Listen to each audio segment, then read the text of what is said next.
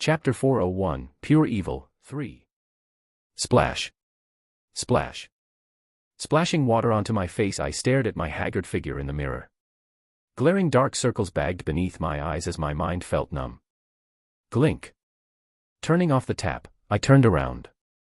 My eyes paused on a certain book in the middle of the table. My heart remained calm as I stared at the book, or rather, my head was too numb to process what was happening around me. Nothing excited nor stimulated my emotions. Closing my eyes, I sat down on my bed and leaned forward. Just what happened? Ever since waking up, I've been trying to make heads or tails of what had just occurred to me. My head really hurt. For starters, the world I was in not too long ago was definitely not my own world, or did that world even exist in the first place? From the fact that I had no recollection of my parents' faces, my own name, and the fact that the prestigious university I wanted to go to was called University a name which itself seemed far too generic to make sense. Putting everything together, everything that I previously thought that I knew no longer started to make sense inside of my head. Ag. My head hurts. Grasping my head with my hands, I ruffled my hair into a mess. Everything was a mess. A mess I couldn't quite figure the answer to. There's also him. The previous Ren. Just thinking about him spread uneasiness throughout my whole body. There was definitely something odd about that guy. How did he know about the fact that the world was a novel? I never gave him the password of my laptop, so it shouldn't have been possible for him to figure out that the world I was in was that of a novel I wrote. Furthermore, how did he know to ask the right questions? Like what my name was, whether I recalled my parents' faces, and the name of the university I wanted to go to. The order of the questions didn't really make sense. It was as though he already knew about my answers beforehand. I suddenly stood up. My head throbbed even more fiercely. Pacing around the room, I started to think back to my first interaction with the previous Ren in search of an answer. This wasn't hard. I had only interacted with him once throughout my whole life, so I could still vividly remember what had happened. It was the time he was showing me his past experiences with Matthew and what was going on with his parents, my parents. I remember that time clearly. I could see just how sad he was. Was that a facade, or was that really him? At this point, I no longer knew. Ugh. I groaned. Massaging my head, I thought even further. Ever since meeting him, did something strange ever happen to me? My brows knit tightly. Placing my hand on my chin, I fell into deep thought. Something strange happening after meeting him. My brows, which were knit together, suddenly jumped up in shock. Wait, hold on. Looking back at any of the incidents that had occurred right after meeting the previous Ren, a thought suddenly occurred to me. My head snapped upwards. There was one. My hands fidgeted all over. My thought process, it definitely changed after meeting him. It never occurred to me before, but didn't my personality change moments after meeting him? I may have not noticed it back then, but now that I look back at myself, right after meeting the previous Ren, I started to get this weird idea that everything around me was a chess piece and that everything was under my control. Where did that come from? If I looked back at my previous behavior, the moment prior to meeting the previous Ren, everything I did was completely different. My personality was different. Never before had I had such thoughts about treating everyone as a chess piece and having everything under my control. It was odd. I never put too much thought into it in the past because I never felt it. I never felt the change, but now that I was looking back at them, from this new perspective, it really did seem as though something within me had been forcefully changed. It was as though someone was forcing traits and different ideologies inside of me. Ideologies that I had never once thought about. A wild and crazy theory suddenly pierced through my brain. My breathing evened out. It can't be, right? Impossible. No, I refused to believe that. I shook my head repeatedly. It couldn't be. Yeah, there's no way something like that happened, right? My toes curled inwardly. Trying. Amidst my anxiety, my communication suddenly rang, snapping me out of my thoughts. Lowering my head, I looked at the message. It was Waylon. Ren, the tournament will begin tomorrow, are you ready? Should I come to pick you guys up tomorrow morning? Closing my eyes, I suppressed all the anxiety inside of me. Taking my communication device, I quickly sent back a message. Yeah, that would do. After sending the message, I shut off the communication device. Ooh. Taking a deep breath, I took my jacket and put on my face mask. Then, I proceeded to head for the door. I needed some fresh air to sort out my thoughts. The thoughts were eating away at my sanity. I clank. Closing the door behind me, I walked down the stairs. Ding.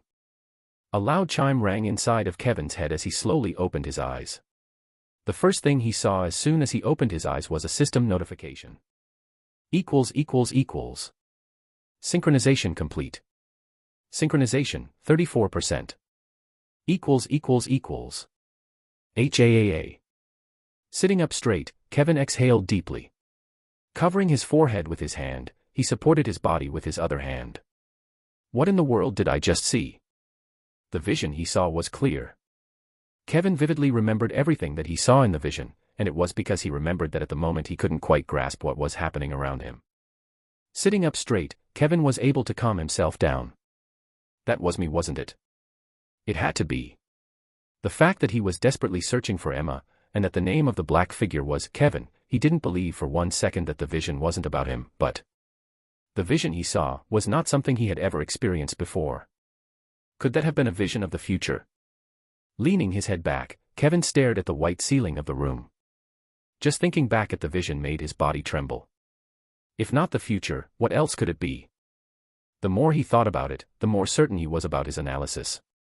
Whatever he just saw, it was the future. Fuck. Kevin's fists clenched tightly. Just the thought of Emma dying on him hurt his very being.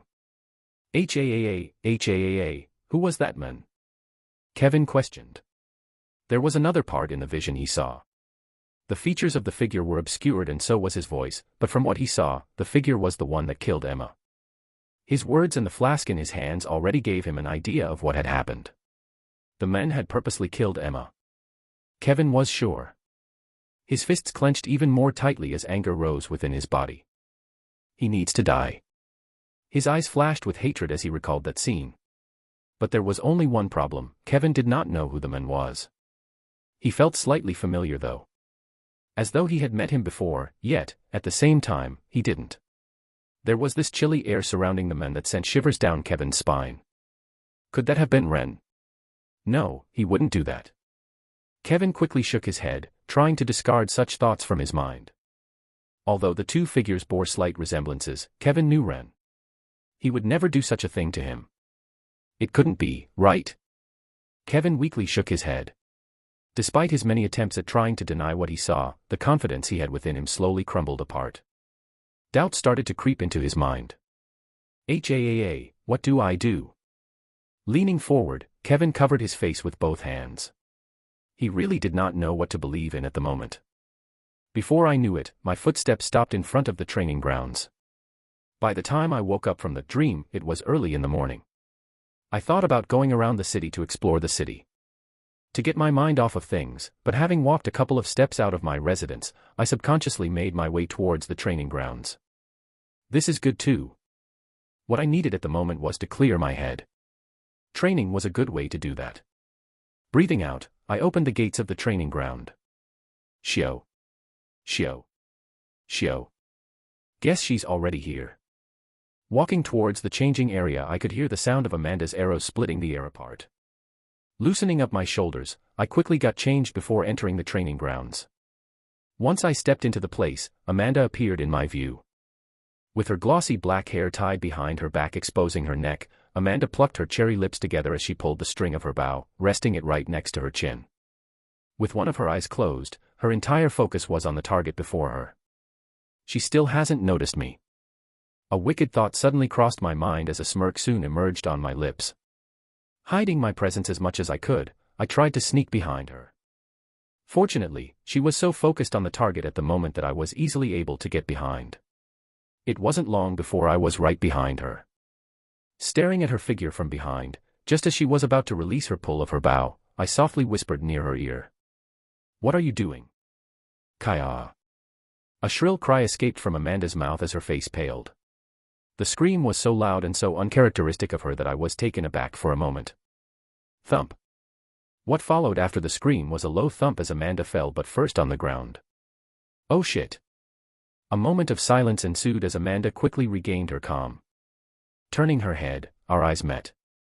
With her cheeks blushing in embarrassment, Amanda glared in my direction. "I'm sorry, I did not know you were going to be that scared. I thought you would have at most just flinched."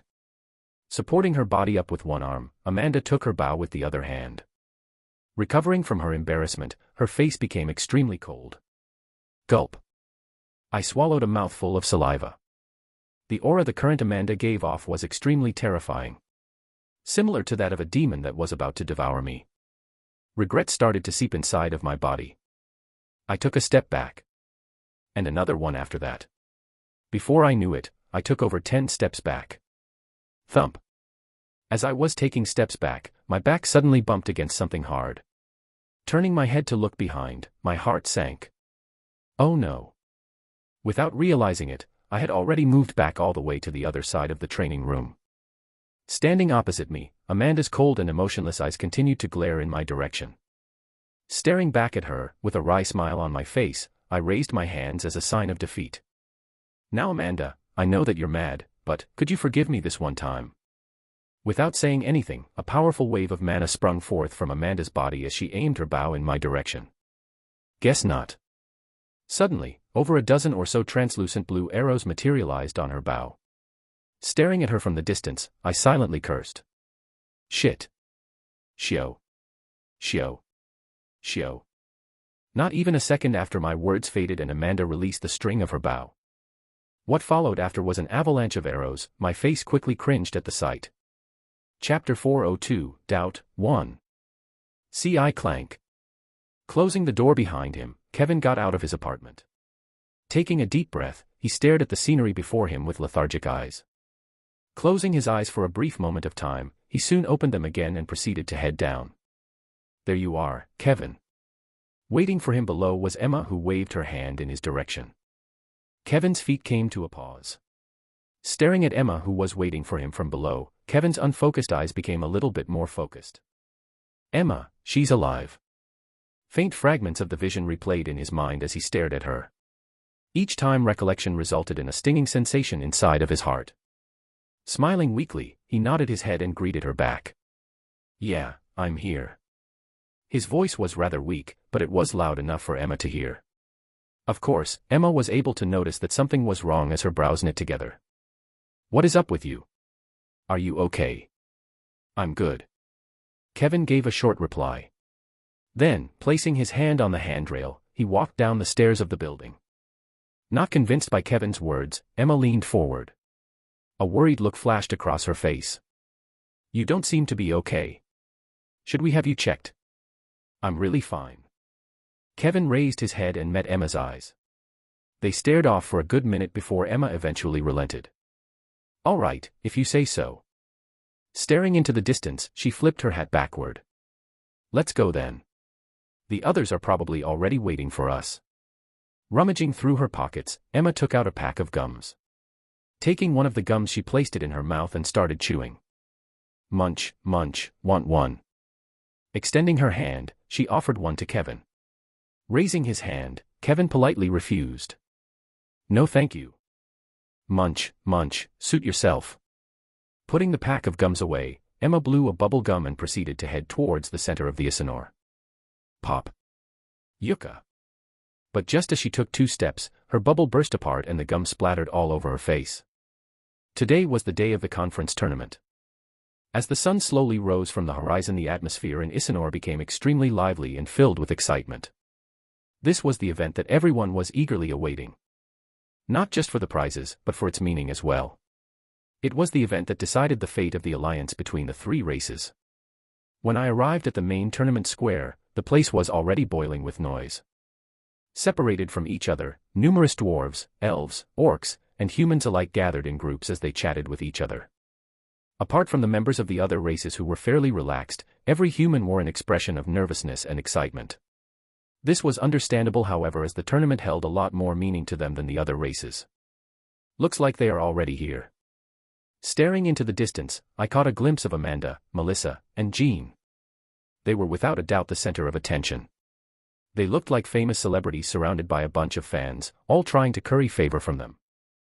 Their behavior was understandable, however. After all, not only were they extremely good-looking, but their talents and achievements at their age made them individuals to look up to. Without a doubt, they were the future pillars of humanity. A faint smile appeared on my lips as I witnessed this scene from afar.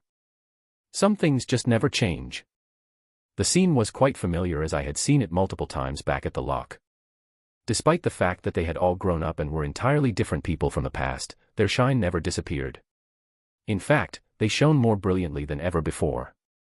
All right, now, where are the others? Taking my eyes away from them, I glanced around the crowd and looked for Waylon and the others. To be honest, I was supposed to have come with them to the place, but since I didn't want to skip my training session, I decided to just go by myself. Amanda was also training with me, but it appeared that she was a lot faster than me at changing. Guess the stereotype of girls being slow at changing was just a myth. I see them. Fortunately, it didn't take me too long to spot the others. Standing at the far corner of the human section, I caught a glimpse of a familiar figure. It was Douglas. Behind him were the others. Apart from me, everyone was currently not wearing a skin mask. Well, they didn't need to. The only ones that had to hide his identity were Waylon and me. The others not so much. I was quite thankful for this. It made the search a lot easier for me. Fixing my clothes, I headed in their direction. You're finally here. Upon arriving, I was immediately greeted by Douglas, who had a calm smile on his face. I nodded back. Yeah, my training session was a lot longer than I expected. That's fine. We're not in a hurry. Douglas reassured with the same calm smile. I softly smiled in response. Then, turning around, I proceeded to greet the others. Apart from Leopold, Small Snake, and Ryan, who weren't planning on participating, Ava and Hein had nervous looks on their faces. This was quite funny to me, as not too long ago they were brimming with confidence. But as they stared at the people around them, their previous confidence completely deflated. Well, I understood where their worries came from. After all, there were a lot of talented people present today, and everyone here was pining for the top prices. That included me as well. I was also aiming for the top spot. There was an item that I absolutely had to get at all costs. It was the item that only the winner could get, and with it, I would have no trouble breaking through to A- rank in half of the time that I originally anticipated. While in thought, raising my head, I suddenly noticed Melissa and the others heading in my direction. I deeply sighed at the sight. This is definitely Melissa's doing. She knew just how much I hated attention, and she was definitely coming to me knowing that it would attract the attention of the others. How petty of her. Under everyone's watch, the three of them stopped right in front of me. As they stopped, I suddenly felt hundreds of eyes directed in my direction and my mouth twitched. Secretly rolling my eyes, I asked in an annoyed tone. Why are you doing this to me? Of course, I didn't hide the displeasure in my voice as I tried to make it as evident as possible. Doing what?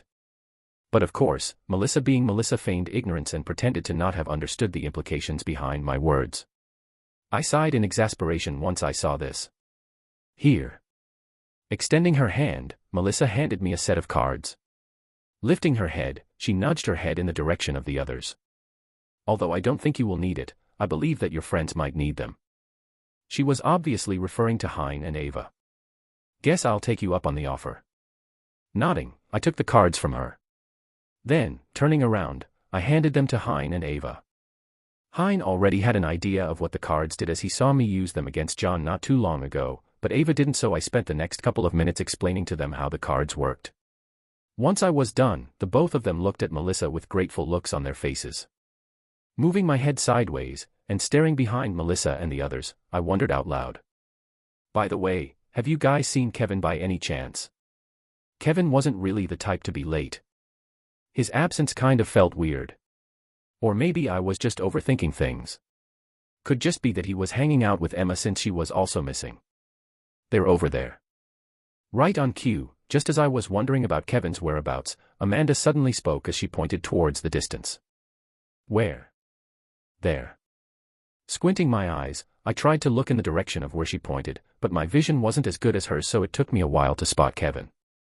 Fortunately, it didn't take long for me to finally see them. Oh, I see them.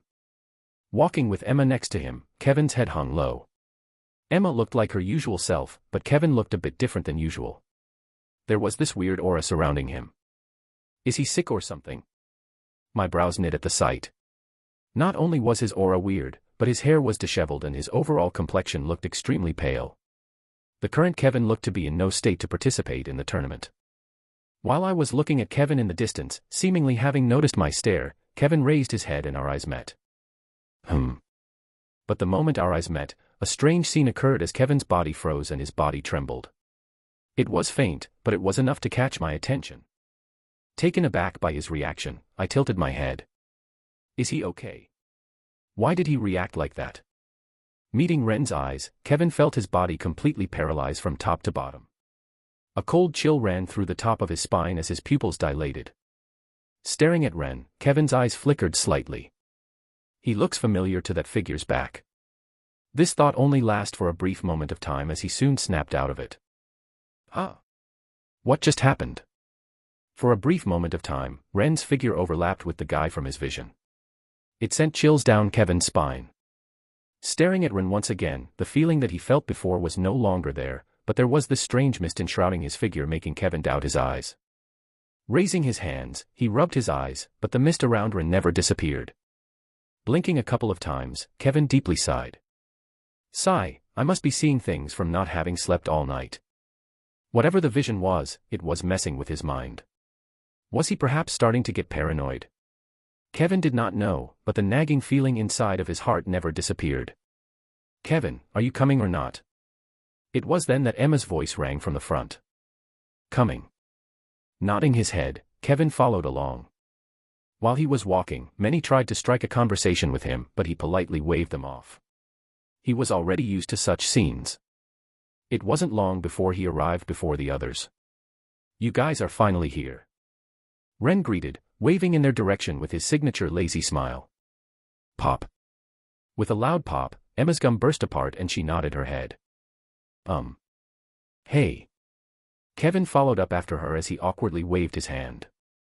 Even though Ren was wearing a mask, the aura he gave off was the same. It was easy to tell him apart. Walking up to him, Ren worriedly asked. Kevin, you all right? Lifting his head and staring at Ren, Kevin put on a bright smile as he nodded his head. Yes, I'm all good. That's so. All right then. Extending his hand, Ren patted Kevin on the shoulder. You look a bit off today. Did you perhaps train all night? Don't tell me that you were that nervous. Haha, you got me. Kevin responded with a forceful laugh. Lowering his head and staring at Ren's hand, Kevin's eyes became slightly unfocused. As he stared at Ren, the strange feeling inside of his heart slowly started to disappear as the mist around Ren slowly started to clear up. His mind slowly started to calm down as a result. Yeah, whoever that figure in the vision was, it wasn't Ren. He would never do such a thing. Chapter 403, Doubt, 2. Dong. Dong. As time passed and the arena grounds began to fill, a loud toll spread throughout the whole surroundings. Once the bell tolled, all chattering stopped and everyone raised their head. Standing in the middle of the platform was an enchanting elven figure with silver hair. From the color of her hair, it was clear that she was of pure elven blood. There are many of you here, and all of you already know what this tournament is about and what it represents, therefore, I'll make this quick. The sound of her voice was crisp and pleasant to the ears as it smoothly lingered in the air like the note of a fine-tuned instrument. For the preliminaries, contestants will be paired with a random opponent until the top 128 participants are selected. The real tournament will begin once the top 128 contestants are selected.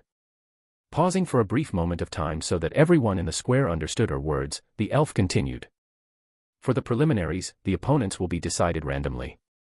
Each and every one of you has already been assigned a number, and when you're called up it will be your turn. It's that simple.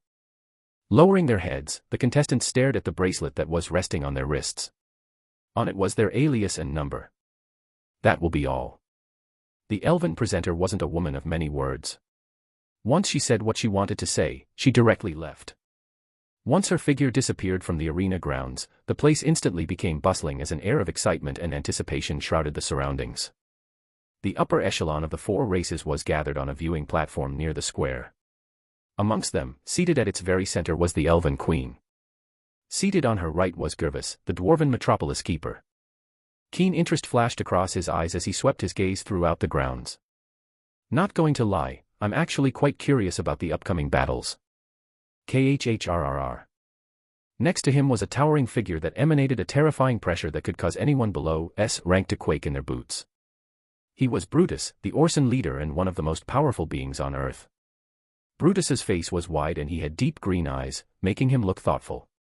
His face was expressionless as he stared at the Orson resting area. Whenever he took a breath, the air around him trembled. KHRRR. KHRR. Lastly, seated on the left of the Elven Queen was Octavius Hall. The strongest human. Amongst everyone present, he was by far the weakest. Despite his strength being at the pinnacle of the human domain, with a simple gaze, everyone could tell that there was a strength difference between the three representatives and him. Everyone regardless of rank could sense the gap. Not minding the stares, Octavius expressionlessly stared at the human side. His dull eyes never once rippled despite being in the presence of such big shots. He may have not been the strongest, but the way he carried himself left a good impression on the three other representatives. It was then that the Elven Queen finally opened her mouth. Should we initiate the tournament? Her airy yet faint voice easily traveled through the ears of each individual present. Indeed we shall. Gervas replied while stroking his beard. Next to him Brutus silently nodded his head. KHRRR. Yes. The last to reply was Octavius. His voice contained heavy hints of solemnness as his eyes were currently locked on a black-haired male with crimson-red eyes in the stands. The male was none other than Kevin Voss. Although he didn't say anything, it was clear that Octavius had some expectations regarding the individual over there. Sensing the solemnness behind Octavius's voice, the other representatives remained expressionless. They understood very well what this contest meant to him, and even for them in some sense. Very well then. Standing up, the Elven Queen waved her hand at once. Bang, bang. Following her movement, loud explosions rang in the air, signaling the start of the preliminaries. Overhearing the loud explosions in the air that marked the beginning of the tournament, I focused my attention on the arena grounds where the referees had already ascended. They stood there motionless, waiting for everyone to stop speaking. Once silence finally descended, the referees finally called up the first few contestants. Number 021, Dugrim Broadgut vs. Number 696, Ostinok. Number 1876, Arnold Kane vs. Number 984, Korak. Number 271, Han Yufei vs. Number 535, Eslin. Among the names called up, two, in particular, attracted my attention, and that was because I knew who the two individuals were. Of course, I knew them. They were people whom I had gone to the academy with. The first one to leap onto the stage was Arnold. Compared to when I last saw him, he looked to have put on even more muscle as his towering figure stood out from the other humans. What was mind-boggling about his transformation was the fact that his physique almost rivaled that of his opponent, Korak, an orc. On the other hand, calmly walking up the stage was Han Yufei. With a calm and composed look on his face, he briefly analyzed his opponent, an elven male with pure golden hair. An air of indifference spread from his body. The atmosphere of the entire place suddenly began to boil as everyone focused their attention on one of the platforms. Watching the scene from afar, I crossed my arms with a solemn look. Next to me were Kevin and the others. Who do you think is going to win? Kevin asked. Compared to when I first saw him, he looked to be in a much better mood as his eyes cleared up a little. Stroking my chin, I replied. Arnold and Han Yufei should have no problem winning their current matches. They got lucky with their picks. Han Yufei and Arnold were the creams of the crop of the human domain while their opponents weren't. And my words proved to be correct as their matches did not last for long. Han Yufei's match lasted for only 2 minutes while Arnold's lasted for 5 minutes. It sounded like a lot, but by the time their fight ended, the other matches were still in progress, not even close to their climax. The way they quickly disposed of their opponents instantly gathered the stares and attention of the many participants and spectators. With solemn and composed looks, they both calmly walked back to their places. As time passed, the matches on the platforms quickly came to a close. Members from each race were eliminated at once, be it orc, elf, or dwarf, none were spared as they were all eliminated. However, it became clear to everyone present that among the contestants the ones that were being eliminated the most were the members coming from the human side. It had gotten to the point where whenever a human got paired up with a member from another race, they would show excitement on their face, clearly rejoining at the fact that they got an easy pick. Number 2543, Keralium vs. number 369, Estiander. Amidst the fierce fighting, my name, or to be more precise alias, was finally called up. Massaging my neck, I stood up. Guess it's my turn. As I stood up, Kevin and the others wished me luck. Good luck. Smiling at them, I headed down towards the platforms. Arriving at the platform, tensing my muscles, I jumped up. Thud. Softly landing on the platform, I looked to my front where my opponent stood. He was an elven male and he had a calm and composed look on his face. Despite the fact that he wasn't speaking, I could tell with just one look that he was looking down on me. The indifference in his eyes as he looked at me was clear for me to see. Not minding it, staring at my opponent, I thought, should I go hard or easy on him? I could tell from a glance that my opponent was weaker than me. The aura that spread from his body was that of a less than C rank, a whole rank below me. As such, I wasn't worried about losing one bit. That aside, if I went hard right now I would leave a powerful impression on my opponents and perhaps gain the fear factor, but that would also put a lot of attention on myself. Was gaining attention really worth it? Actually, I didn't really care about the attention. I'll see how things go. It wasn't so much for the fact that I didn't want others to pay attention to me, but it was because I didn't want to reveal all of my cards just yet, aka the cakey style. In a way, I wanted to gain the attention of the Union. I had a little surprise for them in store. My lips twisted upwards as I thought about the future. Just as I had made up my mind on how to approach the situation, the referee suddenly cried out. Begin. The moment the referee's voice rang, my opponent's eyes changed. Following this, raising his hand in a lightning-fast manner, 2 complex magic circles materialized before him. From where I was I could see that he was not holding back at all as the mana in the atmosphere vividly converged towards the magic circles. Within a couple of seconds, the magic circles fully lit up. Raising his head, Estiander, my opponent muttered before releasing the attack. Get out of the stage. Twang. Like a tsunami, a powerful wave of mana quickly headed in my direction at a frightening speed. A complicated look appeared on my face as I stared at the attack. Now, how should I dodge this without giving away too much? This really was a troublesome problem. Fortunately, it didn't take me too long to figure out the solution to this problem. Extending my hand, I took out 3 blue cards from my dimensional space. I then proceeded to channel my mana into them. Stomping my foot on the ground to gain some distance, I flicked the cards forwards. Sheeing. Sheeing.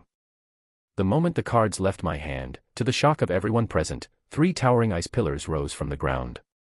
Not a second after the pillars came into contact with the attack, a terrifying explosion rang throughout the square. Boom. Broken ice fell everywhere and a mist suddenly engulfed the entire stage. Taking advantage of this moment, lightly pressing my foot onto the ground, my body shot in the direction of where I had last seen my opponent. Raising my fist, mana started to converge towards it. It wasn't long before my fist was fully coated in mana. Bang. Arriving before my opponent, pressing my foot on the ground, cracks formed underneath the sole of my foot as I swung my fist above my head. Thump. A muffled sound was heard as my fist connected with my opponent's face. As my fist connected with his face, I made sure to keep my strength in check and only hit him with 1/4 of my true strength. Yuck. But, despite holding back, the force of my fist still caused the elf significant damage as he took 3 steps back. Raising my left hand, I channeled my mana towards another magic card and quickly flung it in my opponent's direction. Fwa. A powerful flame suddenly sprang out from the card, engulfing my opponent. Just as the flame was about to engulf my opponent entirely, a fierce wind blew and the flame disappeared. Number 2543, Keralium. What followed after was the sound of the referee's voice announcing my victory. The moment the referee announced my victory, I felt countless eyes direct their attention towards me, or to be more precise, towards the cards in my hands. Lifting my head, my eyes soon met with Melissa's in the distance. An idea suddenly struck me as a smirk emerged on my face. Noticing my smirk, Melissa's face changed. I'm sorry. I softly mouthed. If there was a chance to publicize the cards, then what better place than now? Since her father knew and the product was ready, there was no longer any need to keep it a secret. Raising my hand and staring at everyone present, I pointed it in her direction. If you want to know more about these, you can ask her. She made them. Chapter 404, Doubt, 3. Hatred. Pure hatred. If there was one feeling to describe how the current Melissa felt, it would be pure hatred. At the moment, about a quarter of the arena ground's attention was drawn towards her. Clenching her fists and staring at Ren, who was still standing on the arena grounds with a smirk on his face, Melissa's eyes turned into crescent moons. For a brief moment of time, Melissa looked back at the time when Ren was presumably dead. The good old days, as one might call them. Not even a week after he reappeared and he was already causing her problems. Fortunately, with the preliminaries in full swing and the others couldn't approach her yet, she was still safe. At least for now. Ugh, my head hurts. Just imagining what was going to happen once the first day ended, Melissa felt her head throb uncontrollably. Without a doubt, she was going to be hounded from all sides, all trying to gain information regarding the magic cards. HAAA. She deeply sighed at the thought. Still, it wasn't the end of the world. She naturally understood what Ren was trying to pull. By displaying the power of the cards in front of everyone, he was essentially advertising to all four races the effects of the cards. Having spent over a year mass-producing the cards, she had plenty to give away. If she could secure a deal with the other races, she wouldn't need to worry about money for the rest of her life. She had to admit, Ren's plan was quite smart. Ugh, Melissa's stomach suddenly churned at that thought. The words smart and Ren being put together left a bitter taste in her mouth. Number 456, Amanda Stern vs. number 096 Kodiak. As Melissa's stomach churned in disgust at the thought of having complimented Ren, Amanda's name was suddenly called up. Seated next to her, with her bow in hand, Amanda stood up. As she stood up, instantly, half of the stares directed at Melissa lingered on Amanda, who indifferently walked down the stands. Melissa sighed in relief as she saw this. With half of the stares gone, she felt much more comfortable. At the upper echelon section. Interesting. Gervis muttered as he stared at the human in the distance. The cards in his hand had truly left him surprised. Never had he seen such artifact technology. His inner dwarven mind instantly became excited at the prospect of analyzing the cards. I'll ask him to give me a sample. Gervis thought as his eyes focused on the human standing in the middle of the square. He already knew who it was, but he just pretended to not know him. This was obviously at his request. Turning his head, he glanced at Octavius and complimented him. That's some peculiar technology. I didn't know you humans were able to create such artifacts. It is indeed an interesting piece of technology. Octavius calmly answered from the side. His eyes never left Melissa, who was currently everyone's center of attention. Despite the attention she was drawing from everyone present, he remained completely indifferent to it. As though he didn't care about her current predicament. What a strange human. Gervis thought as he studied Octavius from the side. He had interacted with many humans before, but none were as weird as Octavius. To Gervis, his composure was something admirable. It made it harder for people to understand what he was thinking. Even he had difficulty reading his expression. Number 456, Amanda Stern vs. number 096 Kodiak. It was at that moment that the referee announced the next contestant and a young human female stood up. The moment Amanda stood up, the Elven Queen's brows jumped up.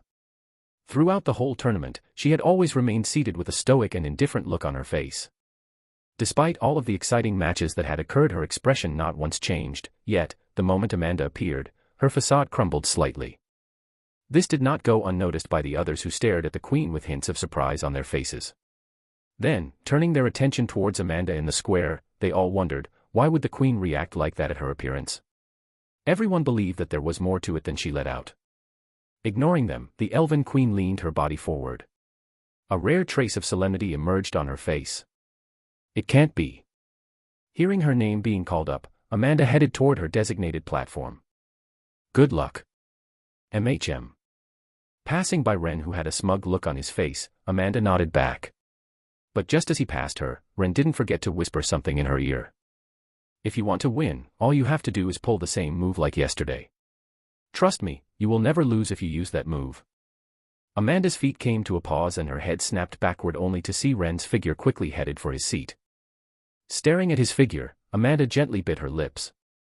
Recalling the events of yesterday in the training grounds, a slight blush appeared on her cheeks. Lowering her head, and letting the hair cover her face, Amanda's eyes flickered slightly. I concede, you win. Forgive me. I will never do it again, okay? Flashbacks of him begging for forgiveness replayed in her mind. Was yesterday not enough?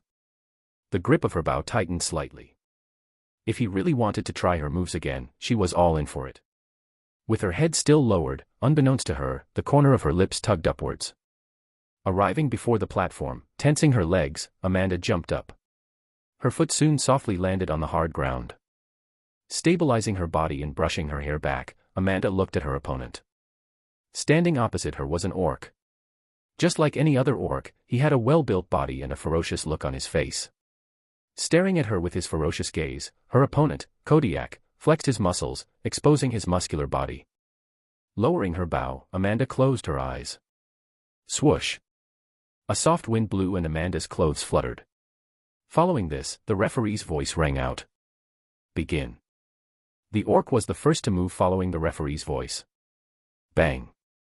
Taking a step forward, the ground beneath the orc cracked apart. His clothes flapped about, while a dark green hue swirled on the surface of his body, creating a rather imposing sight. Feeling the tremendous power bursting from the orc opposite of her, Amanda remained motionless with her bow hung low. Perhaps feeling offended by Amanda's nonchalance, the former's foot pushed off the ground and he shot in Amanda's direction at incredible speeds. Within seconds his body had appeared in front of Amanda, his enormous fist, which was coated in a dark green hue, quickly smashed in her direction. The orc's attack was extremely swift and ferocious, reaching Amanda's face in the blink of an eye. It was clear that he was trying to deal serious damage to her. However, just as the fist was about to land on her pretty face, Amanda raised her hand, the one which held onto the bow, and took a step back. The movement was so abrupt and masterful that the attack narrowly missed as it brushed past her nose. What followed after was the orc's fist entering the middle of her body. With cold eyes, Amanda twisted the bow up and bent the orc's arm, trapping it. Yukek! The orc let out a pained cry as his arm twisted upwards. A faint green line appeared on the part where his skin touched with the string of her bow. Pushing her body up and tensing her core, Amanda agilely moved around the orc's massive body before her legs hooked onto his neck and she squeezed with all of her might. Khhhh. Caught off guard, the orc let out another groan as his face turned a deeper shade of green. Raising his hand, he gripped Amanda's leg and tried to remove it away from his neck. Gritting her teeth, Amanda raised her elbow and smashed it towards the orc's stomach. Thump! A muffled sound rang out as the orc's eyes went wide with pain. Not missing this opportunity, Amanda increased the strength of her hook even more as her body bent backward. Khh. As time passed, the orc's movements became more and more sluggish as the air was starting to get cut off his brain. Thud. With a large thud, the orc soon kneeled on the ground with his eyes completely white. He had clearly passed out. Number 456, Amanda Stern wins. Only after the referee announced her victory did Amanda finally release her leg hook and the orc fell face first onto the ground. HAAA. Aside from her rough breathing, Amanda had flawlessly beat her opponent. What was more impressive was the fact that throughout the whole time, she had done this while fighting in close range, rather than long range, which was her specialty. Hoo! Lifting her head and staring into the sky, Amanda took a deep breath before standing up. Remind me to never piss her off. A cold chill ran down my spine as I stared at Amanda choking the orc. Although I knew that Amanda could be fierce at times, now that I saw it firsthand, I realized that I had been playing with fire. Overall, the match only lasted a total of 2 minutes before she emerged victoriously.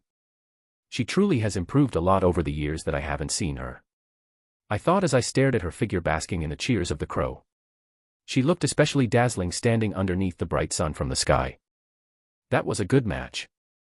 I greeted Amanda once she returned. Out of precaution, I scooched over to the side.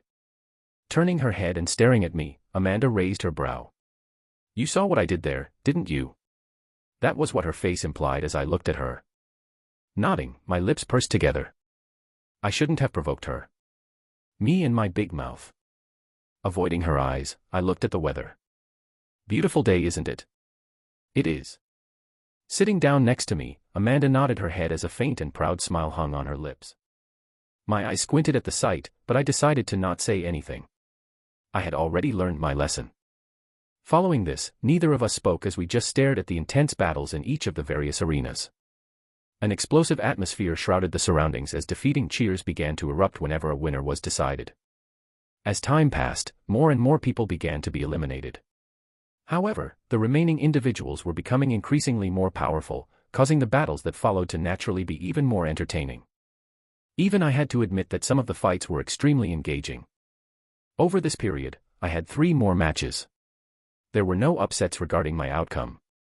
Using the magic cards, I was able to swiftly dominate my matches. There were some protests regarding my means of victory, but at the end of the day, magic cards were regarded as artifacts and therefore all arguments were quickly shut down since many used their own artifacts. This was perfect for me as I could continue advertising the power of the cards and at the same time keep my main cards hidden. My actions did attract quite a bit of attention, but it was soon overshadowed by the performance of a few other individuals. Especially Kevin, who practically dominated every single one of his matches. Before I knew it, I had entered the top 128. However, not all was smooth sailing.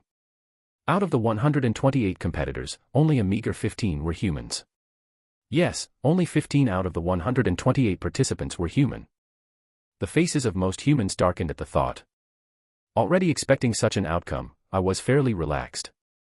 Originally, in the novel, this world really comes from a novel, right? Yeah, novel. There was no need to doubt this. As I was saying, originally, there were only supposed to be 11 participants, but the addition of me, Hein, Ava, and Troy had given humanity 4 more participants, not that it really mattered anymore. Appearing in the middle of the battlegrounds, was the same elven lady from before. Glancing towards her spectators, her eyesight briefly lingered on us. Or at least, it looked like it did. Taken aback, I glanced towards the other to make sure I wasn't seeing things. Am I seeing things or did she just look at us? Yeah, you weren't seeing things, Kevin replied with a deep frown on his face. I don't know if it's because. Before he could continue his sentence, the elven lady spoke up, and all forms of noises ceased. Glancing toward each other, we both smiled and shrugged. Couldn't be helped. There have been a lot of exciting and entertaining matches, truly.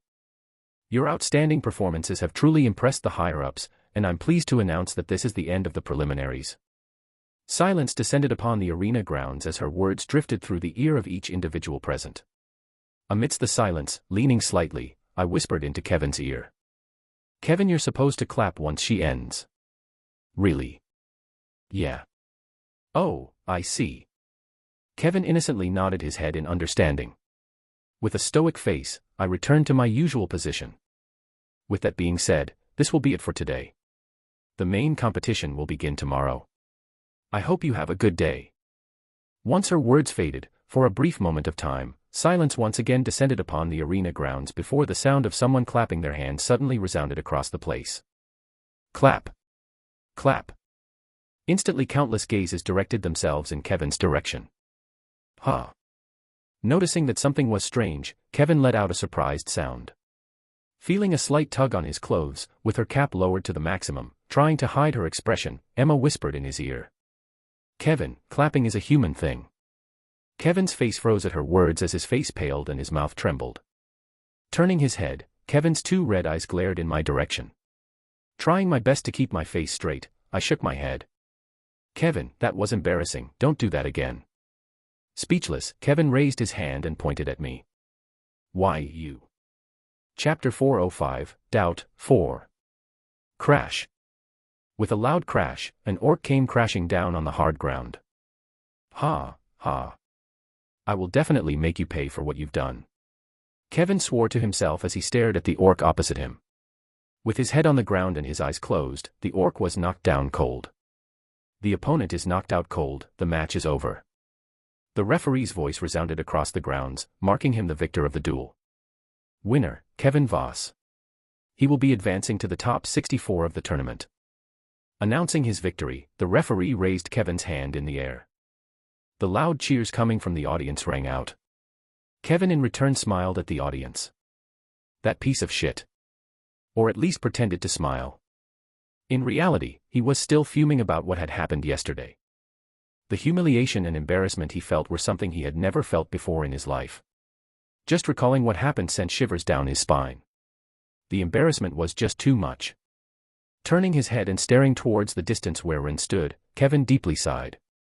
Then, turning his head, he looked towards Emma, who was seated next to Ren. Noticing his stare, the 2 of them waved in his direction. Staring at the 2 of them from the arena grounds, doubt crept inside of Kevin's heart. Could the figure in the dream really be Ren? Part of him truly wanted to dismiss such thoughts from his mind, but after looking back at the past, Kevin realized that there was a chance that the figure in the vision was Ren. The Hallberg incident, the time when they were attacked by demons when they were returning from the dungeon, and just a week ago when he lost himself. In those times, Ren truly reminded Kevin of the figure in the vision. No matter how many times he wanted to deny reality, he knew that he couldn't, but Kevin wasn't planning on letting those visions dictate his mind. In the first place, he never truly understood what the visions signified. Were they a vision of the possible future, or were they simply just visions? He spent a lot of time trying to rack his brain over the matter, but regardless of how much he thought about it, he couldn't quite understand it. In the end, he just stopped thinking about it. He realized that thinking on the matter was simply going to be a waste of time. Be it the present past or whatever the visions signified, Kevin was not planning on letting the visions corrupt his mind and turn his back on his friend. Never. The real matches should begin now. With my arms crossed, I solemnly gazed at the platforms below. The real matches? Yeah. I nodded my head. Seated next to me was Emma, who was leaning back with her cap held down, covering her face. A small shadow cast over her beautiful face. Apart from the two of us, pretty much everyone else was fighting in the arenas below. Jean, Amanda, Hein, Ava, you name it, they were all fighting. Somehow, I ended up stuck with Emma whilst waiting for our turns. What I mean is that the next opponents are going to be extremely hard to deal with. Munch, much. The repetitive munching sound of her chewing on her gum rang out. From the way she was acting, she didn't seem to be the least bit worried. Munch, much, I'll still win. Say that when you get matched up with Kevin. Pop. Emma's bubble burst apart. Even better. This way he will finally fight me seriously for once. Lifting her head, a fire appeared in her pupils. It was clear that she was excited at the prospect of fighting Kevin. Suit yourself. If Kevin really goes all out against you, you'd probably lose in a single move. I thought as I shrugged my shoulder. She didn't need to know anyway. The chances of her going against Kevin were the same as going against me. The only difference was that I wasn't planning on going on easy on her if she did go up against me. Oh look, Kevin's looking at us. I waved in Kevin's direction. Really? Raising her hat and staring at Kevin, Emma waved her hand too. With a forced smile on his face, Kevin waved back. He still looks embarrassed from yesterday. I muttered out loud as I stared at Kevin's forced smile. Overhearing my words, Emma's face cringed as she lowered her hat. Ugh, don't remind me. Winner, Kejigoth. He will be advancing to the top 64 of the tournament. Following her words, the referee announced another winner and my previous joyous mood shifted. Lowering my head, a deep frown emerged on my face. He's strong. Walking back to his area was an enormous orc. His very presence attracted the attention of the spectators as his frightening display of power over the tournament had made people realize that he was a fearsome contender for the top spot. Winner, Sarfu. He will be advancing to the top 64 of the tournament. Winner, Valian Van Moira. He will be advancing to the top 64 of the tournament. Winner, Borelig Barrelbeard. He will be advancing to the top 64 of the tournament.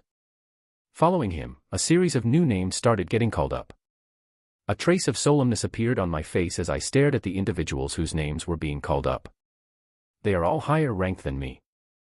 I could tell from a simple glance that they were all B+ rank from the undulations of mana surrounding their bodies. Winner, Gilbert von Dexteroy. He will be advancing to the top 64 of the tournament. Yet again attracting my attention was another announcement, and the frown on my face deepened. This time, it was out of annoyance. How troublesome. Proudly standing in the arena was Gilbert, who basked in the cheers of the crowd. With a calm and composed look, he walked back to his stands. With a rank of B+, he was someone that I needed to watch out for. I can't believe that Scum is also participating. Looks like I wasn't the only one that felt annoyed by Gilbert's appearance as Emma lifted her hat and threw a disgusted look in his direction. Well, he is only 25. He just barely made it to the threshold.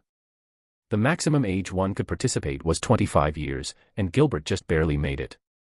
Tisk, sometimes I forget that he's only a couple of years younger than us. Emma clicked her tongue before once again lowering her cap and basking in the sunlight coming from the sun. Following her words, a few more people's names were called up. Those were the names of the winners of the first half of the round of 128. 10 minutes after the winners were announced, it was time for the second half of the matches to begin. Guess it's my turn now. Standing up, I stretched my shoulders. So far the matches had been smooth sailing, but I knew that whoever my next opponent was, it was going to be someone powerful. I could no longer hold back as I did before. Platform 13, Caroleum vs. Han Yufei. Please may the contestants make their way to the platform. Hearing my alias being called out, my hands froze mid-stretch. Abruptly lifting my head and staring towards the designated platform, I saw a youth slowly walk to it with a calm and composed look. A calm yet dangerous aura spread throughout his whole body as walked toward the platform. Shit. I silently cursed underneath my breath. Although I did expect someone strong, I didn't think they would be at this caliber. Han Yufei, B-rank, and a former classmate of mine. Someone whose combat talents were on the same level as the protagonists, and someone who I had been keeping in mind for a while. Oh, this is going to be an exciting match to see. Emma muttered from behind as she lifted her hat. Turning my head, I rolled my eyes. Right. Well, she isn't entirely wrong. Han Yufei was definitely someone who I would definitely have trouble fighting.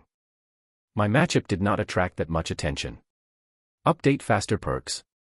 Search p.and.no.vel. Remember to remove punctuation with the people having already witnessed the same repetitive magic card attack system from me. There really wasn't any excitement for my match as I headed down to the platform. Stepping onto the arena, I removed all unnecessary thoughts from my mind as I focused my attention on my opponent. Han Yufei. Standing opposite me with his hands behind his back, Han Yufei gazed in my direction with a small frown on his face, seemingly trying to peer through me. I merely smiled at his stare. With a frown on his face, Han Yufei opened his mouth. Are you going to use those cards to fight me? Who knows? I replied in a playful tone. I most likely will. Of course, the playfulness was merely a front I was putting on as I knew that he was going to be an extremely tough opponent for me. I see. At my words, Han Yufei nodded his head before he stopped speaking. A brief moment of silence ensued. However, the silence did not last for long as it was soon broken by the referee's shout. Match begin. Bang. In the next instant, Han Yufei's body shot out. Appearing halfway through the arena, with a stomp of his left foot, Han Yufei's body rose in the air. His leg ripped through the air with a crackling sound, filled with outstanding force. Like a whip, it venomously aimed for my head. A powerful wind blew past my face as the kick swiftly headed my way. In response to his kick, I merely raised my hand. I wanted to see just how powerful his attack was. Bang. A powerful blast spread as my arm came into contact with his kick. The power of his kick was so strong that my arm recoiled back. Han Yufei quickly followed up after his first attack as he thrust his hand forward. With his fingers linked together, like a sharp dagger, they headed straight for my neck. Dangerous. I thought as I stared at the incoming attack. Channeling my mana towards the tip of my fingers, I flicked my left hand and a card popped up in front of Han Yufei's hand. Bang. A powerful blasting sound resounded throughout the square as a wild and powerful wind unfurled throughout the arena. Following this, an enormous ice pillar appeared. Cracka. Cracka. Cracka. The pillar did not stay for long as it soon cracked apart before shattering completely. Crash. Standing a few meters away from me, surprise flashed across Han Yufei's face as his movements came to a stop. From the way you reacted after my attack, I can tell that you are hiding your strength. He carefully moved his head up and down as he scrutinized me from head to toe. You are far stronger than you let out. I can tell this from the way you were able to react to my attack. Leaning forward, Han Yufei took a pose as the air around him changed completely. I don't understand why you are hiding your strength, but I will now take things up a notch. This might be dangerous. I thought as I looked at Han Yufei. If before he looked like a calm and composed individual, right now he looked like a terrifying dragon that wanted to devour me alive. Then, taking a deep breath, Han Yufei muttered. Martial body. The moment Han Yufei uttered those words, mana surged over from all around and poured into his body. Strands of mana light swirled around his body as the ground beneath his feet started to crack. His entire presence changed completely as heavy solemnness descended on my face. However, amidst the solemnness was a trace of excitement. That was because finally, I could see one of the techniques that I had been coveting for a very long time. Martial body. A secret ancient Chinese technique that would push the body to the limit and forcefully raise the sub-rank of a person by one. It was a godly technique that once mastered could even help someone train faster than before. Get ready. Snapping me out of my thoughts was Han Yufei's cold voice rang out. Following this, with a loud bang, his body suddenly disappeared from where he was standing before reappearing right before me. Bang. Chapter 406, Talk, 1. Bang. A large palm appeared in my vision, magnifying in front of me at an incredible speed. A powerful wind pounced on me, causing my heart to tremble a little. The fact that Han Yufei was 5th ranked in the lock was definitely proof of his strength. Staring at the incoming palm, I immediately decided to use one of my skills. Eyes of Chronos. Upon activation, the world around me started to slow down significantly. In fact, it came to a complete standstill. But, even though time had slowed, it had only slowed down from my eyes.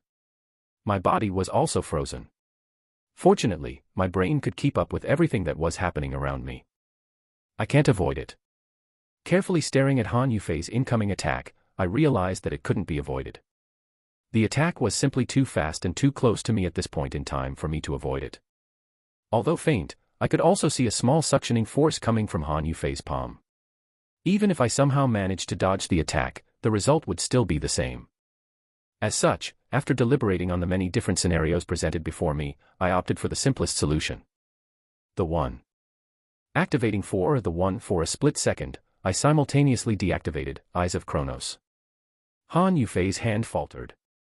It was only for a split second, but it was enough to buy me enough time to cross my arms together in a defensive posture. Boom. Han Yufei's palm heavily landed on my arms, a tremendous power came pouring down on me. KHHH.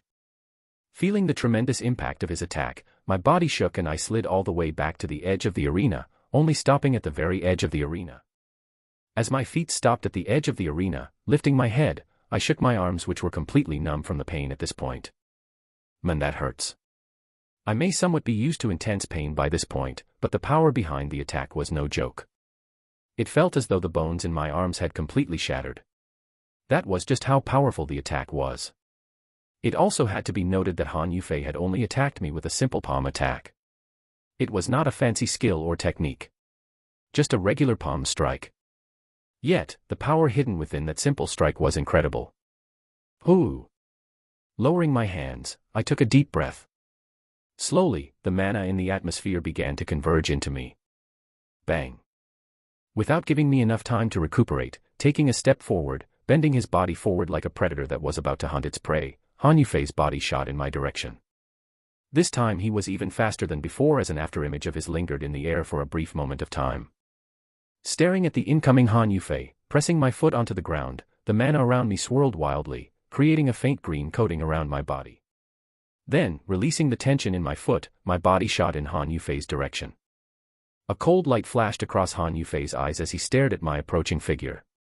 Raising both hands in the air, tangible mana began to swirl and emerge from his hands, creating sharp energy blades. As he moved, his clothes flapped out while the muscle hidden beneath his clothes exploded outwards. An imposing aura began to spread out from his body. Thump. Thump. In a short span of less than a dozen seconds, Han Yufei and I exchanged a total of 20 moves. No longer holding back my strength, I fully unleashed my B-ranked aura, matching his aura under the state of martial body. Although I couldn't pay attention to the surroundings, I knew that our fight was drawing the heads of everyone present as the force behind each and every one of our attacks increased for every exchange. It had gotten to the point where powerful sonic booms echoed throughout the arenas as the both of us remained on equal footing with each other. Boom. My fist connected with Han Yufei's. A wild wind spread from the point of contact between our fists. Boom. Boom. Boom. Separating from each other, our fists repeatedly met. This continued for the next 5 minutes as blood soon started to drip down on both of our knuckles. Lowering my head and staring at my fist, I thought. Should I use the keiki style? Had I been using the keiki style, there was a high chance for me to defeat him. But that would expose my identity to the Union and especially Eren. That was a no-go for me, as all the preparation I had made this past week in Isanor would go to waste. Boom. Meeting Han Yufei's fist once again, the both of us once again separated from each other. Taking a look at Han Yufei, whose breathing was quite rough, I grinned. Let's. I concede. But before I could even finish speaking, Han Yufei turned his attention toward the referee and directly forfeited the match. My face froze slightly. Are you sure you wish to surrender? The referee asked. Turning his head toward my direction, Han Yufei's eyes lingered on my body for a short second before he nodded. Yes, I am positive. Very well. The referee nodded before pointing in my direction. Winner, Karalium. He will be advancing to the top 64 of the tournament.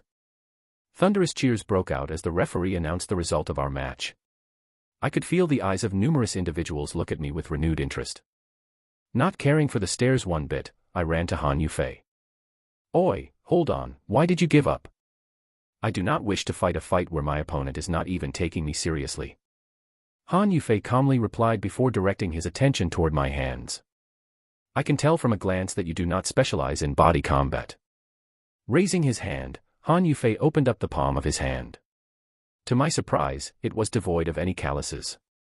This is how the hand of someone who has trained in hand-to-hand combat should look like. Yours is nowhere near that. Han Yufei explained. Yours is filled with calluses, an obvious sign of weapon usage. If you are on the same level as me when I'm using one of my strongest techniques, I don't see the need to continue this farce. Before I could say anything, Han Yufei hopped off the stage and left. Well, that was unexpected. I thought while scratching the back of my head. I really didn't think that he would have been able to tell this from our brief exchange. Shrugging my shoulders, I turned around and similarly hopped off the stage. What devious trick did you use to make him surrender? The first one to greet me was Melissa, who immediately threw a jab in my direction. Her eyes were filled with malice. Evidently clear that she was still resenting me for what I did yesterday. At least I didn't pretend to lose just like a certain someone. I quickly shot back. In order to avoid participating in the fights, Melissa deliberately lost her matches yesterday. Had to say, her acting skills were superb. When she got eliminated, it truly seemed as though she had used all of her strength to fight. Sounds like a smart move to me. Melissa replied with a yawn. Turning my attention away from her, I glanced at Amanda, who had been staring at me all along. Meeting her gaze, I couldn't help but say. What's wrong? Have you perhaps been charmed by my fighting prowess? It took a moment for Amanda to process my words, and when she did, her face cringed back in a way that made it obvious to me that she was trying to imply, as if to add insult to injury, she added. Han Yufei is much more charming. Is that so? My brows knit. That actually bugged me quite a bit. I swear my charm was higher than his. Glancing at Kevin, who was talking to Emma for a brief moment, I decided to sit down and stare at the next few matches. Oh, it's Hein. My attention instantly gathered towards one of the platforms where Hein stood. His opponent seemed to be pretty strong, but with his sturdy build and perfect timings, Hein was able to swiftly defend himself from the opponent's attack. He really has improved a lot. I thought in admiration as I watched him from the stand. Sadly, I knew that his strength was not enough for him to place in the top 10s. At least not now that I took a good look at who the opponents were. They were simply in a different league than him. For the next 10 minutes, Hein defended while his opponent continuously attacked. Hein's battle strategy was simple: wear out his opponents before dealing the finishing move, and that was exactly what he did. Gathering all of his mana towards his shield, he quickly smashed it against the opponent's body, sending him crashing against the other side of the arena. Following this, the referee checked up on his opponent before finally declaring him the victor of his match. Not bad, not bad. I thought as I saw him head for a different section in the stands. Oh. It was then that I spotted Jean. Seated next to Arnold and Troy, he appeared to be carefully analyzing the matches happening below. If there was one person that changed the most after my absence, it was without a doubt Jean. Compared to before, he was a lot more attentive to detail, and never took things for granted as he did in the past. His changes were so drastic that Troy, someone who was supposed to turn on him in the original timeline, actually still stuck with him. Honestly, I was pleasantly surprised by this development. Now that I think about it, apart from him and Emma, I pretty much antagonized everyone present. This. I really didn't know. Should I, or should I not? Staring at Ren, who was deep in thought, Kevin's foot nervously tapped onto the hard ground. Should I tell him about my visions? Now that he had decided to trust Ren, Kevin was struggling to decide on whether to come clean to him or now. What he meant by clean was that he wanted to come clean to him with regards to his visions and what he saw in them. There was only one thing stopping him from doing so. And that was the fact that he might have to reveal some of his secrets to Ren. Despite the fact that he didn't want to reveal them as it might expose Ren as well as him to danger, Kevin felt that this was necessary. If he wanted to prevent the vision from ever happening in the future, Kevin believed that he had to come clean to Ren and show him that he trusted him. From the way things were going, Kevin felt a crack appear in his trust towards Ren. This was not something he wanted. Whenever the vision flashed back in his head, anger would rise from deep within his body. He had to resolve this problem quickly. "What are you thinking so hard about?" Snapping him out of it was Emma's voice. Raising her hat and staring at him, Emma continued. "Since yesterday I've seen you with that look on your face. Is there something wrong? You know you can talk to me." Kevin smiled at her words. He promptly shook his head. "Thank you, but I can't really tell you what is happening." "Oh. Is that so?" Lowering her hat and crossing her arms, Emma closed her eyes. "Well, if you're ever planning on telling me what's going on, I'm over here." "Thank you." Kevin smiled. Then, turning his attention back towards Ren, he stood up. He had made up his mind. He was going to have a serious talk with Ren regarding his visions. Chapter 407, Talk 2.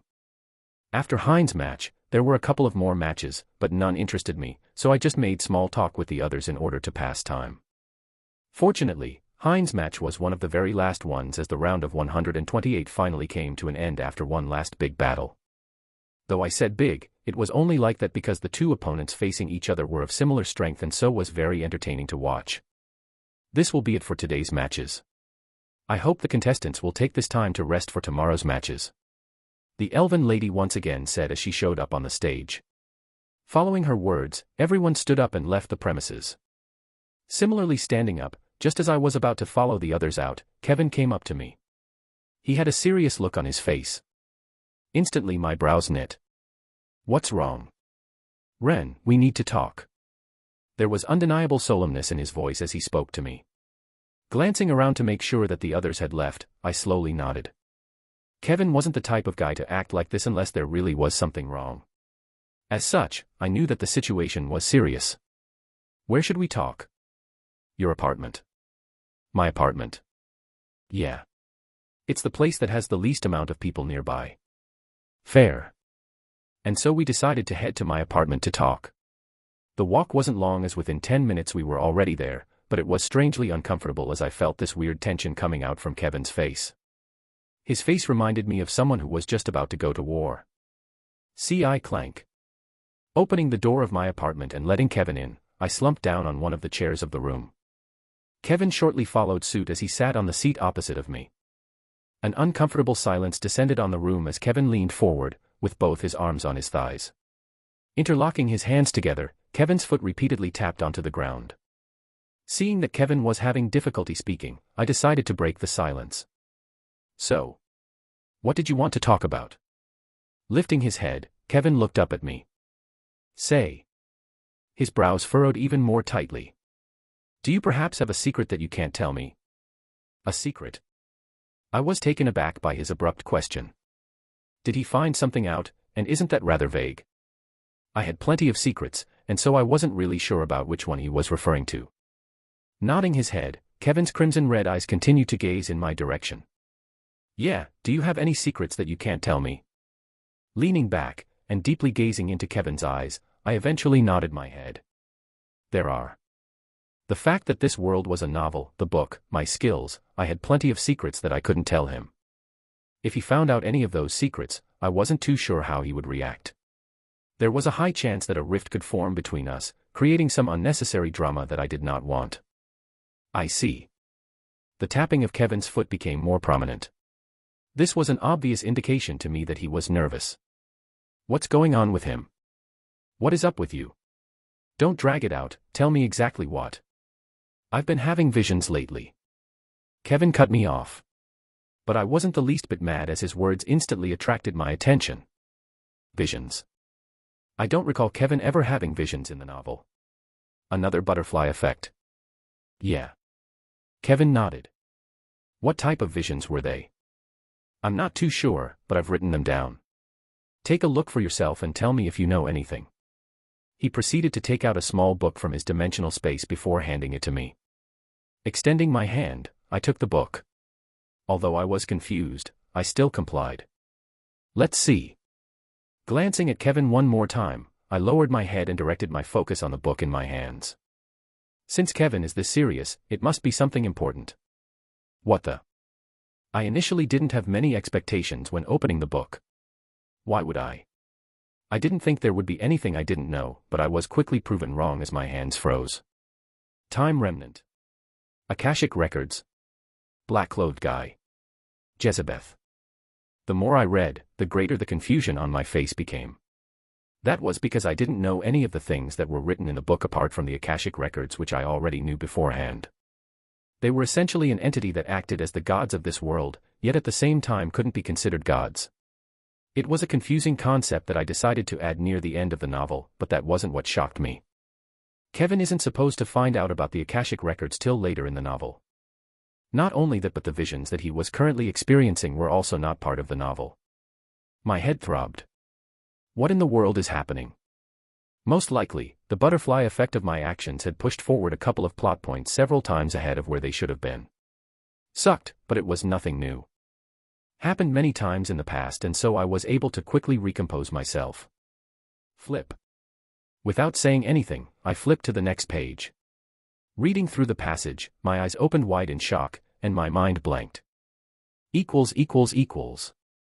I wouldn't have had to resort to this if you hadn't been so compassionate. I hope her death can finally set your mind straight. No matter how important of a piece you are, a piece should act as a piece should act. I hope this will finally clear your head.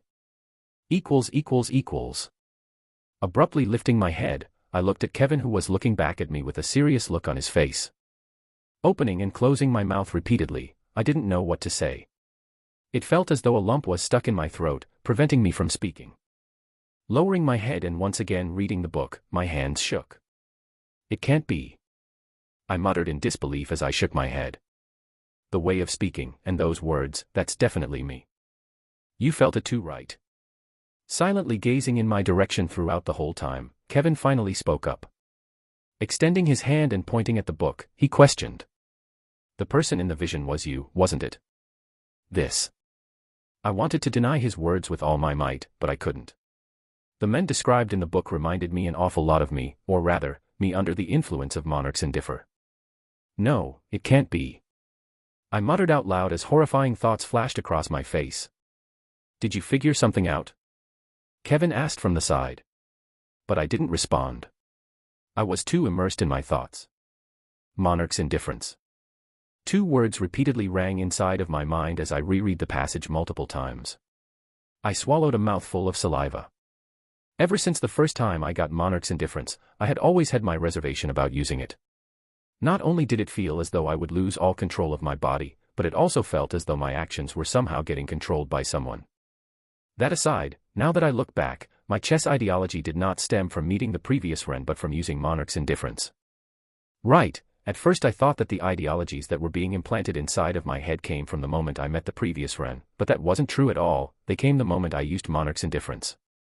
They only got exponentially more prominent the moment I met the other Ren. Maybe that was why I never noticed it, and only noticed it now that I was reading the notes. Shivers ran down my spine. Ooh. Taking a deep breath, I tried to look back at any of the incidents revolving around me using monarch's indifference. There was one incident that particularly stood out to me. The time back in the dome when I activated it to save Kevin. More specifically, the time when I fought Aaron. At first, I thought that leaving Aaron alive was merely a side effect of monarch's indifference since my goal was saving Kevin, but was it really a fluke? It had to be, didn't it? After all, under monarch's indifference, all that mattered was the end goal, not the side goals. But there was this nagging feeling inside of my head that never ceased. I'm definitely overthinking things. I quickly shook my head, trying to dispel such thoughts. The theory was just too far-fetched to make sense, but something about that incident really bugged me off. Thinking back about my past, many of the big incidents that had occurred to me felt kind of forced, almost as though someone was trying to manipulate the path that I needed to take. I couldn't quite explain it, it just felt that way. Ugh, my head hurts. The more I thought about it, the greater the throbbing sensation on my head became. Something just wasn't right. Gazing at Ren, who seemed to be in deep thought, Kevin remained quiet. At first, he was a bit apprehensive at the thought of letting Ren know about his visions, but now that he was getting a good look at him, he was glad he did. Ren's reaction confirmed to him that he knew something was up. This was enough to tell him that there was some truth in the visions. No, that figure was Ren. Kevin was sure now. HAAA. Kevin leaned back on the chair and exhaled. Now what? Even if he was able to confirm that the figure was Ren, what was next? Kevin really was unsure. Kevin knew for a fact that the vision was just like the name suggested, a vision. It was only a possible future. One that could be stopped. Kevin felt that coming to speak with Ren was the necessary step he had to take in order to prevent that event. While waiting for Ren to return to his usual self, glancing around the room, Kevin's face suddenly stiffened as he abruptly stood up. His reaction was so abrupt and unexpected that it attracted Ren's attention. Kevin, what's going on? Impossible. Staring towards the corner of the room with eyes wide open, Kevin's eyes paused on a familiar red book. How is that here? He shouted inside of his mind as his face clouded with disbelief. He was showing a similar reaction to that of Ren when he had just seen the notes. There was no way he could mistake the appearance of the book. He had been carrying it with him for over 2 years now. It was without a doubt that book. Kevin, what in the world is going on with you? Ren asked once more as his voice was filled with confusion. Without answering him, raising his hand, Kevin weakly pointed it towards the red book in the distance. Suddenly many different memories of the past resurfaces inside of his mind as he took a step back. No. He had a feeling. A feeling that he wanted to make sure. Trembling all over, Kevin turned to look at Ren. Hey, do you see that? Ren's brows furrowed as he stared in the direction of where Kevin was pointing at. See what? The red book over there. Ren's face suddenly stiffened. He then slowly turned his face in Kevin's direction. You can see it. Ah. Kevin let out a strange sound as he slumped back on his chair. All the different memories of the past started piecing themselves together as Kevin finally realized something. Ren could also use the book. An uncomfortable silence descended on the room. Chapter 408, Talk 3. An unbearable silence descended upon the room as Kevin and I struggled to find the right words to say. I really didn't know what to say. I was just that shocked by the fact that Kevin could see the red book and knew what it was. Just when I had thought things had calmed down, something as unexpected as this suddenly happened. It really made one wonder how I managed to cope with the constant shocks. Have you always been able to see the red book? Kevin finally broke the silence. Lifting my head and staring at him, I didn't answer him immediately. My mind was currently a mess. Glancing at the red book in the distance, many questions came into my mind, but out of all of them, one, in particular, stood out to me. How come he can see the red book now and not before? I had used the red book many times in front of him before. Yet, in all the times I had used it, Kevin never showed signs of ever being able to see the book. So why now? Ren. Ah, right. Snapping out of it, I looked back at Kevin, who gazing at me with a face filled with questions. How much do you know about that book? I asked whilst breathing out. Depending on what he answered, I was going to decide whether to tell him the truth or make something up. Gazing in my direction for a brief moment of time, Kevin walked up to the book and placed his hand on it. Seeing that there was no reaction, Kevin sighed in relief. Then, opening it, he carefully flipped through its pages. It's empty. He muttered out loud. His brows furrowing tightly. Then, putting the book back down, with his back facing me, he started speaking. The first time I got the book was when I was returning to my dorm. I sat up straight at his words. This was important information. I was very surprised by the fact that a random book magically showed up in the middle of my room. Of course, it was only after I touched the book that I realized that the book was special. It was also during that time that I had my first vision. Kevin paused. But he didn't need to say anything. I had the notes with me, and I already knew what the vision he was referring to was about. Flip. I flipped through the notes before finally pausing on a certain page. It was the vision where I was supposed to have died. Equals equals equals. Ku, this is on you. I am the sin you created. I am the consequence of your actions. Never forget, I am the one sin you will never get rid of. Equals equals equals. As I looked through the notes, Kevin continued speaking. The first vision was different compared to the others. I could move there, and it wasn't just like any other of the visions I saw later. Kevin's brows knit tightly. But it was also the oddest of the other visions. I can tell. I solemnly replied whilst looking through the notes he wrote. As I read, a thought suddenly occurred to me. If I died in this vision, does that mean that the visions are not entirely accurate? Possible. However, that was beside the point as my entire focus shifted towards the description of the demon responsible for killing me. Say. Flip. I flipped to the next page. This demon that you saw in the vision, can you describe it for me? What did it look like? Kevin nodded. He was a black humanoid figure. A demon. Red blood eyes and a sadistic smile on his face. Hearing the description, my brows furrowed. To be honest, what he was describing to me was just how any regular demon acted and looked. I really had no idea who the black humanoid figure was. Despite having crossed many demons, none really left an impression on me. Well, there was Angelica, but that was Abu, right? There was Everblood too. Now that I thought about him, he was a bit of a mystery to me. I had only seen him once in my life, and that was back at the dungeon. Ever since then, I had never seen him.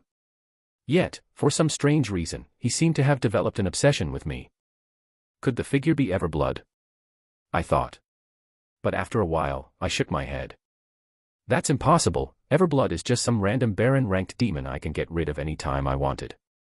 Furthermore, the only reason he developed a connection with me was because I ruined his plans back at TH.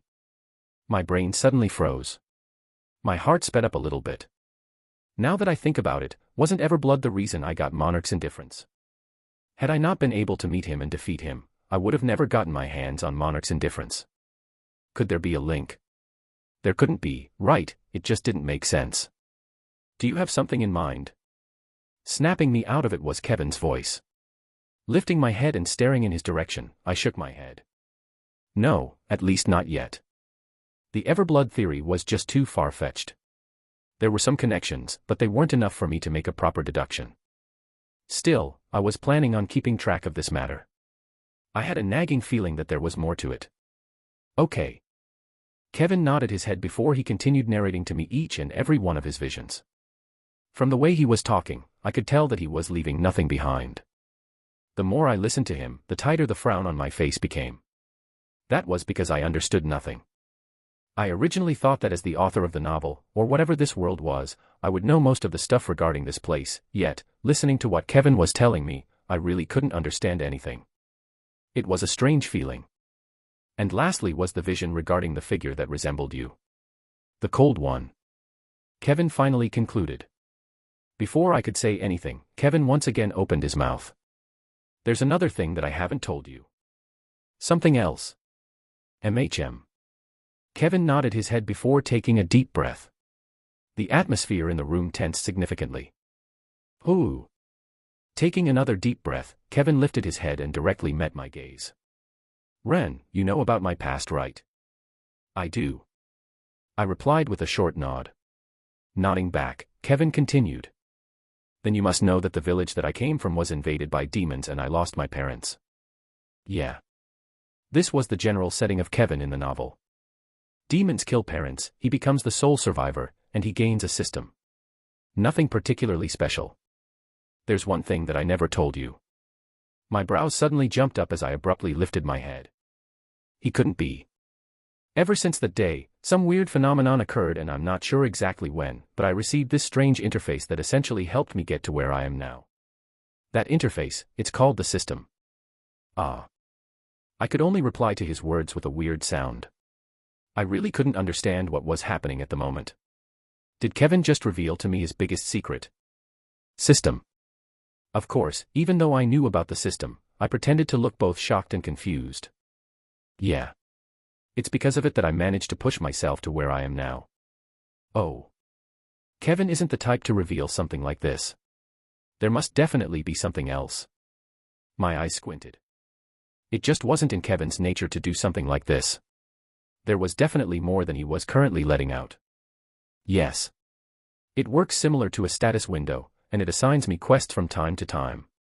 Once I complete them, I get rewarded by the system through either rank upgrades or materials. I see, but why are you telling me this? I suddenly asked, trying to get the crux of the matter immediately. You caught on fast. Kevin smiled. Raising his hand, Kevin flashed the red book. It's because of this. The book. Yeah, or to be more precise, the Time Codex. Time what? Confusion once again dyed my face as I wondered what in the world he was talking about. Where in the world did he get the name Time Codex from? Time Codex. Kevin once again nodded his head, reaffirming the fact that the book was called the Time Codex.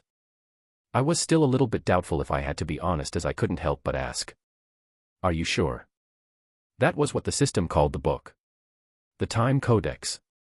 Most of my doubt was dispelled at those words. Time Codex. So that's what it was. Is this why you revealed to me about your system? Yeah. Kevin nodded his head. Since you know that I can look into the Time Codex, you probably know that when I had it, I could look into what you were doing. Right. An uncomfortable feeling washed over me at the thought of Kevin having looked through what I was doing. Yes, although I did the same for Kevin, being on the receiving end did not feel so good. You probably don't know this, but you died before. Before I could even recover from my initial shock about knowing that Kevin could see the book, Kevin suddenly dropped a bombshell on me and my eyes widened. Abruptly lifting my head, disbelief clouded my face. When was this? Back in the Dwarven domain when you were infiltrating the place. The Dwarven lady killed you before you could deactivate the dampening system. Shit, really? I naturally understood what Kevin was referring to. It was probably the time when Durara suddenly showed up out of nowhere and attacked us. Thinking back, it truly was an event where we were hanging on by a single strand. If I died during that moment, it wouldn't have been strange for us to have died. So I really died. A cold chill ran down my spine. Had Kevin not interfered, I would have truly been dead. What was even scarier was the fact that till now I didn't know what had happened. Turning my head to look at Kevin, I thanked him. Thank you. Leaning back on the table and crossing his arms, Kevin repeatedly nodded his head. Yup, you died, and if it wasn't for me, you wouldn't be here right now talking to me. The shock on my face soon faded and my brows furrowed. Just so you know, you died too. When? Kevin's face froze as he stood up straight. His reaction was quite similar to mine. Back at the dome, before the incident. The reason why I rushed to you was because the Time Codex replayed your death. A strange feeling of superiority rose from within me as I spoke. Not only that, but I also saved Jin's life back in Hallberg. Jean. I nodded before explaining. Yeah, he was going to die and so I decided to help him. That was also the time you noticed me, I think. You're right, Kevin replied with a thoughtful look on his face as he tried to remember the time we met. No wonder you were acting like that. So it was to save Jean. Twang. Almost at the same time, both of our communications vibrated. Glancing at each other for a brief moment, we both looked down and checked our communication devices. The first one to lift his head was Kevin, who asked. It's Emma. She's inviting everyone for dinner. Want to go? Yeah. I nodded. All of this talk made me quite hungry. Same. Brushing his hair back, Kevin headed for the door of the room. I followed from behind. Halting his steps in front of the door, Kevin turned around. Regarding what we discuss. Do I look like someone who would snitch? Never mind. We should talk more about it later, I'm still confused about many things. Yeah. C.I. clank. Extending his hand, Kevin opened the door and left the room. I followed after him. Chapter 409, Incident 1. As we were headed for the dinner location, I suddenly recalled something and my feet came to a stop. You go ahead without me, I said as I looked at Kevin. Also coming to a halt, Kevin's brow jumped upwards. He was clearly taken aback by my words. You going somewhere? Yeah, I forgot I had another appointment. I replied while scratching the side of my cheek. Prior to Kevin wanting to talk to me, I had already made an appointment with someone else. It was regarding a very important matter and so was something that I couldn't avoid. Staring at me for a couple of seconds, Kevin shrugged his shoulders. Suit yourself, you already know our location anyways. Just come when you're done. Sure. I replied with a smile. All right, see you later. Raising his hand, Kevin bid me goodbye before leaving. Staring at his disappearing back, I deeply sighed.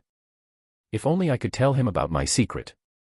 A little part of me felt guilty for not being able to tell him everything, but I had my reasons. Although I appreciated the fact that Kevin trusted me to the point where he would share his biggest secret, I, unfortunately, wasn't the same. I couldn't do it. Even if I wanted to, I just couldn't. At least, I wasn't comfortable sharing it now. The repercussions behind my secret were just too big. All the messed up decisions I made in the past would quickly come back and haunt me, and a drift in our relationship would definitely appear. I wasn't ready for that, nor could I afford to do that. In the first place, I was also unsure about my memories. Were they real or were they fake? I didn't know. Until I figured my shit out, I was planning on keeping the secret regarding my reincarnation to the grave. Plus, his secret wasn't so much of a secret to me since I already knew it. Gazing at Kevin's figure that had disappeared into the distance, I softly muttered. Sorry. Then, lowering my head and staring at my wrist, I proceeded to head in the opposite direction. Maybe one day. An oil lamp burned within an undisclosed location, spreading a murky yellow light. A middle-aged man with clean facial features and nice clothes sat upright behind a desk, expressionless as he gazed at the middle of the table where a holographic image stood. Reflected behind it was an imposing figure. A cold and stern aura rose from between the figure's brows, while a faint pressurizing feeling spread outwards from his body, and this was despite the fact that he was behind a holographic video. It was clear that he was someone of enormous power. After a long silence, the middle-aged man sitting behind the desk finally opened his mouth and dully said, "It seems like Fabian has also failed to make it past the rounds of elimination. I've heard that Emma had made it to the round of 64. The man reflected behind the hologram replied. He was none other than Michael Parker, the man that had previously attempted to massacre the students of the Lock, back in Hallberg. On the other hand, the middle-aged staring at the holographic video of Michael was Jasper Rochefield, Emma's uncle. Overheating Michael's comments, Jasper's eyes narrowed slightly like a viper as he venomously spat. Despite everything that I have done to hinder her growth, she was still able to make it this far. Such stubbornness, she truly is his daughter. Killing intent soon flashed across his eyes as he gazed back at Michael Parker. Have all the preparations been made? They have. Michael apathetically nodded his head behind the holographic image. She and her friends are currently headed out for dinner. I'm planning on personally going there in case something goes wrong. This is the chance we have been waiting for. There will be other people with you, right? Yes. Michael replied in a cold and detached tone. It was clear that he was still in a terrible mood after learning of his son's failure to qualify. Listening to Michael's words, Jasper frowned.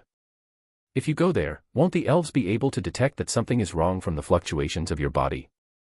Since the elves were so sensitive to mana, if Michael acted, without a doubt they would quickly be able to sense him.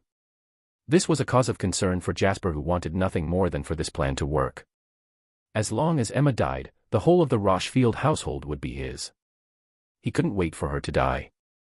They will. Worry flashed across Jasper's eyes as he asked. Are you not worried? The scale of the operation may not have been big, but any mistake could prove to be extremely deadly. But to his surprise, Michael merely shook his head. No. Why's that? Why are you not afraid of the elves finding out? Why would they interfere? Michael coldly asked. This is a matter amongst humans. If they do notice that something is wrong, they will not do anything unless it directly involves other elves. You make a good point. Jasper nodded after a while. Secretly, he sighed in relief. One of the few things that bugged him regarding the upcoming operation was the possible interference from the elves, but from the looks of it, he was probably overthinking things. Why would they interfere in human conflicts? Unless they did something crazy, they would just let them be. All right, when are you going to take action? Now. Bye. Bye. Immediately after his words, the communication shut down. With his gaze lingering in the area where Michael's figure used to be projected, a sinister smile emerged from the corner of Jasper's lips before he coldly muttered. I hope you won't blame me for what I'm about to do next, Emma. If there was a time to finally get rid of his niece, a thorn that he had been keeping for a long time, it was now. Since they were no longer in the human domain, they were no longer bound by their restrictions. If anything happened to Emma, no one would be able to say a thing. Just the thought caused Jasper's smile to deepen. It was finally time for him to take reins of the Rochefield household. At the same time, it took you a while. Arriving at the designated location, Kevin quickly met up with the others who seemed to have already arrived a while back and were just waiting for him. They were the usual people: Emma, Jean, Amanda, and Melissa. Surprisingly though, Kevin also noticed the appearance of Arnold and Troy. He was a bit taken aback by their appearance as he had never hung out with them, but he was quick to recover. It made sense, they were Jin's friends. With her hat flipped backward and her hands in her short jeans, Emma walked up to Kevin and glanced behind him. Is he not with you? For the sake of remaining ambiguous regarding his identity as Troy and Arnold were present, Emma did not use Ren's real name and just referred to him as he and him. Kevin quickly picked up her cue and also avoided using his name. He said he had something to do. He'll probably join us later. Oh, I see. Emma nodded her head. By the way, where are we going to eat? Kevin curiously asked, trying to switch the topic. Glancing at him, Emma answered. I'm not too sure either, but it's a bit outside of the city. I've been told that it's a nice place to eat, so I figured we may as well go there. Surprise flashed across Kevin's eyes. Outside of the city? Just where in the world was Emma trying to bring them? Well, not exactly outside of the city, within the borders of the barrier, but more in the more rural area. Kevin's eyes squinted at her words. Not really sure how to respond. Noticing Kevin's odd reaction, Emma shrugged her shoulders, softly muttered. They said it was a good place, so don't judge. Then, turning her attention towards the others, she asked. Should we get going then? At her question, everyone proceeded to nod their heads. Having just fought in tent battles, everyone was visibly hungry. They didn't really care about the location of the restaurant. They just wanted something to eat. Kevin was of the same sentiment as he quickly dropped the topic. All right, let's go. Understanding their feelings, Emma brightly smiled before taking the lead. Without saying anything, Kevin followed behind as Emma led everyone towards the place where they were going to eat dinner. Outside of the human dorms. Is this the place? Going all the way to the residence where the humans stayed, I stopped in front of a certain room. Glancing towards the side of the room, I double-checked the number. Room 839. I'm sure this is it. After making sure that I was at the right door, raising my hand, I knocked on the door. To talk. Following the knock, for a short period of time, I was met with silence. However, that did not last for long as the door soon opened. C.I. clank. You're here. Appearing on the other side of the door was a familiar figure. With the same calm and composed look from before, the figure was none other than Han Yufei. Moments after our match ended, I asked him if he could meet me. He said that he had time today, so we decided to meet a couple of hours after the tournament. I had almost forgotten about it due to the talk that I had with Kevin. Come in. Taking a step to the side, Han Yufei invited me into his room. Nodding my head, I entered the place. As I entered, Han Yufei closed the door behind me. C.I. clank. The moment I stepped foot into the room, a nice and aromatic herbal smell lingered in the air, causing my body to relax at its smell. I didn't know how to explain it, but it was just very relaxing. Aside from the nice herbal smell in the room, there was nothing particularly special about the room, as it was basically a downgraded version of my room. Perhaps the only difference was the fact that it was cleaner than my room. As I was looking around the place, Han Yufei pointed toward one of the chairs in the room. Please have a seat. Thank you. Complying, I sat down on the chair. Before I could even properly adjust my position, Han Yufei quickly got straight to the point and asked. What did you want to talk about? I was a bit taken aback by his abruptness, but I quickly regained my calm. Resting both of my elbows on my thighs, I leaned my body forward. I came here to talk to you about something important. I paused and raised my head to directly meet Han Yufei's eyes. I wanted to properly gauge his reaction to what I was about to say. Just in case, I also secretly channeled my mana. I knew for a fact that what I was about to ask of him was going to be outrageous. So outrageous that he might end up attacking me out of nowhere. Of course, I came prepared as I wasn't just going to provoke him blindly, but I still had to be cautious. Feeling my gaze, Han Yufei didn't reply as his brows tightened. How should I word this? I don't think flowery words will work with him, so I guess I should just be straight to the point. I really wasn't sure, but after staring at Han Yufei and meeting his intense gaze, I knew that anything but that option would prove detrimental. Ooh. Taking a deep breath, and carefully wording my words, I went straight to the point. I want you to teach me martial body. Your family for star and a half martial technique. Chapter 410, Incident 2. I want you to teach me martial body. Your family 4 stars and a half martial technique. A rather awkward atmosphere enshrouded the place as Han Yufei's calm and composed face finally crumbled. Even when we were fighting, his face had never once changed this much. It was clear that he was extremely shocked by my request. Are you making fun of me? Han Yufei suddenly stood up as he sharply glared in my direction. A threatening aura sprung out from his body, shrouding the whole room. You think that just because I surrendered in the tournament, that I'm now a pushover? His voice was becoming increasingly louder with each word he said. Pushing my hands down, I tried to calm him down. No, I don't think that at all. Calm down and listen to me. But that didn't seem to work as Han Yufei got even more riled up. Calm down. How do you expect me to calm down when you just asked me to teach you our family's most prestigious art? Do I look like a joke to you? Of course, I know what I asked was outrageous, but I obviously have something of equivalent value in exchange. Han Yufei suddenly froze. What did you just say? Finally gaining Han Yufei's attention, I continued. What I'm trying to say is that I'm willing to exchange something of equal value with you in order for you to teach me the martial technique. In fact, you can also say that it's actually a notch above what you're going to teach me. A notch above? Han Yufei's brows furrowed at my last words. He was obviously not convinced. I smiled at his doubt. Yeah, I can offer you something even better than your family martial arts. Han Yufei sat back down. His eyes were filled with interest. Got him. I thought as I inwardly smiled to myself. Just by looking at his eyes, I could tell that I had gained his interest. This was all I wanted. Tap. Tap. Tap. Tapping on the table with my right hand, I remained silent for a couple of seconds.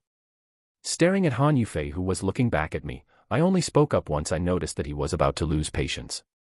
In exchange for you teaching me your martial technique, I will give you a 5-star manual. The room froze at my words as Han Yufei was unable to process what I just said.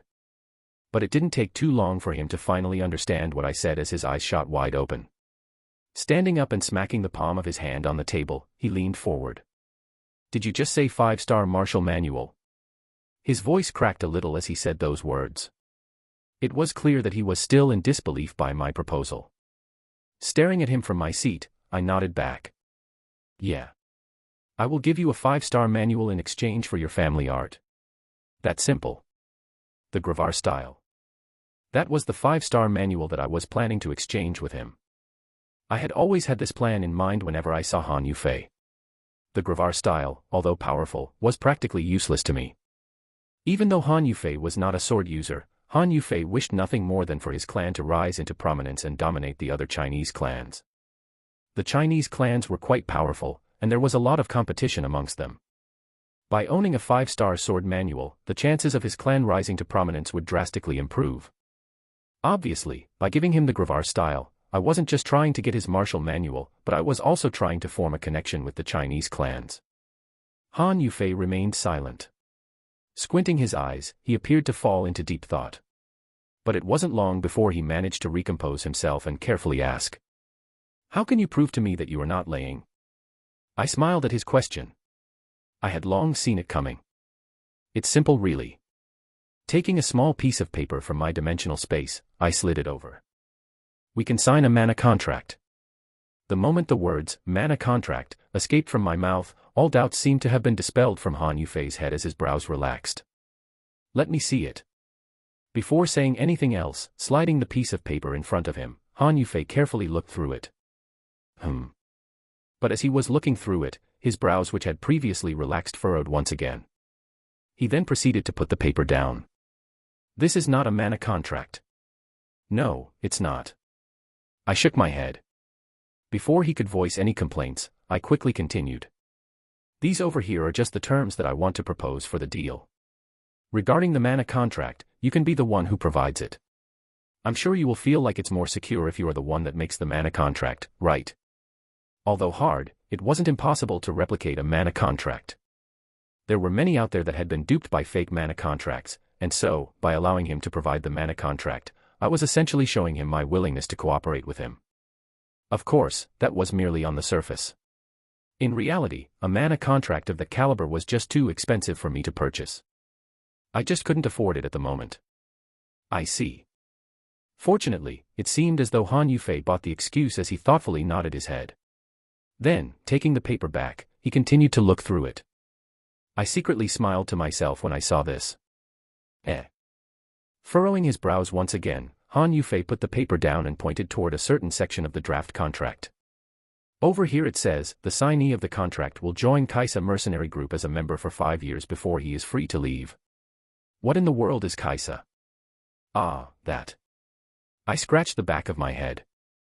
In short, for 5 years, you will join my mercenary group. I made it this way since what I'm offering is actually of higher value than what you are offering. What? Han Yufei stood up. Join your mercenary group? Do you know who I am? Of course, I know. I calmly said. You are one of the people I have been keeping close watch of ever since transmigrating into this world. Of course, I know who you are. Han Yufei, B-rank, ranked 5th in Locke, age 20 years, son of Han Gei, current head of the Han clan, and current heir of the clan. A look of shock appeared on Han Yufei's face as I recounted all the information I knew about him. The shock did not last for long as he quickly calmed himself down. If you know all of this, why are you asking me to join?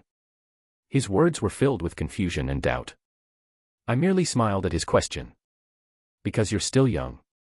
From the way things are going, you won't become the head until you're 50 or something, right? Han Yufei's face turned ugly at my words. Despite that, he didn't answer back. He knew that my words held some truth into them. With people now being able to live over 200 years of age, it would still take quite a long time for him to actually become the head of the Han clan. If he kept on waiting, he was essentially going to be losing a lot of time waiting for something that would happen a few decades into the future. What he lacked was real experience, and I could provide that for him. Why waste your time there? If you join me, I can guarantee you that you will definitely see your strength improve. I held great confidence in myself as I said those words. I may not be a great teacher, but I definitely knew the right places to help my members train. Compared to when I first saw them, the current members of my mercenary group were a far cry from where they were in the past. If he joined, I didn't once doubt the fact that he would see massive growth in his skill. Of course, the real goal was to gain his trust. If in the future he planned to leave, I wanted to at least have a solid relationship with him so that I could pull the Chinese clans to my side. That alone would massively boost my influence in the human domain. As soon as I finished saying what I wanted to say, silence descended upon the room. Staring at him, I didn't say anything else. I had already said everything that I wanted to say. Whether he wanted to accept my offer or not, it all depended on him. The wait for his answer did not last for long. Raising his head and meeting my eyes, Han Yufei opened his mouth. At the same time, in a different location. How far is the place? Gazing around him and only seeing trees, Kevin looked at Emma. Lowering her head and gazing at a small holographic map, Emma scratched the back of her head. Tilting her head sideways, she continued to scratch the back of her head. Behind her, Melissa facepalmed. Don't tell me that you're lost. I don't think so. Emma replied in a high-pitched voice, clearly indicating to the others her lack of confidence. Oh God. Melissa's face scrunched up as her hand twitched. Calm down, we have agreed to cut down on the potions. Calm down. Unaware of what Melissa was thinking, Emma handed the map to Kevin and pointed toward a certain spot. We are on the right path though. Look. Let me see. Taking the map, Kevin took a good look at it. Staring at it, his brows furrowed. It really does look like we are on the right path. See. Once he confirmed that Emma was right and they were indeed following the right path, he handed the map back to her. As he handed her the map, he asked. Strange, where did you hear about the place from? Taking the map, Emma quickly replied. Someone suggested it to me, I don't quite remember though, I wasn't really paying too much attention to what they were saying, but apparently it's a very famous place. I've confirmed with a couple of elves along the way. Typical. Kevin thought. Emma was the type of person to ignore most of the things that others said to her. Of course, this only applied to strangers. Kevin's feet suddenly came to a halt. It was so abrupt that Emma, who was walking behind him, smashed her face against his muscular back. Grabbing a hold of her nose, she looked up at Kevin. Ugh. What was that F? Placing his hand on Emma's mouth to shut her up, Kevin put his finger on his mouth. SHHHH. His sudden behavior caused everyone to instantly become alert. Once he made sure that everyone was alert, Kevin took his hand away from Emma's mouth. What's going on? She softly mumbled, her eyes were filled with vigilance. Kevin shook his head in response. He too had no idea, but he knew there were other people around the area. I don't know, but it looks like we are not the only people here. Rustle. Rustle.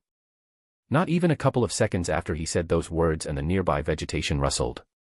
Following this, multiple figures suddenly appeared, surrounding everyone. Why-eyeing. What followed after was the appearance of a transparent dome that covered the whole surroundings. Shit. Kevin cursed, a grim look appearing on his face. Sheeing. Besides him, the others got their weapons out and prepared to fight. No one said a word as everyone understood that they were being ambushed. Instantly, mana sprung out from their body as they gazed in the direction of their aggressors. Chapter 411, Unsident, 3. You will be the next heir of the Han clan. You must work hard to support your clan in the future. You are the hope of the Han clan. Make sure to always think of the clan ahead of anything else. Even yourself. Ever since he was little, all Han Yufei heard were those words. He had become so used to them that he had now started to firmly believe in those values. However, just as much as he believed in them, there were times when he really wanted to give up. Expectations, expectations, expectations, and even more expectations. Being the sole heir of the Han clan, one of the four major clans in Xin Shiji, the Chinese main city in the human domain, he shouldered the heavy expectations of his clan. The Han clan was a powerful clan that was equivalent in power to any diamond-graded guild. Perhaps not as strong as the Demon Hunter Guild during its peak years, but if all four clans joined hands, such comparisons wouldn't be unwarranted.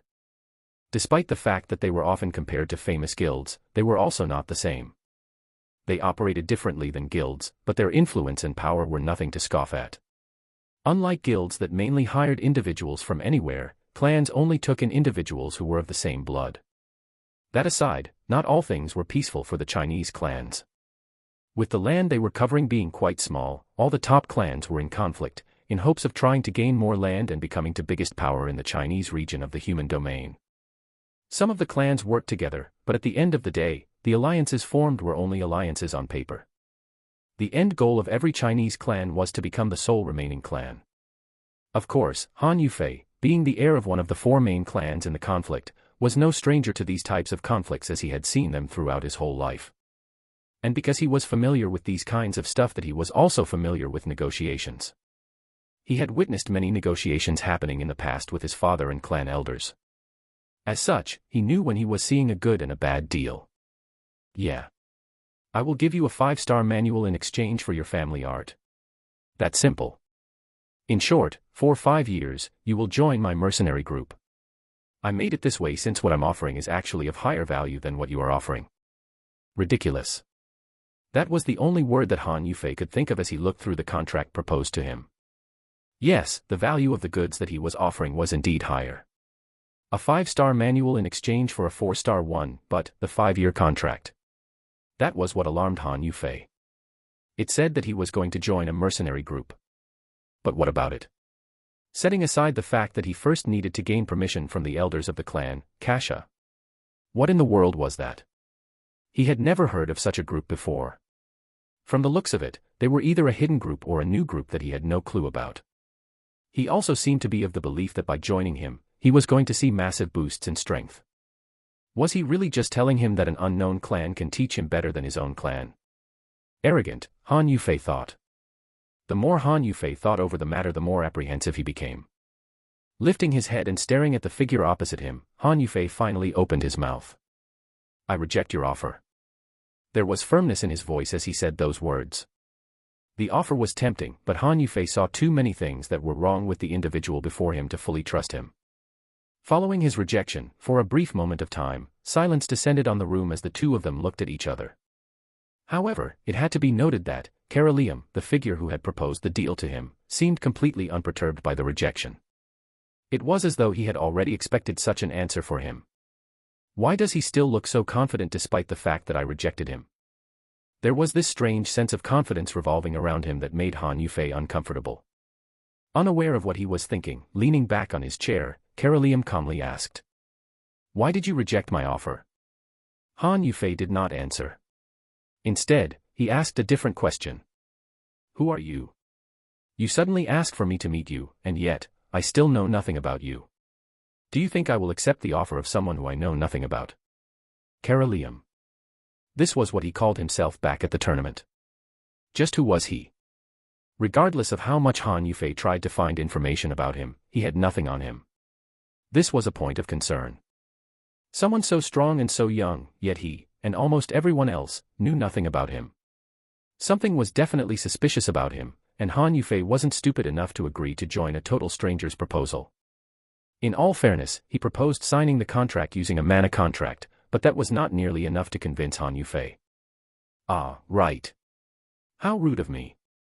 Realizing the crux of the problem, Carolium smiled and uncrossed his legs. Leaning forward, he apologized. "I'm sorry.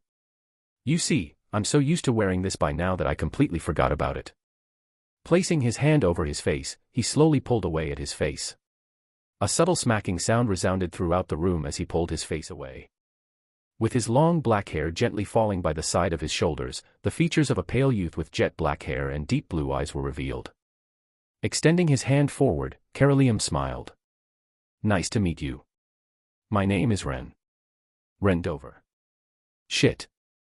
Kevin cursed as he stared at the hooded figures that had suddenly appeared from out of nowhere. Encircling them completely, the situation looked grim. "Stay behind me." Placing his hand to the side, he instinctively pushed Emma behind him as he took out his sword. In response to his actions, Emma didn't say anything and merely stared at the hooded figures before her. With her eyes squinted, she swept her gaze over each and every one of the figures before her sight finally paused on a certain individual. A cold chill ran down her spine as her eyes landed on the hooded figures. She felt this indescribable suffocating feeling coming from him that made her almost lose sight of herself. Fortunately, she was able to quickly snap out of it. Tugging Kevin's clothes, she pointed in his direction. "Kevin, he looks like bad news." But it seemed as though Kevin had already spotted the figure. With his eyes also locked onto the figure in the distance, Kevin solemnly nodded his head. "You're right." Staring at Kevin from the side, Emma turned her attention back at the hooded figure in the distance, trying to peek through the shadow cast over his face, in hopes of finding his identity. But regardless of how much she tried to peek, she was unable to identify the individual. Bummer. She thought as her shoulders slumped down. "Who are you?" The first one to speak was Jean. With both daggers in his hands, thin threads of dark mana revolved around his daggers, creating a rather imposing sight. However, his radiance did not last for long. With a simple gaze from the hooded figure, the mana threads revolving around Jin's daggers jumped up wildly and Jin's face paled considerably. KHHH. Taking a step back, Jin spat on the ground. His face grimaced in pain. Turning his gaze in Kevin's direction, Jin darkly said, "HAAA, shit, he's too strong. At least S rank." Overhearing Jin's comments, the atmosphere instantly froze up. The strongest person present was Kevin, and he was merely B rank. For an S rank to suddenly show up, everyone understood just how serious the situation was. "What is an S class doing here?" Melissa spat. On her right hand was her spear while on her other hand were a multitude of different colored cards. Squinting her eyes, she calmly analyzed. From his body structure, the figure seems to either be a human or an elf. Yes. Besides her, Amanda quietly gazed in the direction of the other enemies, her bow drawn to the fullest. Step. Step. Step. Taking a couple of steps forwards, the leading figure, the S-ranked individual, finally paused a couple of steps away from Kevin and the others. As he was doing so, Kevin's eyes darted all over the place, in hopes of finding a way out of the situation. However, before he could figure anything out, the hooded figure finally spoke. "It's useless. You're already trapped. There is no point in trying to escape." His cold and detached voice traveled through the ears of everyone present. Firming the grip of his sword, Kevin glared at the hooded figure as he once again asked, "Who are you?" But his words were met with silence as the figure refused to answer him. Then, turning his attention towards the other hooded figures, the hooded figure raised his hand. Just as he was about to gesture for them to attack, someone suddenly spoke up. "Excuse me, but are you perhaps my uncle?" The voice belonged to none other than Emma, who nonchalantly took a step forward. Not a shred of worry clouded her face. Instantly, all attention was drawn toward her. Not minding the attention, gazing in the direction of the leading figure, Emma tilted her head. Judging from your strength, you don't seem to be my uncle. Who exactly are you?" The calmness and perhaps even playfulness hidden behind her words shocked almost everyone present. Just how could she be so calm in such a life-threatening situation? Everyone thought as they stared at her with open eyes. The one who was most shocked by this development was of course Kevin, who quickly pushed her behind him. "Emma, what is wrong with you? Now is not the time for this." Emma innocently looked at Kevin before turning her attention back toward the hooded figures. Taking one last sweep of the place, she clicked her tongue. "Well, since that coward isn't here anymore, the whole thing lost purpose." As soon as her words faded, a figure suddenly materialized next to her, startling everyone present apart from the leading hooded figure, who remained calm. Or at least that was what he showed on the surface, but the slight fluctuation in the mana around his body did show that he had indeed been slightly startled by the new figure's appearance. It was clear that he had been unable to detect him. Recollecting himself, he asked in a threatening tone, "Who are you?" A fearsome wave of mana sprung out from his body, enshrouding the whole surroundings before heading in the direction of where Kevin and the others were. Whoosh! However, with a casual wave of his hand, the pressure that was trying to bear down on everyone present quickly dissipated. It quickly became clear to everyone present that whoever the figure was, he was someone of equivalent strength, if not, even stronger. A palpitating tension suddenly engulfed the surroundings as the two figures stared at each other. "I asked, who are you?" the hooded man repeated. This time, the mana revolving around his body became even thicker. Without answering the hooded figure, the man that stood beside Emma placed his hand on his face and took off his skin mask, revealing the features of a young male that looked to be in his mid-20s. However, the moment the figure took off his skin mask and his features were revealed, almost everyone present jumped out in shock. There was a simple reason for this. And that was because everyone knew who the figure was. He was none other than Oliver Rochefield, Emma's dad. Chapter 412, Incident 4. A week ago, during the conference inauguration. Dad. Staring at the familiar figure standing before her, Emma had many words that she wanted to say. Where have you been? How are you doing? Where were you? Why did you leave without telling me? For each and every question she had in mind, she was dying to know the answer. In fact, she felt a little bit of resentment as she thought about all the time that she had spent by herself, without him. But the moment she gazed into her father's eyes, all the resentment disappeared in a flash. Dad. Before she knew it, her legs moved on her own and she ran up to her dad. Extending her hands, she hugged him tightly. Tears streamed down the side of her face as she felt the familiar warmth that she had not felt for a very long time. She really missed it. Emma. The hug did not last for long, however, as she was pushed away by her father. Raising her head and facing her father, she realized that his mood was off. What's wrong? She asked. Worried that she might have done something wrong. Fortunately, his next words dispelled all of her worries. I'm sorry, Emma, I've heard everything about what happened to you and about what Jasper did to you. Pausing, Oliver bit his lips hard, trying to keep himself composed. Taking a deep breath, he stared Emma right in the eyes. Emma, I don't have much time, so listen carefully. As he spoke, his voice contained an unprecedented amount of solemnness, causing Emma to quickly regain her composure as she nodded her head. The reason why I haven't been able to see you as soon as I came here was because I was paying close attention to Jasper. Uncle. Yes. Oliver nodded his head. As you already know, Jasper hates my guts. This was something that had carried on ever since we were young, as he would always try to make trouble for me. Emma nodded her head at his words. She already knew about the relationship between the two. The hatred that Jasper had for her father was something that almost everyone in the household knew. Lowering his head, Oliver stared at his watch. Anyways, back on topic. In short, I've been spending my time closely watching Jasper, and I know for a fact that he's trying to pull something on you. You probably felt it too, right?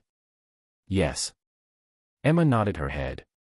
Ever since arriving in Isanor, she felt that her uncle was planning something. She just couldn't understand what he was planning.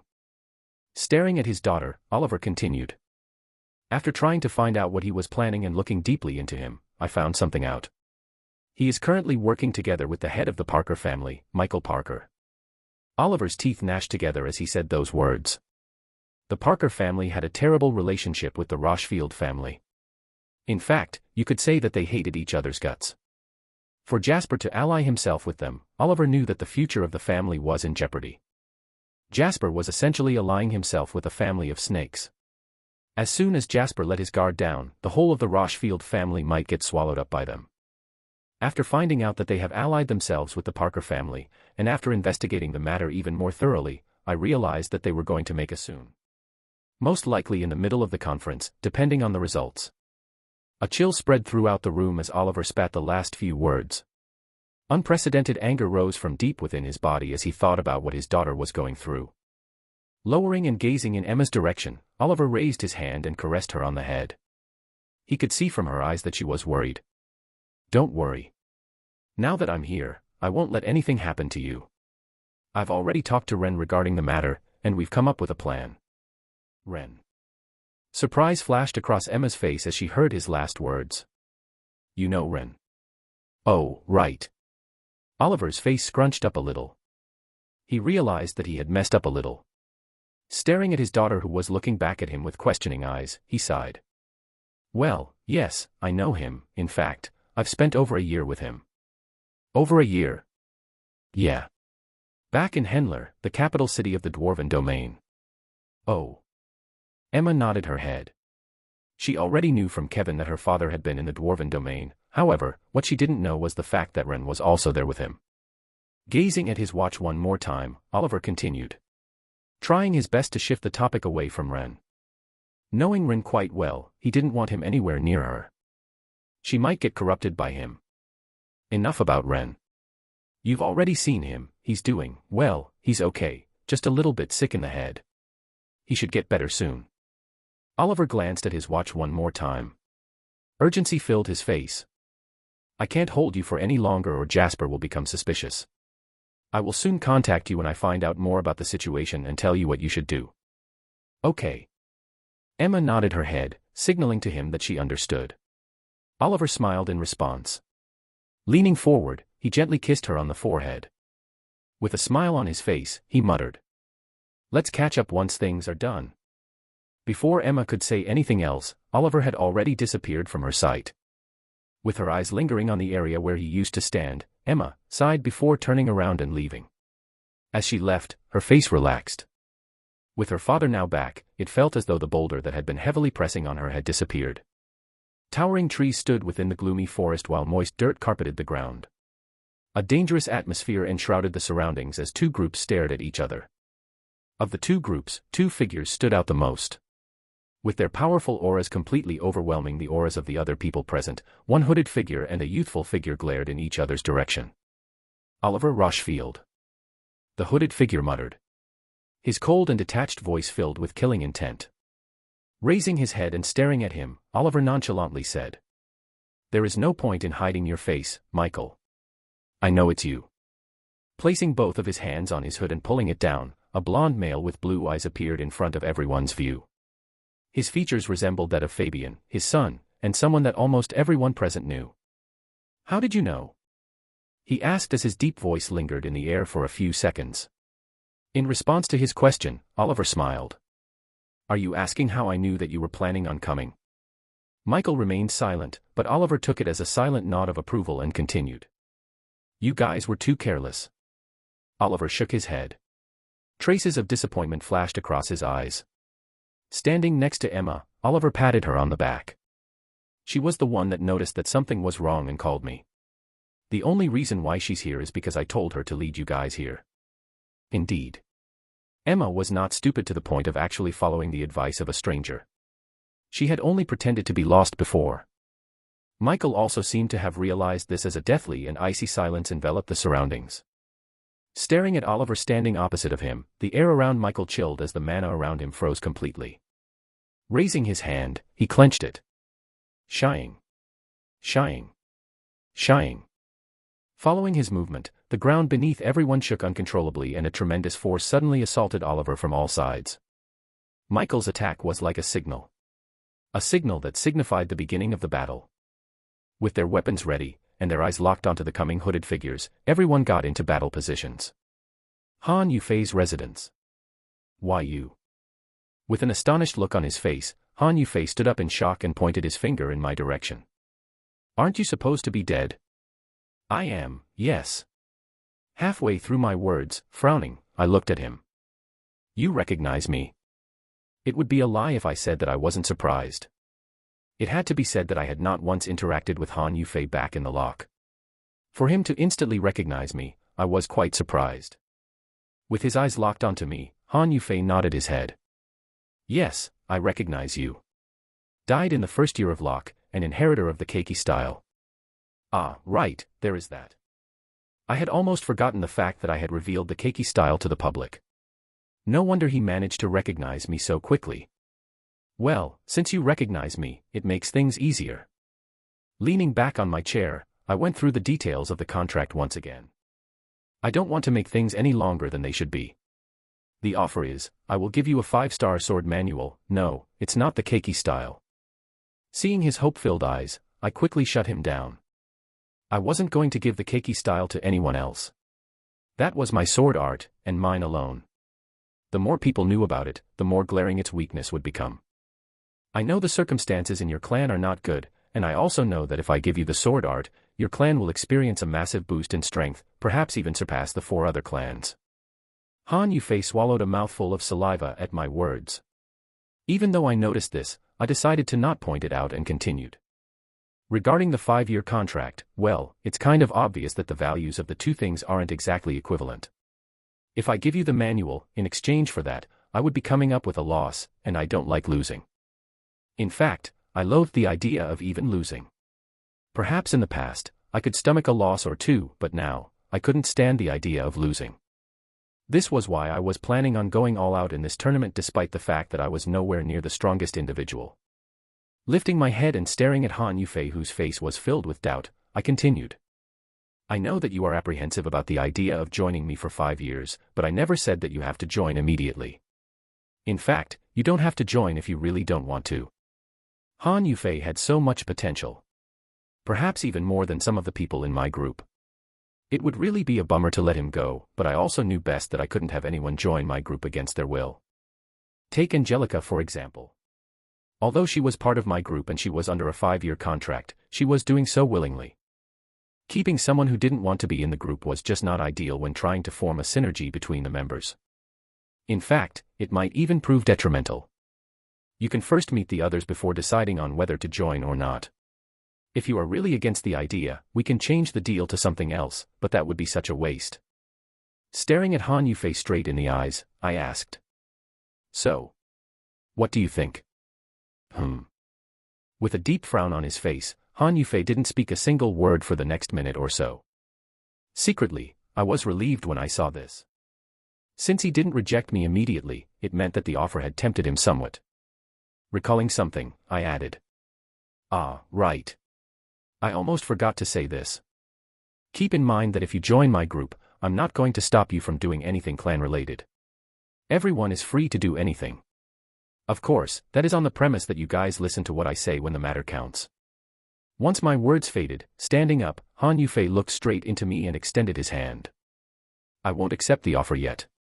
I want to first understand what kind of person you are. Is that okay with you? My brows jumped at his words, but soon a smile emerged on my face. I have no problem with that. Standing up, I shook his hand. Just like that, I was one step closer to recruiting my newest member. Han Yufei. Chapter 413, Incident 5. Wham. Letting out a yawn, I walked away from Han Yufei's apartment.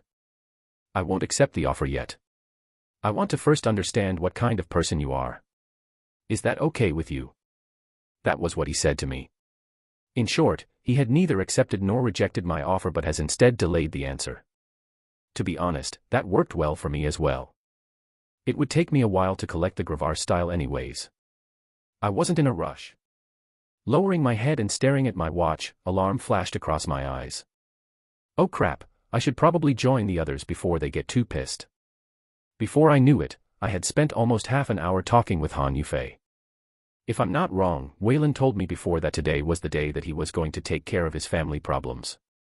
This was something that he had been planning ever since coming here. The reason why I knew this was happening was because I helped him out here and there when coming up with the plan. It took a while for me to convince him that Jasper would definitely exploit Emma's naivety to lure her somewhere unknown. Thank God he listened to me. As I was walking, I suddenly had a thought.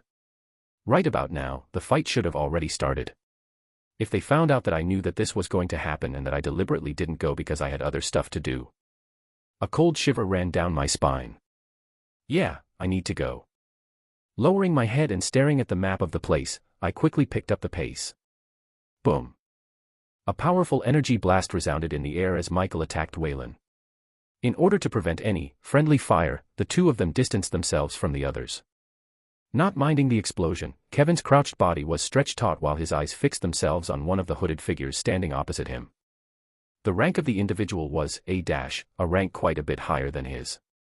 Next to him were two other individuals, each about B rank. A heavy solemnness descended on the field, as the two groups stared off. Judging from the body structure of the hooded figures, Kevin realized that they were almost likely males. Turning his head slightly, Kevin looked at Emma. Emma, since your father said that he already knew they were coming, how come he didn't take into account that the enemy before us is stronger than us?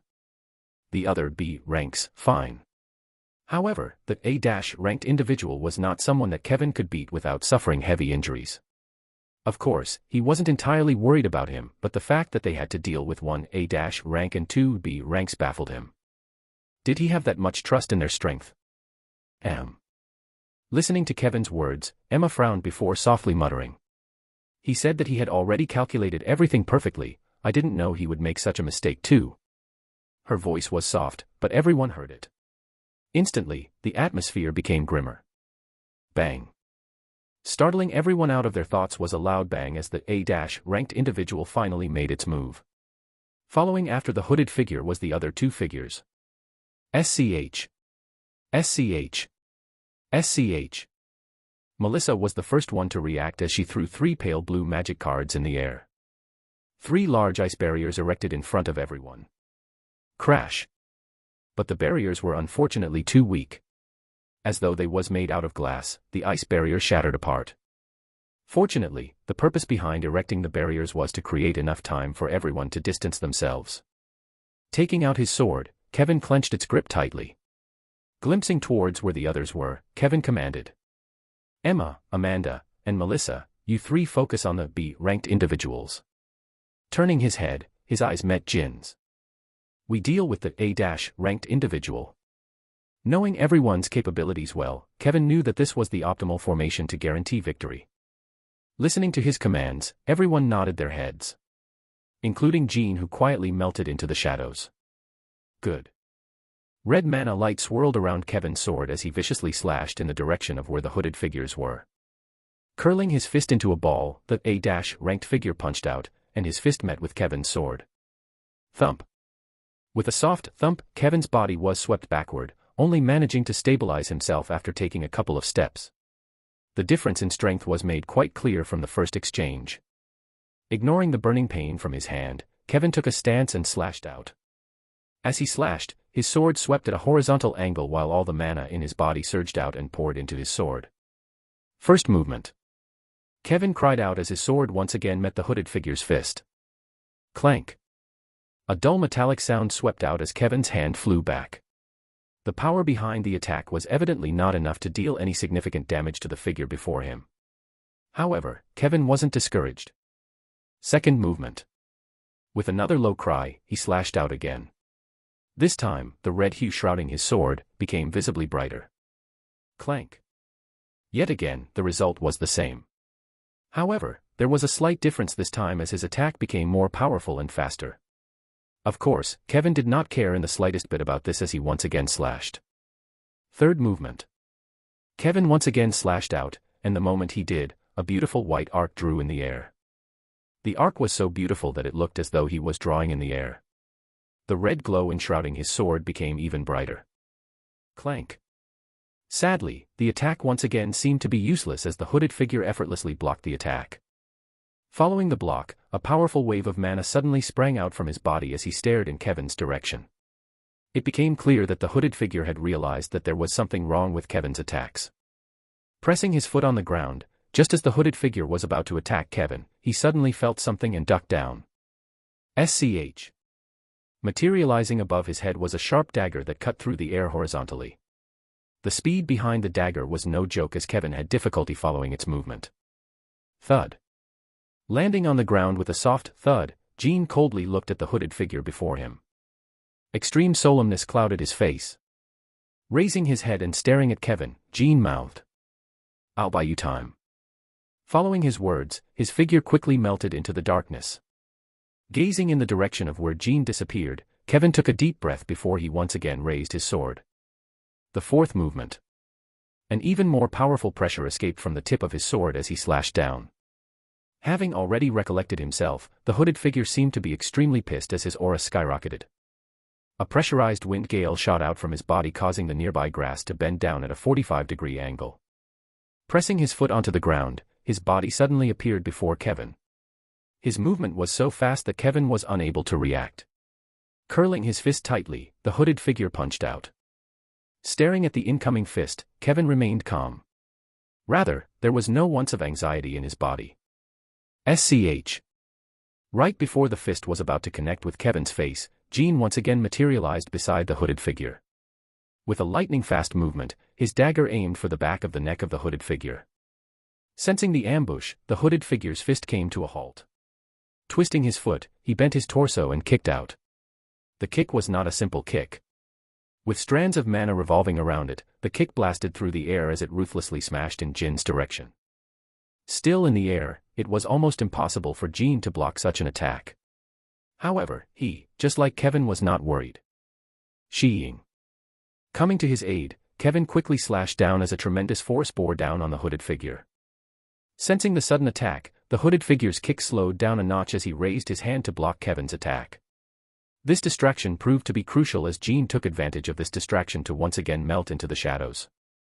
It's working. A smile crept up on Kevin's face as he looked at Jin's disappearing figure. Despite their differences, Kevin and Gene worked extremely well together. Having been training together for 2 years, their teamwork was seamless as understood each other's fighting styles perfectly. It was because of their perfect coordination that they were able to evenly fight against an A-ranked individual. Of course, this only worked when the both of them were going all out. In the fight against Ren not too long ago, they did try to replicate this method, however, it was to no avail as Ren's style completely countered Jin's fast style, resulting in their cooperation crumbling apart before it could even start. Catching a glimpse of Jin's disappearing figure, the hooded figure finally spoke up. His voice was eerily dark and filled with rage. "I'll kill you." Once again curling his fingers into a fist, the hooded figure punched out as a sonic boom rang out. Bang. Fifth movement. But a similar scene occurred. Just when the fist was about to connect, Gene would appear and the two of them would create an opening for each other. Gene would also sometimes fake out his attacks, sending the hooded figure into confusion. Sixth movement. 8th movement. 12th movement. 29th movement. With each and every one of Kevin's strikes, his figure became more and more mesmerizing as the speed of his attacks and power drastically increased. It wasn't long before he reached the 29th movement, and he was now on equal terms with the hooded figure in terms of speed and power, much to his horror.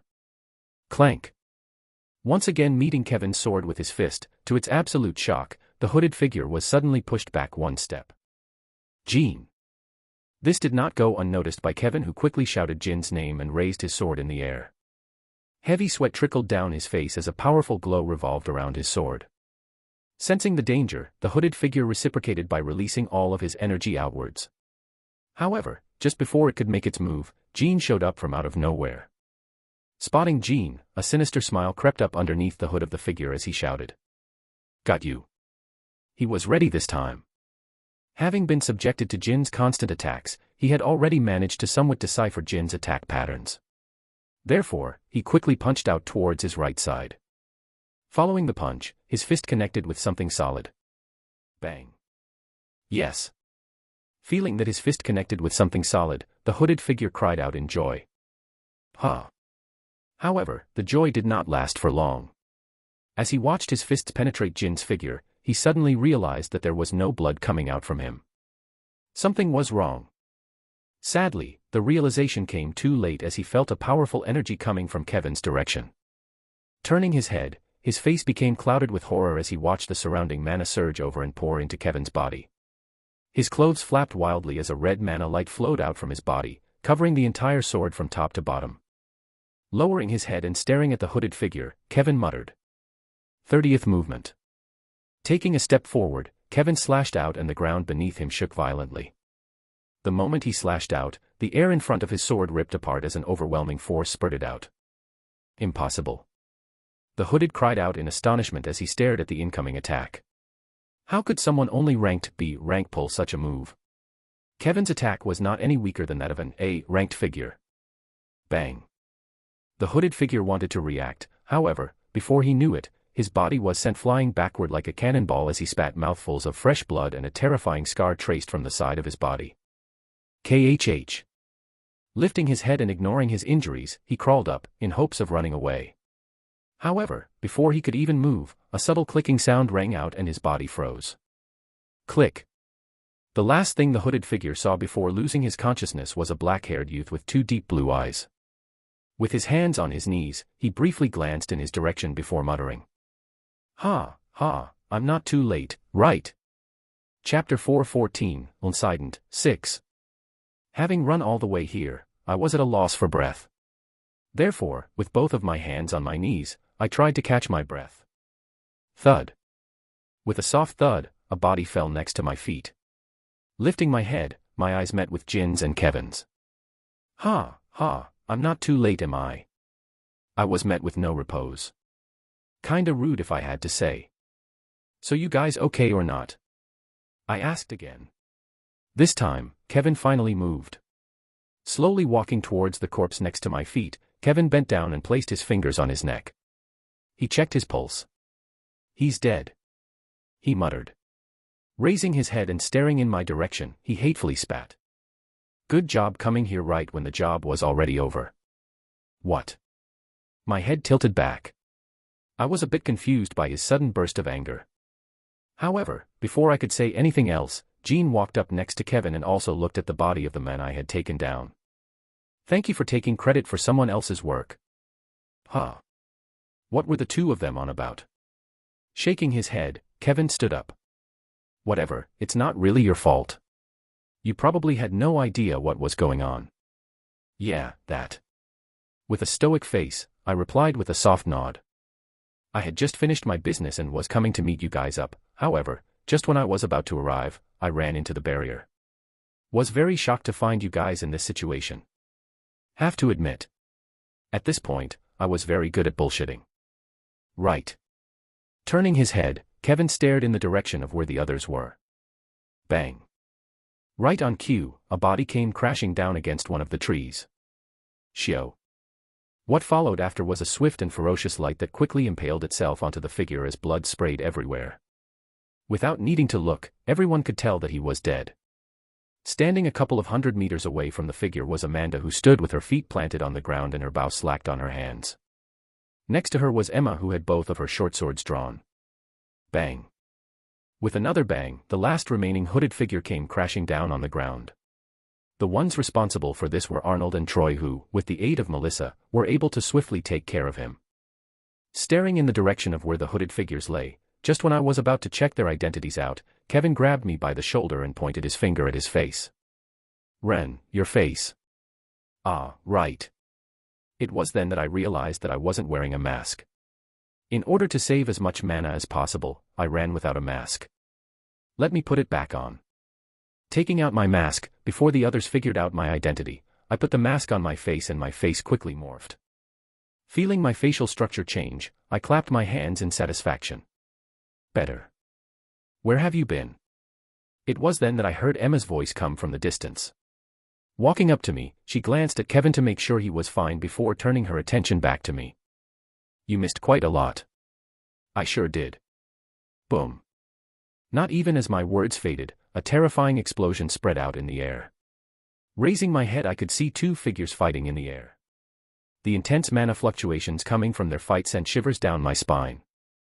As I was watching, I heard a faint sound coming from my right side. Dad. Glancing towards Emma, I reassured her. He's going to be fine. What do you mean? Don't worry about it. Your father is a lot stronger than you think. At least stronger than Michael Parker. Not only was Waylon well into the S+ rank range, but his strength had also seen a massive boost after the events of Handler. With Douglas using the conference as his reward, Waylon was able to choose his own reward. With it, he was able to boost his strength massively. Someone like Michael should be no match for him. Boom. And I was quickly proven right. Before Emma could say anything else, a sonic boom resounded in the air. Following the boom, like a broken kite, a figure quickly crashed against the ground, creating a massive crater. Dust flew everywhere, covering everyone's sight. KHHH.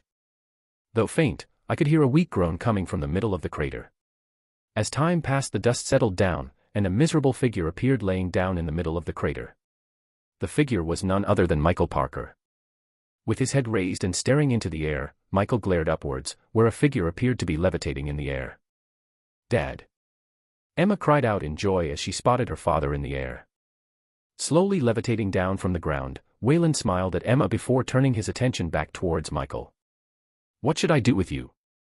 You, KHHH. Staring at Waylon above him, Michael opened his mouth. But before he could say anything, with a flick of his fingers, a small light flashed, and Michael's head recoiled backward, knocking him out completely. Staring at the passed-out Michael, Waylon's brows knit tightly. Then, turning his head, his eyes met with mine. The moment our eyes met, I instantly shook my head as I mouthed. Don't look at me, and don't talk to me. We don't know each other. But it looked as though Waylon was unable to comprehend what I was trying to say as he asked. What do you think I should do? The moment his words faded, everyone turned their attention toward me. My face froze up. Lifting my head to look at the moon, I feigned ignorance. I don't know what you may be talking about. I just came here. You just came here? Waylon's face turned strange. Weren't you the one who told me to bait them? An intense chill ran down my body as I felt everyone's eyes direct themselves onto me. Well, shit. The first to move was Kevin, who tilted his head to the side to get a better look at my face. Excuse me for a second, but are you saying that he knew about this all along? Confused, Waylon nodded his head. Yeah. He was the one who suggested luring them using their own trap and getting rid of them at once. Is that so? An all-knowing look appeared on Kevin's face as a smile appeared on his face. It appeared as though he wasn't the only one who understood what was going on, as apart from Troy and Arnold, the eyes of everyone present frosted all over. Curling my fingers into a fist and bringing it to my face, I lightly coughed. Well, let's not dwell on the technicalities. I then turned my attention back towards Michael. Let's settle the matter on how we should deal with him. Obviously, Kevin was able to see through what I was trying to pull as he said. This is not over, run. Yeah. Ignoring Kevin and squatting down, I stared at Michael. Thinking for a little bit, I sighed. Turning my attention toward Arnold and Troy, my brows furrowed tightly. Should I, or should I not? After a while, I shook my head. No, it's not worth it. Standing up once again, I walked up to them, much to their confusion. What's going on? Is there something wrong? There is nothing wrong. Putting on the friendliest of smiles, I placed my hand on their heads and smashed them together as hard as possible. Bang. With a loud bang, the heads of both Arnold and Troy smashed against each other as the both of them instantly fell to the ground, passing out. Ren. What are you doing? Everyone instantly became startled by my actions. Especially Jean, who glared in my direction. Innocently raising my hands in the air, I calmly said. Sorry, I had to do it. Putting my hand on my face, I quickly pulled out my mask and pointed at it. As you guys can see, I don't trust them enough to have them know of my identity quite just yet. At my words, everyone instantly understood why I did what I did. Did you really have to be that harsh? Kevin softly muttered from the side. Glancing at him, I repeatedly nodded my head. Yes, I did. Although I had already taken revenge against Arnold long ago, that didn't mean that I still wasn't pissed about what he did to me back then. My pettiness was on a whole different level. Well, that and the fact that I did not trust Troy at all. Back in the novel, he was supposed to turn on Jean and become a villain. The fact that he wasn't one went to show that he had changed, but that didn't mean that I trusted him. This was out of precaution. Once again ignoring Kevin, I proceeded to head towards Michael. Bending down, I extended my hand and placed it on top of his face. A blue glow suddenly enshrouded the surroundings. And done. I then tossed the mask to Waylon, who quickly caught it with both hands. Use that. Thanks. Lowering his head and staring at Michael, Waylon asked. What should we do about him? Since he's someone of importance, we should hand him over to. As Kevin was speaking, I extended my hand towards Michael's neck and clenched it tightly. Crack. The sound of bones breaking resounded throughout the forest as everyone's faces froze. Especially Kevin, who had trouble processing what had happened. Not minding their reactions, I stood up and carefully looked at Michael, who was now dead. So this is how it feels to kill an S-ranked individual. It feels like killing any regular other person. Not that I had expected it to be different. Why you? Snapping me out of my thoughts was Kevin's shocked face as his head repeatedly looked towards me and the corpse. Ah, right. I forgot how he was. Walking up to Kevin, I patted him on the shoulder. Kevin, do you remember the time when we were in Hollowburg and a bunch of assassins suddenly attacked us? My question was so random and abrupt that Kevin subconsciously nodded his head. Yes. Lowering my head and glancing at Michael, I softly said. He's the one that ordered the attack. My voice was soft, however, everyone around me managed to hear what I said and their eyes opened wide. A heavy silence descended on the forest. Is that true? Breaking the silence was Kevin, who stared in Michael's direction. His previous concern was completely gone. Yeah, it's true. I wouldn't lie about something like this. I see. Kevin took a deep breath. Staring at him, my brows furrowed tightly. Kevin, you're too soft. What? Glancing in Michael's direction, I snapped my fingers. The moment I snapped my fingers, a tremendous flame rose, completely enshrouding Michael's body, startling everyone apart from Waylon. Seeing their reactions, I shook my head. Not just you, Kevin, but everyone here. You guys are too fucking soft. My words instantly attracted the attention of everyone present. Not minding it, I continued. I can't believe you guys even thought about sparing him. This baffled me. Not too long ago, this guy right there was trying to kill everyone present. The fact that they were shocked by my actions showed me that they needed to change their mentalities. Well, everyone apart from Melissa. She was the only one that didn't show any particular reaction. In hindsight, she was someone who wanted nothing more than watch the whole world burn before her eyes, so it was understandable. Anyhow, they needed to learn to always kill their enemy. Especially Kevin. I knew his principles very well. He didn't like killing an opponent when he was already down, but this kind of mentality was not something he could afford to do anymore. He was no longer at the lock. He needed to change. What are you Shut up and listen to me. I stared right into Kevin's eyes before turning to look at the others. You guys too. Extending my hand and pointing it towards Michael's burning body, I continued. Even if he was already incapacitated, letting someone who tried to harm you go is just not worth it unless you're planning on doing something with them later. Trust me, from my experience, these kinds of people will just come back to you in a more annoying manner. I had learned this fact the hard way. Just thinking of Everblood and Matthew caused rage to rise from within me. Had I killed them before, I wouldn't have had as many problems as I did in the past. Well, I could have done nothing about Everblood since I had only seen him back at the dungeon, but regarding Matthew, I could have killed him long before. Fortunately, I did end up killing him, or things would have gotten more complicated. Alright, I think I've said enough. Taking out a hairband, I tied my hair back before turning around and rubbing my stomach. I'm hungry, let's go. Before anyone could say anything else, I headed out of the area. Of course, as I headed out, I put on a skin mask. Chapter 4:15, Battles, 1. Was I too harsh? I thought while my feet came to a sudden stop and I looked behind me where the others were. Thinking back at the words I said to Kevin and the others, I thought that perhaps I may have been a little bit too harsh on them, but, thinking back at their behavior after my actions, I didn't regret what I said one bit. If what I said helped them become aware of their mentality, then so be it. They could think whatever they wanted about me. At the end of the day, what mattered was that they became strong. Strong enough to defeat the Demon King. Taking a deep breath, I leaned my body against the three and waited for the others to come. Fortunately, I didn't have to wait for long as Amanda was the first one to come. Walking underneath the moonlight, Amanda held her bow with her right hand. Her fine black hair draped over her shoulders, while the moonlight shone behind her, enhancing her delicate features. The beautiful scene was akin to a painting.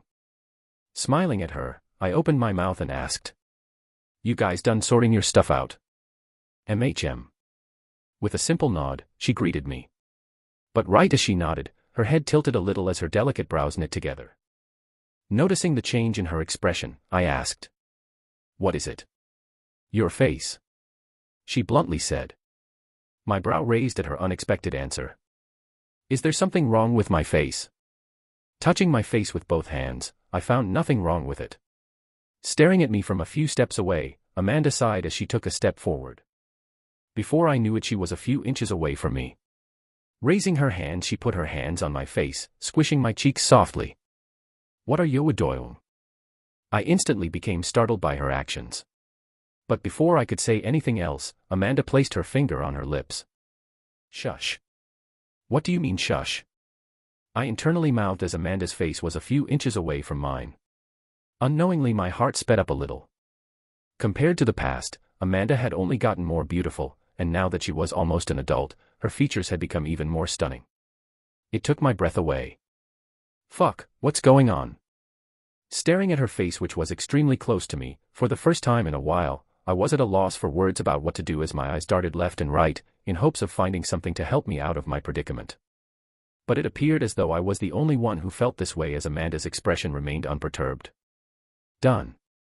It wasn't long before Amanda took her hand away from my face, and I could finally relax.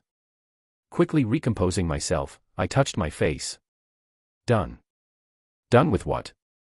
I was so confused that I did not notice what she was trying to do. MHM. Amanda nodded. Noticing my confusion, she pointed toward her face. You didn't put your skin mask well. Ah. Realization finally dawned on me. So it was about my mask. Was it because I was in a rush? I wasn't sure, but it appeared as though I had somehow not placed my mask properly. Still, my brows knit as I looked at Amanda. You know, instead of doing it, you could have just told me and I would have been able to fix it myself. A thought suddenly struck me as my brows knit. Was she teasing me? No, Amanda wasn't the type of girl to do this. Actually, I really wasn't sure anymore. Is that so? Amanda innocently tilted her head. From the way she was looking at me, it didn't seem as though she did what she did on purpose. My eyes squinted in doubt. Did she really unknowingly do that, or is she teasing me? I really couldn't tell. After staring at her for the next second, I decided to let it go and look towards the distance where I could see the faint outlines of the others coming in our direction. Just to be sure. Tilting my head slightly, I tried to peek in Amanda's direction. Aha. It was then that from the corner of my eyes, I saw the corner of Amanda's mouth lift up slightly. My head instantly snapped in her direction. Unfortunately, Amanda was quick to react as her face quickly returned to its serious self. I saw that. Saw what? Tisk. Seeing that she had returned to her usual poker face, I clicked my tongue. She had definitely done that on purpose. Talking about her poker face, I had a sudden thought as I looked at Amanda. Say, now that I think about it, have you ever played poker? Slightly taken aback by my question, Amanda didn't answer immediately. It was clear that she was trying to see if I was trying to retaliate against her or not. It was only after a couple of seconds had passed that she finally answered. As she answered, her voice was filled with vigilance. Yes, with Emma. What was the result? She called me a menace to the poker community. That far. MHM. PFTT. A laugh escaped from my lips as a scenario of Emma throwing a tantrum at Amanda flashed in my mind. Guess I found myself a new way to earn money. Glancing at me from the side of her eyes, Amanda's red lips opened up slightly as she asked. Why did you ask? Just curious. I replied with a simple smile. Her eyes squinted in doubt, but in the end, she didn't say anything. So that's where you guys were. It wasn't long before I heard Kevin's voice coming from the distance. Took you long enough. What do you mean? You do know that there were 3 more bodies to dispose of, right? Yeah, sure. I replied with a lazy look. Judging from how he was still okay despite the words that I said to him, it looked as though he took the words I said to heart. Or at least, took them into consideration. I smiled at this. The stronger Kevin became, the brighter my future was. Inside of a private residence. Has he completed the mission or not? Pacing around the room, Jasper tried to remain composed. However, the mere thought of the mission failing caused him endless amounts of anxiety. If there was a chance to get rid of Emma, it was now. There was no better time. If they failed the mission, he would never truly be the main leader of the Rochefield house, as there were still some who were loyal to Oliver. With his current influence, he could have easily kicked them out of the house. However, that would drastically lower the forces of the family, and so he couldn't afford to do that. The only way he could fully control the house was through Emma's death. Damned him. Jasper gnashed his teeth in hatred. Just the mere thought of Oliver angered him to no end. Despite the fact that he had disappeared to who knows where, he still created troubles for him everywhere. Veins popped out from his forehead as he thought about the troubles that Oliver's influence still caused him to this day. Placing the palm of his hand on his desk, Jasper glanced at the door and muttered. What is taking him so long? Getting rid of a bunch of children should take no time for an S rank like him. Not even a minute. What could have taken him so long? Fortunately, Jasper did not have to wait for long as someone quickly knocked on the door. Knock. Knock. Jasper's eyes lit up with glee at the sound. Recomposing himself and straightening out his clothes, he sat down on his chair and opened his mouth. A cold and authoritative voice traveled in the air. Come in. C.I. clank. Once his words faded, opening the door, a familiar figure walked in. Brightly smiling, Jasper stood up and extended his hands in a hugging motion. Michael, I'm glad you're finally here. Giving Jasper a casual glance, Michael returned the greeting with a simple nod and did not say a single word. Not minding Michael's attitude, Jasper pointed towards the seat opposite him. Have a seat, have a sit. You must be tired from the mission. Pulling the chair back, Michael sat down and crossed his legs. Once Michael sat down, Jasper did the same. So, is the matter complete? A trace of anticipation and impatientness hid in Jasper's voice as he looked at Michael. Silently staring at him for a couple of seconds, Michael nodded his head. It is. Great. Unable to contain his excitement at the news, a bright smile emerged on Jasper's face and he soon burst out laughing. Ahaha, wonderful, wonderful. Michael smiled at Jasper's excitement. Are you that happy that Emma died? Of course I am. Jasper replied. The smile on his face grew even bigger. With her gone, I can now have full control of the house.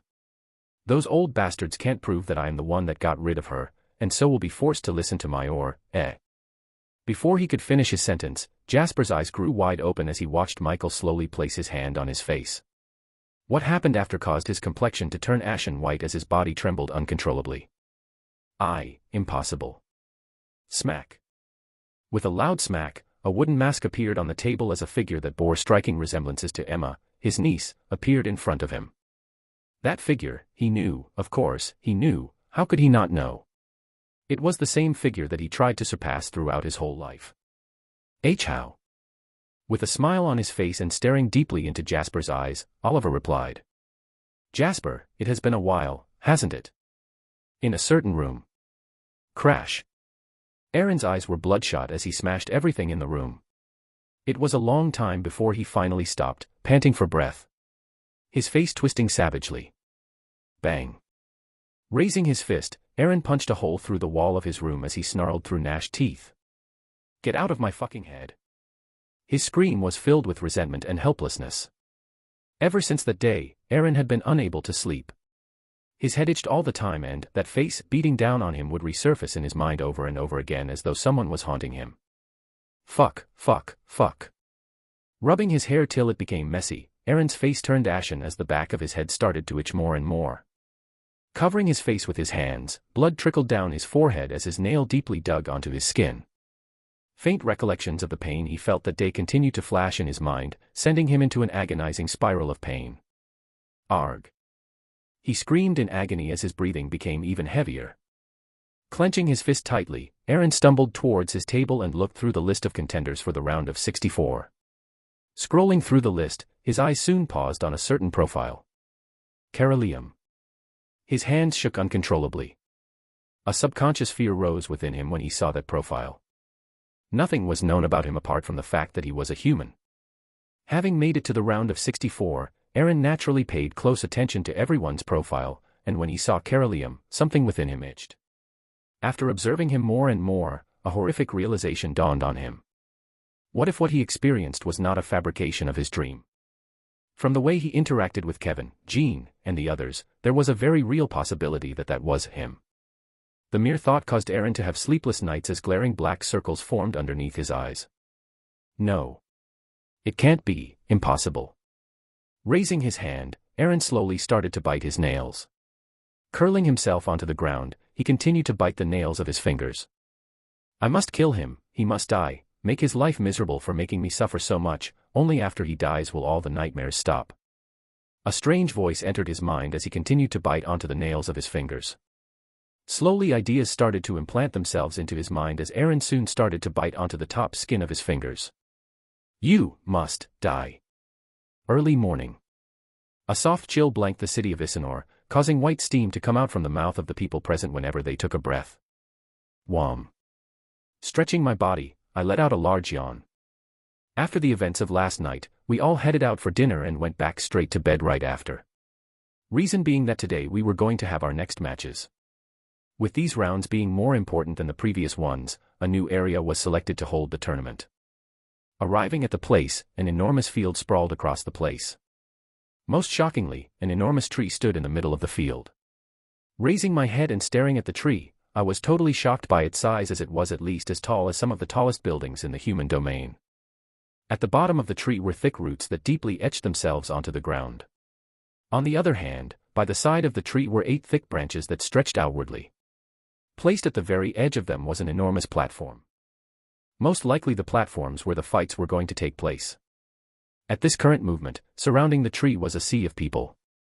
Practically all of the faction leaders as well as citizens of Isanor had gathered here. Appearing before them were large circular mirror-like spells that displayed the view of the platforms above. They essentially acted like large monitors. Thunderous noises echoed across the field. The moment I appeared beneath the tree, I instantly attracted the attention of the many people. I didn't need to wonder why they were looking at me as a large projection of my face. Well, the one of me with the mask appeared. Pursing my lips, I shook my head and headed towards the center of the tree. It was finally time for the real tournament to begin. Chapter 416, Battles, 2. Whoo! Placing my hands in my pockets, I exhaled as white steam rose from my mouth. A chilly breeze brushed past me as the cold air made me involuntarily shiver. Had to say, the mornings in Isanor were quite cold. You guys here pretty early. Moving through the crowd, my footsteps soon came to a halt as I gazed into the distance where Hein, Ava, Leopold, Small Snake, and the others were already waiting. I smiled at them. Looks like everyone is here. Well, everyone apart from Angelica. Kind of felt bad for her, but it seemed as though she was happy with this arrangement. Gazing in Hein's and Ava's direction, I asked. Are you two ready? Yes. The both of them firmly nodded their heads. They looked quite confident in themselves. Especially Ava, whose eyes burned with fighting spirit as she tightly held her flute in her right hand. On the other hand, standing beside her, Hein looked a little bit more anxious as hugged his shield with both arms. It had to be noted that a white cloth covered the whole of his shield from top to bottom. The intent behind it was clear. We will try our best. Hein said, trying his best to look confident. That's good. Pretending to not have seen the cloth covering his shield, I replied with a straight look. I really hope you pass. Internally, I was a bit worried. After having checked the contestants list, I knew that the chances of Hein and Ava passing this round were not as high as the both of them thought. The opponents were nothing to scoff at. Plus, to make things worse, one guy was a shield user and the other was a beast tamer, not really the best for one-on-one competitions. HAAA. At the thought of it, a sigh escaped from my lips as once again vapor rose from my mouth. Gulp. What followed after the sigh was a low gulping sound. Turning around, my eyes met with Leopold's as he stared at the slowly rising water vapor. My mouth twitched. I don't even know what to say. His relapses were starting to become worse and worse. Oh, right. Right as I was about to say something to him, I suddenly recalled something and turned to look at Ryan, who was currently standing next to Small Snake. Ryan, has the matter been settled? The matter. Upon hearing my words, Ryan tilted his head, evidently unsure about what I was trying to say. Seeing his confusion, I elaborated. Regarding what I asked you to do back in Henler and that I told you to keep close attention to. Ah. A look of realization suddenly flashed on Ryan's face as he nodded his head. Yes, everything is already done.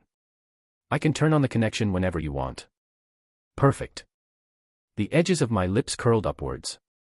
If everything went according to what I had set up, I may be able to finally regain my freedom.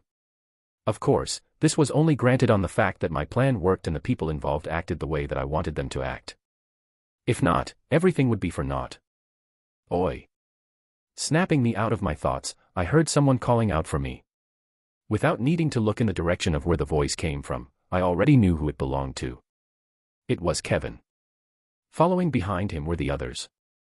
Since they were coming from the same dormitory, it was only right that they came together. Stopping a couple of meters away from me, Kevin looked around the place. Lifting his head and staring toward the platforms on the thick branches of the tree, Kevin opened his mouth in amazement. How in the world are we going to get up there? Portals. I said as I pointed towards the distance where multiple small portals were being set up.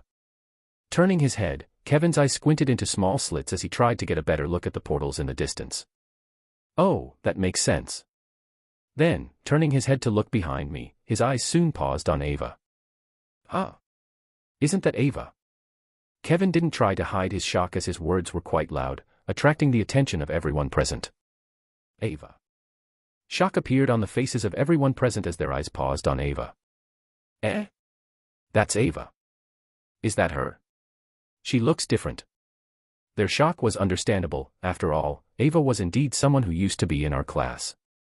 However, there was something that I didn't understand. Glancing at Kevin, I pointed in Ava's direction. Wait, you just noticed. You know she made it to the top 64 of the tournament. Did she? Yeah. There weren't that many people that made it this far. For him to have not even noticed her was a testament to his unpreparedness. This just went to show that we operated differently. Unlike him, before every round, I would spend a lot of my time studying the profiles of each and every contestant present. It was a must. Kind of baffled by the fact that Kevin still did not do this. You've got to be more prepared, Kevin. Glancing at him, I shook my head in disapproval. In response to my words, Kevin scratched his head in embarrassment. Was Ava's presence that small? Perhaps it wasn't even that he didn't come, but that Ava changed too much compared to her time back at the lock. In hindsight, the Ava of back then had little to no presence whatsoever. Compared to her past, the current Ava looked completely different. I too wouldn't have recognized her if I were in Kevin's position. I think it's probably because we just met you again and so we didn't notice her. Shaking my head at his failed attempt at trying to remedy the situation, I shrugged my shoulders. Well, all right, it's not really that important. Taking a step to the side, I decided to introduce Kevin and the others to my group. You guys probably already know her, she's Ava. Hey. Staring at the others, Ava greeted them with a confident smile. Surprise flashed across their eyes as they stared at her. Is that really her? Was what their faces were saying as they looked at her. Smiling, I pointed in Hein's direction. This guy over here is Hein, he has also made it to the top 64. He's a great meat shy, he's great at taking blows. Almost slipped there. Ignoring Hein, who was glaring in my direction, I introduced the others. This drunkard over here is Leopold, this little child is Ryan, and, yeah, well, this guy is Small Snake. Did you seriously have to introduce me in such an unenthusiastic way? Small Snake complained from the side. I scoffed at him. As if, huh? Before I could say anything else, Kevin abruptly walked up to Small Snake and hugged him tightly. It's okay. I understand your sorrows. I know just how much of an ass he can be. Small Snake's mouth trembled as he bit his lips and hugged back. You too. Yeah. My face froze at the sight. Alternating my gaze left and right to make sure I wasn't seeing wrongly, I remained speechless for a good minute. Once Kevin and Small Snake separated from their hug, the way they looked at each other reminded me of two old comrades finally meeting each other after a long war. The hell? So is this some sort of club you created to inflate your ego? While I was looking at Small Snake and Kevin, I suddenly heard a faint voice coming from my right side. Without needing to look, I knew that it was Melissa. I instantly rolled my eyes. Yes, wanna know its name? N. Well, that's too bad, it's called the Melissa Fan Club. A club dedicated wholly to worshipping you. Dissolve it. Melissa immediately said as her face cringed and her head rolled back. That's kind of rude. That what you say to your fans? Want to die? Already have. Figuratively and literally. Have you two had enough? Stop bickering, the tournament is about to start. Emma commented from the side as she stood next to Amanda, who looked at the both of us weirdly. After Emma spoke, the noises in the background suddenly became louder as the sound of a gong reverberated throughout the area. Dong. As the gong reverberated across the area, a visible excitement enshrouded the surroundings. Staring into one of the magical monitors in the distance, the elven lady from before appeared at the center of one of the platforms, mana surging from out of her body as her sweet and melodious voice rang out in everyone's ears. Participants for the round of 64, please ascend towards one of the platforms when your bracelet lights up. Just as her words faded, VRRR, the bracelet on my wrist lit up. I wasn't the only one in the group whose bracelet lit up, as Amanda and Jean also had their bracelets light up. To the contestants that had their bracelets light up, please make your way towards the designated arena. Following her words, figures immediately moved towards the teleportation area set up beneath the tree. Amongst the loud cheers coming from the spectators, one by one, figures materialized on the platforms above. Guess that's my cue to go. Moving next to me and patting me on the shoulder, Kevin said. Good luck. Thanks. Thanking Kevin, lowering my head, and staring at my bracelet, I headed towards the portal that lead to platform 3, the area where my fight was. Asterisk. Swoosh. Materializing on the top of platform 3, a gentle and cold breeze brushed past me as my clothes fluttered. Because it was so high up, the air felt a lot colder than when I was below. What a view. I inwardly muttered in amazement as I gazed at the platform. The platform was circular, and it was extremely wide, with a radius of about 40 meters. Walking towards the edge of the platforms, I cringed a little as I gazed at the massive drop below. Thwop. As I was checking the platform, it was then that a touring figure materialized opposite me. It soon became clear to me that my opponent was an orc. My brows instantly knit as soon as he appeared. That was because his entire presence radiated danger. If I had to estimate his strength, it was about B to B+, about the same as mine. Are you two ready? Out of nowhere, another figure suddenly showed up on the stage. It was the referee. Hearing her words, without wasting any time saying any words to each other, the both of us nodded our heads. Begin. Once the referee's words faded, pressing his large foot onto the ground, my opponent shot in my direction at a breathtaking speed. With his fist raised, a murky green hue enshrouded the orc's fist. Arriving before me, he punched out. Shit. I cursed as I stared at the incoming fist. It was so fast that I was unable to react on time and thus was forced to cross my arms together in a defensive stance. Bang. Soon his fist connected with my arms and I felt a bone-breaking pain course through my body as my body skid back all the way towards the edge of the platform. Stopping near the edge of the platform, I grit my teeth as I tried to suppress the groan that was about to escape from my lips. Inevitably, I failed as I groaned out loud. Ugh. The pain was just too much for me to bear. It felt as though all the bones in my arms had been broken. Shaking my head, I quickly recomposed myself. Lifting my head and staring at the orc in the distance, the mana inside of my body sprung out as I released all of my power. Wariness instantly flashed across the orc's face. Placing my hand by the side of my waist, I rested my hand on the grip of the sword. Looks like I can no longer afford to fight like before. Chapter 417, A Carpet of Red, 1. Gazing at my opponent, I bitterly thought. Looks like I can no longer afford to fight like before. He was simply way too strong for me to not use my sword against. Sheeing. Unsheathing my sword from my scabbard, I distanced myself from my opponent who did not give chase. It was clear that he became a little bit warier once he saw me release my aura. This was good. It bought me enough time for me to prepare myself. Lowering my head and glancing at my sword, which was not the same sword Malval gave to me, I took a deep breath. Ooh. Slowly, I calmed my mind as I felt the grip of the sword in my hand. The sword felt a bit unfamiliar, but it was still alright. I wasn't planning on using the keiki style just yet, so there was no need to work myself up over the unfamiliarity. Despite the fact that Malval said that the sword was ready for use, in reality, he was only partially right. Setting aside the fact that it was still sealed, its body was too short for me to properly use. It was about half a meter in length. Supposedly, it was supposed to lengthen the more seals I unlock. In fact, according to Malval, one of its feature unlockable features was that it could lengthen to whatever size the owner wanted. Sounded neat, but, yeah, I needed to unlock the first seal before being able to do that. Bit of a pity since I really liked its main feature. Ooh. Taking another deep breath, I moved my sword forward and drew a circle in the air. The time it took me to draw a circle was just but a mere half a second. As I drew the circle in the air, a translucent ring suddenly materialized in front of me. Following the first ring, using as little time as possible, I drew more rings. Within a couple of seconds, I had already formed 3 rings. Bang. By the time the third ring formed, with a powerful bang, the orc once again dashed in my direction.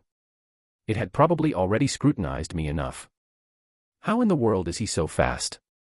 I exclaimed inside of my mind as I caught a glimpse of the orc coming in my direction. Despite his size, the orc's speed was extremely impressive. Before I knew it, he had already appeared before me. Raising his fist, he once again punched out in my direction. Catching a glimpse of his attack from the corner of my eyes, I instantly realized that his attack was a lot faster and more powerful than the previous attack he used on me. Fortunately, this time I was ready. HAAA. Letting out a scream, and glancing behind me where the massive drop was, I took a step back, towards the nothingness. The moment I took a step back, the orc's fist and movement faltered, and audible gasps could be heard from the bottom of the arena. This was the exact reaction I was looking for. Go. Waving my fingers, with a soft rushing sound, one of the rings moved toward my left, right beneath my right foot. Swoosh. Following the first ring, another ring moved towards my right side. About waist level. Tensing my left leg, I jumped up and used the ring as support for my right foot. The orc, who had now realized what was happening, once again punched out in my direction as a sonic boom followed after his punch. Unfortunately, it was already too late. Propelling myself off of the ring, I flipped in the air and softly landed behind the orc. The moment I landed on the ground, I clenched my fists and muttered. Gravitational pull. It was at that moment that the rings behind me suddenly glowed and the orc found his movement suddenly become sluggish. Taking advantage of that moment, raising my sword in the air, I drew more and more circles. Each time I drew a circle, I would propel it in the direction of the orc as the gravitation pull effect activated. Kua. Behind me, the orc's enraged shout reverberated throughout the whole platform. As more rings were added, the more sluggish his movements became. However, despite his shouts, I continued to draw more and more circles. After deliberating for a while, I found that this was the best tactic I could use outside of going all out using the keiki style, and it seemed to be somehow working. Unfortunately, there were still not enough rings. I could tell that the current amount of rings I had set up wasn't enough to keep him at bay, thus, briefly glancing in his direction, I activated the 1. Stay put. I icily said as I glared at my opponent. It was only for a moment, but the moment I activated the 1 and uttered those words, the orc's movement came to a sudden halt. Deep fear hid beneath his eyes as he involuntarily took a step back. I didn't let go of this opportunity as I drew more and more rings before sending them in his direction. Having reached the Essence Realm 4, Ring of Vindication, not too long ago it took about 15 seconds for each ring to dissipate in the air, therefore, by the time I drew the 20th circle, the orc was finally unable to move anymore. Despite the orc's many attempts at moving, it was all to no avail as the gravitational pull behind each ring forced the orc into place. KHHHHH. Realizing that he was in a deep predicament, the orc's desperate and enraged shout shook the entire platform. As he screamed, his bloodthirsty eyes glared in my direction. He had a look on his face that made me think he wanted to eat me whole. Of course, I merely shrugged it off. If looks could do anything, I would have died the moment I met Melissa. Lowering my sword, I could feel the mana inside of my body drain at a rate that I had never felt before. I guess keeping 20 rings active at the same time is still too much for me. The expenditure behind keeping this many rings was nothing to scoff at, as I estimated that my mana would run out in about a minute's time. I had to end this quick. Still, keeping my face straight, I walked up to the orc. Arriving before him, I stopped at around a meter's length away from him. Glaring in my direction, the orc snarled and gnashed his teeth loudly as he repeatedly screamed. Kwak. Good match. Raising my foot upwards till the sole of my foot touched his chest, I softly pushed the orc outside of the arena. Kua. Unable to resist, the orc bitterly watched as his body fell off of the arena and plummeted to the ground at a terrifying speed. Fortunately for him, there was someone waiting for him below. With a simple wave of their hand, a soft wind blew beneath the orc and his body came to a sudden halt. Since each and everyone present was a representative from each race, the elves tried their best to save as many people as possible from dying. This of course did not mean that you couldn't kill your opponent, but it would be quite a hard thing to do with the referees present. Making sure that my opponent was fine, the referee raised her hand and shouted. Match winner Karalium, he will proceed to the round of 32. The moment the referee's voice faded, thunderous cheers rang from below. Closing my eyes, I secretly sighed in relief. Thankfully, I only had to expose Ring of Vindication instead of the Keiki style. This was good for me as I could still keep it a secret for when I met an opponent that was far above my league. For example, someone whose rank was in the A rank range. They were opponents where I may end up being forced to go all out. Contestant, please make your way back towards the stands. Snapping me out of it was the referee's voice. Turning to face her, I politely nodded my head and did as she told me. Moving towards the edge of the arena, I jumped. Asterisk. Looks like you've won your match. Upon arriving back at the waiting area, I found Gene quietly sitting by himself, solemnly staring at the large projections of the other ongoing fights. Seeing that Amanda was still not here, only meant that her fight was still ongoing. Ooh.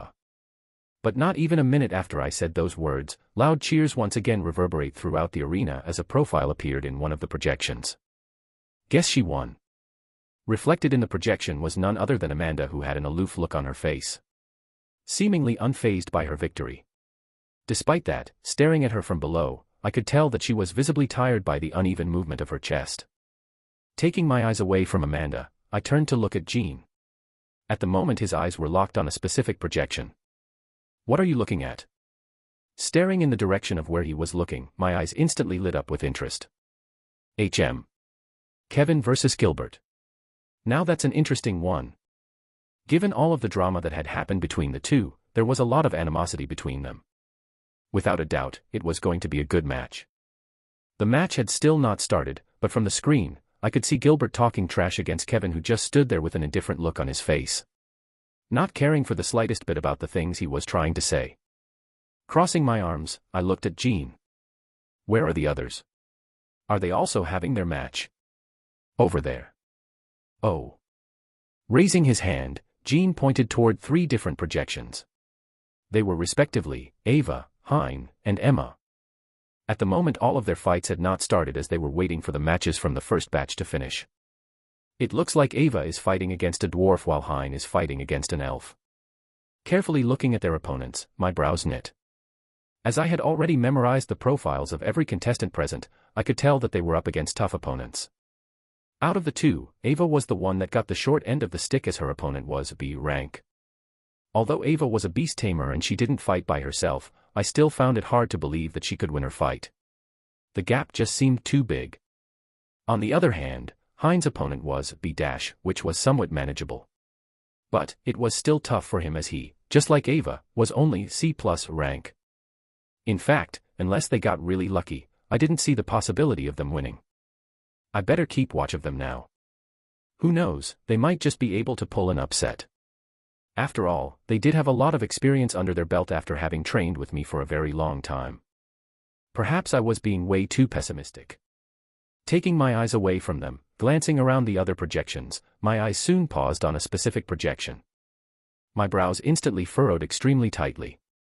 That should be Emma, just who is her opponent, eh? After a while, my eyes opened wide as I saw Emma stare off against her opponent. At first, I didn't pay too much attention, but after taking a second look at her opponent, my heart skipped a beat. Locking my eyes on Erin's figure, I stood up from my seat. Oh crap, although I took this possibility into account, I really thought it wasn't going to happen. Sneaking a peek towards Kevin's arena, lowering my head, I sent Ryan a quick message. Give me the command, quickly. Chapter 4:18, A Carpet of Red, 2. This isn't good. Staring at the projection where Emma and Erin appeared, my face darkened and my heart sped up a little. I suddenly felt an ominous premonition. I should have seen this coming. I should have seen the possibility of Erin getting matched up with someone like Emma. Or rather, I knew about the possibility, but I still chose to ignore it. Normally, I wouldn't have worried, but the current Erin was not in the right state of mind. Of course, he wasn't. I made sure he wasn't. Back then, when I had taken him outside of the building, I didn't just go to him with the goal of beating him up to satiate my thirst for revenge. No, things were a lot more complicated than that. After Waylon and Douglas took him away from me, and after I regained myself, they quickly gave him back to me at my request. I told them that I had a plan in mind. The both of them did not refuse but made me promise not to kill him, which I didn't. Once I gained their permission, I gave Erin more sedatives to keep him knocked out. From there, I had Ryan create a small chip that was similar to mine and have it installed in his brain. That took about a day to do, and with the aid of a potion, I was able to remove any trace of anything ever happening to him. After having learned a lot through the teachings of Jomnuk, Ryan was now able to create an almost perfect replicate of the chip, well, at least the tracking part of it, which was exactly what I needed. After installing the chip, I also injected him with a little bit of the serum. The one that the monolith injected me over and over again. The intent behind such a move was so that traces of the serum would be found inside of his body, increasing the links to him possibly being 876. Of course, there was much more to it in the plan than that. After all, there was countless evidence pointing to the fact that he couldn't possibly be 876, but I already had a solution for this. Anyhow, the point was that the current Erin was no longer the previous Erin. His current state of mind was akin to what I had experienced not too long ago. He was now extremely dangerous, and I was worried that something was going to happen. VRRR, lowering my head and glancing at my watch that had just vibrated, I quickly tapped on its screen. It was a message from Ryan. == Permission to access granted. On, off. == Without hesitation, I pressed the on switch. Raising my head and staring in the direction of where Emma and Erin were, I secretly clenched my fists before gazing in the direction of where the referee was. She shouldn't die from this. Hopefully, the referee should have no problem stopping the fight before anything bad happened. Crossing my arms, and glancing in the direction of Kevin's match, I secretly prayed that nothing bad happened. If something happened to Emma, I really couldn't tell how Kevin would react. An eerie silence enveloped platform 5, as Erin and Emma stared off. At the moment, they were both just waiting for the referee to begin the match. As the two stared at each other, Erin, whose face was slightly sunken and had glaring black circles underneath his eyes, opened his mouth. Hey! A raspy, almost croaky voice came out of his mouth as he spoke. Emma frowned when she heard his words, however, she didn't reply back to him. She knew Erin all too well. Although he was different from his usual self, an aura of arrogance still radiated from his body. Simply put, she wasn't keen on hearing his trash talk. But it didn't seem as though Erin got the message as he continued to speak. Are you close to Ren? Emma's face froze slightly. His words were so unexpected that for a moment, Emma almost slipped up. Fortunately, she was able to quickly recollect herself as her face became colder. Why are you talking about a dead person? Dead. Erin scoffed. A clear look of mockery appeared on his face. I know. His head tilted from left and right as he said those words. Raising his hand, he pointed it at Emma. I know he's fucking alive, little bitch. I fucking know. Placing both of his hands on his face, his voice trembled in an uncontrollable manner. I saw it, he was definitely there that night, I can't be wrong. He's completely lost it. Emma softly muttered as she looked at Aaron. From the way he was acting, it was a clear indication to her that Aaron had completely lost it. Flashbacks of what she saw a week back replayed in her mind as she secretly sighed. Ren, did you really have to go that far? The current Aaron was a far cry from what he was in the past. Emma almost felt pity for him. Gone was the usual elegant self. All that was left was an almost deranged and borderline psychopathic version of him. Begin. Before she could say anything else, the referee's voice rang out, marking the beginning of the match. The first one to move was Emma. Pressing her feet onto the ground, her figure dashed in Aaron's direction. Although Emma knew that Aaron was stronger than her, given his current mental state, Emma believed that she had a chance of beating him. Therefore, unwilling to waste the opportunity, she immediately went all out from the beginning. Mana poured into her body as she quickly redirected all of her mana toward one of her short swords. Hi-ya! Arriving before Aaron, she slashed down. Despite being lower ranked than Aaron, her attack was nothing to be trifled with as it tore the air in a devastating manner. Aaron, who had only just snapped out of his delusions, was unable to react in time and thus was only able to partly dodge her attack as he only took a step back. Qua. Extreme pain coursed through Aaron's body as a long scar traced from his lower torso all the way towards his right shoulder, and the color red sprayed on the arena grounds. Drip. Drip. Drip. Taking a few steps back, Aaron's face grimaced in pain as he felt blood trickle down his body. In the background, the booming cheers from the audience reverberated throughout the whole area grounds. W-wa-t. Opening and closing his mouth, Aaron did not know what to say. Raising his head and staring in Emma's direction, his mind blanked. Unfortunately, that slight distraction once again cost him. Repeating the same attack as before, Emma reappeared in front of Aaron and once again slashed down. This time, her attack hit him right in the shoulder. Kowak. A pained groan escaped from Aaron's lips as he stumbled down on the ground. With his hands behind his back, Aaron fearfully crawled back. Raising his head and staring upward, at where Emma was, Aaron blinked a couple of times. What's going on? What is happening to me? Why am I losing to such trash? A myriad of thoughts flashed across his mind in seconds as his eyes remained locked in Emma's direction. Aaron couldn't comprehend what was happening to him. He couldn't think straight. With his eyes darting all over the place and looking for something to grab on, it wasn't long before his eyes locked towards the distance. Sheeing. Just as his eyes locked themselves there, he suddenly felt a powerful force quickly headed in his direction. From the corner of his eyes, he caught a glimpse of Emma's short sword nearing his face. From that point, everything that happened next happened within the blink of an eye. Just as Emma's short sword was about to land on Aaron's face, Aaron's body suddenly disappeared from the spit, startling Emma. Huh. Then, reappearing in his position was the referee, who was just as startled to find Emma's short sword directed in his direction. Sheeing. Waving his hand, the short sword came to an abrupt halt. Spurt. But not even a second after the referee stopped the attack, blood suddenly sprayed all over his body as Emma motionlessly stood on her feet with her eyes wide open. Why, you? Weakly turning her head, the last thing Emma saw before passing out was Aaron's smiling face. Opening his mouth, he coldly said, I hope you send Ren your greetings for me. Thump. Following his words, Emma's sight became black and she fell face first towards the ground. As her body fell onto the ground, blood spilled out from her wound, slowly forming a pool of blood around her, and the noise around the arena toned down a notch. At the same time, on another platform. Clank. A loud metallic sound reverberated throughout the platform as two swords crossed together. The moment the two swords connected, the air around them blasted out. It was clear that neither party was trying to give the other a single inch. While their swords were locked together, meeting Kevin's eyes, Gilbert clenched his teeth tightly and muttered. Remember the time when I sent you flying across the wall back at the lock? That was intentional. I know. Swoosh. Not falling for Gilbert's provocation, Kevin raised his foot and kicked in the direction of Gilbert's head.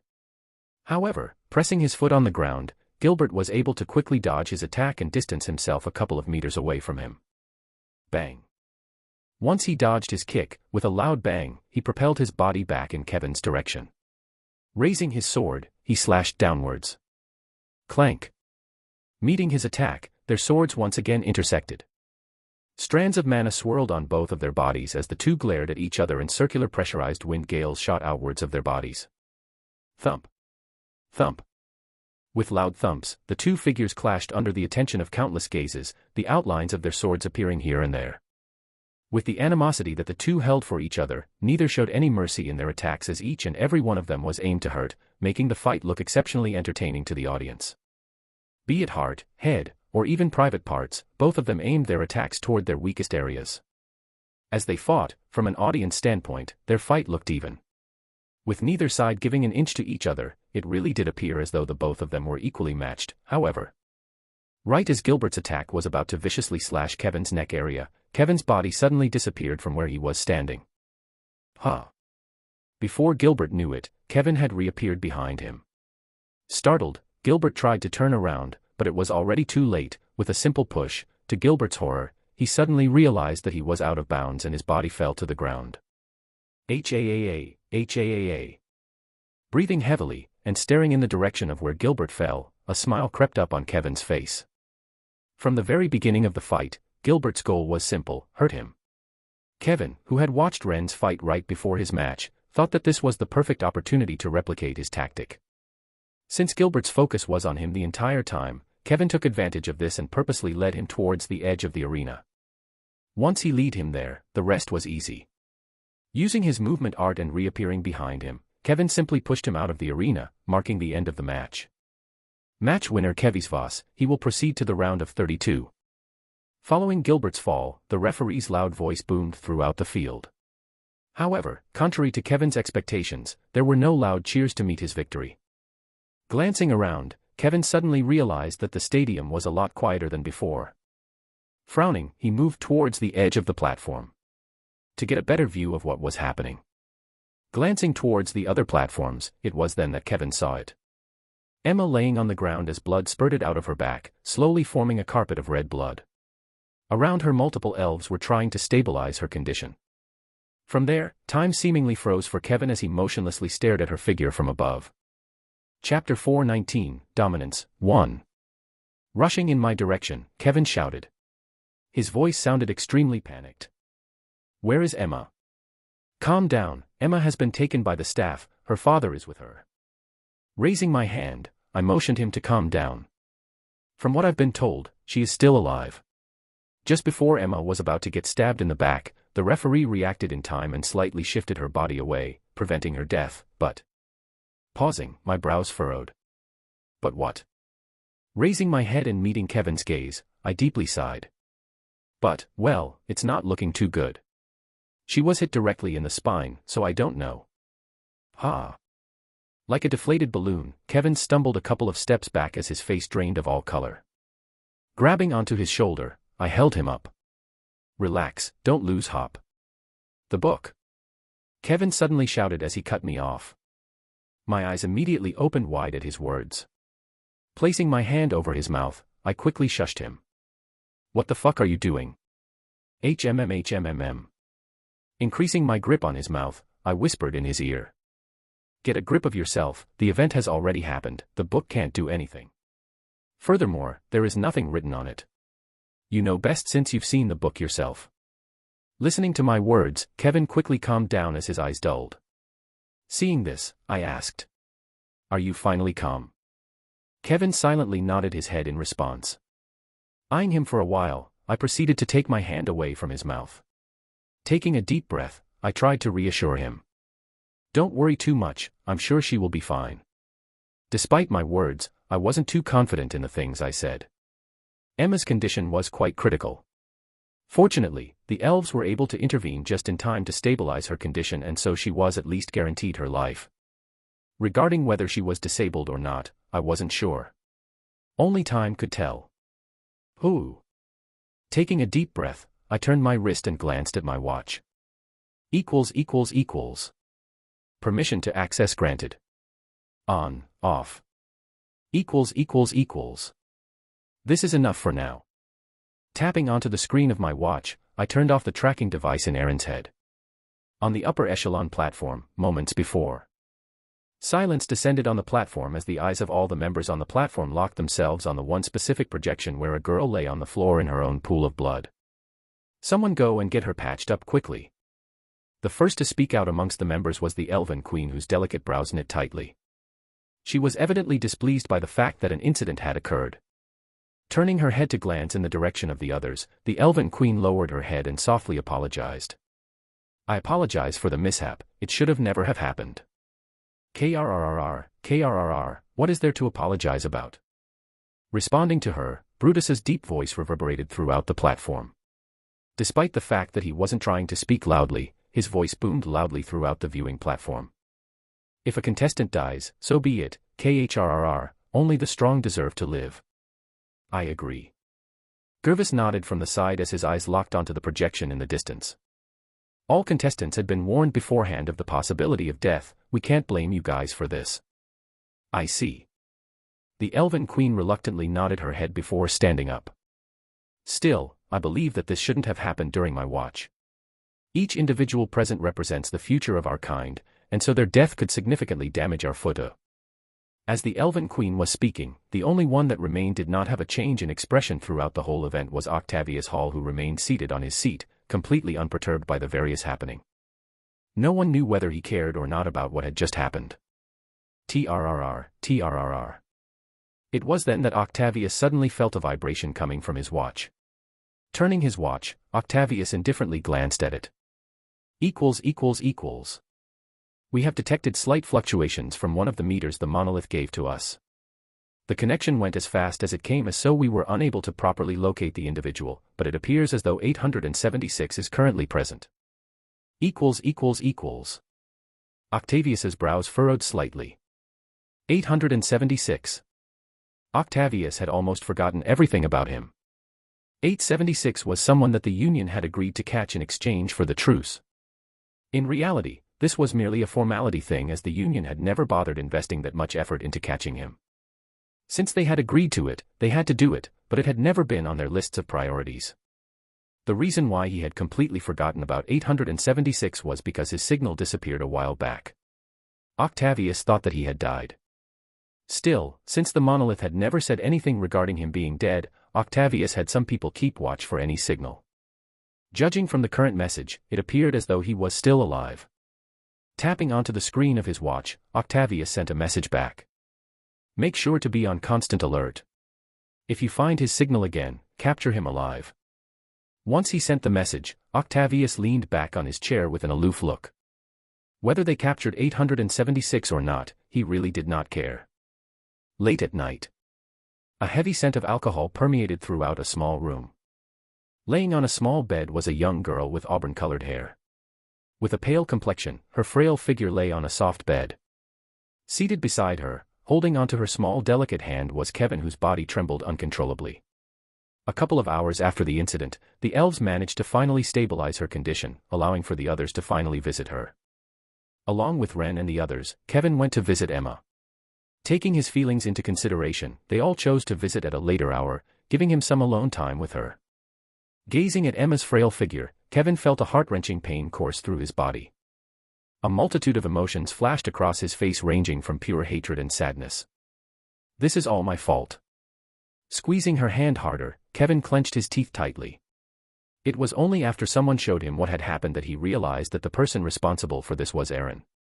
An undisguised amount of hatred flashed across his face as he tried his best to keep himself calm. However, that proved to be a lot harder than he imagined as his face turned red from anger. If only I did not stop Ren during that day. None of this would have ever happened if he had not stopped Ren that day. Depression slowly started to sink in as dark thoughts entered his mind. CLI clank. It was then that the door of the room suddenly opened and Ren walked in. Staring in his direction and walking up to him, he softly said, Kevin, you don't have to worry too much, the doctor said that she will live. I know. Kevin muttered, his voice shaking. I know that she's going to live, but he also said that she suffered from a permanent injury on her back. She will never be able to walk again. Kevin squeezed Emma's hand tightly before muttering, I should have let you kill that time. There was an undisguised hatred mixed in his voice as he uttered those words. Turning his head and glancing in Ren's direction, Kevin snarled through gnashed teeth. You were right, I am too soft. I should have not interfered back then when you were about to kill him. This is all my fault. The more he spoke, the louder his voice became. He could feel himself losing control of his emotions. He couldn't understand what was happening to him, the feeling he was currently experiencing, the heart-wrenching feeling of losing Emma, it all felt too familiar to him. Kevin couldn't quite explain it, but the more he thought about it, the more his body trembled. I can't let her suffer. In response to his sudden outburst, Ren shook his head and placed his hand on his shoulder. It's not your fault, it really isn't. Letting go of Emma's hand, Kevin stood up. Closing his eyes for a short minute, he quickly recomposed himself. No, you're right. This isn't my fault. Raising his hand and wiping the corner of his eyes, Kevin's face slowly became indifferent. If there was someone to blame, it has to be Aaron. He's the one who is responsible for this. A red glow suddenly manifested around his body. Turning his head and facing Ren, Kevin's voice suddenly became colder. I'm going to win the tournament. He suddenly proclaimed. The doctor said that there is a chance of her fully recovering, and that's through the usage of something called an elven tear. I will win the tournament and ask for that. Before Ren could say anything back to him, taking one last look at Emma, Kevin walked out of the room, slamming the door shut behind him. Clank. As he walked out, Kevin slowly felt his emotions become numb as a fire lit up in his eyes. Nothing was going to stop him from winning the tournament. Be it Ren, Jean, or anyone else. Kevin was going to destroy everyone. HAAA. Gazing at Kevin's departing figure, a long sigh escaped from my mouth. Turning my head and gazing in Emma's direction, I massaged my forehead. I messed up badly. If there was someone to blame, it was me. Had I not done what I did, none of this would have ever happened. The reason why Aaron attacked Emma was because of my own personal greed in making him suffer more. Was the move I did wrong? I didn't know. Without a doubt, I felt guilty for what happened, but somehow, a part of me told me that what I did was the right thing. That what I did was a small sacrifice that I needed to take in order to regain my freedom. I felt like shit when those thoughts crossed my mind, but what could I do? I couldn't stop them. Were they even my thoughts to begin with? I really didn't know. Having been made aware of the fact that perhaps my mind was being manipulated by someone, it became more clear to me that the thoughts that I was having could also be a fabrication of the one that wanted to manipulate me. But just who was it? CLI clank. Snapping me out of my thoughts was the sound of the door opening. Amanda. At first, I thought that it was Kevin, but to my surprise, the person that had shown up was in fact, Amanda. You're here to visit her as well. MHM. Holding onto a bouquet of flowers, Amanda slowly walked up to her and placed them beside her. Worry flashed across her eyes as she looked at Emma, who was currently in a coma.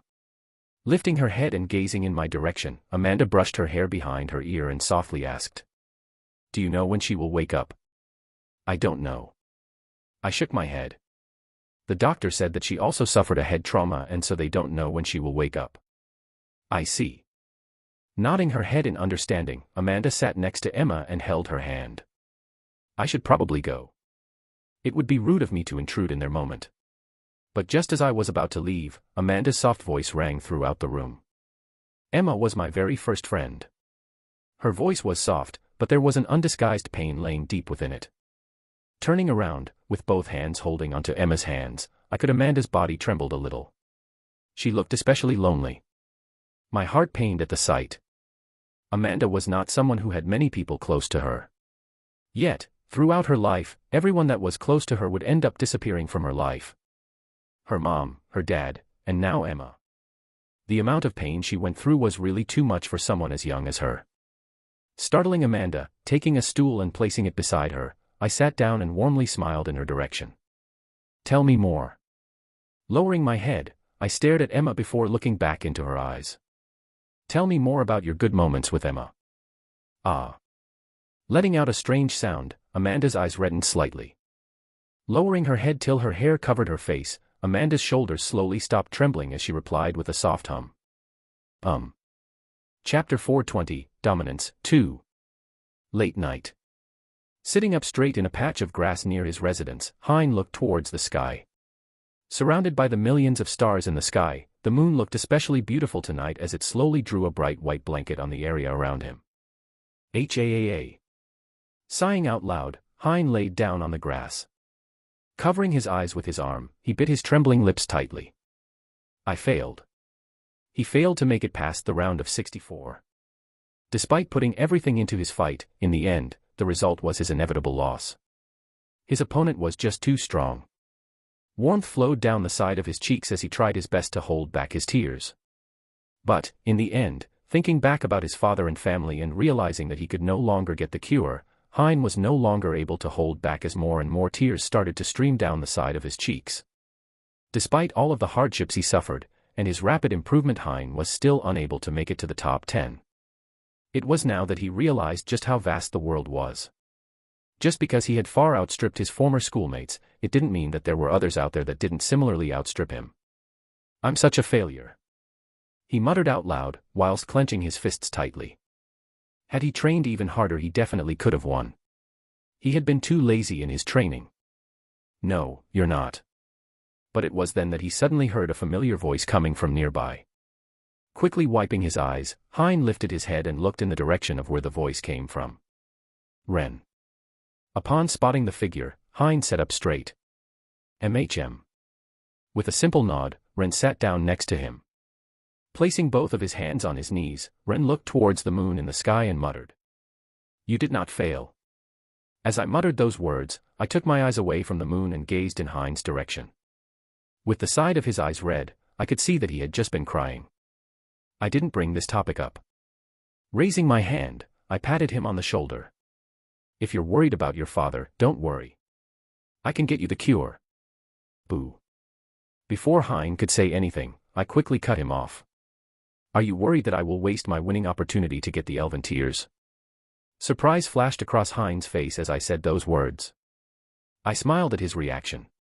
His reaction made it quite clear to me that those were his thoughts. Leaning back on the grass, I muttered. You don't have to worry about that. Although elven tears are rare, you don't have to win the tournament to get them. There was no way the elves only had one elven tear available.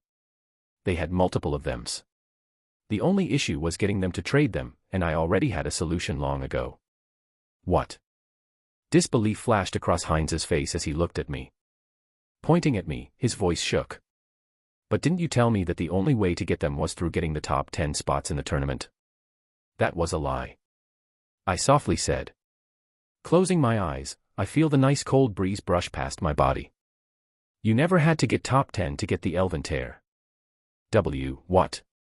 Despite the fact that I had my eyes closed, I could feel the genuine shock in Hein's voice as he heard my words. His shock was understandable. I had purposely lied to him about the elven tear so that he would try his best at the tournament. He must somehow feel betrayed.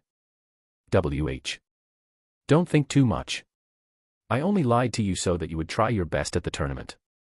Opening my eye, I looked straight into Hein's eyes. If I didn't tell you this, you would have never pushed yourself to the limit and would have never realized just how strong people there are out there. Despite his many experiences with me back in Handler, Hein still did not truly the depth of this world. Just because he had been rapidly improving his rank, it didn't mean that he was strong. An example would be Kevin, Jean, and I. We all practiced 5-star manuals.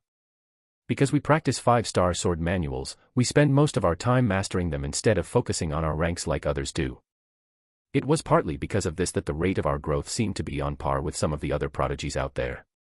But it was also because of this that our strength was far beyond theirs. If I fought someone with the same rank as me, I would have no trouble getting rid of them.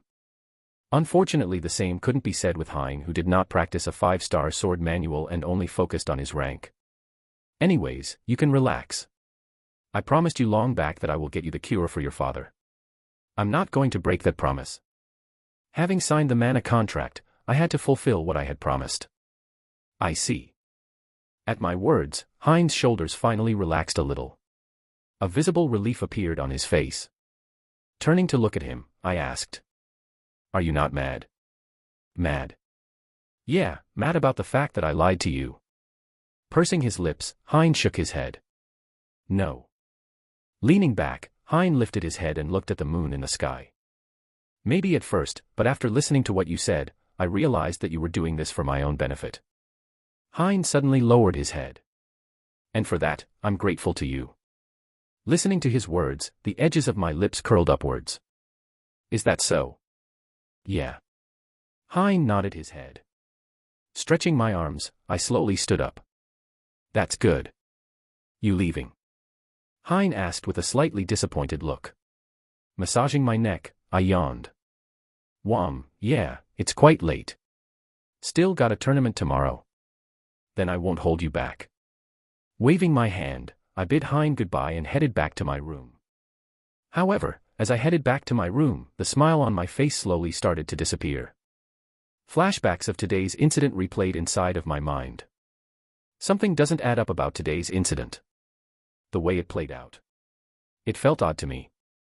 Something about the incident just felt very odd to me. Or rather, the feeling that I got when Aaron stabbed Emma in the back. Instead of worry or anything else, the first thing that came to mind was, everything is going according to plan. Odd. What was even crazier was the fact that I felt nothing when I saw Kevin lose himself back then. The feeling was a bit different, but it felt as though I was getting rid of a burden. The more I thought about it, the more concerned I became. I have no choice, do I? Halting my steps and closing my eyes, I looked up at the sky and breathed out. Bah, thump. Bah, thump. My heart unknowingly sped up. If I want an answer, I have no choice but to do this, don't I? For the first time in a while, I felt fear creep inside of my mind as I took another deep breath to calm myself down. Then, going back to my room, I threw my bracelet on the bed and headed for the training grounds. C.I. clank. Upon entering the training grounds and seeing that there was no one present, I headed for one of the private training rooms. Entering the room, I locked the door behind me and sat down cross-legged in the middle of the room. Ooh. Taking a deep breath, I channeled out all the mana I had inside of my body. As I channeled my mana, a powerful white hue suddenly sprung outwardly, enveloping the entire room. Gritting my teeth, I continued to channel my mana until only a small amount remained. Just about enough to last me 5 minutes. Once my mana reached that level, I looked towards the corner of the room and spoke up. Lock the room for 5 minutes. C.I. clank. Once my words faded, a loud clicking sound resounded through the room as a timer initiated by the side of the room. 5M00S. Staring at the timer above, I closed my eyes. Bah, thump. Bah, thump. The repetitive sound of my heart beating resounded throughout the room as I slowly opened my mouth and muttered. Monarch's indifference. In a different room. System. Kevin said out loud as he leaned forward and looked at the system interface. == Intermediate healing potion, X8. Strength enhancing potion, X2. Advanced healing potion, X3. == No, it's not here. Scrolling through his item list, Kevin shook his head. After a while, he quickly tapped on the interface and looked through the system shop. He was trying to see if he could find something to help Emma there. Elven tear, elven tear, elven tear. Yet, despite how much he tried to look, he couldn't find what he was looking for nor anything that had similar effects to the elven tear. Fuck.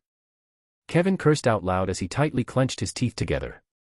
Is the only way to get the elven tear through winning the tournament? He thought with a depressed look on his face. But just as he was about to give up, a thought suddenly flashed into his mind. Wait.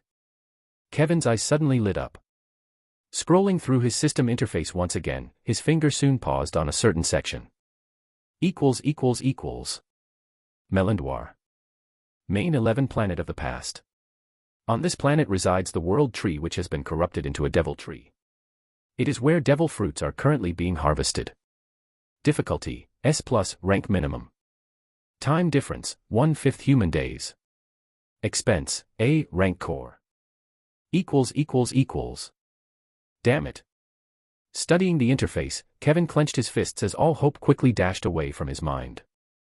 The requirements were just too high. Leaning forward and grabbing onto his head, Kevin's mind became jumbled up with all sorts of different thoughts. Just how could that incident have happened? Why did Emma have to get injured, and why now? Although Aaron didn't like Emma, why would he suddenly try to kill her? It didn't make sense. Taking out his tablet, he started the video and replayed it. As he watched the video, his face would repeatedly change. Especially at the exact moment when Aaron stabbed Emma right in the back. During that moment, he had to physically force himself to watch and prevent himself from throwing up. Watching that clip over and over again, a cracking sound resounded as the tablet slowly started to bend. It was about the 8th time that he replayed the video, and right as he was about to stop torturing himself, he finally noticed something. He quickly brought the tablet near his face to get a better look. It was then that Kevin saw it. Right after stabbing Emma in the back, Kevin caught a glimpse of Aaron saying something. Tapping onto the tablet, Kevin slowed down the video. It was only after he slowed the video by 4 times that he was finally able to make out what he wanted to say. "I hope you send Ren your greetings for me." Kevin muttered out loud as he deciphered the words that came out of Aaron's mouth. When he did, Kevin's face froze slightly. Did he find out about that time? But, how? Ren told him that he had taken care of the situation and that he couldn't have remembered anything. How was it possible for him to know that Ren was behind the incident that happened to him? Something didn't add up. What if? Suddenly, flashbacks of his vision replayed inside Kevin's mind. The vision in which someone resembling Ren killed Emma. A cold chill suddenly enshrouded Kevin's body as he stood up. It can't be. It's impossible for him to have done it. Kevin repeatedly muttered out loud. But the more he thought about it, the weaker his voice became. H-A-A-A. With heavy breaths, Kevin tried to calm himself down. That's right, this could all be a misunderstanding. I'll go talk to him and resolve this matter now. Rather than just waiting for something to happen, Kevin decided to directly confront Ren. He didn't want to live doubting Ren. Someone who he deeply trusted and even shared his deepest secrets. That's right, this may all be just a stupid misunderstanding. Grabbing onto his coat, Kevin headed out of his room. Chapter 421, Dominance, 3. Pitch black darkness. What met my sight upon activating Monarch's indifference was pitch black darkness. The darkness seemed to be unending.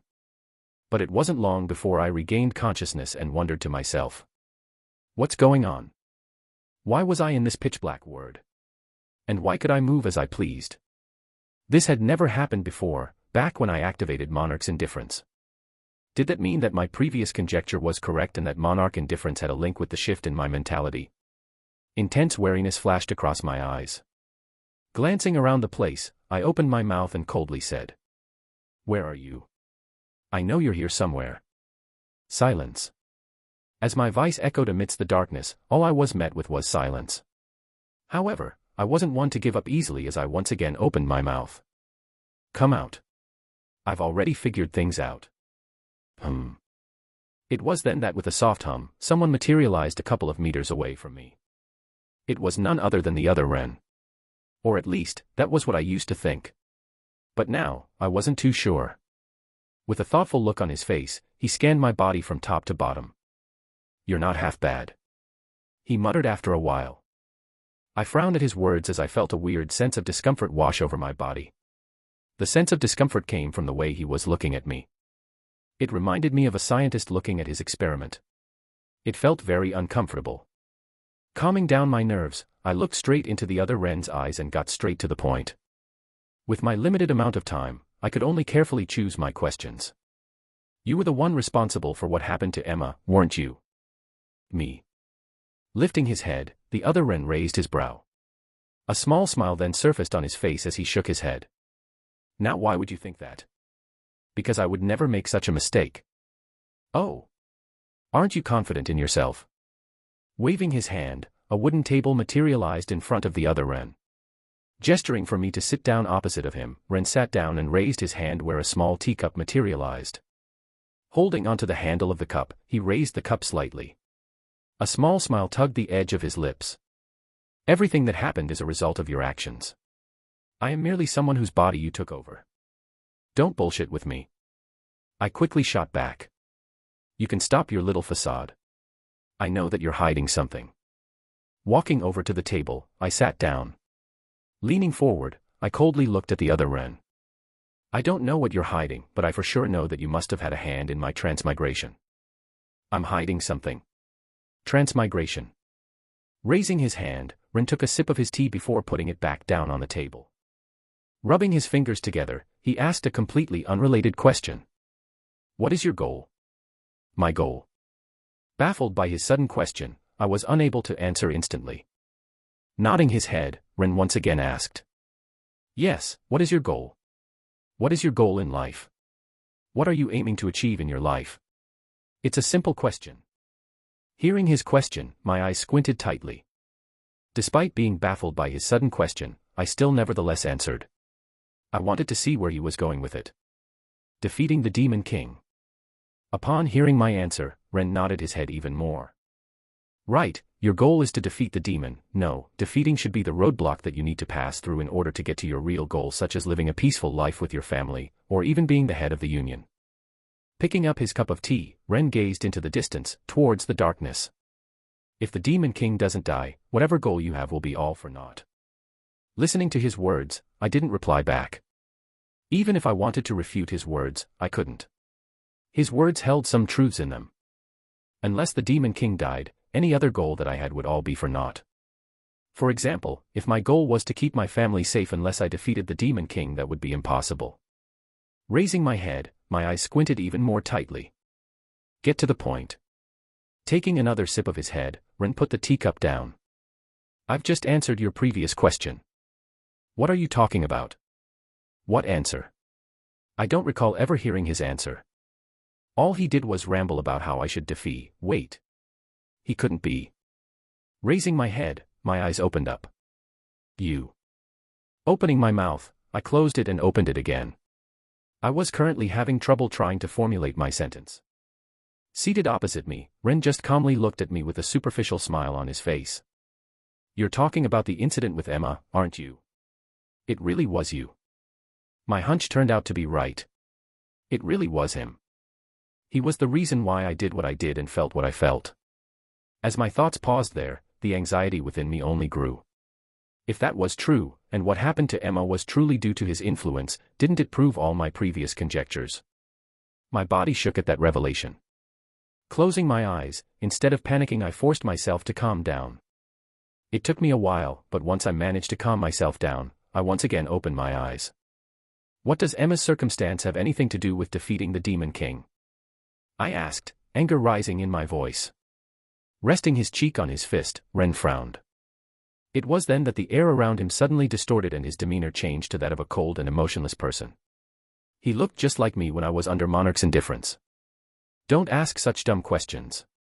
You already know the answer. A powerful force sprang out from his body, enshrouding the area around me as a dominant force completely enveloped me whole, making it hard for me to breathe. I knew it. Subjected to such force, I showed no reaction. Closing my eyes, I didn't say anything else. I already understood what he was trying to imply. How could I not? It was obvious, yet, I didn't want to acknowledge it.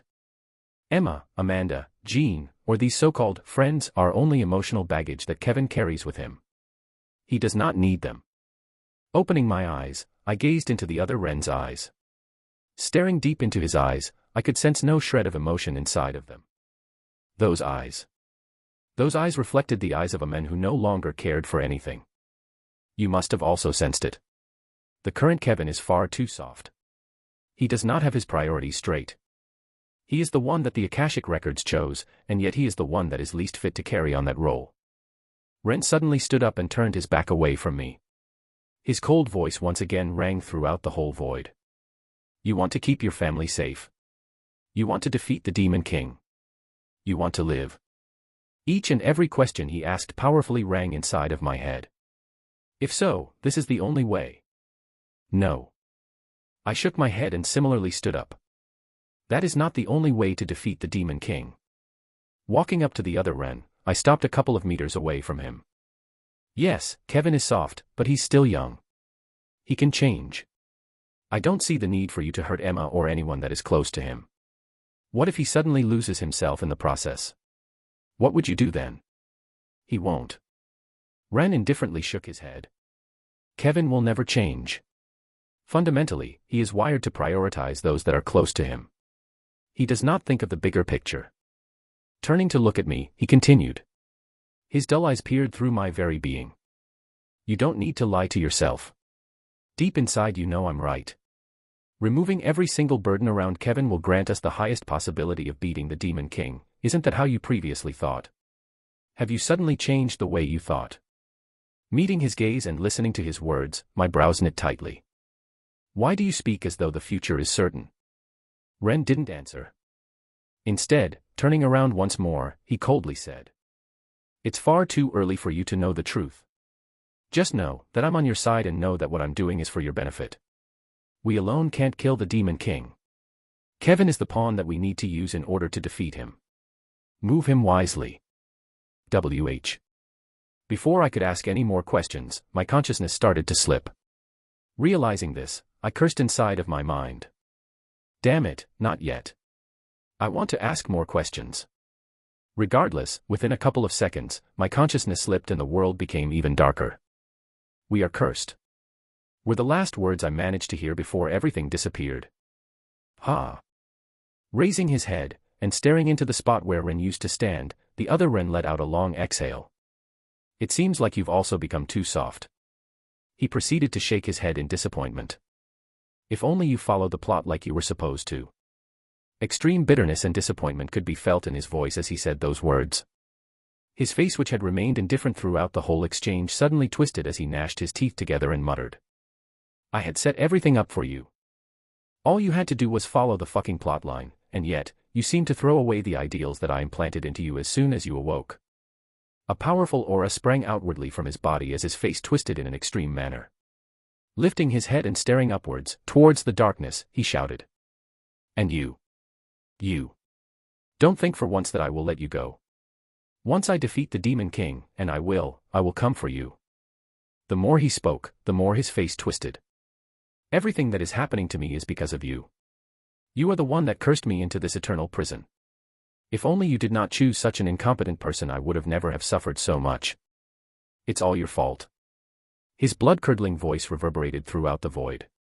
As he shouted, his voice was filled with nothing but hatred. It took a while for him to calm down, and when he did, his face returned to its usual indifferent self.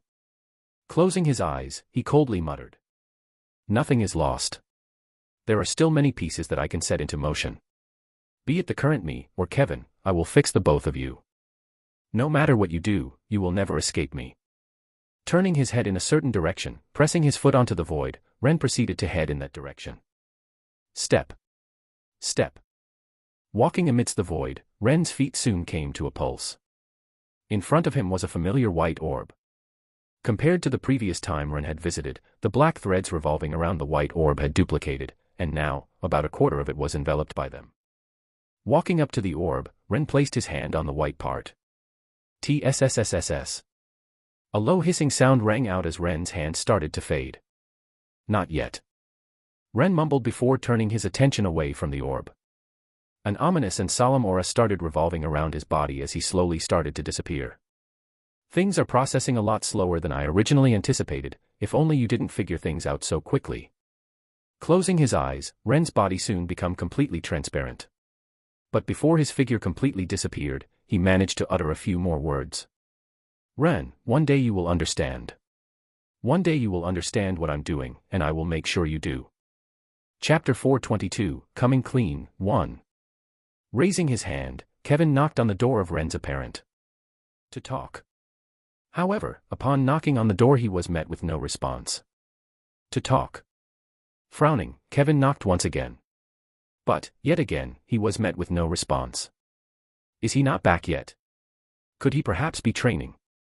Although Ren seemed like a slacker, he was in fact someone who worked hard, therefore, Kevin quickly came to the assumption that he was training at the moment. Well, at least to him, that was the most probable location of where he could be. As his thoughts paused there, he started hesitating. Should I? Or should I not? If he was training, then he didn't really want to disturb him. He knew just how annoying it was when someone interrupted him in the middle of his training. Screw it. But after thinking things through, he decided to go anyways. He desperately needed answers. The doubts that were rising within him were starting to eat at his sanity. He had to deal with them right now. And so, after once again checking to see if Ren was present in the room or not, Kevin decided to head to the training grounds. At the same time, opening my eyes, I found myself back in the training room. D. 0000. What followed after was the repetitive sound of the alarm ringing, signaling that the training session was over. What followed after was a subtle clicking sound and the door opened. HAAA, HAAA. Leaning my head back, I breathed heavily. At the moment my mana was completely drained and I had trouble moving my body. As I had left my bracelet back in my apartment, I did not have anything to refuel my mana with. This was a precaution I took in the chance that the other Ren took over my body. Fortunately, nothing happened, but I didn't want to take the risk. Closing my eyes, instead of leaving the room I remained seated and channeled the mana in the surroundings towards myself.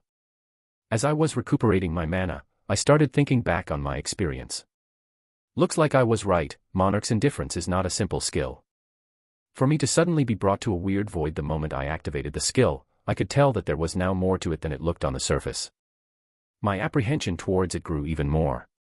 Not only that, but the fact that I was somehow able to get the skill made me question reality. Did I really get the skill by simple coincidence? If so, it wouldn't make sense. How could such a skill suddenly fall in my hands like that? The more I thought about it, the more questions I had. But if there was one thing I was now certain about, it was the fact that I was being manipulated. Whoever the other Ren was, he was trying to make me act like he wanted to. Disgust washed over me as my thoughts paused there and my eyes opened. Is this how others feel when I manipulate them? Disgusting. Scratching the side of my head till my hair became messy, I coldly muttered. Want to treat me as a pawn? Raising my head, I clenched my fists tightly. Fine, so be it, use me as a pawn. I'll show you just what happens when a pawn does not move the way that you want it to move. If everything that I was doing was being directly predicted and controlled by him, then all I had to do was do something completely out of his expectations. I wasn't just going to let someone manipulate me. Propping my body up with the aid of the wall, I stretched my body. Despite the fact that I was still low in mana, having recuperated some of it in the meantime, it was now at a manageable level. Walking to the door and opening it, my feet came to a sudden stop. My brows furrowed tightly as my eyes locked onto a figure in the distance. What are you doing here? Standing opposite me, all the way towards the other side of the entrance of the gym was Kevin. The moment my eyes lay on him, I was instantly taken aback. There's something wrong with him. The way he was looking at me. It didn't feel right. Extending his hand, Kevin pointed it at me. You. Kevin spoke. His words sounded quite cold. Taking a step in his direction, I tried to figure out what was going on. Hey, what's going on? Are you still worried about Emma? The shock he got from what happened to Emma must still be haunting him. Perhaps he came here to train and get his mind off of things. But as I took a step forward, he took a step back. Don't come any closer. What's wrong? I was instantly taken aback by his reaction. The confusion in me only grew as he continued to stare in my direction. It was then that he suddenly opened his mouth and asked. Ren, I want to ask you something. As he asked, his face was extremely serious. Though confused, I stopped moving and nodded my head. Ask. I put on a friendly smile. If you have anything to ask, you can just ask me. I will do my best to answer your questions. Okay. Kevin softly nodded his head. Then, staring deeply into my eyes, his voice suddenly became cold. Did you have any part in what happened with Emma? My face froze and the smile on my face quickly receded. Lowering his head and staring at me from the top of his eyes, Kevin repeated. I said, did you have any part in what happened to Emma? What? Did he figure something out? Bah, thump. Bah, thump. Unknowingly, my heart started to speed up. Staring back at him, I forced a smile. What makes you think that? Without saying anything, Kevin took out his tablet and turned on the holographic function where a replay of Emma's fight materialized in front of me. Moving his finger across the hologram, the video changed and it soon paused at the time where Aaron stabbed Emma in the back. Take a look at Aaron's mouth. Slowing down the footage, Kevin pointed his finger towards Aaron's mouth. I hope you send Ren your greetings for me. He slowly mouthed as his cold voice rang throughout the training ground. My heart sank at those words. Shit. Once the video stopped playing, Kevin put the tablet away. Tilting his head, he curiously asked. You said that Aaron shouldn't have remembered anything, yet why did he suddenly say those words? That. Lifting my head and meeting his gaze, I really didn't know how to answer. Should I just tell him that someone inside of me is trying to manipulate me and Kevin to do his bidding? Would he believe me when I say it? Biting my lips, I struggled to find a way to explain to him what was going on. But I knew that I had to reveal to him the truth. Like I've said before, in order to get out of the other Ren's influence, I had to do something that he couldn't possibly predict. And out of all the things that he couldn't possibly predict, that I would reveal everything to Kevin. Regarding the matter about my reincarnation and all the fucked up shit I did in the past. I knew that in order to escape his influence, I had to do something that I would normally not do. So it really was you. But before I could say anything, a powerful aura suddenly erupted from Kevin's body. Feeling his powerful aura, I took a step back and raised my hands. Wait, Kevin. But it was already too late. With a loud bang, Kevin's body suddenly disappeared before reappearing right in front of me.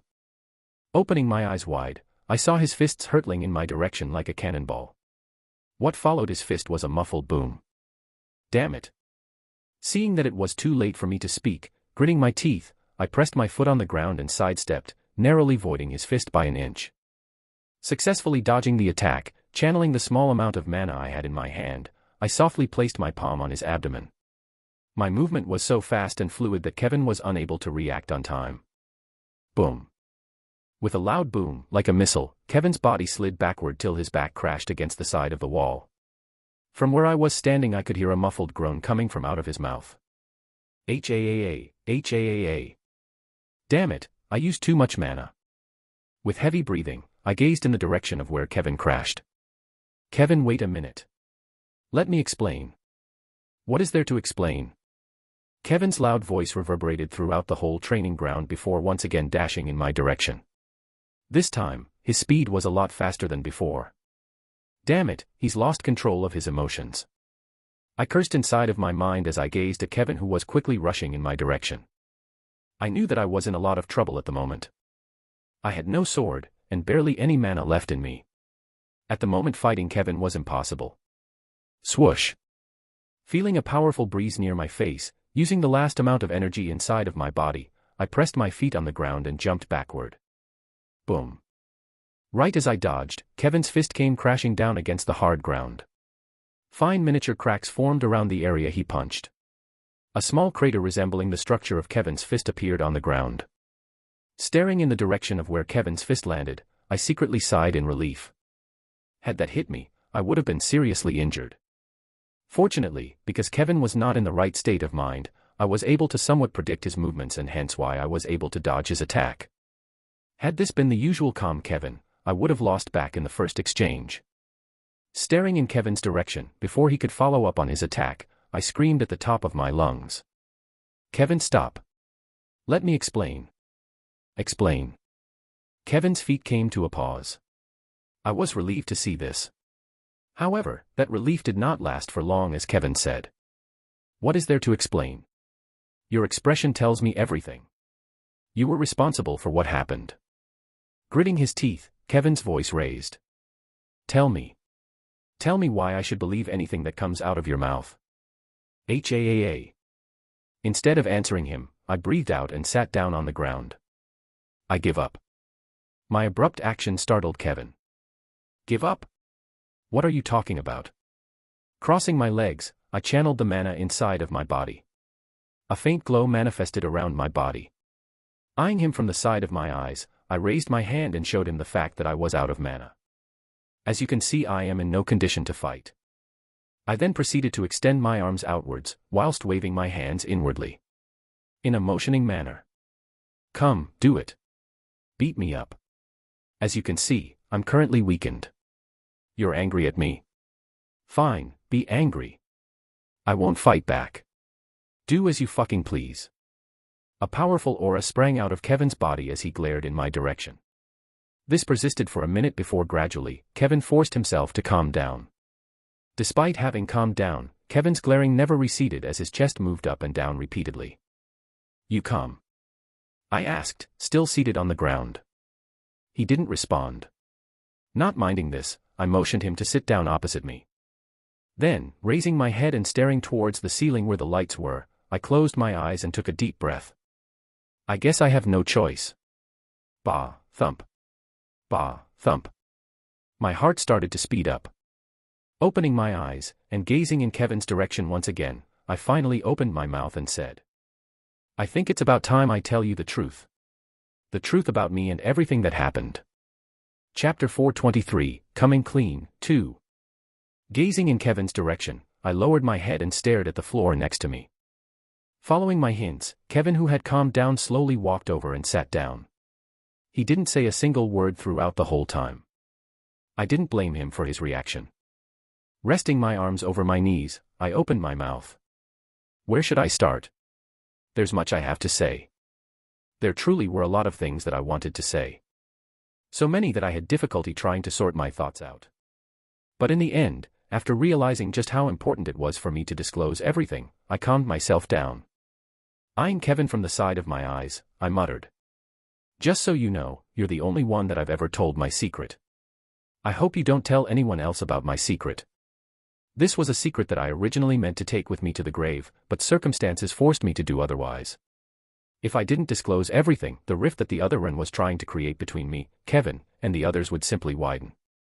But, if possible, I wanted only Kevin to know.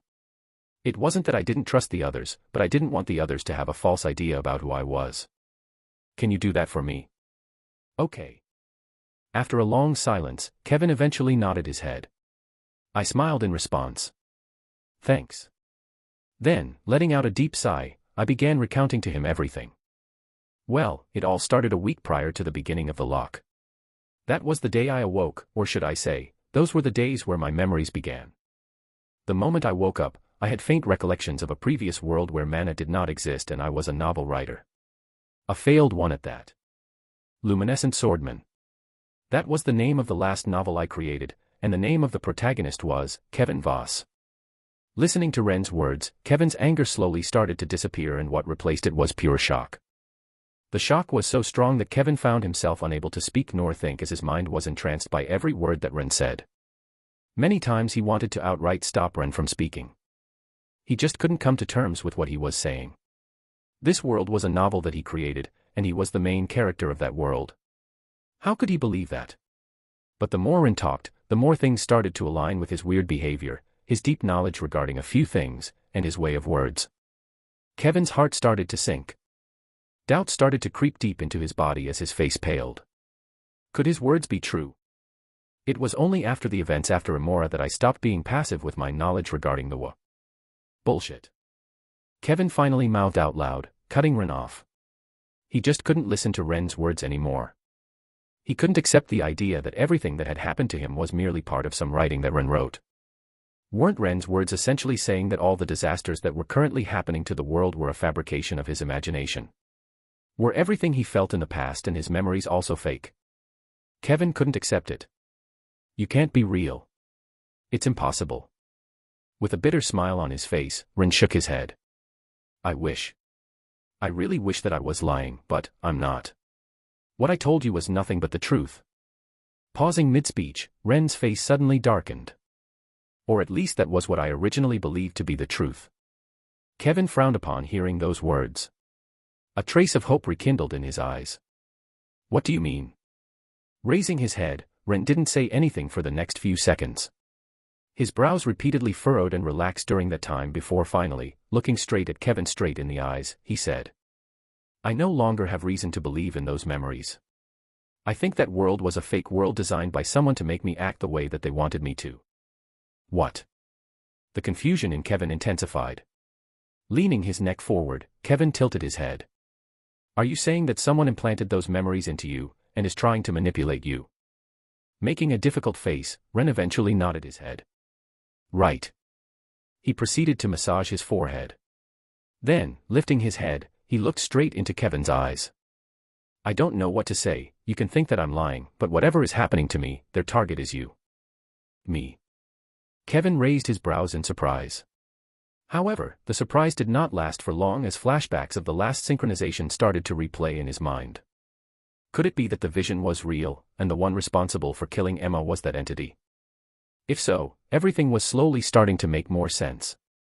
The vision he saw was truly a flashback of the future. Apprehension instantly hit Kevin as he eyed Ren opposite him.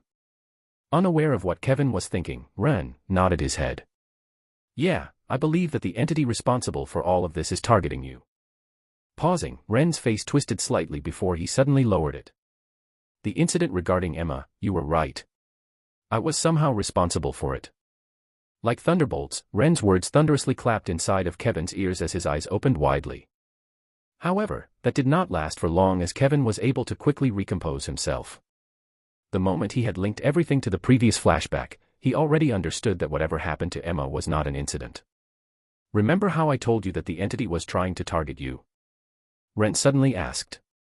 Closing his eyes, Kevin took a deep breath. Continue. Ren pursed his lips. The goal of the entity is to try to harm everyone that is around you. Listening to Ren's words, Kevin showed no reaction as he softly muttered. Harm those around me. Yes. Ren nodded his head and continued. From what I've gathered, the entity is trying to make you less soft. Or rather, trying to change you into someone they deemed fit to fight the Demon King. Closing his eyes, Kevin once again took a deep breath as he tried to process all of the information he was being told. Trying to change me into someone deemed fit to fight the Demon King. Why does he think I can't defeat the Demon King, and why me? Seemingly being able to read Kevin's thoughts, Ren added. He is the one that the Akashic records chose, and yet he is the one that is least fit to carry on that role. This was what he said.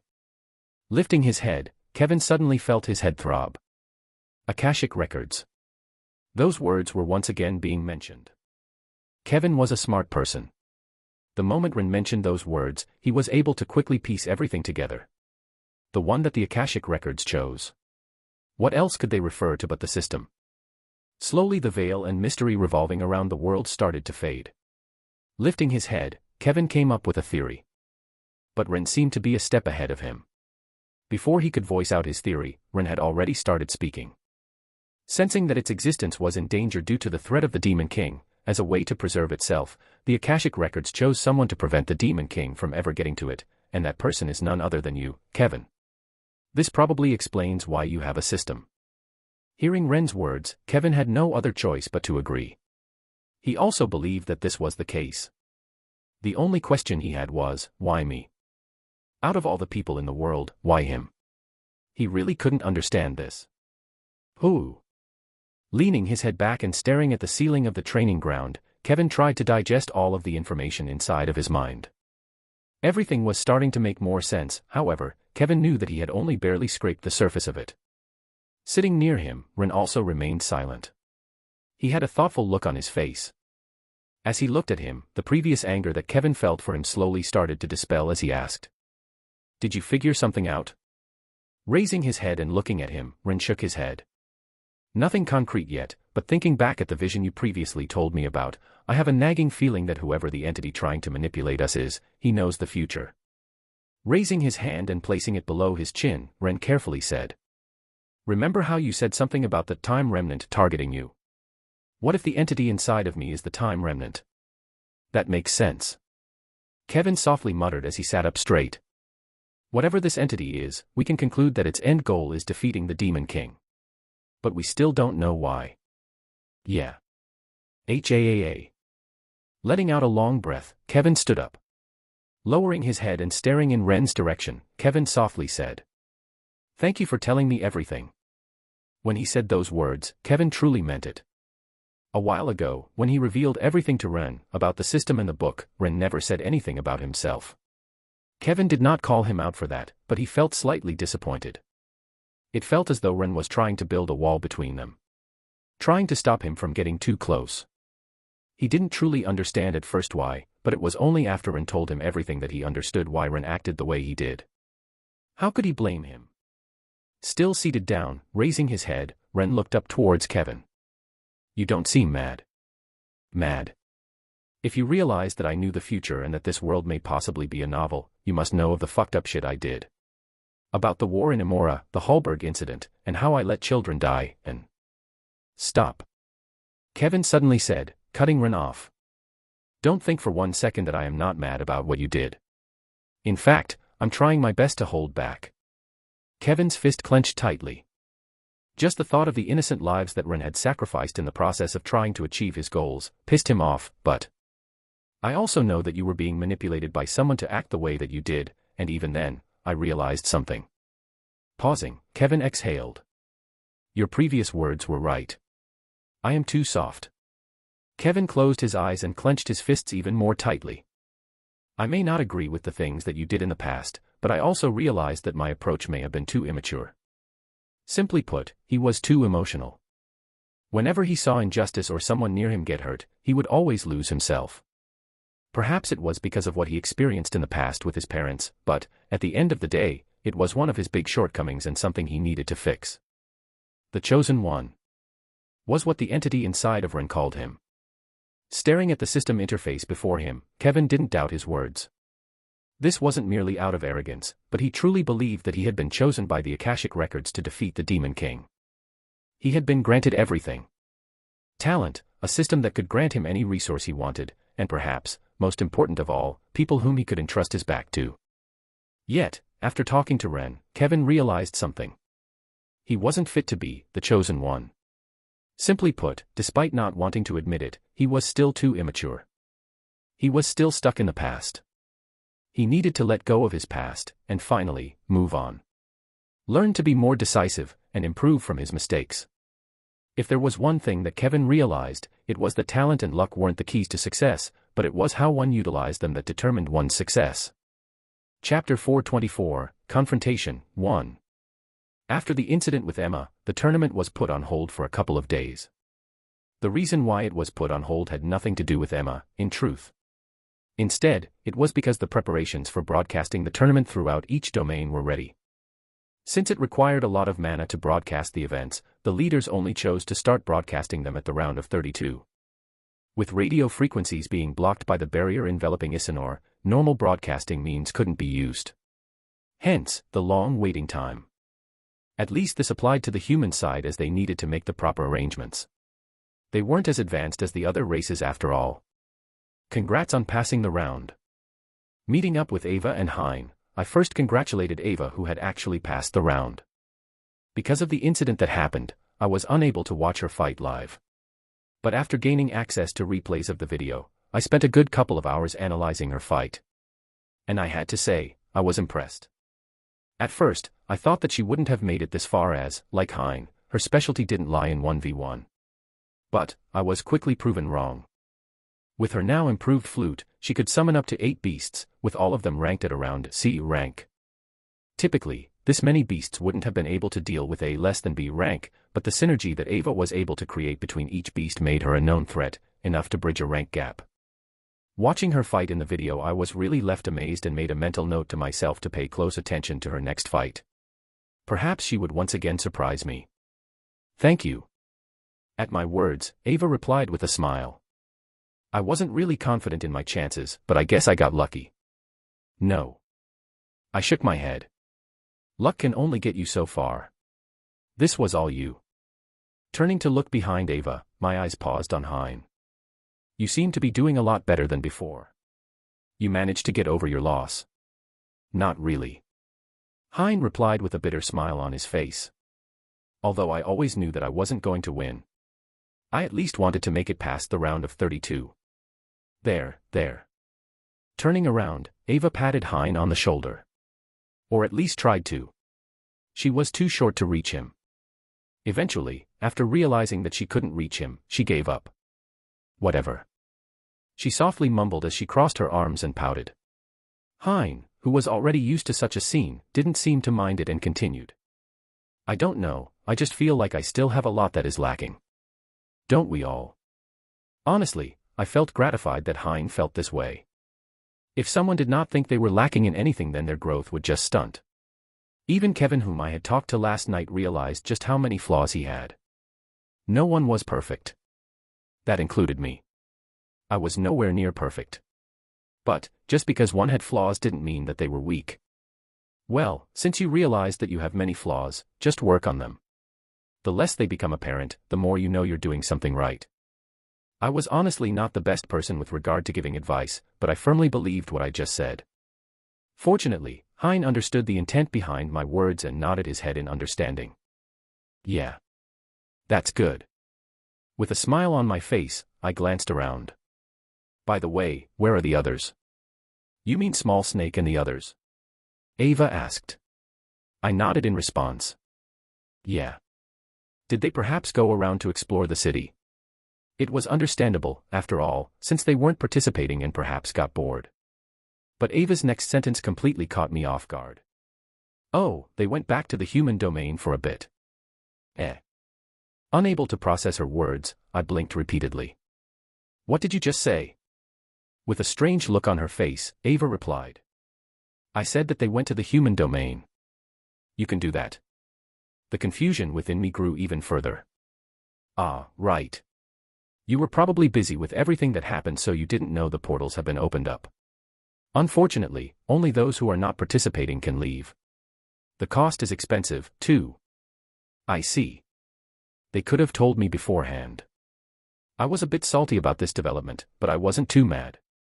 After all, once the tournament ended, I was planning on settling back in the human domain. Well, of course, that depended on whether everything that I had set up beforehand worked. I did message Donna and Monica regarding it, too. They said that they would help me, but I hadn't heard back from them since then. Well, whatever. I guess I should use this time to relax. I eventually shrugged my shoulders. Since the only people that could go back were the ones that weren't participating in the tournament, I couldn't go back and visit my family. Either way, it didn't really matter. I was going to meet them soon enough. The two of us will go now. Hein said that he will help me train for my next opponent. Snapping me out of my thoughts was Ava, who waved goodbye to me. Raising my head and glancing in their direction, I waved back. Bye. Following my words, the two of them left, leaving me alone, standing in the middle of the city.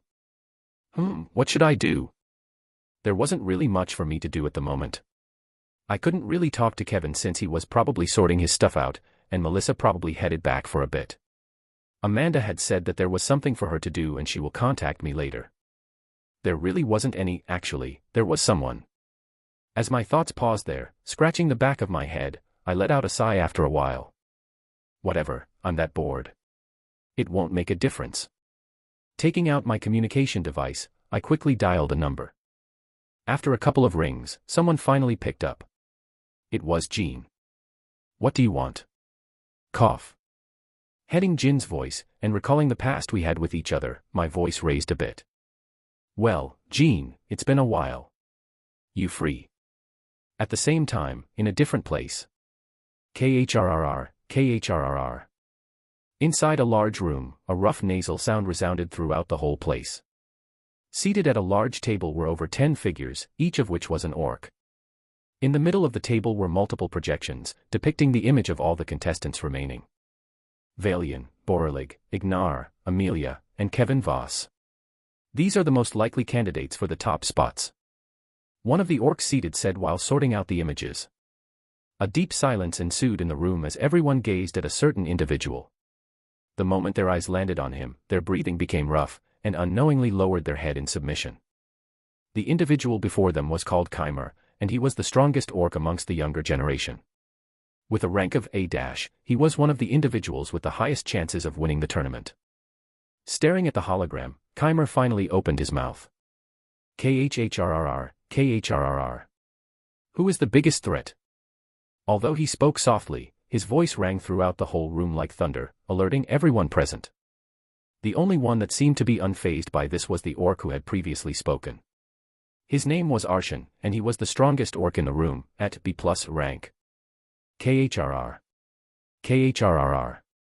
If we directly look at it from what we've seen, Valian, Borelig, Ignar, and Amelia are the only ones that truly pose a threat.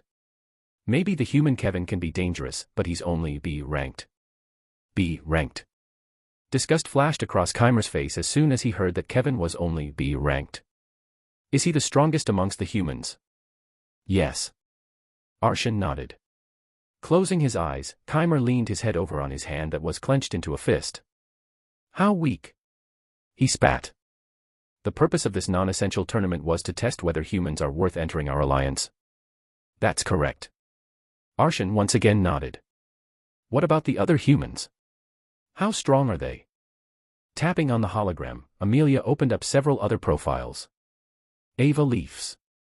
Her rank is the lowest amongst the contestants present, at C+ rank. However, with the aid of some weird artifact, she is able to summon multiple beasts, making her a sizable threat. Swiping right, another profile appeared.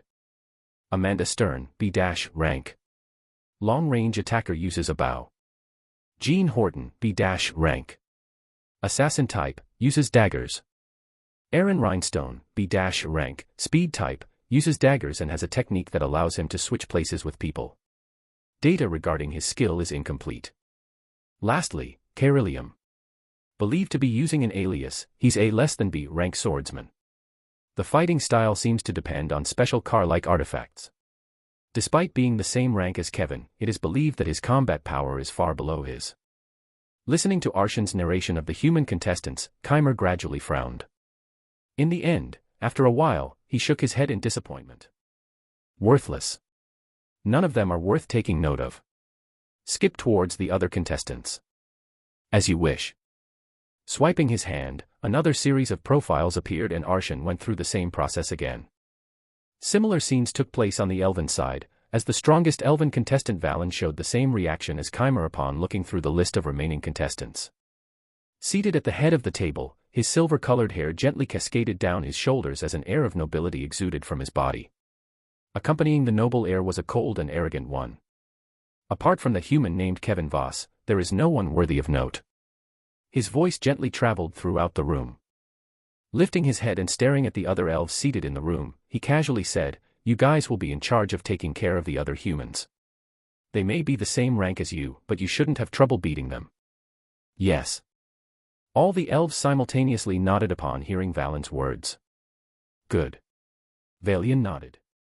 Looking back at the human profiles, traces of disappointment flashed across his eyes. As a royal blood of the elves, he naturally understood the purpose behind this tournament, and to say that he was disappointed was an understatement. He had been paying close attention to the humans, and honestly, he was quite irritated by them. To think that this was the best they had to offer. Embarrassing and appalling. I think we've sorted everything out already. I will be taking my leave. The more he thought about it, the greater the anger within him rose. Standing up, he brushed his silver hair behind him and left the room. Following him from behind were 5 other elven figures. As he left the room, Valian's face twisted slightly. To him, the only way humans could join the alliance would be through being their cannon fodder. They simply weren't worth the time. As his thoughts paused there, he muttered inside of his mind. You want to join our alliance with that level of strength? Fine, so be it. I will let you guys understand just how big the difference between our races are. His words weren't merely out of superiority but based on what he had seen so far in the tournament. Clank. Chapter 425, Confrontation, 2. At the moment I was currently sitting down inside a famous elven shop where one could enjoy the fantastic scenery of the city from above. Sat with one of my legs crossed, I enjoyed the nice northern breeze. Hey. Taking a sip of the famous elven honeydew drink, I greeted Jean, who was walking over with a serious look on his face. Squinting his eyes, Jean wordlessly sat on the seat opposite of me. What's with the serious look? I asked. He looked like someone that was just about to fight his biggest enemy. How strange. You still haven't told me why you're meeting up with me. Pausing, Jean placed his hand on the table and leaned forward. What exactly do you want? There was deep apprehension in his eyes as he looked at me. My hand, which was holding onto the cup, froze. What? The moment I processed his words, I instantly became confused. I then proceeded to put my cup down. What makes you think that I called you here with any intent? So you just called me here for the sake of calling me? Yeah, pretty much. I was bored. Opening and closing his mouth, Jean tried to say something, but from the looks of it, my answer had made him speechless. Seeing him like that, I forced myself to not laugh. I'm joking, I actually do have something to talk about. Jin's brows furrowed upon hearing this. Before he could say anything else, I continued. Aside from being bored, there was actually something that I wanted to talk about. It's regarding our next opponents. Since you train so much, I figured that you didn't know much regarding our next opponents, plus. Lowering my head, I looked at my watch. We should get our match up soon. In about 10 minutes or so. That aside, Jean was the type of person that would not make any preparations prior to when fighting an opponent. It wasn't that he didn't want to, but it was because he just preferred using that time to train. Ever since meeting him, I noticed that he had become a training fanatic. Either way, the reason why I was telling him about the next opponents was because I wanted to avoid a similar scenario to that of Emma's and also increase the chances of him winning. I wanted to make sure no other slip-ups happened. Humanity joining the alliance was a must. Even if Kevin and I performed well, if Jean and the others didn't perform well, the probability of the other races allowing us to join would drop drastically. At my words, Jean finally showed some interest. Continue. Nodding my head, I proceeded to take out my tablet and placed it on the table. Then, tapping on its screen, a holographic projection appeared before the two of us. On it were the different profiles of the top 32 contestants. So, here are the people that you need to watch out for.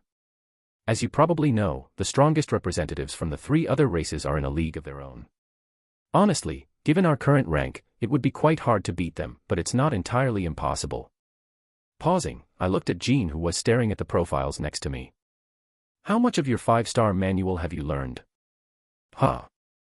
Surprise flashed across Jin's face as his head snapped in my direction. With his brows furrowed tightly, he asked, "How do you know that I practice a 5-star manual?" I rolled my eyes at his question. Don't tell me the Horton family doesn't have a 5-star manual. They do. Right, and given your talent, there's no way they wouldn't give it to you. Although he still did not look convinced by my words, Jean eventually let it go and slowly answered. Greater Realm of Mastery. MHHH. Leaning back on my chair, I crossed my arms. Greater Realm, you must have not gotten your art for a very long time. If I had to be honest, it was kind of low. Well, this was understandable. Although Kevin and I were in the Essence Realm of Mastery, we did get our manuals a lot earlier than him. About 1.5 years, Jean answered. I see. This was going to be difficult. Twang. Twang. Just as I was about to open my mouth to say something, both of our watches suddenly started to vibrate. Staring at each other for a second, we quickly checked our watch. It looks like the matchups are out. Yeah. Alright, let me see my matchup. Lowering my head, I proceeded to look at my matchup, but the moment I saw who my opponent was, my eyes opened wide. Tournament round of 32 matchups. Ava Leafs vs Amelia. Kevin Voss vs Aaron Rhinestone. Carolium vs Keimer. Jean Horton vs Arshan. Amanda Stern vs Ivona. Raising his head, Jin's eyes met with mine. A smirk soon emerged on his lips. Looks like you got the short end of the stick. Fuck off. I irritably said as I turned off my watch and leaned back on my chair. God damn it. Out of all people, I am matched up with one of the strongest in the tournament. Talk about crappy luck. If there was someone that I did not want to meet, then it would without a doubt be Keimer. Not only was he ranked higher than me, but he also fought wisely. He wasn't like the other orcs that fought without thinking about their next move. He was not someone I couldn't fight without pulling every single card in the book. Be it Keiki style, the one, Eyes of Kronos, he wasn't someone I couldn't fight without going all out. It didn't take long for me to come to terms with reality as I eventually let out a long sigh. Oh, well, it's not like I was planning on hiding for long. The thing that bugged me the most, however, was not that, but it was Kevin's matchup. He was against Aaron. Flashbacks of what we said last night replayed inside of my mind as I thought of the possibility of Kevin possibly even going as far as killing Aaron in the matchup. If he really did that, then I had to alter a few things in my plan. It's about time you showed your real strength. Jean commented from the side, snapping me out of my thoughts. Raising my brows, I looked at him. What do you mean? I want to see you fight at full strength. As he said those words, Jin's green eyes burned interest. I was a bit taken aback by this, but after thinking for a bit, I realized why. So he's still hung up about the Hallberg incident. During the time that I held him by the throat, and said a lot of things. Considering Jin's personality, it made sense for him to want to know about my current strength. Taking a sip of my drink, I softly said. Guess you won't have to wait for long, really. Letting out another sigh, I glanced around and looked for the waiter. I was planning on ordering something powerful. But just as I was about to call out for the waiter, the place suddenly became quiet as everyone's attention drew towards a certain individual. Behind him were 5 other individuals. Leading the 5 individuals, with long silver hair cascading down his back, and a porcelain-like face, was an elf who walked into the establishment. Wearing fine silk clothing, he exuded a regal and almost otherworldly aura. Behind him, the other 5 individuals, although lacking a bit compared to the leading man, also exuded a noble presence. The moment they entered the establishment, all eyes fell on him. Without needing to be told who he was, I instantly recognized him. He was none other than Valian, the strongest participating elf. Someone that was on par with Chimer in terms of strength. Seated from where I was, I could feel the respect and awe the others had for him. I wasn't the only one that felt this way as Jean shifted his body on the chair. Glancing at him from the corner of my eyes, I mumbled. "Looks like we found your elven brother." "What?" Jean replied in confusion. Leaning slightly, I elaborated. "Not too long ago, you acted exactly like him. In fact, you still do." That arrogant and smug look seemed to favor the respectful stares from the others. He really did act like the old Jean. The moment he heard my comments, Jin's eyes squinted. He had obviously understood what I meant and was obviously not pleased. Then, thinking of something, he raised his head and nudged in the direction of one of the elves following the silver-haired one. "Guess we also found your family. You pretty much acted like them not too long ago." "Pa." I scoffed. But as I took a closer look at the people following behind Valian, who looked just like extras, perhaps Jean did have a point. Not that I was going to admit it. Blinking a couple of times, I suddenly noticed Valian glance in our direction for a brief moment. Then, nudging his followers from behind, he headed in our direction. Blinking a couple of times, I turned to look at Jean. "Is it just me or are they coming our way?" Shaking his head, Jean solemnly said. "It's not just you."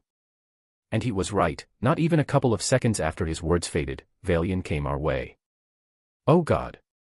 Staring at him who was coming our way, I couldn't help but secretly curse at my continuous string of bad luck. Despite the fact that elves tended to act less arrogantly than the orcs, and perhaps even other races, that didn't mean that there weren't arrogant elves. They did in fact exist, and unfortunately, Jean and I crossed paths with one of them today. Halting his steps in front of our table, he gave us a brief glance before saying, "You must be Jean Horton and see something." See something? Was my alias really that hard to remember? "What do you want?" Jean coldly answered by the side. His words were quite blunt, but I knew he could already tell from a glance that Valian was looking for trouble with us. Hence why he quickly discarded all forms of courtesy from the get-go. Pausing his eyes on Jean, Valian calmly replied. "What I want is simple. Give up on the tournament." Ah. Listening to his demand, I almost spat out the drink that I had in my hand. My sudden action did not go unnoticed by Valian, who showed a displeased expression. "Is there something funny about what I just said?" Tilting my head back, my face turned strange. Without answering him, I leaned closer to Jean. "Are you sure he's not part of your family? I swear, he really does act like you." The similarities were almost impeccable. "Shut up." Raising his hand, Jean pushed me back to my seat. I clicked my tongue in response. Having watched the whole exchange from the beginning, Valian's face twisted in disgust as he muttered, "Savages." Despite having heard his words, I continued to ignore him.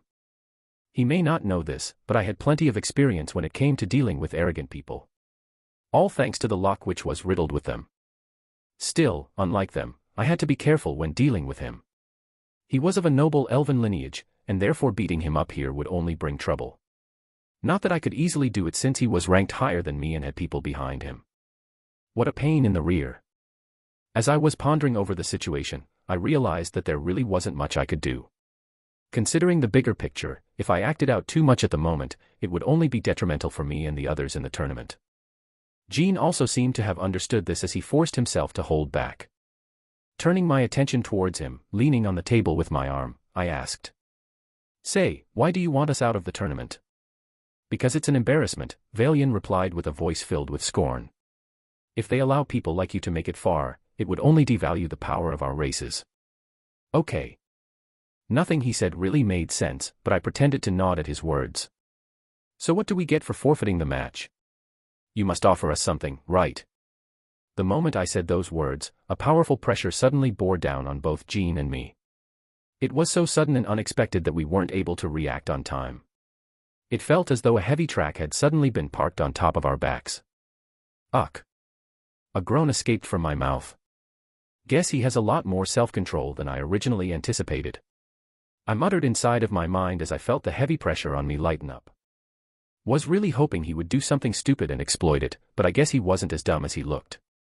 What do you get from forfeiting the match? Valian's face twisted even more savagely. You get to keep your honor intact. I'm not saying this for my sake. I'm saying this for your sake. He hatefully spat. Before I could say anything else, Valian turned toward one of the waitresses in the establishment. Kicked the both of them out. And just like that, giving us one last cold look, Valian left and sat down at a table further away from us. Following his actions, 2 waiters came to us and politely told us to leave. Since I didn't want to cause any trouble, I obediently left the establishment with Jean. Once we were a couple of meters away from the place, Jin's cold voice rang from behind me. Are you just going to let him get away with what he did? Get away. A chuckle involuntarily escaped from my mouth as my eyes flashed coldly. Turning to look in Jin's direction, I softly muttered. Don't worry, I'm definitely not going to forget about this. If there was one thing that most people close to me knew, it was that I was the epitome of pettiness. What happened today? Definitely was not going to forget. Chapter 426, Round of 32, 1. On the same day, in a remote location in Isanor. With tall trees covering the sky, the only light that came was from the sun above, which had to pass through the many leaves above, creating a yellow net of light. Walking up ahead, and leading Amanda inside of the forest was an elegant elven male. With a simple smile on his face, he pointed towards a certain direction and said, "This way, please." Amanda gave a simple nod in response. At the moment, Amanda had many questions she wanted to ask inside her mind. Recalling everything that happened to her not too long ago, everything felt like a blur to her. She was just minding her business in her room, reading a book that she enjoyed when out of nowhere, the elf before her came to knock on her door saying that someone important wanted to meet with her. She was a bit apprehensive about the whole situation, but seeing how insistent he was being, she had no choice but to go. Of course, she did give a heads up to Donna and Monica about her current situation. But apparently, they knew beforehand, dispelling all of her worries. We're here. Stopping in front of a large ancient tree, the elven male placed his hand on the tree. It was at that moment that a green light exuded from his hand, and the ground trembled. Rumble. Following the low rumble, much to the shock of Amanda, the tree started growing in an upward manner. This persisted for a couple of seconds before it finally stopped, revealing a small door. Taking a step to the side, the elf opened the door and gestured for her to go in. Please. Nodding her head, Amanda slowly walked in. Upon entering the place, Amanda suddenly heard the sound of the door closing behind her. Clank. Turning around, she realized that the elf was no longer there and that she was the only person present. Wariness instantly flashed across her face, but just as she was about to walk back to the door, a gentle voice entered her ears. Don't worry, we mean no harm. Upon hearing her voice, Amanda's head snapped in the direction of where the voice came from, and when she did, her eyes opened wide. With long silver hair gently cascading down her back, and an otherworldly face that made anyone wonder whether she was a mortal or a goddess, stood a familiar figure. A figure that Amanda had seen many times in the past. She was none other than the Elven Queen. Immediately upon realizing this, Amanda lowered her head and politely greeted her. I, Amanda Stern, greet the Queen. The Queen smiled at Amanda's action as she raised her hand. There is no need for you to be polite with me. The moment Amanda heard the Queen's words, her brows furrowed. No need for you to be polite with me. Was she just saying this out of politeness? If so, Amanda decided to continue being formal. A helpless smile appeared on the Queen's face when she saw this. Pursing her lips, the Elven Queen looked at Amanda. After looking at her up and down, a gentle smile emerged on her lips. You must be wondering why I suddenly summoned you, right? Yes. After a brief moment of silence, Amanda nodded her head. Upon seeing this, the smile on the Queen's face receded a little. Come here, I will show you something. Then, turning around, she walked deeper into the place. Staring at the Queen's back, Amanda followed her from behind. Walking for a couple of minutes, the two of them soon stopped in front of a small door. The door looked nothing special. It was just a simple door, but from where she was standing, Amanda could feel a gentle power coming from the room, causing her to instantly feel a warm and gentle sensation wash over her body. Opening the door of the room, the first thing Amanda saw was a large pod surrounded by thick branches. On the other hand, deep roots etched onto the side of the room, as small leaves extended from them. The room was quite small, and aside from the pod in the middle of the room, there was nothing else particular about it. The moment she entered the room, Amanda could see a noticeable change in the Queen's demeanor as she looked towards the pod with deep sadness in her eyes. Pressing her feet on the ground, the Queen moved towards the pod in the middle of the room and gently placed her hand on it. Closing her eyes, silence descended on the room as the Queen didn't say anything. It was only after a while that she finally opened her mouth and said, "There was a time, a decade ago, when I was weak." Pausing, she looked in Amanda's direction. "Back then, I was still in the process of inheriting my mother's powers and so was in a state of weakness. You may not know this, but in order for one to become the Queen, one must have the purse of elven blood before inheriting the power of the former Queen. This is something that has been happening for generations and generations of our race. Naturally, the demons who knew this tried everything they could to assassinate me. In fact, they almost succeeded." Turning to look towards the capsule, the Queen's eyes cast with sadness. "That was until I met her." The moment her words faded, she looked in Amanda's direction and muttered, "Your mother." Bang. Like a thunderbolt, the Queen's words reverberated throughout Amanda's mind as she tried to process what she was saying. Her indifferent demeanor crumbled slightly, as she turned to look at the capsule in front of the Queen. Seeing the look on Amanda's face, the Queen motioned her to come. "Have a look." Without saying anything, Amanda slowly walked up to the capsule. The closer she walked to the capsule, the more difficult it became for her to walk. It felt as though heavy lead had been stuck on her legs, preventing her from moving forward. But eventually, Amanda was able to reach the capsule. Once her footsteps paused in front of it, she took a deep breath. Bah, thump. Bah, thump.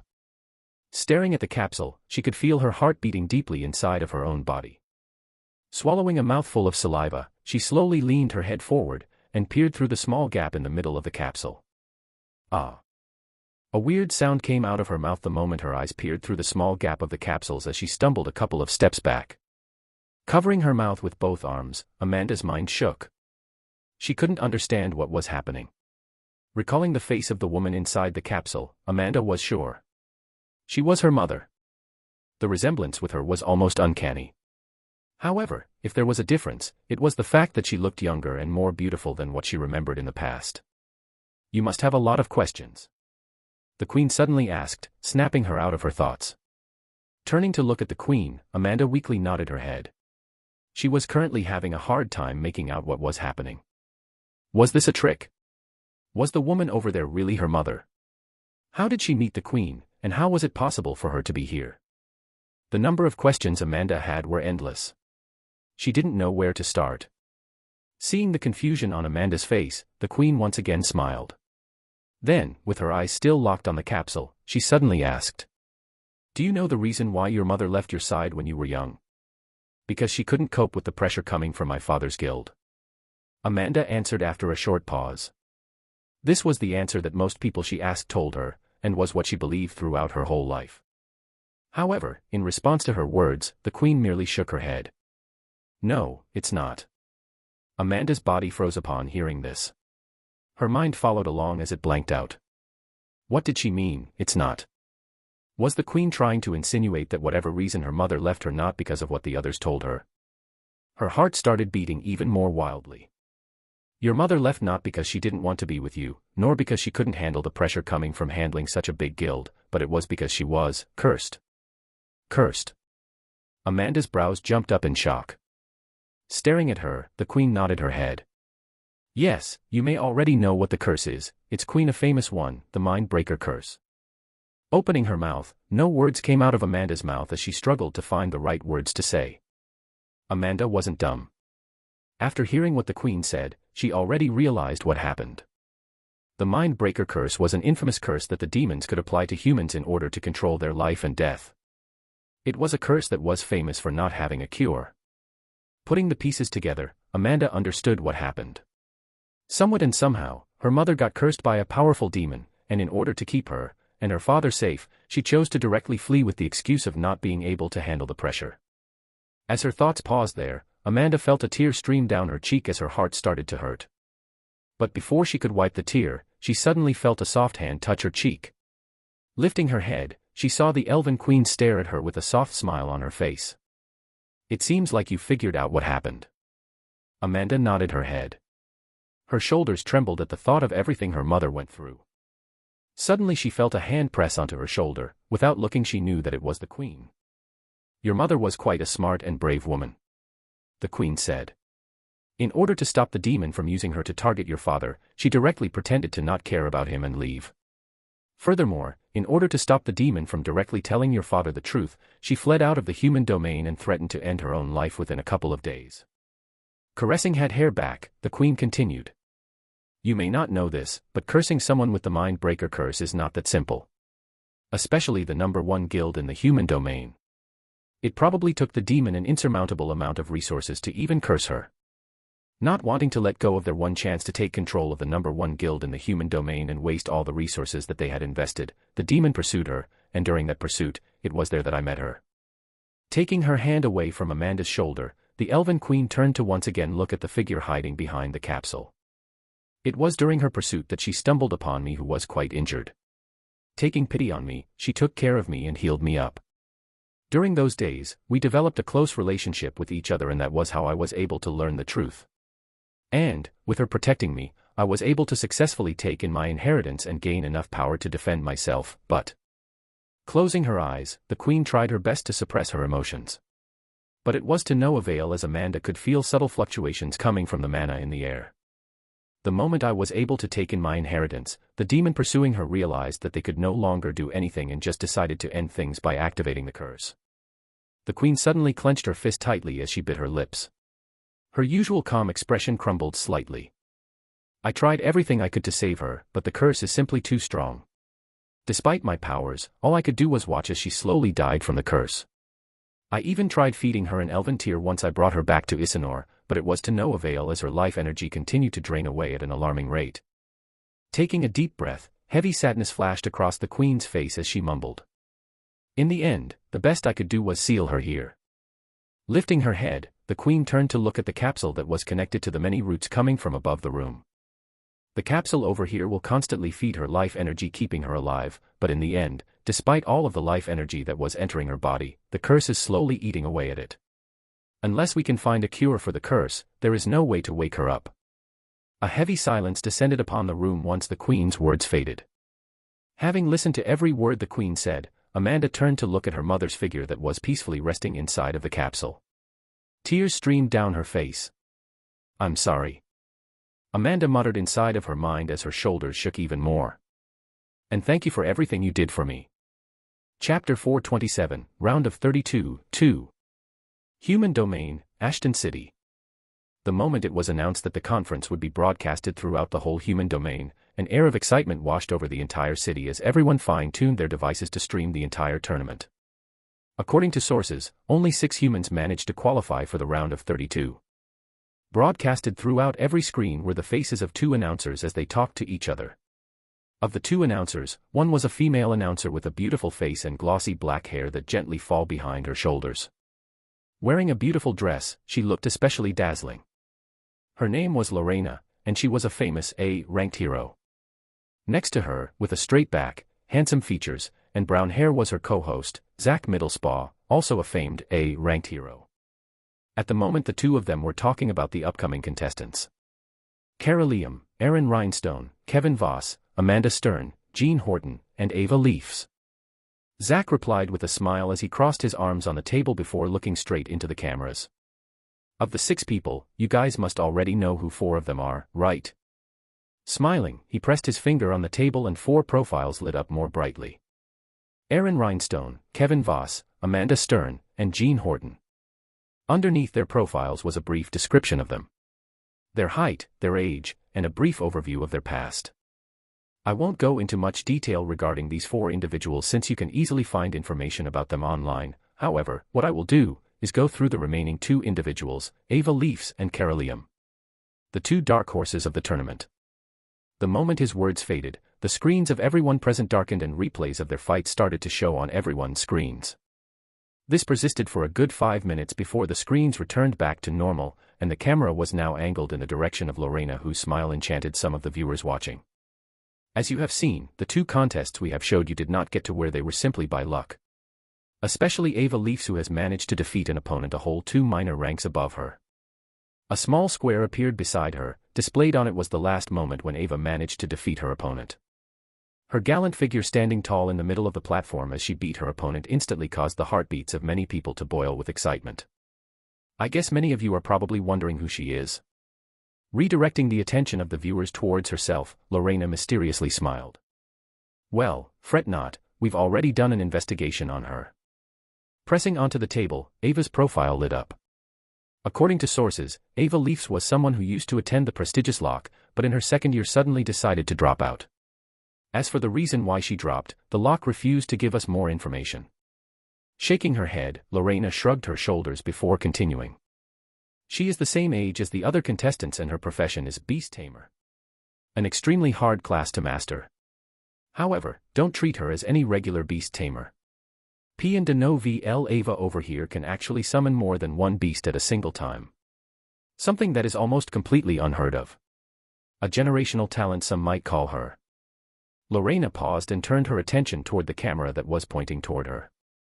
There is not much known about her after dropping out from the Lock, but whatever she did, it seemed to have worked out for her, as she has now qualified for the top 32. Brushing her hair back, Lorena grabbed a couple of papers on the table before stacking them neatly. A more serious look suddenly flashed across her face. Now, regarding the other contestant Carolium, not much is known about him. As most of you can tell, he's obviously using an alias. Lorena's delicate brows suddenly knit.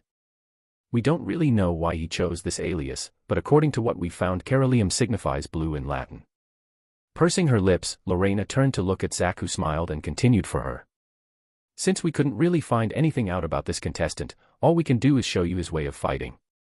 As soon as his words faded, the screens darkened and replays of Carolium started to display on the screen of everyone present. Google De Novo this continued for the next minute before the screen returned to normal and Lorena and Zach reappeared on the screens. As you can see, the way Carolium fights is, how should I say, very unique.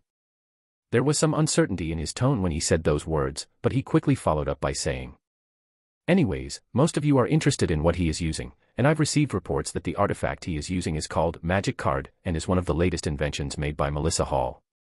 According to sources, anyone who has mana can use them, and can essentially enable a person to cast a spell like a regular magician. Once the topic shifted towards the magic cards, all interest regarding Carolium faded away as every viewer just wanted to find out more about them. In fact, it wasn't just the viewers that wanted to find out more about them, but almost all large corporations such as guilds and businesses all wanted to find out more about them. The whole idea of magic cards was revolutionary. At the same time, Isanor. Anyways, most of you are interested in what he is using, and I've received reports that the artifact he is using is called a magic card and is one of the latest inventions made by Melissa Hall. According to sources, anyone who has mana can use them, and can essentially enable a person to cast a spell like a regular magician. Ugh. Staring at the screen in front of her, I watched as Melissa's face twisted savagely. Standing beside her, I took a step to the side. Better move as far away from her as possible. Where do you think you're going? But it seemed as though Melissa was not going to let it go as she turned to glare in my direction. After that, she grabbed onto my clothes and brought her face closer to mine. Her angry face totally mismatched her beautiful features, making the scene quite comical. It was really hard for me to hold my laugh back. What's so fucking funny? Nothing. I replied whilst turning my face away. However, that didn't seem to work as she increased her pull and brought my face even closer to her as she threatened. Don't think for 1 second that I'm not going to do anything to you for the little stunt you pulled. Do you have any idea of how much trouble you've brought me? I shook my head. No, not really. Melissa's face twisted even more at my words. Her pale face turned completely red from anger as I could hear the sound of her teeth grinding together. Krrr. Krrr. Hearing the sound of her teeth grinding together, I couldn't help but comment. You sound just like an orc. The moment those words came out of my mouth, I sort of regretted saying them, but as I watched Melissa's face turn from red to purple, all that regret quickly dissipated, and a sense of achievement washed over me. Is this how it feels to win over Melissa? Not going to lie, it felt addicting. But it appeared as though I was the only one that felt this way, as Melissa's mouth trembled uncontrollably. Search P and no VL, her eyes soon rolled back in anger. Why, you? Okay, I'm sorry, please don't be angry, I'll make it up to you somehow. You. Make it up to me. Melissa suddenly burst out laughing. It was a fake laugh though. How in the world are you going to help me? She spat. Can you let go first? Fine. Tapping onto her hands which were still grabbing onto my clothes, Melissa released the grip and I fixed them. Warily glancing in her direction, I continued. Remember back at the lock when I revealed a way to solve mana poisoning? Calming herself down, with a thoughtful look on her face, Melissa nodded her head. Yes, I do. I don't know if you revealed it on purpose, or you were just being plain stupid. My mouth twitched at her words, but as the more mature person, I refrained from saying anything. Well, what if I told you that there was another way? A faster, and simpler way to solve mana poisoning. Oh. Melissa's right brow suddenly raised. There was keen interest in her eyes as soon as I said those words. Staring at her, my brows furrowed. Honestly, I don't know if the theory will work or not. Originally, this was a theory that Melissa was going to figure out herself in the future, but with everything that was going on, I doubted she would have time to figure it out. Also, I only had a rough idea of how the theory worked. MHH, now that I think about it, is the reason I know so many theories because of the memories implanted inside of my head. So, was Melissa really the one who came up with them? This was a good question. Was she really the one that came up with the theories in the end? Or were they something that the mysterious figure implanted inside of me?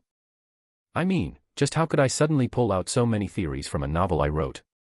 Novels only scratch the surface of most theories, but the knowledge from knowing the novel shouldn't have been able to help me come up with the things I did in the past. So. Snapping me out of my thoughts was Melissa's annoyed voice. Scratching the back of my neck, I wryly smiled. I don't think this is the right time for me to tell you the theory. I need some time to properly write them down. Plus, it's not like right now is the right time. Turning my head, I glanced towards the massive crowd that had gathered below the enormous tree. Fine. Realizing the situation as well, Melissa eventually relented, much to my relief. Then, without saying anything else, she left the arena. From the looks of it, she couldn't stand my presence any longer. Not that I cared. I won. As I was looking around the place, it was then that I suddenly spotted a familiar figure sitting in the distance. It was Amanda. The moment my eyes paused on her, my brows furrowed. What's wrong with her? Although Amanda usually had an indifferent look on her face, at the moment, her face was especially chilly, preventing anyone from approaching her. Well, anyone but me. Walking up to her, I calmly sat down next to her. Then, turning to look at her, I asked, "Are you okay?" Slowly lifting her head, and turning to look at me, Amanda nodded her head. Yes. Staring deeply into her eyes, I lowered my head and gazed at her uniform before sighing. Say, didn't you call me a liar not too long ago? What do you mean? Amanda's brows knit. Instead of answering her, I scooched over a little and bent down. Although I couldn't tell how Amanda reacted to my sudden action, from how her body jerked a little, I could tell that she was shocked by my sudden actions. Ignoring it, I grabbed her shoe and tied her shoelaces. Once I was done, I gave her an all-knowing look. For someone who is as much of a neat freak as you, to forget to tie their shoelaces, something is wrong. Meeting my eyes, Amanda gently bit her lips before closing her eyes. For the next couple of seconds, her brow relaxed and kit repeatedly. Eventually, staring deeply into my eyes, she softly said, "It's about my mother." Eh. Her sudden words caught me completely off guard. Did I hear wrongly? Did she just say something about her mother?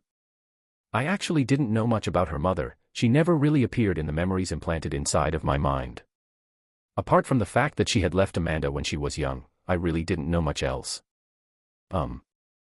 Amanda nodded her head, before softly saying, "She's here." What? The shock within me grew even more, and my back straightened. Unknowingly, my heart sped up a little. Glancing around, I lowered my head a little and softly asked. She's here. Like, here. Amanda once again nodded her head. But just as she was about to continue speaking, the whole arena erupted with cheers. Following the cheers, I watched as a familiar figure appeared on one of the projections below the tree. The familiar figure was none other than Ava, who stood proudly on the screen with the flute in her hand. Then, following her appearance, an elf appeared on the screen. With hair of a mix between gold and silver, the elf proudly stood on the opposite end of Ava. Following his appearance, a referee materialized between the two of them. For the first round of 32, the match will be Ava Leafs versus Amelia. Once his words faded, glancing at both of them to make sure they were ready, the referee raised his hand and lowered it. Begin. Chapter 428, Round of 32, 3. Begin. The moment the referee's words faded, both Ava and Amelia simultaneously moved. Raising his hand, the mana in the air agglomerated towards the palm of Amelia's hand, creating a circular pressurized wind ball. Within a couple of seconds the ball turned the size of a basketball before, with a low shout, Amelia directed the ball in Ava's direction. Swoosh. With a low hissing sound, the ball quickly headed in Ava's direction as it pierced through the air at a terrifying speed. It was so fast that the spectators below were unable to see a thing. At the same time Amelia was preparing to attack, holding onto 3 blue cards, Ava quickly channeled her mana into them and threw them in front of her. As she did so, she pressed her foot on the ground and pushed her body back. Shying. The moment the cards left her hand, 3 massive ice pillars materialized in front of her. Bang. It was then that the ball came into contact with them and a terrifying explosion resounded throughout the whole arena. But it had to be noted, Ava was 2 minor ranks lower than Amelia, and so were the cards. The moment the ball came into contact with the pillars, they instantly broke apart into pieces like broken glass, creating a small mist in the air. Fortunately, Ava already knew about the fragility of the ice pillars. The only reason she used them was to buy herself enough time for her next move, which was exactly what she did. Taking out her flute, she quickly blew at its IP. Toodle 2. A melodious tune suddenly rang throughout the whole arena grounds. Meanwhile, as Ava was blowing onto the flute, Amelia's attack never stopped. The only thing that was different about the attack was that its momentum had slowed down. This was of course a result of the ice pillars. Within a couple of seconds, the attack was already in front of Ava. However, it was then that something happened. Just as the attack was land on her, a massive boulder-like creature materialized in front of her and crashed onto the ground with a loud bang. Boom. Then, following the appearance of the creature, a terrifying explosion resounded throughout the arena as the ball came into contact with the creature. Dust and debris flew in the air, blocking the sight of all parties present. As this happened, the hearts of every human that was watching tightened as everyone wondered. Was Ava able to stop the attack or not? Fortunately, all doubts seemed to resolve over the next few seconds as the dust settled down, revealing an enormous beetle-like creature standing in front of Ava. With its anterior opened wide and only a few scratches on it, the creature looked completely unharmed. Furthermore, standing behind it was Ava, who had her flute pressed by her lips. Confusion instantly appeared on the viewers' faces as they looked at the creature standing in front of Ava. Fortunately, the announcers were not just there for show, as Lorena quickly commented. That right there is a metal-plated beetle. A creature that has low attacking power, but incredible defensive power. Simply put, they are tremendous tanks. Nodding his head, Zack quickly followed up from the side. Excitement flashed across his eyes. Right, as you've just seen, despite only being a low-ranking creature, it was still able to withstand the impact from Amelia, Ava's opponent. Oh, it looks like Ava is going to summon more creatures, Lorena added as she pointed toward the screen in front of her. And just as her words faded, Ava once again blew on the flute. Toodle 2. Following her blow, a subtle glow enshrouded the flute as 3 more creatures suddenly materialized next to her. As the creatures appeared, Ava's face paled considerably. Once the 3 creatures appeared, a look of realization appeared on Zack's face as he softly muttered. Interesting, so Ava is going the defensive route. The creatures that Ava had just summoned were known as the steel-webbed spiders, a terrifying C-class creature that could shoot out webs that were as sturdy and powerful as steel. As soon as Zack's words faded, Amelia, who had not been standing idly, attacked once again. This time, he summoned 3 balls. It only took him a couple of seconds to create them, and once he was done with them, he quickly sent them in Ava's direction. Unfortunately for him, Ava was ready. Snapping her fingers, the 3 steel-webbed spiders she summoned quickly distanced themselves into a small triangular formation. From how fast and readily they got in their position, it became apparent to everyone present that Ava had practiced this formation many times. Lowering their lower body, the spiders quickly shot out spider webs in the direction of where the attacks were coming from, creating a large resplendent net. But this wasn't all. Following the appearance of the next, the metal-plated beetle quickly moved a couple of meters behind the web. This was of course at the instructions of Ava, who orchestrated everything from behind. And just as the metal-plated bottle arrived, the 3 attacks came into contact with the webs. Just like a parachute, the moment the balls came into contact with the webs, they inflated by a large margin. Snap. Snap. In the end, however, it appeared as though Amelia's power was still too strong for the likes of some webs to stop. Low snapping sound resounded throughout the whole arena as the spiderwebs quickly came undone. However, the purpose of the nets wasn't to stop the attacks, but only to disrupt their momentum. Once the energy inside of the hall dissipated, Ava turned to look in the direction of the metal-plated beetle that quickly dashed forward and met the attacks head-on. Boom. Boom. Loud explosions once again reverberated throughout the arena as the metal-plated beetle skid back all the way towards the edge of the area. TSSSS. The moment the beetle skid back and the audience was able to get a look at its appearance, everyone drew a cold breath. With its outer layer completely cracked, the metal-plated beetle was worse for tear.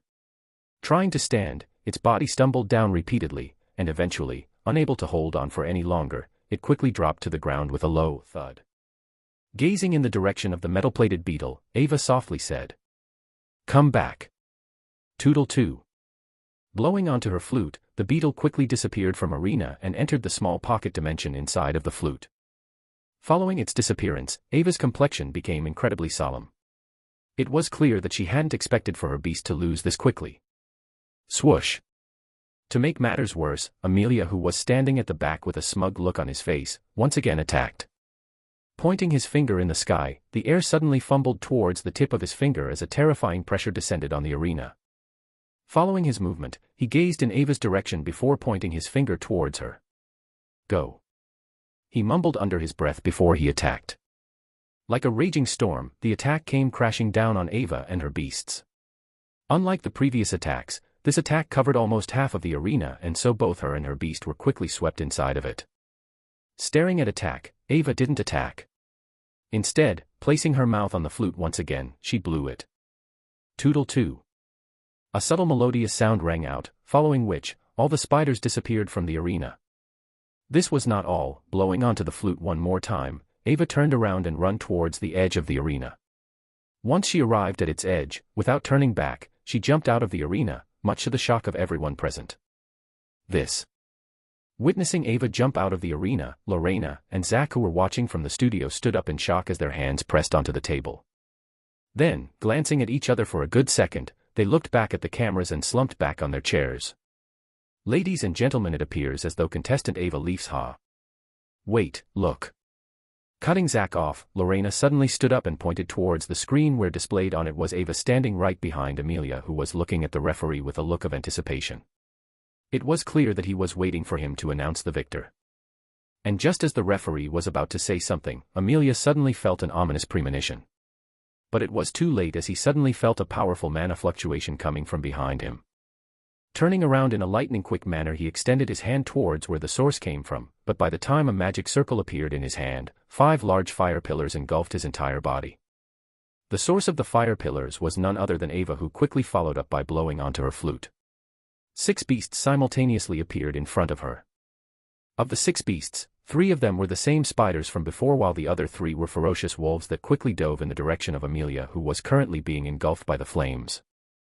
A look of total shock appeared in the eyes of the spectators watching the scene.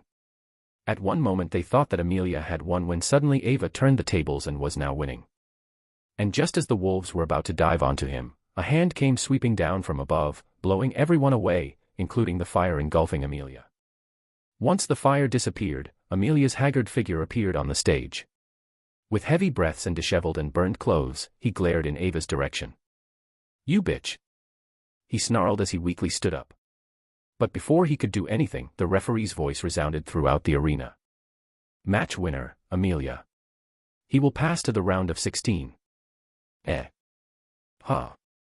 The moment everyone heard the referee's voice, looks of confusion appeared on the faces of the spectator.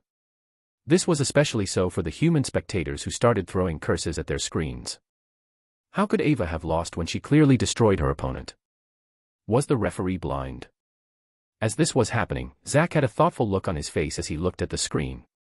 Next to him, Lorena noticed this and asked, "Have you figured something out?" Staring at the screen for a couple more seconds, Zach eventually nodded his head with a complicated look. "I have." The moment the viewers heard this, they instantly shut up. With a deep sigh, Zach followed up by pointing towards the edges of the arena. If I'm not wrong, the moment Ava jumped out of the arena, she must have summoned some sort of aerial beast to carry her all the way towards the other side of the arena.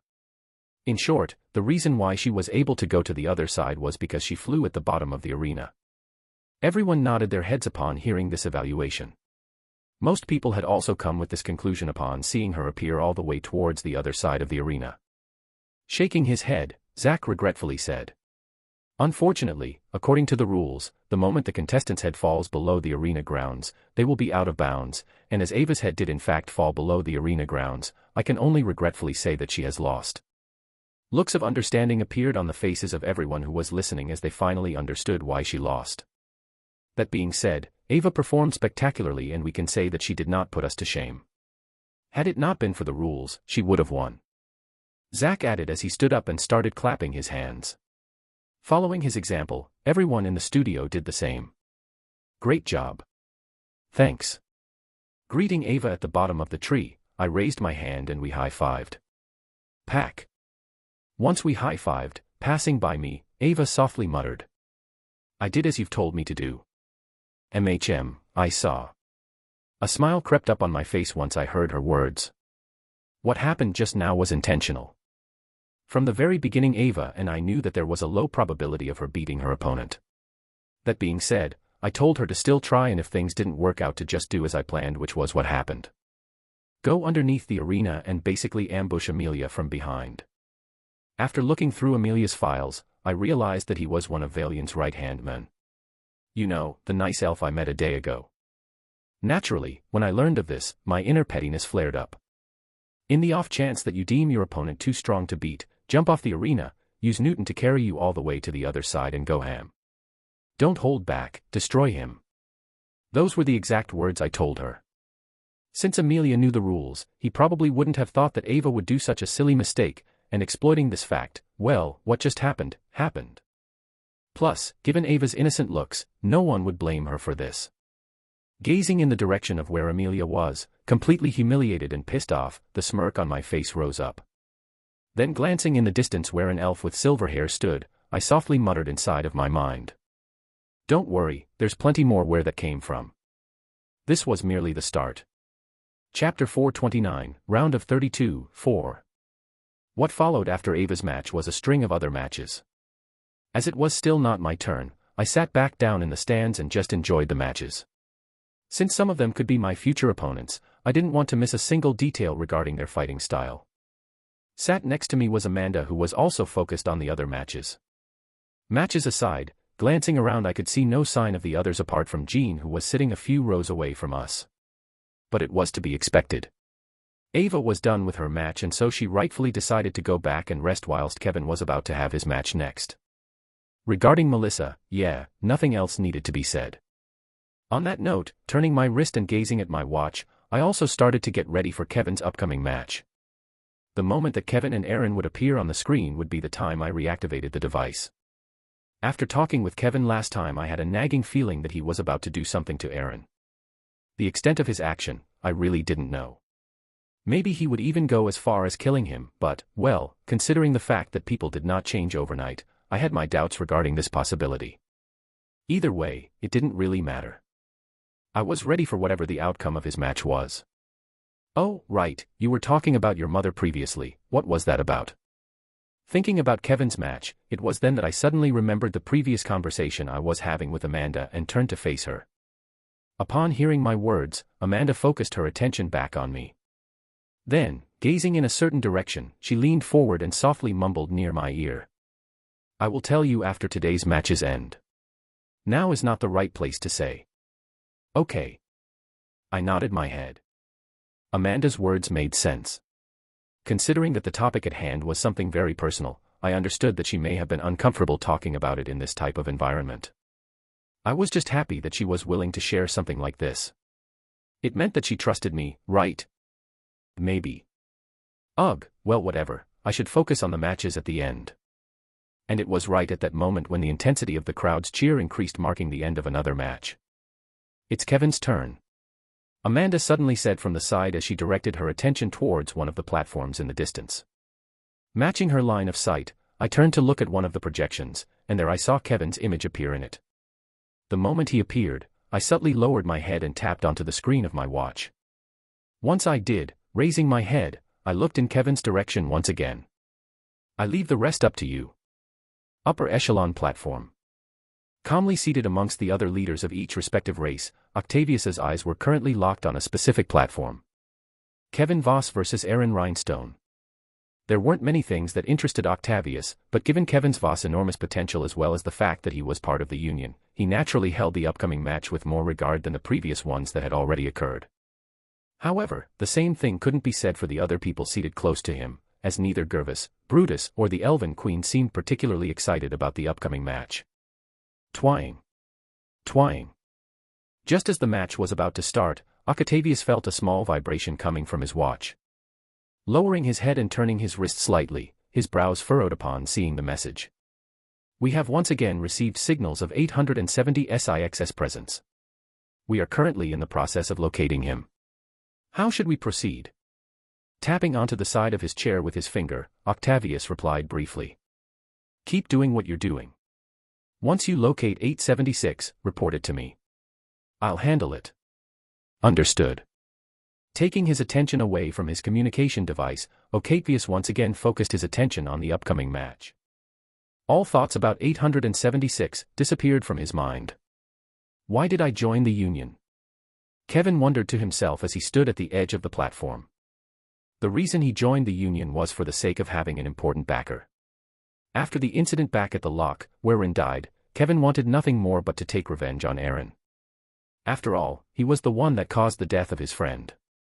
Over the years, he had set himself a goal, and that goal was to get revenge on Aaron.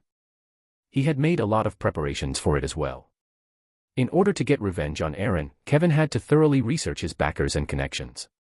It wasn't an easy task as Aaron's backing was extremely powerful. Even then, Kevin did not give up and continued to deeply investigate him. It was then that he found a lot of material that he could use against him. But just as he was going to further his plans, a mysterious red book suddenly materialized in his room, and that was where he learned the fact that Ren had not died. From there he managed to learn a lot of things about what had actually happened and came to the conclusion that Ren had other plans for Aaron and dropped all his previous plans altogether. However, that was then, and this was now.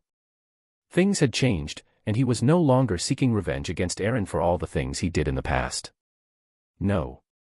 Now, he was simply trying to eliminate a thorn that had grown too big for its own good. Thwop. With a low sound, materializing on the opposite end of the arena was a familiar figure. He looked the same as the day the incident with Emma occurred. Disheveled hair, unfocused eyes, and glaring black circles underneath his eyes. The moment he appeared, Kevin's eyes grew colder.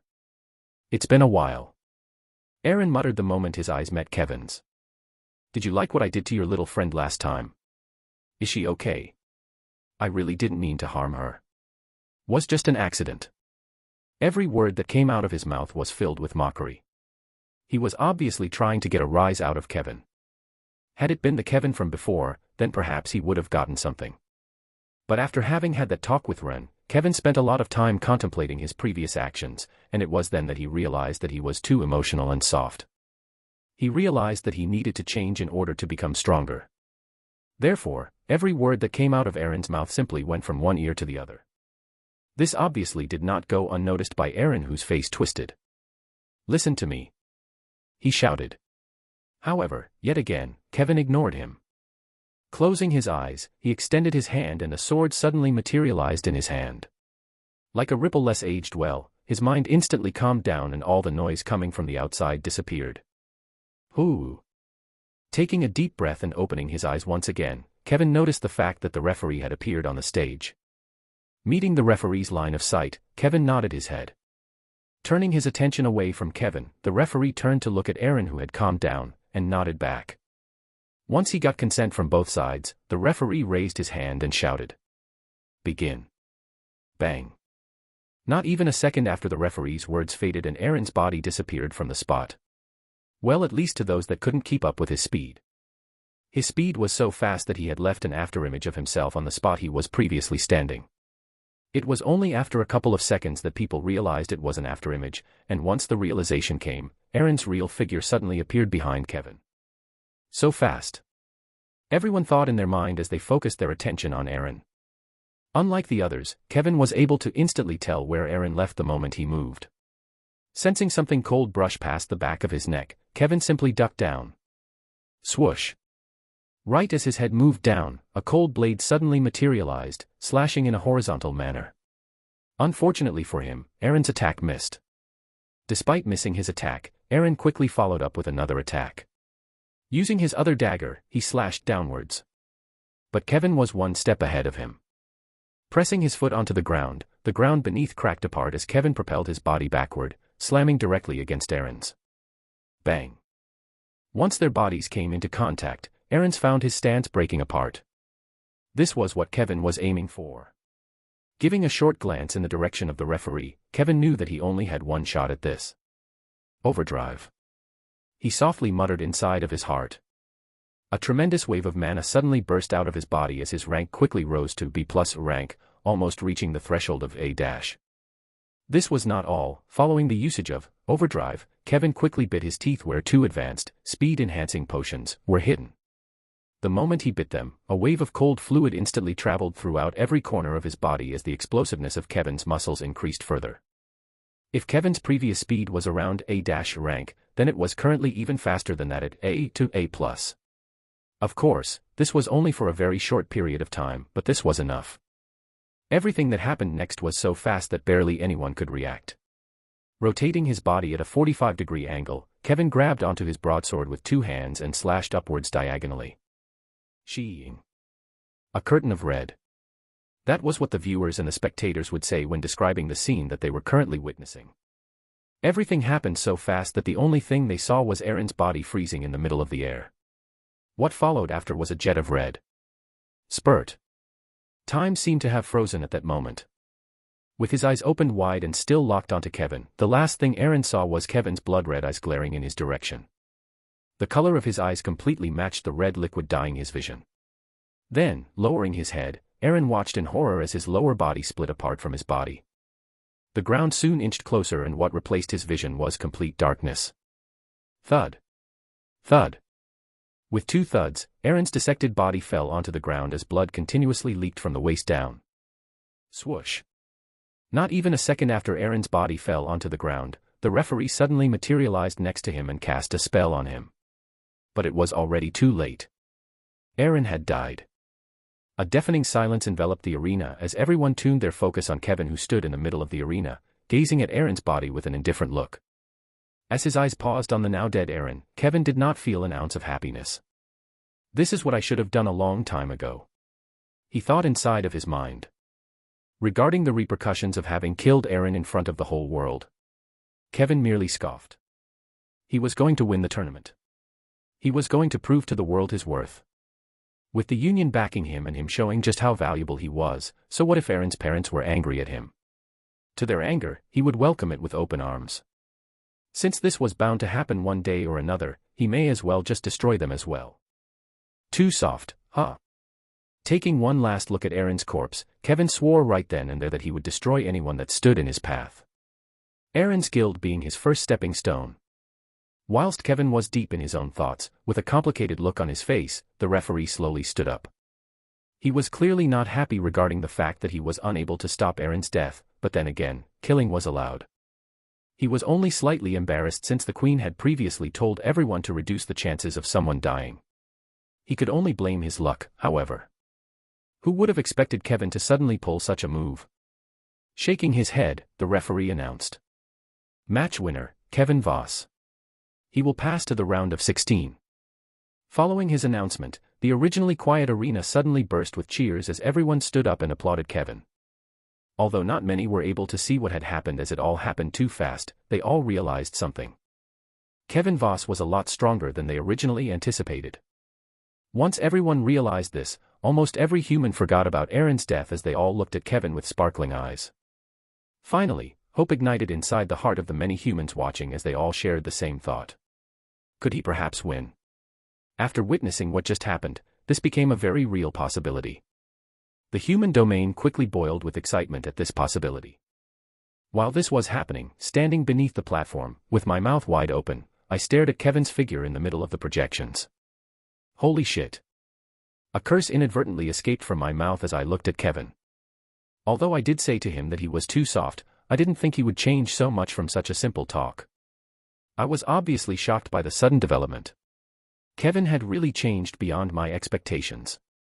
Honestly, I felt quite gratified seeing his change. It meant that he truly took the words I said to heart and took it upon himself to change for the better, or rather, for the sake of the future. On a good note, Aaron's death did not interfere with any of my plans. Lowering my head and staring at his watch, a yawn escaped from my mouth. Wham.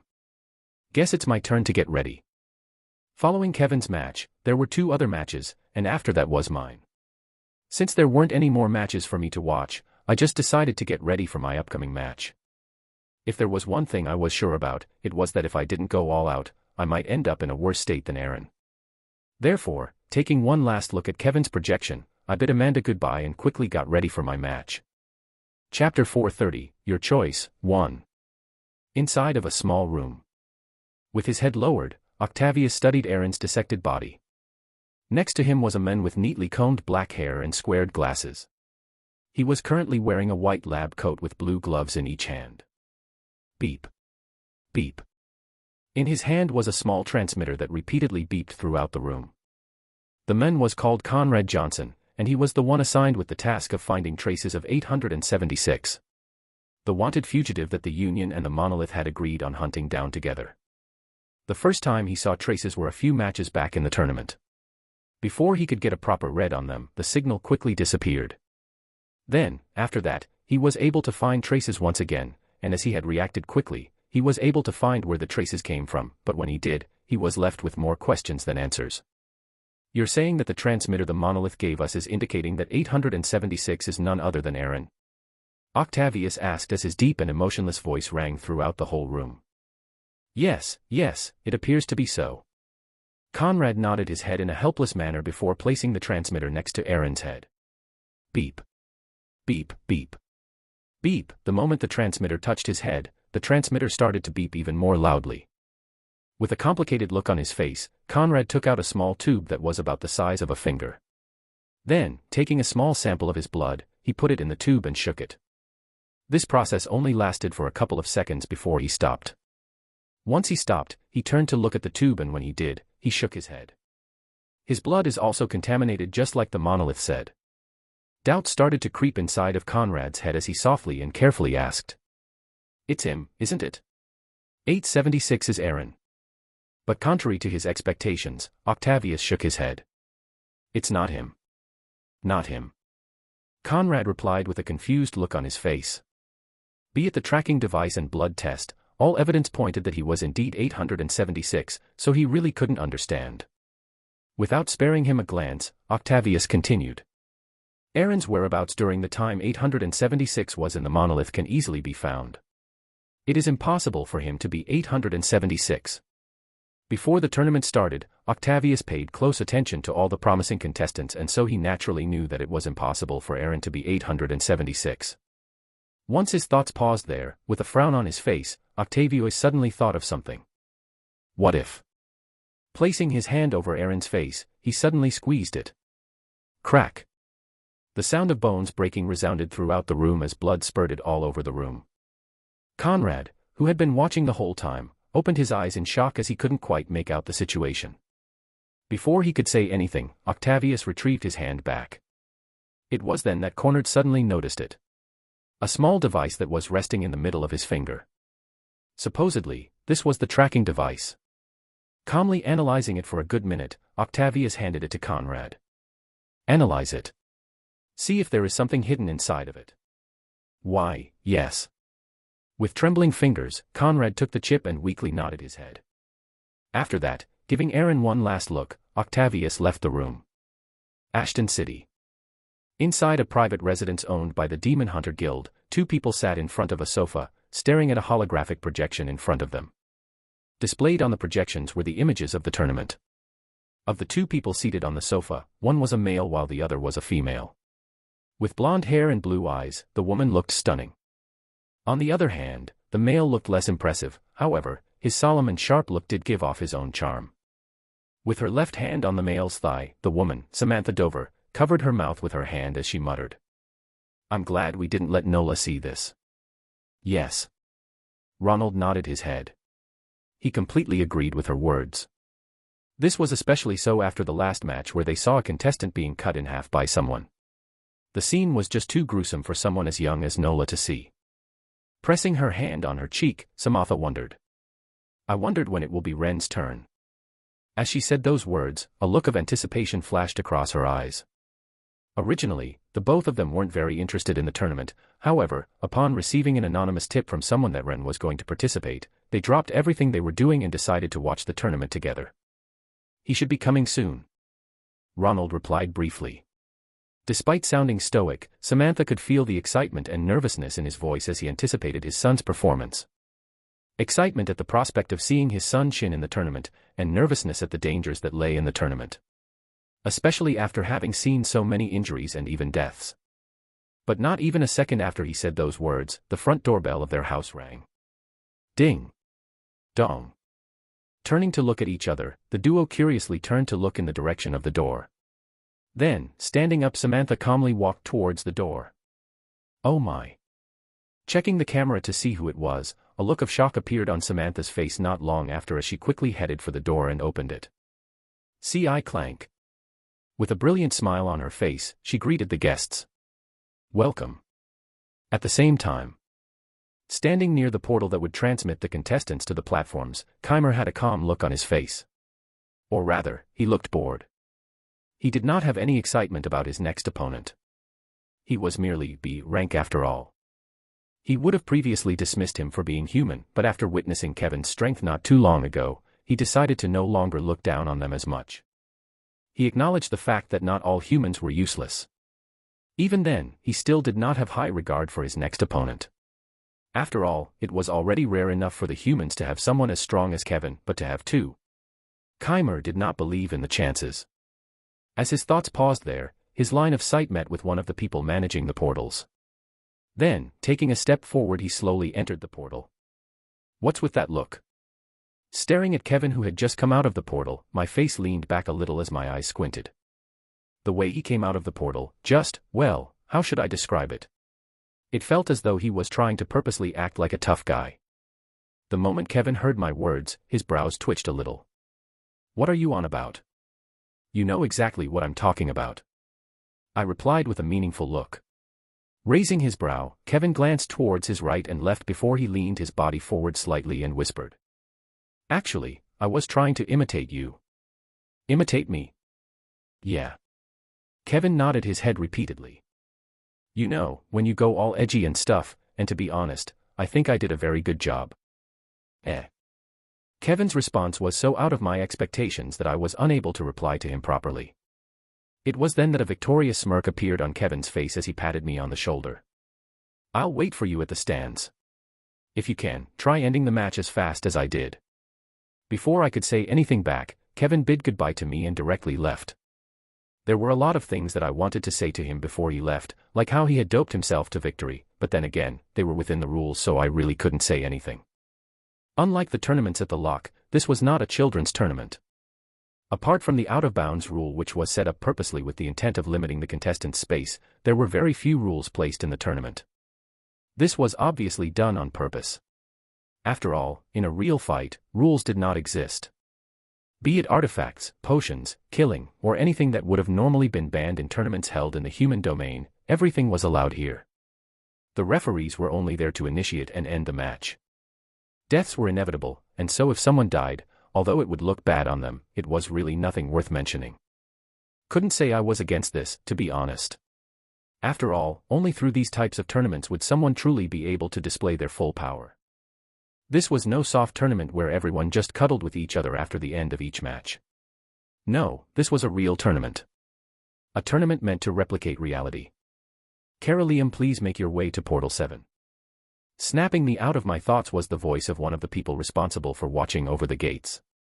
Upon hearing his voice, I immediately followed his instructions and headed for the portal, and entered. Asterisk. Swoosh. The moment I stepped out of the portal, a familiar breeze brushed past my body as I took a look at my surroundings. It was then that I suddenly felt a terrifying pressure coming from the opposite end of the arena.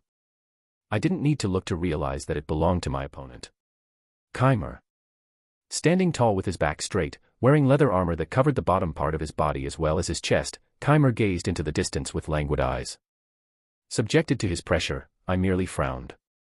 Although the pressure he was releasing was strong, it wasn't anything that I wasn't used to. Surprise flashed across Keimer's eyes as his languid eyes became a little bit clearer. It was then that a referee suddenly materialized in the middle of the arena. Once the referee appeared, extending my hand, Malvol's sword appeared in my hand. Given the current circumstances, I had no choice but to use the sword, and even then, since our terrain was limited, I wasn't too worried about its short length. Placing my sword on the right side of my waist, I raised my head and stared at the referee. Once I was all set up, I nodded my head. As soon as I nodded my head, the referee turned to look at Keimer. Feeling the referee's gaze, turning his eyes away from me, Keimer nodded his head. Raising his hand, the referee shouted. Begin. Bang. Once the referee's words faded, as though a grenade had exploded, a terrifying sound resounded throughout the whole arena as Keimer's body disappeared from its spot. Everything happened so fast that I had barely any time to react. Fortunately, I wasn't helpless. Eyes of Kronos. The moment I heard the loud explosion, I activated Eyes of Kronos. Following this, everything around me suddenly slowed down significantly. Shit. Once time slowed down, my face paled slightly as I was left shocked by the fact that Keimer was already only a couple of feet away from me. It had to be noted that I had activated my skills the moment I heard him leaving. For him to have moved this far, it could only mean that his speed was frightening. Fortunately, I was not helpless. With my hand by the side of my waist, I decreased the intensity at which time slowed down. Once that happened, Keimer's body started to once again move in my direction. Just as he was a couple of meters away from me, I activated my other skill. The one. Keimer's body faltered, and a small opening appeared right next to his right shoulder. The opening was so small that if I didn't have Eyes of Kronos, I would have never been able to find it. Thankfully I did, and I quickly pulled out my sword. With time still flowing slowly, I watched as my sword smoothly came out from my scabbard before coming into contact with Keimer's body. Once it came into contact with his body, I deactivated all my skills. Time, which was previously flowing slowly, instantly became faster, and I suddenly felt a terrifying pressure bear down on my hand which was holding onto the sword. Spurt. Following this, green blood dyed my vision as my body skid all the way back before coming to a halt near the edge of the arena. Once my body came to a stop, raising my head, I watched as Keimer looked at me with his eyes wide open in shock. With his hand pressed onto his shoulder that was continuously leaking blood, his originally languid eyes completely changed, and so did the aura around him. The arena, which was originally loud, also became extremely quiet as I felt multiple eyes land on me. With a bitter smile on my face, I placed my hand on my face and clenched it. Guess the cat is out of the bag. No point in hiding anymore. Chapter 431, Your Choice, 2. This. Looks of absolute shock flashed across the faces of Lorena and Zack as their eyes bulged wide open. What have they just witnessed? They both thought at the same time. Everything happened so fast that they were both unable to understand what had happened. In fact, moments prior they were merely commentating about the match without much enthusiasm. After all, Keimer was extremely strong. Both Lorena and Zack were unsure about their own prospects of beating him, let alone someone who was B-ranked like Carolium. But just as they thought that this was going to be an easy match, out of nowhere, they witnessed Carolium gain the upper hand over Keimer as blood seeped down from his shoulder. It had to be noted that Keimer not once had been injured throughout the tournament. Could this have been due to luck? Everyone shook their head. There was a limit to how lucky someone could be. The speed at which Caroleum attacked was simply way too fast for anyone to pick up with the back die. To add further clarity that this may have not been just luck, the look on Keimer's face as soon as he realized he had been injured became perfectly vivid for all spectators present to see, as they understood that from the first exchange that this was no luck. How he did it, everyone did not know. However, hope suddenly reignited inside their hearts. Could it be possible? Wait, what is he doing? Startling everyone out of their stupor was Lorena's voice as she stood up and pointed toward the screen. It was then that everyone saw it. Caroleum placing his hand over his face and slowly removing what seemed to be a mask off his face, revealing the features of a young man with jet black hair and deep blue eyes. His looks, which were fairly handsome, instantly attracted the attention of almost everyone that was watching the match. Quick, someone scan his face and get me a report on who he is. The first one to react to his sudden face reveal was Zach, who stood up and glanced in the direction of the people working in the studio. Instantly, upon hearing his voice, everyone woke up from their stupor and quickly got to work. It wasn't just them that was doing this, but so were the big guilds throughout the world, as they all wanted to find the identity of the mysterious young man that had suddenly shown up on the stage and had even managed to gain an advantage on Keimer, one of the top contenders for the top contenders of the tournament. The reporters were quick. Within just a minute of them scanning the face of the young man who had appeared on the stage, they were able to gather information about him.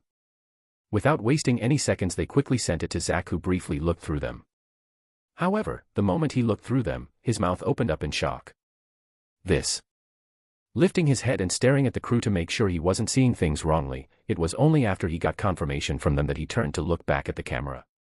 A complicated look flashed across his face as he repeatedly lowered and raised his head to make sure that the profile did indeed match the features of the men on the stage. I don't know how I should break this, but... Lowering his head and once again looking through the information, Zach scratched the back of his head and muttered. We have identified the contestant on the stage, and, well, I don't know how to say this, but his name is Rendover. Zach paused. Then, raising his head and staring straight into the cameras, he said. And he is supposed to be dead. At the same time this was happening, on the upper echelon platform, interest finally ignited on the faces of the people present as they gazed towards the platform where Ren and Keimer were fighting. This was especially so for Brutus and Gervis, who leaned their bodies forward, seemingly trying to get a better look at the match. The Elven Queen, on the other hand, although more interested, didn't show as much interest as the others. Her head was preoccupied with different matters. With his eyes glued on Ren's figure on the stage, surprise flashed across Octavius's languid eyes. Given his strength, he was naturally able to see exactly what happened, and it was because he was able to see what happened that he was left surprised. Simply put, the speed of the attack was incredibly fast. So fast that even an S-ranked individual would have difficulty following up unless they paid close attention to it. Lowering his head, he glanced at his watch and sent a message. Send me information regarding the young man on the stage. Pressing onto the screen, he proceeded to send the message. Whoever he sent the message to, they were efficient. Within a minute or two, he got a reply back. The moment his eyes landed on the information, the surprise in his eyes only increased. Name, ranked over. Status, dead. Information, believed to have died during an explosion at the lock 3 years in the past, during the Inter-Academy tournament. Inheritor of the Keiki style. Reading through the information, Octavius momentarily closed his eyes. So this is who 876 is. Piecing all the information together, he quickly came to the conclusion that Ren was 876.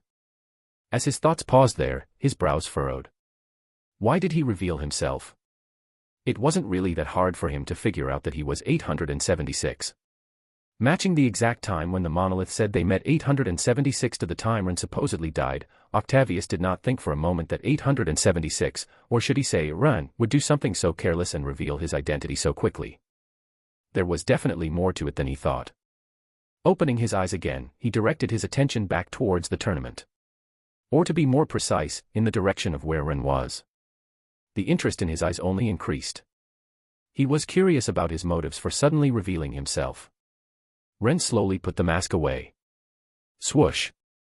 A soft breeze suddenly brushed past his body, sending his hair scattering all over his face. Raising his hands, Ren took out a hairband and tied his hair back. On the other hand, as Ren tied his hair, Keimer, who had slowly recuperated from the shock of what happened, grit his teeth and straightened his back once more. The languidness in his eyes completely disappeared, and what replaced it was a heavy solemnness. From that one brief exchange, Keimer understood that he was facing no easy opponent. In fact, it wasn't just him who understood this, as almost everyone that was spectating understood this. Whoever Keralium was, he had previously been hiding his strength. "Are you not going to start?" Snapping Keimer out of his thoughts was Keralium's cold voice. Raising his head and meeting Keralium's dull gray eyes, Keimer's body faltered slightly. He took a step back. A deep sense of fear enshrouded his whole body as his eyes never left Keralium's dull gray eyes. The more he looked at them, the more he felt his soul getting sucked into them. Reflected behind those dull gray eyes was the same figure standing in front of him. However, instead of standing in front of him, he was merely looking at him with a bored look, sitting on a golden throne. Most strikingly were his emotionless and cold eyes that seemed to treat him as a passerby, or rather, an insignificant figure. It sent chills down his spine. The overbearing pressure coming from him became many times more powerful the more he stared at him, as a deep sense of dread completely washed over his entire body. It felt as though he was in the presence of a monarch. A being that he was not supposed to cross. His legs buckled slightly. He suddenly had the urge to kneel. No, he had to kneel. How could someone like him remain standing in front of such a presence? But just as he was about to kneel, he suddenly stopped. "What am I doing?" He suddenly thought to himself. Was he just about to kneel? Who was he? He was Keimer, one of the strongest orcs amongst the younger generation and someone who had only kneeled in front of his leader, Brutus. How dare he suddenly kneel to some unknown human he had never met before? Preposterous. Closing his eyes, Keimer channeled all the mana inside of his body as he screamed at the top of his lungs. Huarg. As he screamed, his thunderous voice boomed throughout the whole arena as he quickly snapped out of his delusions. Clenching his teeth, the aura revolving around his body intensified to the extreme as he reached out to grab onto his axe, which was behind his back, using his left arm. The one that was not injured. Sheeing. Sparks flew on the ground as the tip of the axe came into contact with the ground. Then, once he took out his axe, without wasting any time, he tensed his legs and propelled his body forward. This time, as he moved, he made sure to increase his speed even further. His speed was even faster than in the first exchange. From the previous exchange, he understood that even though his opponent was not exactly strong, the speed at which he could attack was terrifying. Most frightening was his ability to make decisions in the little time he gave him to react. Therefore, after thinking things through, Keimer decided to switch strategies. Instead of opting for pure speed, he was planning on using brute force as well. Bang. Arriving before Keralium, pressing his foot onto the ground till it cracked apart, Keimer raised his axe and cut horizontally. Fast and furious. The moment the axe came swinging down, it came charging in Ren's direction like an avalanche. Its momentum was almost unstoppable. My eyes stung. Staring at the incoming attack that seemed to be able to cut through me like butter using Eyes of Kronos, I found that the more I used the skill, the more my eyes started to hurt. His current attack was many times faster than his previous attack, the power that it contained was also many times stronger. Unfortunately, the attack was not something I could dodge. Therefore, after thinking things through, deactivating Eyes of Kronos, I pressed my foot onto the ground, tilted my body towards the direction of where the axe was coming from, and met the attack using the body of my sword. Clank. Sparks flew in every direction as his axe came into contact with my sword.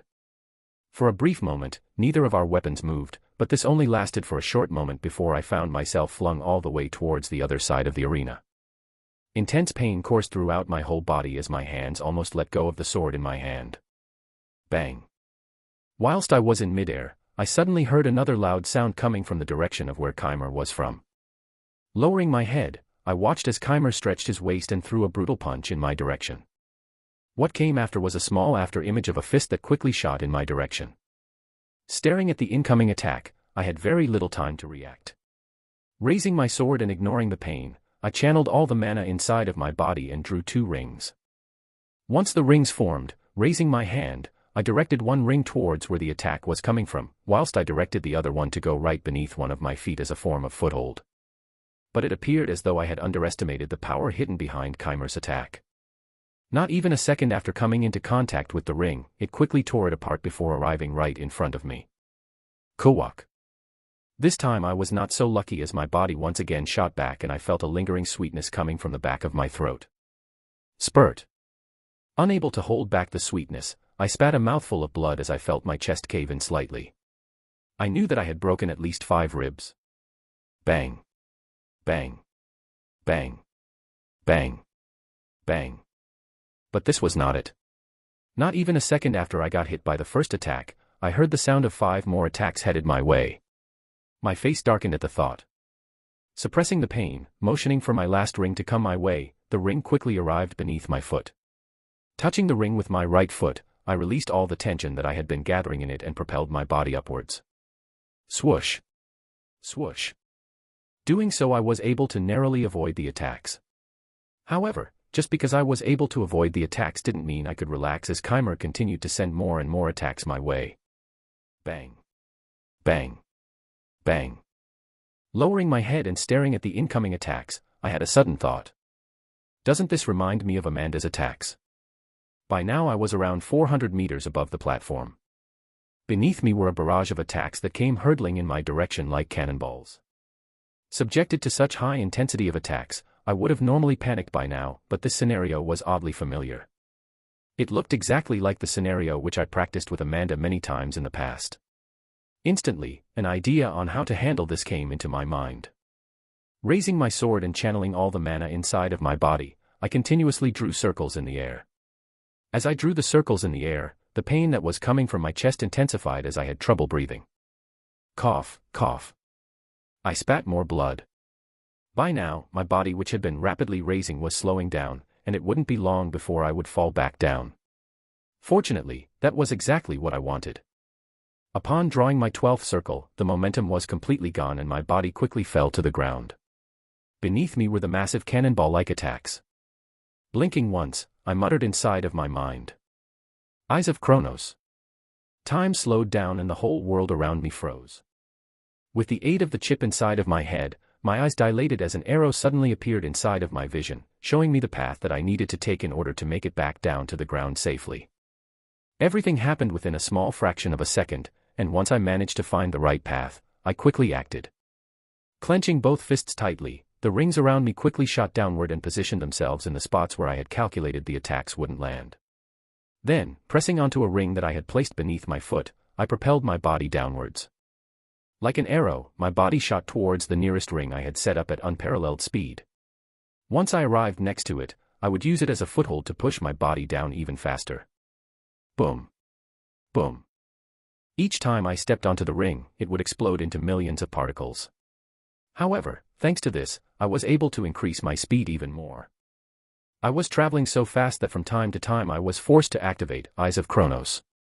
This was so that I would not lose sight of what was happening around me. Boom. Boom. Breaking apart 2 more rings, activating Eyes of Kronos once again, I finally saw Keimer standing in the middle of the arena.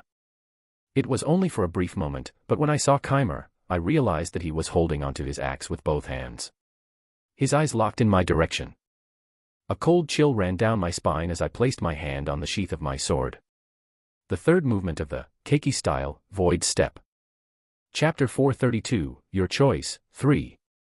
Click. It was very subtle, but almost everyone in the arena and the one spectating were able to hear the sound. Zach and Lorena, who were staring at the screen, their eyes filled with shock, suddenly stood up as they watched Ren's figure disappear from the sky. He was already traveling at a speed that made it hard for them to follow, but the moment they heard the clicking sound, his figure, which was already a blur, completely disappeared from their vision. What followed his disappearance was a deathly silence as Ren's figure suddenly materialized in front of Keimer. It had to be noted that before his figure disappeared, he was still quite far from him. For him to have suddenly appeared in front of Keimer at such speed, many couldn't follow his movements. Clink. It was then that Ren's sword met with Keimer's axe. A loud metallic sound rang in the air, traveling through the ears of each person in the arena. With the tip of his sword meeting the edge of Keimer's axe, time seemed to stand still as everyone kept their eyes glued on the 2 figures standing in the middle of the arena. Boom. The originally quiet environment was soon drowned out by the terrifying sound of an explosion as 4 pressurized circular energy beams shot out from the point of contact between the 2 weapons. The whole arena started to crack apart as small pieces of rock flung in the air like projectiles. Unfortunately for Ren and Keimer, the projectiles quickly attacked them as even more wounds started to appear on their bodies. It wasn't long before Ren's upper garments tore off, revealing his muscular body that was riddled with scars. The sight was deeply etched into the vision of everyone that was watching. Soon enough, dust flew in the air, covering the vision of most spectators. The explosion was so loud and powerful that even after it disappeared, some people had difficulty hearing. Slowly, once the after effects of the explosion died down and the dust slowly started to settle, every spectator leaned forward with anticipation. Their palpitating heartbeats rang throughout their heads as they all had the same question inside of their mind. Who won? Just who had won between the two contestants? This. It wasn't long before everyone got their answer. Zach and Lorena simultaneously looked at the screen with extreme surprise. Displayed on their screen were the images of both Ren and Keimer laying down on the ground, blood seeping from the bodies of both individuals. Neither of them was moving. Zach and Lorena's heart squeezed the moment they saw this. Zach softly muttered in response. This. It looks like both contestants are knocked out cold. The match seems to be coming to end in a. However, just as he thought that the match was going to end in a draw, his eyes lit up as he watched both Ren and Keimer's body twitch. His eyes intently lit up when he saw this. Ugh. Everything felt like a blur to me. I don't quite remember what happened after my strike, but all I could feel at the moment was an intense pain coursing down my body. Regaining a bit of clarity, I felt my cheek pressing against something hard. Ah. Opening my eyes, I realized that I was on the ground. Blood leaked from my mouth. Slowly lifting my head and glancing around, I could see all the spectators' eyes directed in my general direction. I couldn't quite hear anything. There was this constant ringing sound inside of my head that prevented me from hearing anything. The referee was also standing not so far away from where I was, carefully alternating his head in my direction and to somewhere behind me. KHH. Placing my right hand on the ground, an electrifying pain ran through my whole body, prompting me to fall back down on the ground. With both forearms on the ground, my eyes twitched repeatedly as my body seemed to refuse to listen to me. Eventually, through sheer grit of will, I supported my body up with the aid of my arm. The ringing sensation inside of my ears decreased, the noise coming from the arena becoming more discernible. Thunderous. It would be how I described the audience once my ears returned to normal. The noise coming from the audience was thunderous. So loud that it reminded me of a thunderbolt descending from the sky. Drowning the noise coming from the crowd to the back of my mind, I grabbed onto the side of my waist and forcefully suppressed myself from screaming out in pain. Although I couldn't quite make out the extent of my injuries, from the way I was having a hard time moving and breathing, I could tell that I was severely injured. Even then, since the referee had still not announced the victor, I knew that I didn't win yet. Gritting my teeth hard, I slowly turned around, and it was then that I saw Keimer standing opposite me. His current state was the same as me, or rather, he seemed to be in a worse state as his right arm hung loosely down his body. On his left was his axe. Blood dripped down from his body. With one eye closed, he glared in my direction and took a small step forward. Then, grabbing onto a small fruit from the side of his pants, he quickly put it in his mouth. Immediately, some of his superficial wounds started to heal. God damn it, this fucker is still standing. I cursed inside of my mind when I saw this. If I said that I was in a state to fight, then it would be a lie. At the moment, every time I tried to move my body, it would ache uncontrollably as all the muscles inside screamed in pain. Not only that, my mana was completely drained. I was no longer in a state to be able to use my sword anymore. However, if there was one thing that I could do, it was to withstand the pain. I may scream here and there because of the pain, but that was merely something I did to distract my brain. Ooh. Taking a deep breath and tapping onto my bracelet, I took out a couple potions and quickly ingested them. Slowly, some of my injuries started to heal. Unfortunately, the effects of the potion weren't instantaneous and the extent of my injuries were just too much to heal in such a short period of time. Fortunately, it was enough to give me that one push to fight for a bit longer. Thump. Keimer took another step. Raising my head and clenching my fists, I similarly took a step forward. Thump. Thump. Slowly but surely, we both neared each other. It wasn't long before we came face to face with one another. His towering figure looked down on me from above as I looked back at him straight into his eyes, neither one of us giving each other an inch. KHRRR, KHRRR. I could feel Keimer's breathing from where I was. Thamp. Suddenly, with a large sound, Keimer dropped the axe in his hand. Wawarg. He suddenly screamed at the top of his lungs. His body arched backwards, his hand curling into a fist. A dark green glow enshrouded Keimer's fist. Seeing him prepare himself to attack, I decided to meet his attack head-on. Channeling all the mana inside my body, I also curled my hand into a fist. A powerful glow suddenly enshrouded my hand as I breathed out and glared at my opponent. Then, seemingly coming to an agreement, we both punched out. Bang. A powerful blasting sound reverberated throughout the whole arena the moment our fists connected. What followed after was a strong circular pressurized wind gale that shot outwardly, our clothes fluttering due to it. Caw. It wasn't long before our hands separated. A pained groan escaped from my lips as I felt my hand shatter apart upon meeting his fist. Keimer let out a similar sound as his body skid back a couple of meters. However, unlike me, his hand was still intact. Despite him being more injured than me, his body was tougher than mine. But that was the only thing I could do given my circumstances. Ignoring everything, I clenched my left fist and followed up with another punch. Only a second had passed from the previous attack. Wag. Barely managing to react on time, Keimer raised his hand and blocked the attack using his forearm. Bang. Another powerful blast shot out as Keimer's figure skid back even more. A pained shout escaped from Keimer's mouth as his right leg gave out for a brief moment. Fall, damn it. I screamed in frustration as I glared at Keimer, who was still standing.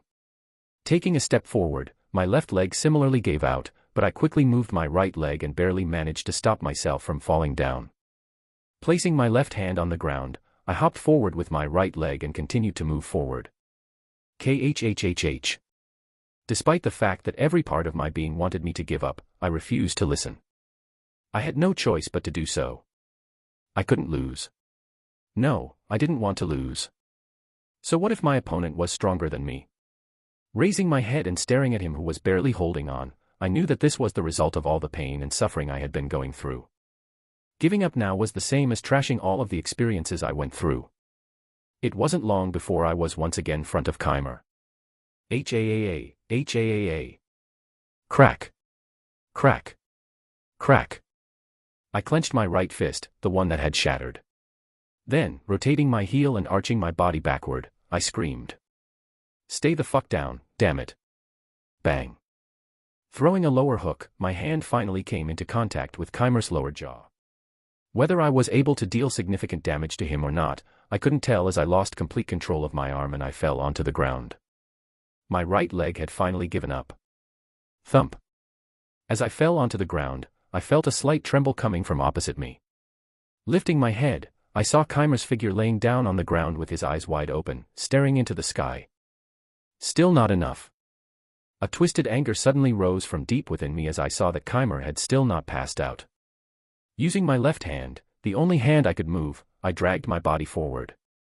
With every motion I made, an unprecedented amount of pain traveled throughout my body. But I just continued to endure. It wasn't long before I reached Keimer and mounted him from the top. My eyes soon met his. Raising my left hand and curling my fingers into a fist, I punched out. Bang. As I punched out, my hair came undone, scattering all over my face, but I didn't care. Raising my left hand again, I punched out once more. Give up, you piece of shit. Bang. Fucking faint already. Bang. Damn you. Each time I punched out, I cursed out loud to let go of my frustrations. At this point, I had long forgotten about my surroundings as I continued to punch and punch and punch. Bang, bang. Just fucking give up. Swoosh. Huh. It was only after I felt a gentle power envelope me and lift me in the air Didi finally came to my senses. Soon, I fell onto the ground with both knees. Lifting my head up and feeling the gazes of everyone present, my left hand finally lowered. The winner of this match is Karalium. He will proceed to round of 16. The referee finally announced. Once the referee's words faded, a brief moment of silence ensued before the whole arena exploded into a fit of cheers. To be honest, I could barely make out what was happening. My vision was quite blurry. The only reason why I was still conscious was because I refused to pass out. Not when everyone is watching. Ha-ia. Raising my head, I gazed into the sky. This should be enough, no. Chapter 433, Your Choice, 4. Human Domain. A deathly silence enveloped the studios where Zach and Lorena worked at as neither of them could open their mouths. The scene that they had just witnessed, how could they describe it in words? It was so shocking that they were unable to say anything. It wasn't just them, but everyone who was watching felt the same. Especially the last few minutes of the match where they watched as Ren pummeled over Khymer's body, punching him until he completely passed out. Each and every one of his punches deeply resonated with their palpitating hearts, further imprinting the scene into their hearts. What have we just seen? Zach softly mumbled as he slumped back down on his chair. His eyes filled with disbelief. He really couldn't understand what had just happened. At one moment he thought that it was going to be a one-sided beating, from then thinking that it was going to be a tie before finally ending in Ren's victory. The whole match was like a roller coaster of emotions for him, and for everyone that was watching. It was simply mind-blowing. Could I have won if I was in the same position as him? Zach thought as he tried to recall the events of the match. No, it's impossible. He quickly shook his head. He didn't think so. Lifting his head, Zach stared straight into one of the cameras. For a good minute, he didn't say anything. He just quietly stared at the cameras. Then, opening his mouth, he said, "He won." The moment those words left his mouth, the eyes of all the viewers watching returned to him. Lifting his papers and stacking them up, Zach took a deep breath before solemnly saying, "Ren Dover has defeated Khymer and has passed to the round of 16. Upper echelon platform. What an amusing fight." Gervais boisterously laughed out loud as he stood up and praised. Staring at the arena down below, his eyes shine with deep interest. Turning his head to look at Brutus, he couldn't help but throw a light jab in his direction. Who would have thought that your strongest warrior would be defeated at the hands of a human? You didn't see that one coming, right? Despite Gervais's taunts, Brutus's complexion remained the same as his heavy breathing resounded throughout the area. KHRRR, KHRR. With his eyes locked onto the arena, more specifically Khymer, he turned to look in Ren's direction before saying, "KHRR, the human deserved to win. A loss is a loss, and Khymer has lost." True. Gervais nodded his head. Although he had not interacted much with Brutus in the past, he had a good impression of Brutus. This was simply because of his honest personality. He wasn't the type of person that would hold grudges at a loss. This was just how he and the orcs were. They respected those that beat them without making any excuses. Taking his attention away from Brutus, Gervais softly mumbled to himself. That aside, the match was truly unexpected. I really didn't think that the human was this capable. Gervais meant those words. Although he knew that Ren was capable as he had seen firsthand his capabilities back in Hendler, that was only on a mental aspect. He had actually never seen him fight, despite him having one of the largest merits in them being able to take down Inferno and stop the war. Gervais had not seen him fight once. And having just witnessed how Ren fought firsthand, he really was left impressed by his performance. Such talent, he really was envious. Snapping out of his thoughts, Gervais suddenly remembered something. Turning his head to look at where Octavius was sitting, for the first time ever since seeing him, Gervais finally saw a change in Octavius's facial expression. Although it was still indifferent, there was this deep sense of solemnity hiding deep within them. Massaging his beard, he decided to go to him. He had something he needed to say to him. Walking up to him, he stopped a couple of meters away from him and coughed. Cume, cume. Hearing Gervais's cough, Octavius raised his head. Do you need something? Putting on an amicable smile, Gervais calmly sat down next to him. Turning his head and staring straight into his eyes, Gervais suddenly asked, "What did you think about the match?" A hint of surprise appeared on Octavius's face upon hearing Gervais's question. What came after it was wariness. It was good. Even then, he still replied after a short pause. Gervais nodded his head upon hearing his words before leaning back on his chair. I totally agree with you. The match was very good. Especially that human youth over there that won. He's quite the talent, isn't he? He is. Octavius replied. Gervais nodded his head more fiercely when he heard his words. Right, right. He is also very smart and will probably be one of the future pillars of the human side if I'm not wrong. What are you trying to get at? Octavius coldly asked, his brows finally furrowing together and the air around him finally changing. He had finally realized that the situation was not right. For what reason was he trying to praise Ren? Was it truly an innocent act, or was he trying to imply something else? It didn't take long for Octavius to get an answer as Gervais calmly and slowly said. Walking over the edge of the platform, he transmitted his voice inside of Octavius's head. You see, you may not know this, but that human over there helped me out quite a bit over the last year, and it would truly be a bummer if something happened to him. Upon hearing Gervais's words, everything started to click inside Octavius's head. He had already received the reports of what had happened back in Hendler from Douglas and the vice leader. He had a general idea of what happened and how they were able to defeat Inferno and stop the war. The moment he heard Gervais's words, putting the pieces together, Octavius understood just what his words implied. Once he did, Octavius's eyes chilled. Are you threatening me? Am I threatening you? Walking back to his previous chair, Gervais sat back down, leaned back, and massaged his beard. This behavior persisted for a good minute before eventually, he shook his head. No, I am not threatening you. I'm just telling you how the facts are. Turning his head to face Ren's direction, he continued. You need to realize that this whole conference would not have happened if not for his aid. It wouldn't be wise if something happened to him. Standing up, Gervais took one last glance in Octavius's direction before leaving. He's waiting for you. You should go meet him. I'll be visiting him in the next hour. I sure hope he is still breathing when I visit him next. As he left, his words directly entered Octavius's mind, causing his frown to tighten. Crack. A cracking sound suddenly resounded as the Octavius gripped onto the side of the chair with increased intensity. Beneath the arena. Ha! Amidst the thunderous crowd, Amanda was sitting on a small bench collecting her breath. Despite it soon being her turn, Amanda refused to go to the arena. The reason for this was because of Ren's match. The moment the match started, she couldn't take her eyes away from his figure. The intensity at which he fought, the way he skillfully dealt with his opponent's moves, and the way he completely disregarded his own safety just to secure his own victory, Amanda's emotions were in a state of disarray. Her current feelings were hard to describe. On one hand, she could see just how much he had improved over the years when he went missing. She had already seen a glimpse of his strength during the time she reunited with him, but it was only now that she fully understood the extent of his improvement. The pain and suffering that he must have gone through in order to achieve such a level of strength, Amanda couldn't imagine, nor did she want to imagine. Every time she did, an uncomfortable feeling would rise from deep within her heart. She couldn't really explain what that feeling was. But she didn't like it.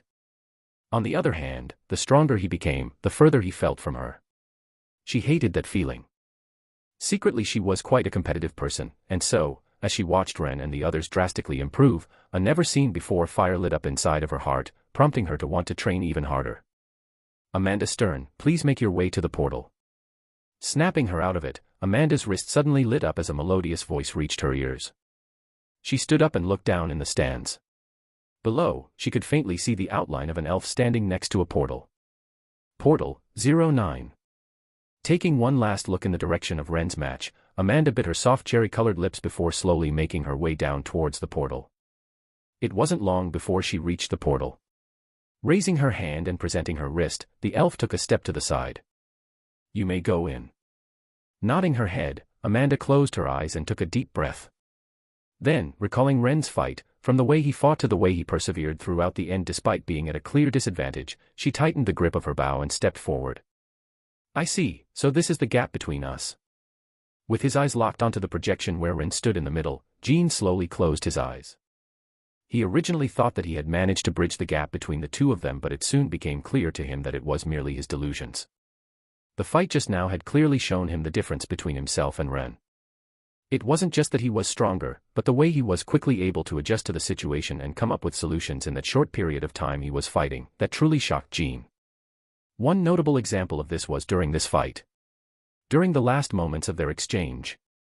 Not many may have realized this, but the moment Ren was about to attack, he realized that Keimer was also preparing to unleash a terrifying attack. Whilst in the air, and before activating whatever last skill he used, Keimer's axe was already swinging down on him.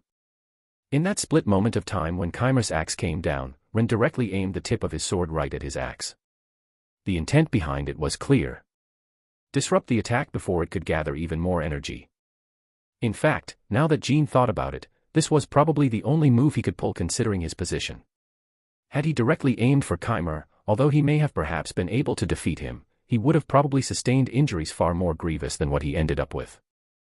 Gene might even push it as far as saying that he could have died. Simply put, Ren far outstripped him in terms of experience.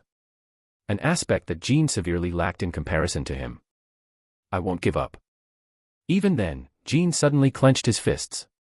Despite having come to the realization that the gap between the two was big, Gene still chose not to give up. Like his father said, the moment one is satisfied with themselves, that is the moment their growth will stunt. And he firmly believed this. Sitting up on my bed with bandages all over my arms, I calmly looked towards the outside of the window. Behind it were the beautiful landscapes of Isanor. 8 broken ribs, a fractured hand, shattered right hand, broken kneecap, and a concussion. Those were the extent of my injuries. If not for the fact that the elves had cast on me multiple spells and I was given a couple of potions, I would have long passed out from the pain.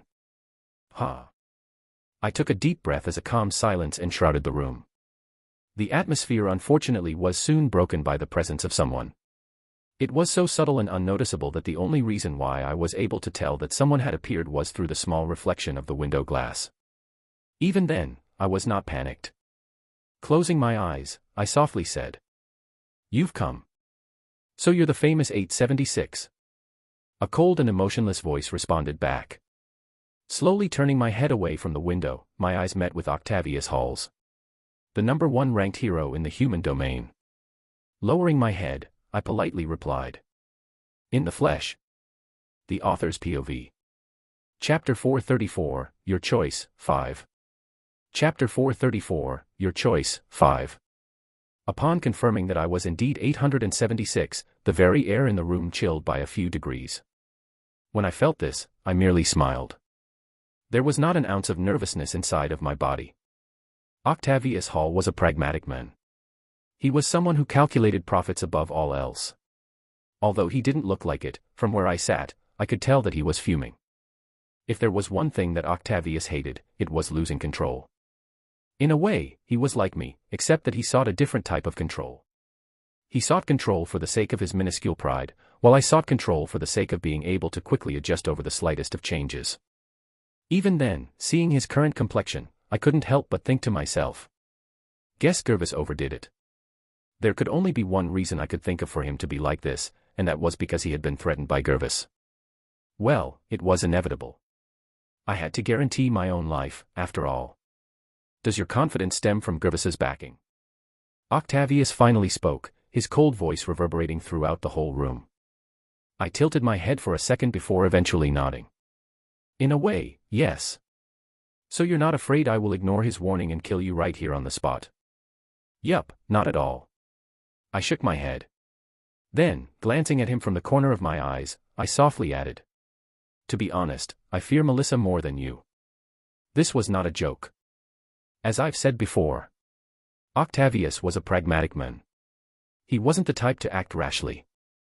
Since Gervis had obviously threatened him, it was clear that he couldn't make any rash moves, and as such, I wasn't worried about my safety. But unlike him, Melissa would attack me even if she was threatened. There was a clear difference between the two. I see. Octavius nodded. Surprisingly, he didn't look too fazed by the fact that I mentioned his daughter. Did he perhaps already figure out that I was the one working with her regarding the magic cards? If so, things were going to be even easier than I thought. After a brief moment of silence, he opened his mouth again. His voice sounded much calmer than before. Your goal is freedom, isn't it? My brows knit. Yes. At my confirmation, Octavius quickly followed up with another question. And you're trying to frame Aaron as 876 in order to gain freedom, correct? Right. It was pretty much the gist of it, yes. Guess he had fully understood what I was planning. However, his next words caused the frown on my face to deepen. What about your family? Don't worry about them. I coldly replied. However, it seemed as though it went to deaf ears as Octavius continued. By now, I'm sure that it is not just I who figured out that you're 876. The monolith must have found out as well. Since they can't come here, in all likelihood, they are going to target your parents. Was this the freedom that you wanted? Closing my eyes, I calmly looked back towards the scenery of Isanor. They won't do shit, I replied after a while. A smile soon crept up on my face. Do you believe I didn't think this far ahead? I wasn't that naive to think that he would be the only one to figure things out. From the very beginning, I knew that the monolith would find out about my identity the moment I revealed my face. I had already made preparations a long time ago. At the moment, they should be in safe hands.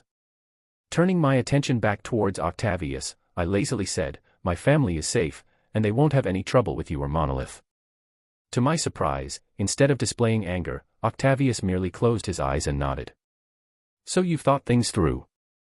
Opening his eyes once again, he leaned back on his chair. If you've thought that far, then I have no choice but to listen to what you have to say. Octavius interlocked his fingers. So, tell me. Why should the Union help you? Why should you help me? My eyes opened wide before I eventually laughed. Turning to look at Octavius, I looked around the room before I pointed toward myself. Are you messing with me? I need your help. Did he smoke something before coming here? When in the world did I ever say that I needed their help? Did they actually think that I would seek help from the one organization that turned its back on me? How laughable. Lifting my head up, I stared straight into Octavius's eyes. The smile on my face completely disappeared as I leaned in closer. Listen well, and listen good. Let's make something clear. I never needed your help, nor do I need it now. All I'm doing right now is giving you a choice. It seemed as though he had completely misunderstood the situation. I didn't ask him to come to me for my sake, no, it was for their sake. Lowering my hand and shifting my body forward a little, I asked, I'm sure by now you've seen my worth, have you not? Octavius didn't answer. I continued. You've seen my fight, have you not? You've also seen that I'm on good terms with the dwarves, and not only that, I've saved the asses of some of your precious people a while back. The more I spoke, the sharper my words became. I was simply venting out my frustrations. Not only did I see Monica and the others back at the monolith, but I also had many other qualities that should prove my worth. Lowering my head and gazing at my watch, I tapped on the screen and a holographic image appeared before us. Presented in the holographic image was a replica of the contract Octavius and the others had signed with the monolith. Once I took out the contract, Octavius's face finally changed a little. His voice turned deep, and he asked, where did you get a copy of that? You probably already know, I replied. The answer was obvious anyways. It was from Waylon. I had already briefed him on my situation with the Union, so he knew of my circumstances. The moment we arrived in Isanor, as the vice leader of the Union, he helped me get a copy of the contract. It was only after reading through it that I was able to find the holes within it. Regarding Waylon, things would have been easier if he was here, but he headed back to the human domain the moment he got rid of Jasper. He had to sort out his house after all.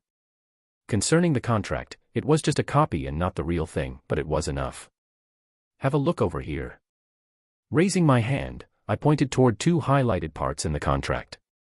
The terms of the contract will be null if Party A, Union, fails to provide adequate effort in the capture of wanted fugitive 876, dead or alive. I slowly recited before pointing toward another section of the contract. Because Party A does not have the means to properly identify 876, Party B will provide Party A with a tracking system as well as a blood measuring system that will verify the identity of the captive. If the two criteria are met, Party A is requested to bring the individual to Party B. Pausing, I raised my head and looked at Octavius. I wonder what these two things could be, the tracking system and blood measuring system. I proceeded to cross my arms before sarcastically saying, maybe the device that was found in Aaron's head or even possibly the traces of serum found inside of his body. In response to my question, Octavius merely closed his eyes and continued to not say anything. I shrugged it off. Party B will provide Party A with a tracking system as well as a blood measuring system that will verify the identity of the captive. These words in the contract were what made me act the way I did back then when I attacked Aaron. I wasn't just venting out my emotions on that day. Even though a part of the reason was because of that, it wasn't the main reason why. No, I had taken that time to implant a chip inside of his head as well as inject a dosage of the serum into his body in order to meet the criteria that the monolith had set for when capturing 876, or to be more precise, me. The reason why the criteria was set as such was because the monolith feared that the Union would just send over a dummy and say that he was 876. They had to be more specific with their demands, hence why they set those two criteria. After all, the monolith was sure that the Union couldn't replicate the serum as well as the chip. They had every reason to believe that the criteria was enough, but unfortunately for them, they had not taken into account that Ryan was able to replicate the chip inside of my head and that I still had a couple of dosages of the serum on me. Furthermore, the contract was signed before I even went to the Dwarven domain, which was about to go to war at that time. Never in their wildest expectations did they believe that I would be able to gain their favor and create a small replica of the chip. If, in any way, Party A tries to tamper with the evidence, the contract will nullify, and Party A will suffer heavy penalties. Tapping onto the screen of my watch, the hologram disappeared. I'm not part of the Union, so the contract terms have still not been breached, I stated. Furthermore, since the contract has not been breached, once I hand Aaron over to them, the truce will still last and the monolith won't be able to do anything, Octavius said as he cut my words off. Right.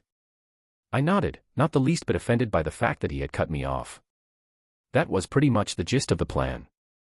Although yes, the monolith would know that the one they were handing over was not the real 876, but, because he met all of the criteria they had set up, they could only swallow the bitter pill. Added with the fact that the contract wouldn't breach when doing this, not only did I have to not worry about the monolith for a couple of years as they were still in a truce where they couldn't attack the human domain, the same would apply to the Union if they chose to support me. Staring into Octavius's eyes and seeing a trace of clarity within them, I understood that he was weighing down his options. Well, as if he has any. He had no choice but to agree with my terms. The only thing he could hold against me was the fact that one of the biggest diamond-graded guilds would hold a grudge against the Union if they choose to hand Aaron over, but it had to be noted that Kevin was the one who killed Aaron. And where did Kevin belong to? That's right, the Union. This meant that they had already offended the diamond-graded guild. Furthermore, considering Kevin's talent and Octavius's pragmatic way of thinking, there was no way he was going to hand him over to them. The bridge between the Union and Aaron's guild had long been burned down. This meant only one thing. He had no choice but to choose me. There was no other alternative and he understood that. I'm sure he did. This became notable to me from how silent he was being. Checkmate. Leaning back on the bed, I once again gazed into the distance. All the threads I had set up had finally closed down, trapping Octavius completely. Unless he was demented, he had no choice but to say yes. So, what are you going to do? I eventually asked. Chapter 435, About My Mother, 1. Letting out a long breath, my eyes stayed fixed on the scenery presented outside of the window glass. The scenery outside was dotted with beautiful green grass, great mountains, and ancient trees that further added to the vibrancy of the place. It gave me a sense of tranquility that I desperately needed. Especially after going through such a big fight. The silence continued to persist as I slowly lost myself to the scenery outside. Alone, silently gazing in the distance with no one to bother me. It felt soothing. After asking Octavius about the choice he was going to make, he just simply left. Vanished out of thin air. I took that as a sign of confirmation. He may have not explicitly said yes, but had the answer been no, I would have surely been able to tell. Either way, I cared more about actions rather than verbal agreements. He could tell me yes right now, but that solved nothing. Only through handing over Aaron would I truly know the answer to his decision. Lifting my head to gaze at the fluffy white clouds roaming in the sky, I pressed my hand against the window before mumbling softly. If Octavius truly does agree, I'll finally be able to go back home, huh? Those words. They felt quite weird. After who knew how long, finally, I was soon going to be able to return home. Not as 876, nor anyone else, but as myself, Rendover. The sense of relief when I realized this was immeasurable as my shoulders finally relaxed and the anxiety within me subsided. I was finally going to come back home. Clank.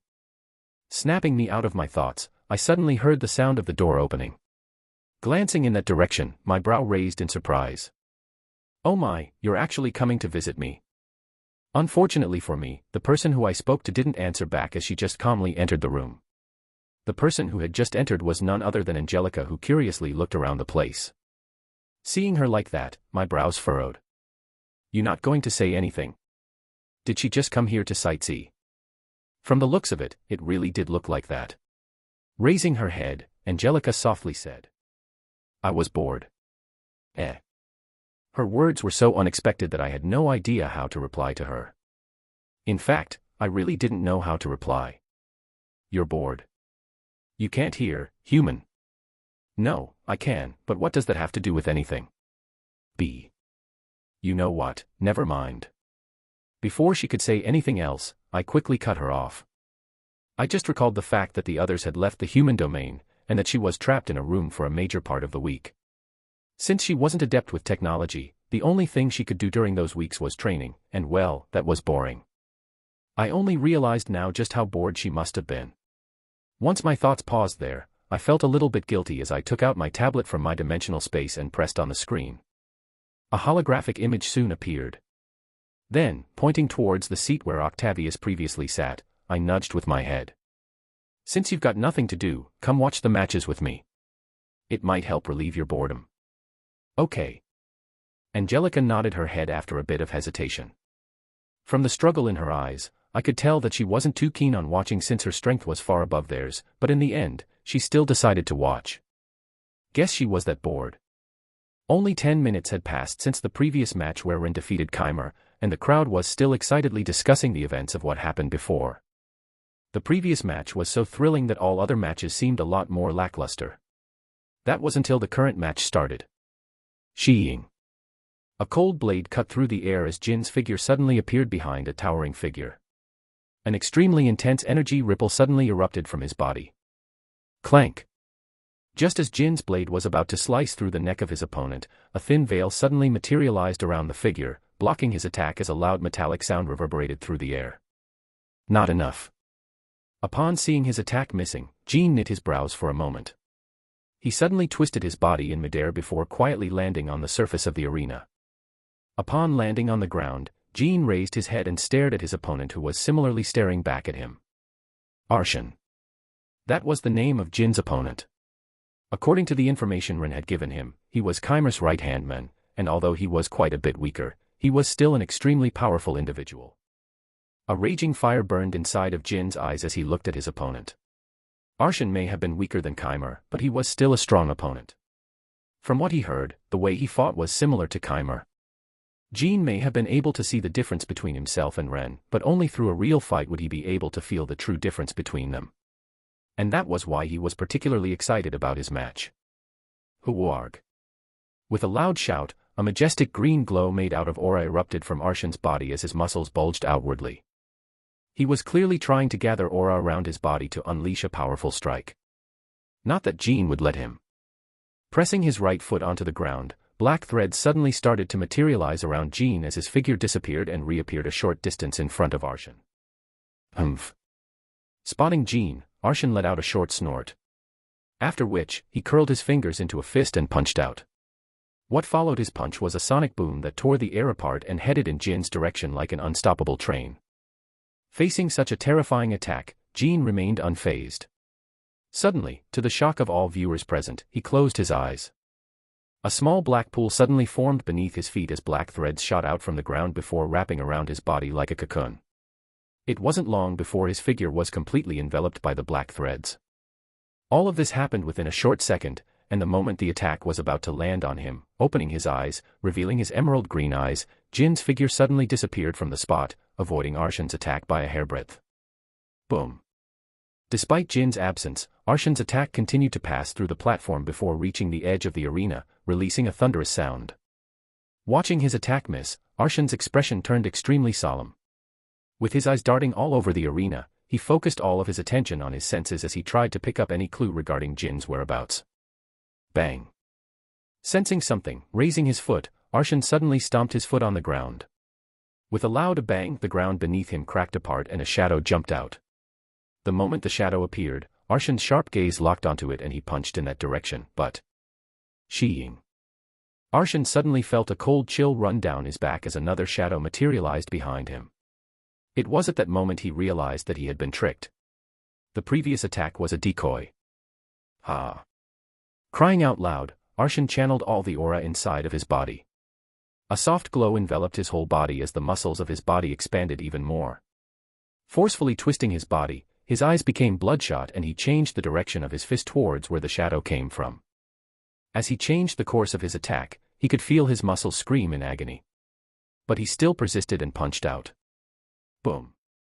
His fist tore through the air, resulting in a powerful blast to resound throughout the platform.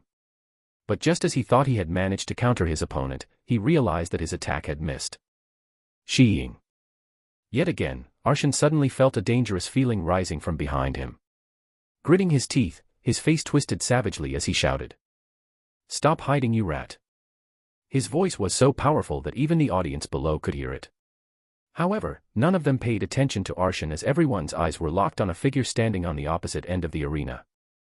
With his right hand raised, and half of his hand covered in black, everyone watched as black threads encircled Jin's arm. His cold eyes were currently locked onto Arshan, who was currently madly throwing punches around.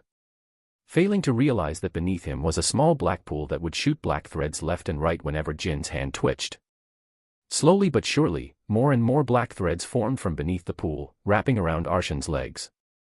Because he was so distracted by the attacks, Arshan was unable to take note of the black threads, and before long about half of his lower body was covered in black threads. Finally, after realizing that something was wrong with the situation, Arshan lowered his head and took notice of the black threads. Out of pure instinct, the first thing he did was lower his arm and grab onto the threads. But as he pulled, he found that they were stuck onto him like rubber. He could still move properly, but something about the situation wasn't right. It was then that he raised his head and finally noticed Jin staring at him from the distance. Anger suddenly rose from deep within Arshan as he pressed his foot on the ground, preparing to lunge in his direction. But just as he was about to move, Jin suddenly clenched his fist and the black threads around his tightened up considerably, halting his movement. Warg. Clenching his teeth, a green glow sprung out from Arshan's body as he forcefully tried to move his body. Snap. Snap. Snap. His efforts weren't in vain as soft snapping sounds rang out as some of the threads snapped off, allowing him to recover some of his mobility, but by the time he was able to take a step forward, it was too late. Shi-yang. Appearing right in front of him was Jin. With his body twisted, and his dagger near his right cheek, Arshan's eyes opened wide. Before he could react, Jin slashed down and a feeling of death suddenly washed over Arshan's body.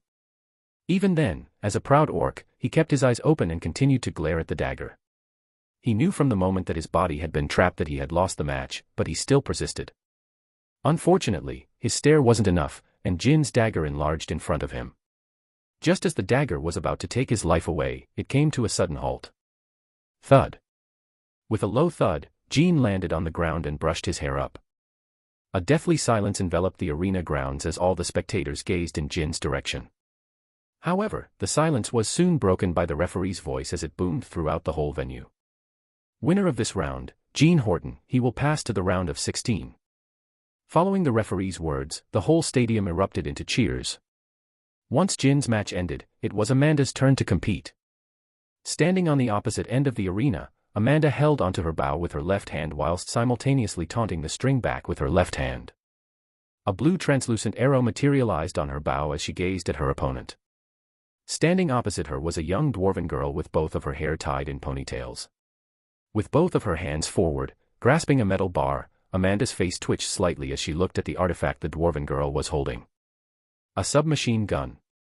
Amanda really couldn't quite get a grasp on her opponent's weapon, however, she could tell from a single glance that it was no ordinary weapon. Materializing in the middle of the arena was the referee, who looked at both of them before asking, "Are the both of you ready?" Upon hearing the referee's words, Amanda and her opponent simultaneously nodded their heads. Without wasting any time, the referee officiated the match. Begin. Chapter 436, About My Mother, 2. Begin. The referee's voice boomed throughout the arena as mana simultaneously burst from both Amanda and her opponent. With both of her hands on the handle of the submachine gun-like artifact, a subtle red glow suddenly enshrouded the artifact as the tip slowly started to rotate. With each rotation, the faster the barrel moved. Tat. Eventually, after the first rotation, a small energy beam suddenly shot out from the barrel of the weapon as slowly but surely more and more energy beams started to shoot out. Tat. Tat. Tat. It wasn't before long that 3 more energy beams shot out. Amanda wasn't standing still while this was happening. With her back arched a little bit, she taunted the string of her bow back as 3 translucent blue arrows materialized on her bow. The moment the first energy beam shot out, Amanda calmly stood still. Her decision proved to be the correct one as the projectile quickly missed her, resulting in her hair to flutter wildly. Following the first beam, more and more beams started to shoot out from her opponent's artifact. Even then, Amanda refused to release her arrows. The mana around her started to twist. Whenever a beam would come hurtling towards her, she would either take a step to the side or move a small part of the body. Her movements were minimal, however. Each time she moved she was able to miraculously dodge the energy beam that was hurtling towards her at incredible speed. Amanda's actions caused almost everyone that was watching to look at her in awe as her mesmerizing figure stood in the middle of the arena like an unbeatable war goddess. Her nimble and yet minimal movements that helped her dodge the beams caused everyone to be at a loss for breath. So skillful. Everyone thought as they watched her dance around her spot, like a beautiful butterfly. The reason why Amanda was able to do all of this was because of her skill. See, mana sense. A skill that essentially allowed her to sense the mana as well as see the disturbances around it. Not only did the skill help her determine the direction of her arrows when she shot them, but she was also able to sense the direction of where the attack of her opponent would go. It was thanks to this skill that she was able to do what she was doing. However, this only worked for a short period of time. From a certain point, the projectiles would become way too fast to dodge even if she knew where they were coming from. But fortunately, Amanda was ready. Tat. Tat. Tat. Barely dodging 3 more energy beams, the mana around Amanda's body burst out like a raging storm. Then, eyeing her opponent, she released 2 of the 3 arrows. Shio. Shio. The moment she released the 2 arrows, the air tore apart and the 2 arrows disappeared from the spot. They were so fast that by the time Amanda's opponent could retaliate they were already upon her. Letting out a low cry, a transparent shield suddenly materialized around the dwarven girl. However, what happened next was completely out of her expectations. Right as the arrows reached her, instead of hitting her shield as she expected them to, they suddenly expanded and formed 2 thin blue barriers, trapping her from above. In the distance, pursing her lips, Amanda softly muttered, "Contract." Instantly the 2 thin shields started to contract. And slowly but surely, they reached the dwarven girl's shield, applying heavy pressure on it. Crack. Crack. Crack. It wasn't long before cracks started to appear on the shield of Amanda's opponent as a helpless look appeared on her face. Raising her bow towards the air, Amanda finally let go of the final arrow. Once again, it disappeared from her bow, tearing through the air like a comet. Crash! The exact moment her arrow left her bow, the barrier around Amanda's opponent finally tore apart with a loud crash. Before her opponent could even react, the dwarven girl suddenly felt a powerful mana fluctuation coming from above. Lifting her head up, she watched as a terrifying arrow came hurtling down on her. It was so fast that she was unable to react on time. Boom! A terrifying explosion ensued a couple of seconds after as Amanda's arrow came crashing down on her opponent, sending dust flying everywhere. Once the dust settled, everyone watched as the referee appeared a couple of meters in front of Amanda's opponent with his hand raised. Behind him was the frightened opponent who couldn't stop trembling as she let go of her large weapon. Thud. The winner of this match is Amanda Stern. She will pass to the round of 16. How strong? I softly said as I watched every second of Amanda's match. If I said I wasn't impressed by her performance, that would have been a lie. Although her opponent wasn't exactly the strongest, for Amanda to one-sidedly beat her like that, was a testament to just how much she had improved over the years. Taking my eyes away from the screen, I turned to glance at Angelica. With her head cocked to the side and a curious look on her face, Angelica also seemed to be entranced by Amanda's performance. I smirked when I saw this. By the way, did you really come here because you were bored? Honestly, I had a hard time believing this. Although yes, she had been isolated alone, given her resources and the fact that she wasn't a very social person, I was kind of doubting her answer. Perhaps I was overthinking. Brushing her hair behind her ear, Angelica slowly raised her head and looked at me. After a while, she shook her head. No. Oh. So there really was something else that she wanted to talk about. Now I was curious. Before I could say anything else, turning her attention back towards the screen, she softly said, Silig has broken through S-rank and is planning on consolidating his strength before attacking both the Orc Chief and Marcus-ranked demon. Her words rang like thunderbolts inside of my head as I started recalling all of the plans that I had set up in the past. One of the plans was to turn Silig into the orc chief of Amora so that I could use him to help me fight against the demon king who arrived during the third cataclysm. I see, that's great news. Although I was happy, I didn't show too much of it. Silig had only broken through, he had done none of the things that I had tasked him to do. Not only was I unaware of where his true loyalties were, but I also sure hoped that he wouldn't die. After all, he was planning on interfering in the war between two individuals whose strength wasn't inferior to his. The only thing he had on them was the element of surprise, and even with that, I knew that his chances of winning were not very high. They weren't low, but not high at the same time. Did he say anything about the time he will attack? No. Angelica shook her head. Pausing for a second, she added. But I don't think he will attack any time soon. He is trying to find the best way to deal with the situation. I see. I thoughtfully nodded her head. A part of me was glad that Silig was not rushing into the big fight as soon as his strength broke through, however, my worries weren't the least bit quelled. After all, his death would put Angelica in jeopardy. I didn't want that to happen. Placing my hand on my chin and taking a small glance in Angelica's direction, I softly said, "You should probably turn yourself into a cat." Angelica's brows knit when she heard my words. Why? That's because people will come to visit me soon.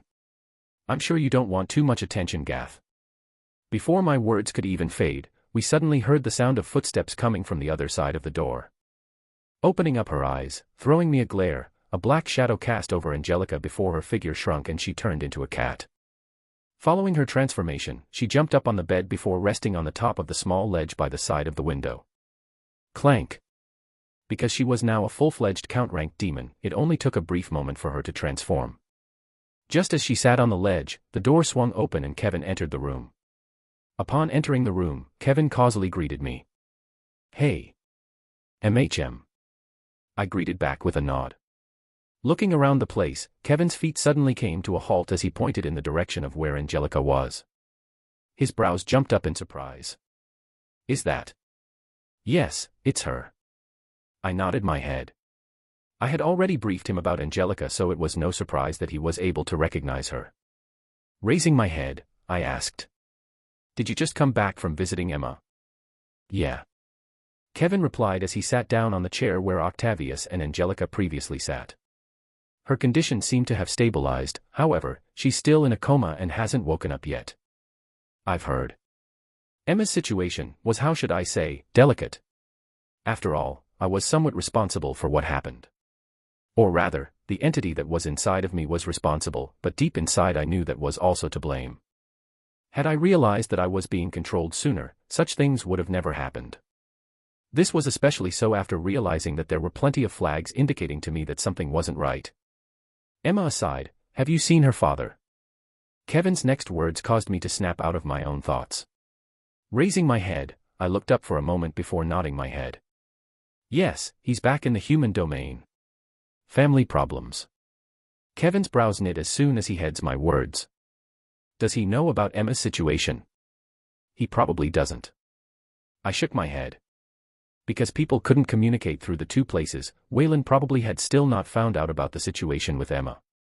It also had to be noted that her match had not been broadcasted live, meaning that even if he paid attention to the tournament, he would have no idea. Seeing how troubled Kevin looked, I reassured him. Don't worry, I did send a couple of people to inform him. But I'm not sure when he will get the message. Those two individuals were Ava and Hein, who were both out of the competition. Since they probably both missed their families a lot, I told them to just go back to the human domain and visit their parents. On the way, I did remind them to tell Waylon about the situation with Emma. It wouldn't feel right if he didn't know. That's good. Visible relief appeared on Kevin's face as soon as he heard my words. Then, placing his hands on his knees, he slowly stood up. I just came to check up on you. Since you're fine, I'll take my leave. Throwing one last glance at Angelica, he turned around and headed for the door. Before leaving, halting his steps, he softly said, I saw your match with Keimer. My brow raised when I heard his words. What did you think of it? I lazily replied with my back leaning on the comfortable pillow of the bed. It took a while for Kevin to answer, but his next words surprised me a bit. Let's just say that I'm not confident in my chances of beating you. Before I could say anything else, opening the door, Kevin left the room, leaving me in my room staring in the direction of where he left with eyes wide open. Did he just say what I think he just said? I couldn't quite contain my surprise. Not many knew this, but Kevin was in fact extremely prideful. He may hide it well, but it was deeply engraved in his body. For him to suddenly say something like this only meant one thing. He truly meant those words. Honestly, I didn't know whether to be happy or sad. In the end, letting out a tired sigh, I turned my head to once again stare at the scenery outside. Although what Kevin said may have been true, at the end of the day, those were just words. Only when we fought each other for real would we truly know who was stronger between the two of us. Clank. After a while, as I was gazing at the scenery with Angelica, the door once again opened. Turning my head to see who the person was, I was pleasantly surprised to find Amanda walking in. A smile appeared on my face. I saw your match, congratulations. Chapter 437, About My Mother, 3. Thank you. Amanda replied with a soft smile as she heard Ren's words. Directly coming out of her own match, she was quite tired. However, thinking back at her own mother's situation, she quickly discarded all of her tiredness and chose to visit Ren. Aside from the fact that she wanted to make sure he was okay, she also wanted to see if he could help her. Amanda understood her situation well. She knew that her mother's situation was dire, and she also knew that if she did nothing the problem wouldn't solve itself. Instead of keeping the problem to herself, she took it upon herself to try asking for help, and the first person that came to her mind was Ren. She did also think about asking Kevin, but she felt more comfortable asking Ren first. Even though she was comfortably around Kevin, she felt more at peace when she was around Ren. Furthermore, having talked to him, Amanda knew that he had just come back from the Dwarven domain. She also knew that his relationship with them was good, and therefore, after carefully thinking things through, she decided to ask him if he had a way to solve the Mindbreaker curse.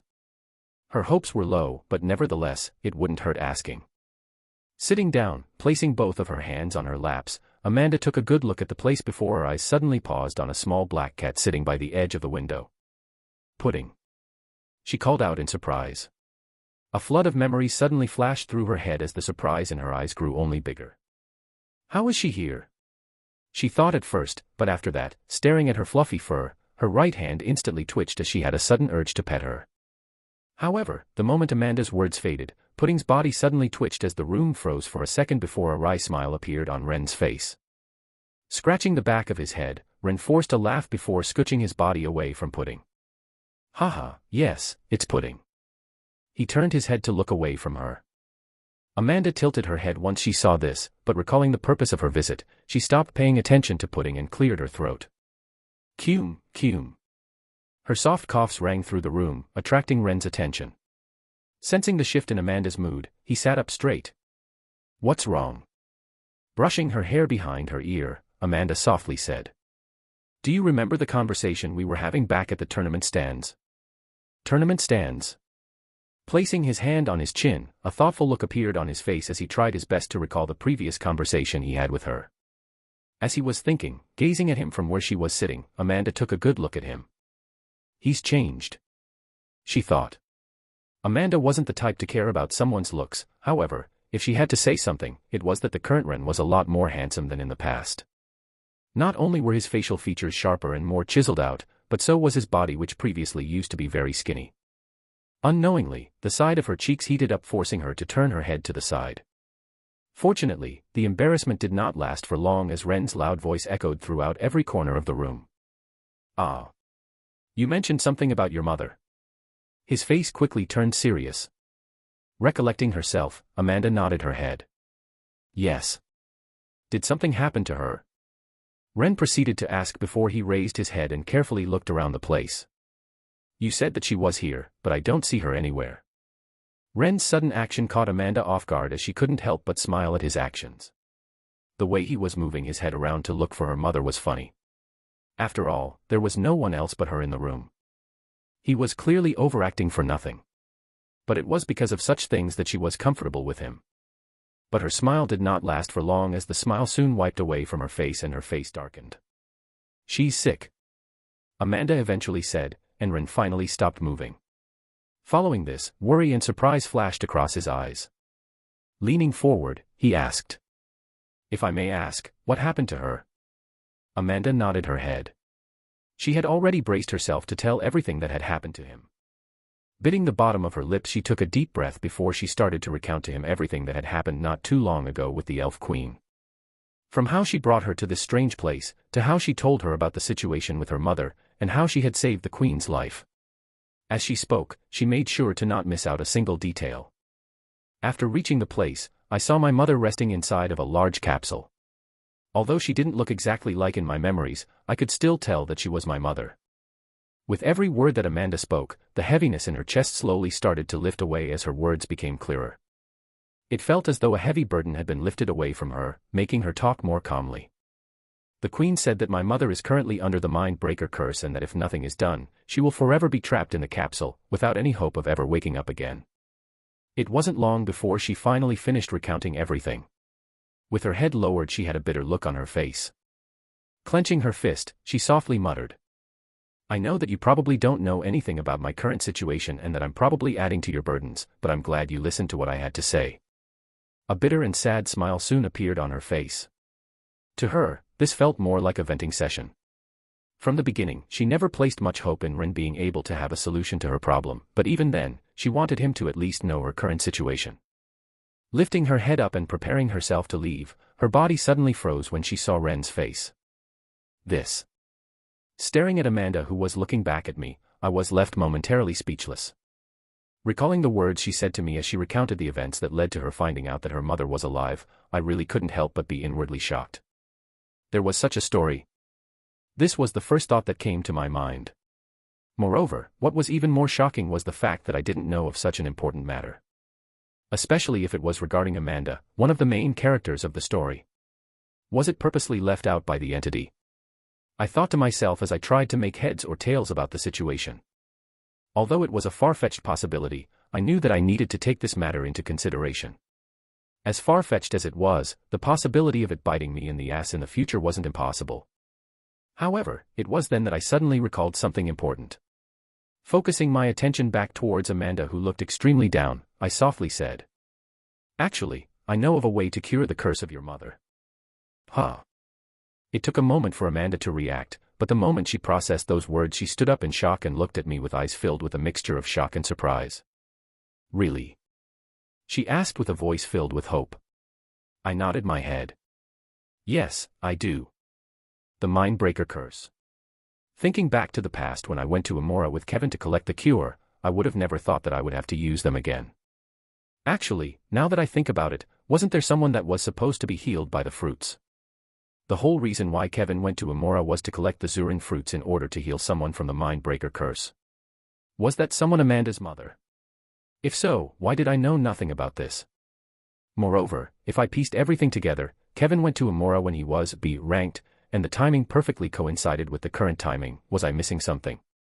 The more I thought about it, the more perplexed I became. Was that information purposely omitted?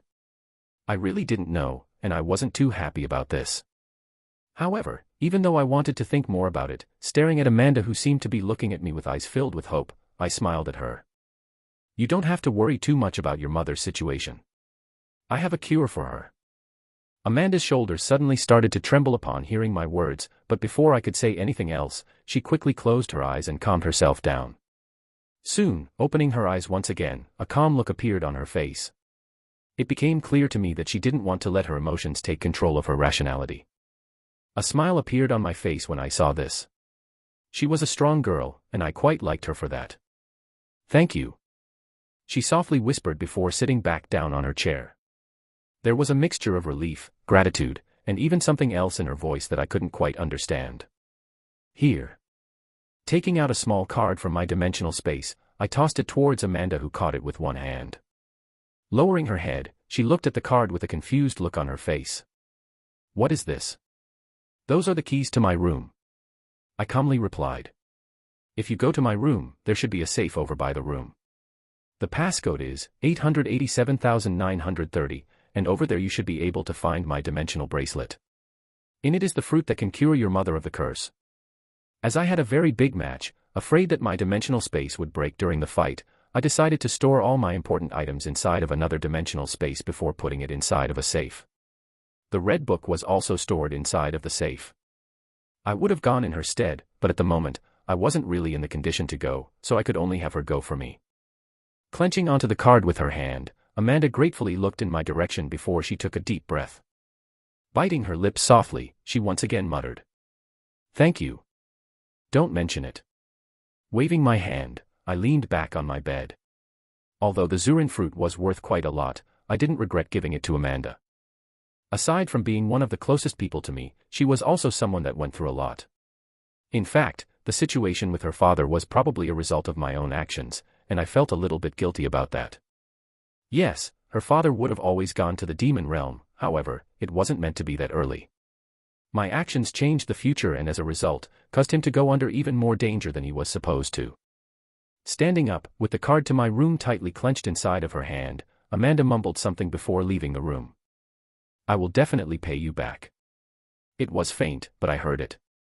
Before I could say anything else, opening the door, Amanda directly left the room, once again leaving me alone with Angelica inside the room. Covering my face with my hand, I leaned back on the bed as I thought. I'm glad I was of help. Right as I was about to go to sleep, a shadow cast over me. Frowning and opening my eyes, I was left startled by Angelica's presence. With both of her brows locked tightly, a complicated look flashed across her face. Realizing that something was wrong, I opened my mouth and asked, "What's wrong?" However, I wished I never said those words as her next words caused my body to freeze entirely. "If you don't want to die, you need to stop her from curing her mother." Chapter 438, About My Mother, 4. If you don't want to die, you need to stop her from curing her mother. Angelica's words echoed throughout the room, and my body froze as a result of her words. Following which, my head snapped in her direction. "What are you talking about? I will die if Amanda cures her mother." What in the world was she on about? Sitting back down on her chair and crossing her legs, Angelica nodded her head. A heavy solemnness descended upon the room. Sitting up straight, I waited for her to speak. After a short pause, Angelica opened her mouth and asked, "Do you remember when we signed a contract?" "Yes." "How could I forget?" It was a couple of days after I managed to defeat her and wanted to make her join my group. But why was she suddenly asking about this? Pursing her lips, Angelica's delicate brows knit together before she finally let out a long sigh. "I'll cut straight to the point, the person who has cursed Amanda's mother was me." Huh. My eyes instantly opened wide upon hearing her words. Out of nowhere Angelica suddenly dropped a bombshell on me. My mouth opened and closed repeatedly, as I struggled to find the right words to say. I finally understood the meaning of her previous words. In no way, shape or form can Party A harm Party B and vice versa. This was one of the clauses in the mana contract that we signed, and me giving Amanda's mother the cure would be a direct breach of the contract, as it would directly harm Angelica. This clause was also the reason why Angelica told me about the situation. If she didn't tell me, she would also be breaking the clause.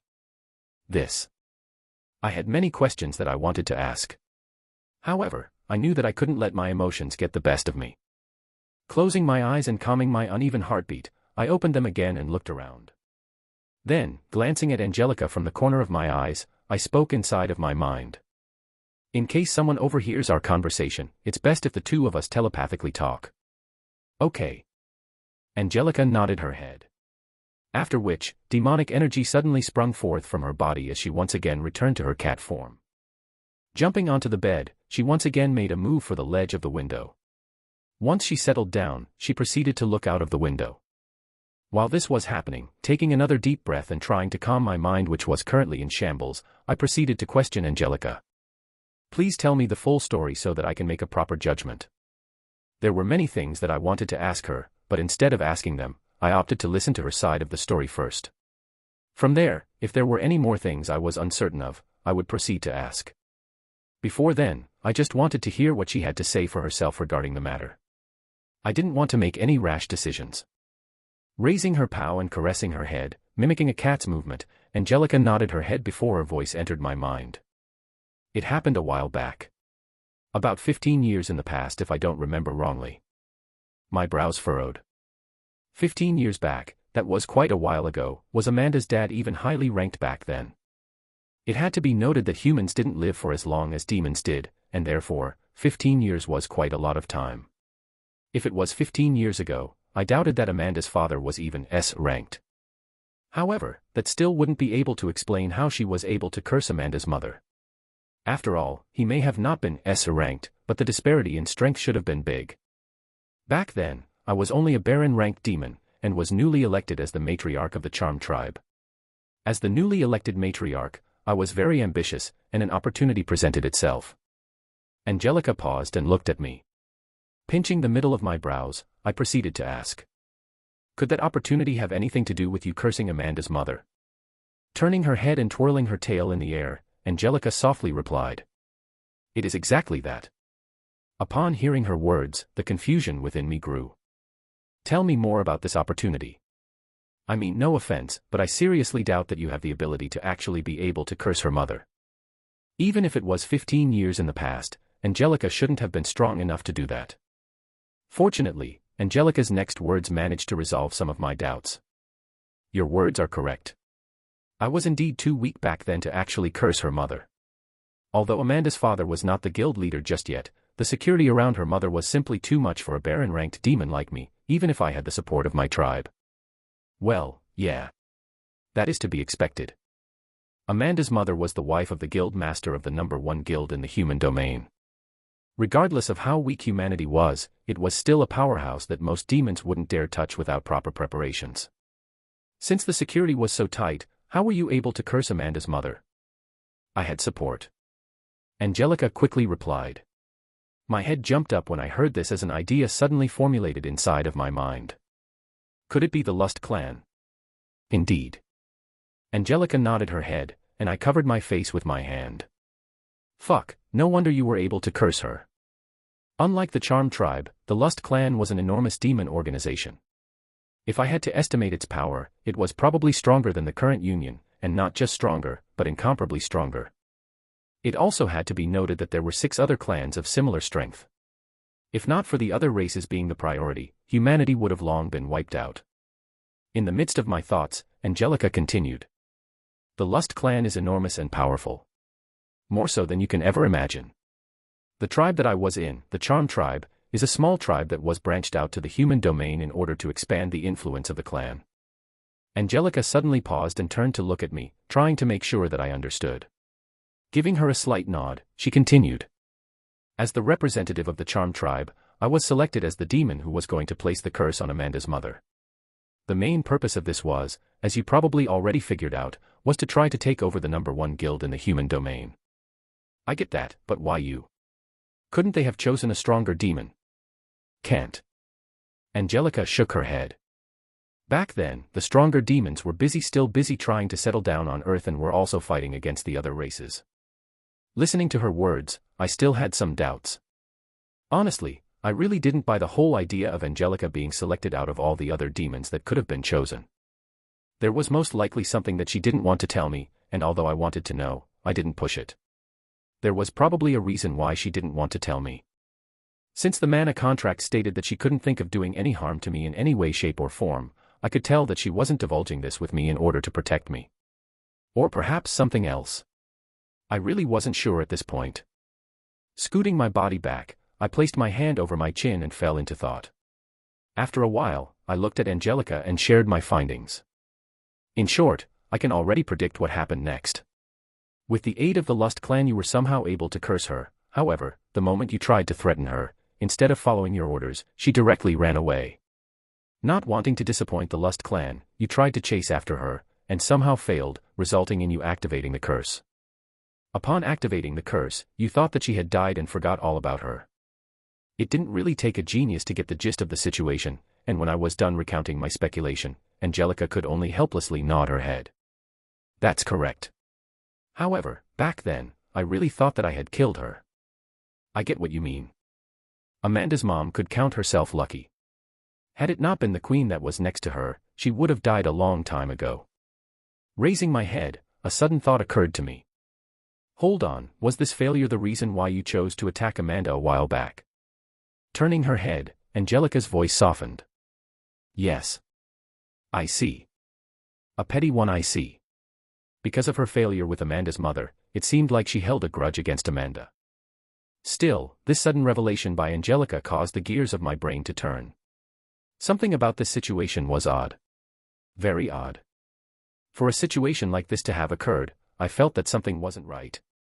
From my memories of Amanda's mother being completely gone to Angelica's sudden involvement with me, it felt as though this scenario had been carefully set up in order to trap me and stop me from healing Amanda's mother. Raising my head, I turned to look at Angelica before asking. Angelica, remember the time when you said that someone gave you a photo of me, telling you that I was the one responsible for Elijah's death? Upon hearing my words, Angelica's eyes turned into thin slits as her voice became slightly colder. Of course, I didn't forget. My mouth twitched when I heard the coldness hidden in her voice. However, as thick-skinned as I was, I decided to just pretend to not have felt it. You said that you don't exactly remember what happened since your memories of that time were cleared out. However, you did say that the individual involved was a demon, right? Correct. Angelica replied, her voice a little bit less cold. Upon hearing her words, only one name popped up inside my mind. Everblood. Back then, when I was trying to figure out who was responsible for instigating Angelica to attack me, I remembered calculating the possibility of Everblood being the one responsible for the whole scenario, and not too long ago, I also came to the conclusion that Everblood may have been a pawn set up by the other entity. After all, he was the demon responsible for getting my hands on Monarch's indifference. It was a far-fetched theory, but this event strengthened that hypothesis. Not only was the scenario a bit too coincidental, but thinking about how that entity knew the ins and outs of my personality, I didn't for once doubt that me picking up Angelica and making her my partner was a part of his plan. Just how much have you planned out? Over 3 years had passed ever since contracting Angelica, and not once had I ever thought that such a possibility was possible. For how long had the entity inside of me planned everything? My stomach churned at the thought. Fuck. Eventually, a curse escaped from my mouth. It had finally dawned on me just how serious the situation was. Turning my head to look at Angelica, my head started to hurt. Just how was I going to solve this situation? Should I just tell Amanda the truth and hope for her to accept the fact that I was working with the demon responsible for tearing her family and childhood apart, or should I just make up a random excuse and tell her to wait for a couple of years, till the contract ended? Clenching my head with both hands, I groaned out loud. Ugh, this is the worst. Was there really no other way out? Just as I was losing all hope, Angelica suddenly spoke up. A complicated look appeared on her face when she said those words.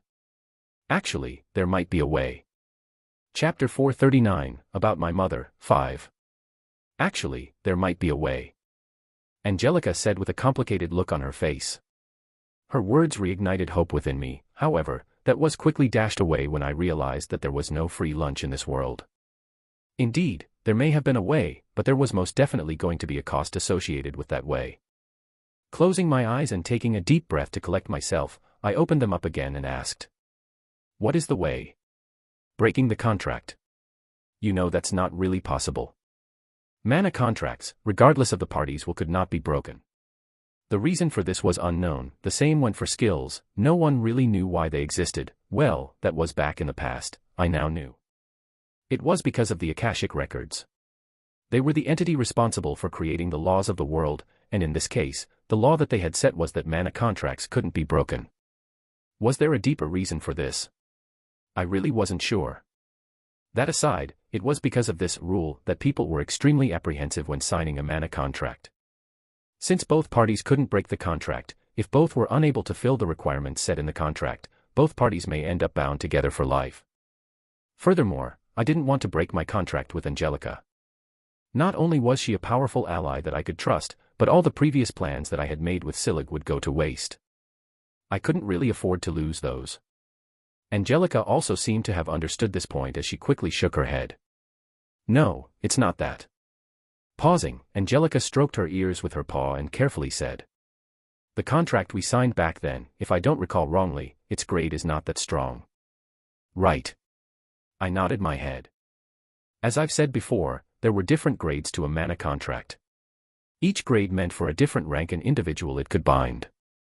The grades went from I to V, with V being the highest. For obvious reasons, back then I couldn't have afforded a V mana contract. In fact, even now I couldn't afford a V mana contract. its price was way too high. Those kinds of contracts were not only hard to get but had little to no supply and extremely high demand.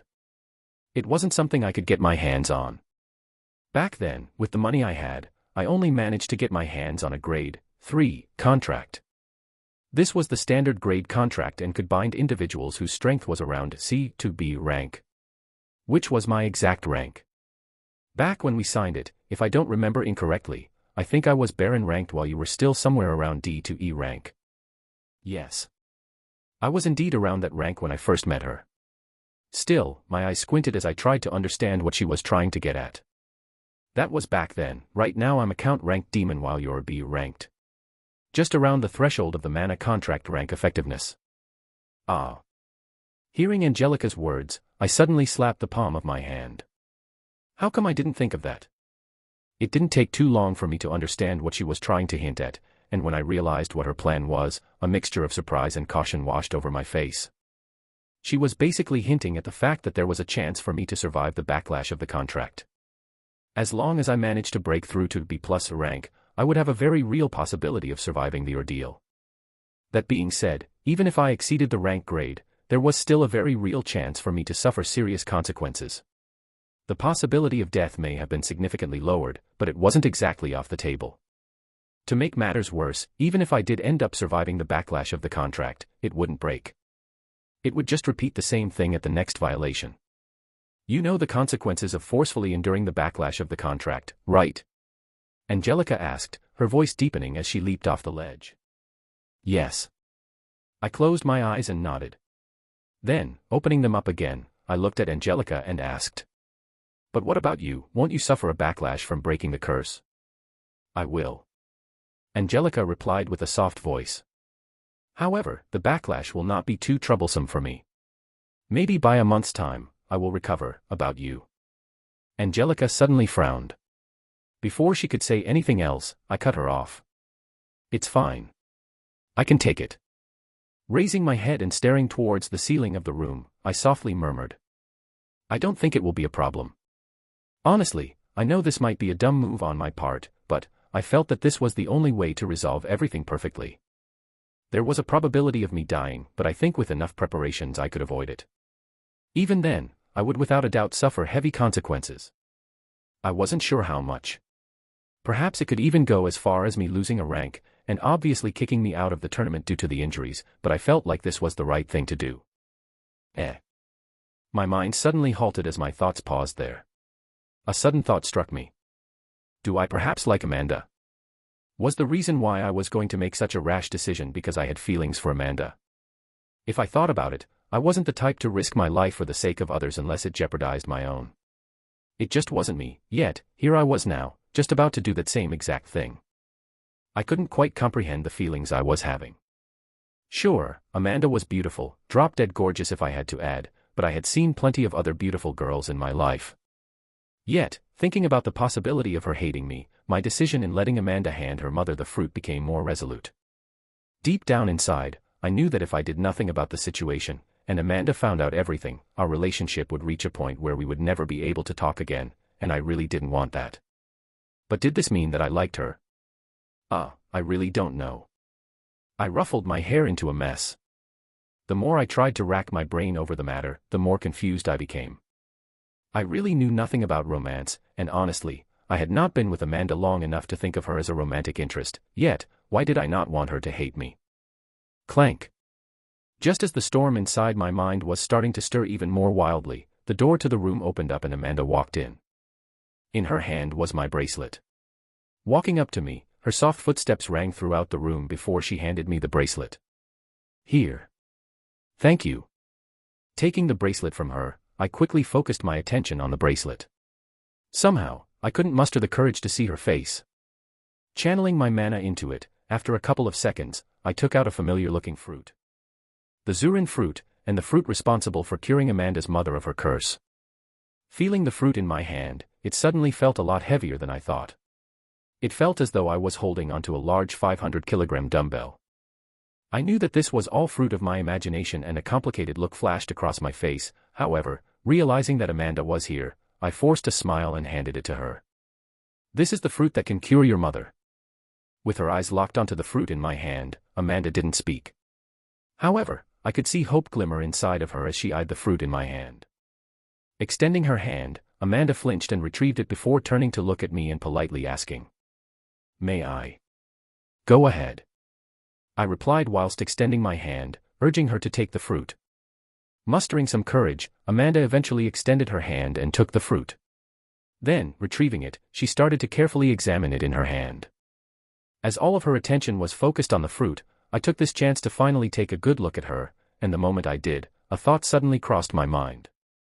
She looks like a cat that just found its favorite toy. It was quite cute. The way that her eyes would dart around the fruit, and her subtle changes in facial expressions were quite a comical scene for me to see. Ha ha ha. Before I knew it, a small laugh escaped from my mouth. I instantly covered my mouth when I realized what I did. Unfortunately, it seemed as though I had laughed a little bit too loudly as Amanda's voice soon reached my ears. "Is something funny?" Glancing around the room and seeing that we were the only two people present aside from Angelica, I just decided to come clean. "You." My response seemed to have taken Amanda by surprise as she cocked her head to the side, letting her glossy black hair fall off her shoulders. "What did I do?" "You just looked really funny. You reminded me of pudding." I shrugged and replied honestly. The way she curiously looked at the fruit, and how she usually never displayed her emotions. The more I thought about it, the more similarities I found between the two. I chuckled once again. Pudding. As I was laughing, Amanda's eyes turned into slits before she turned to face Angelica, who was looking back at her. The moment the eyes of the two met, Amanda's hand flinched once again. With a look of uncertainty, raising and lowering her hand a couple of times, Amanda eventually lowered it.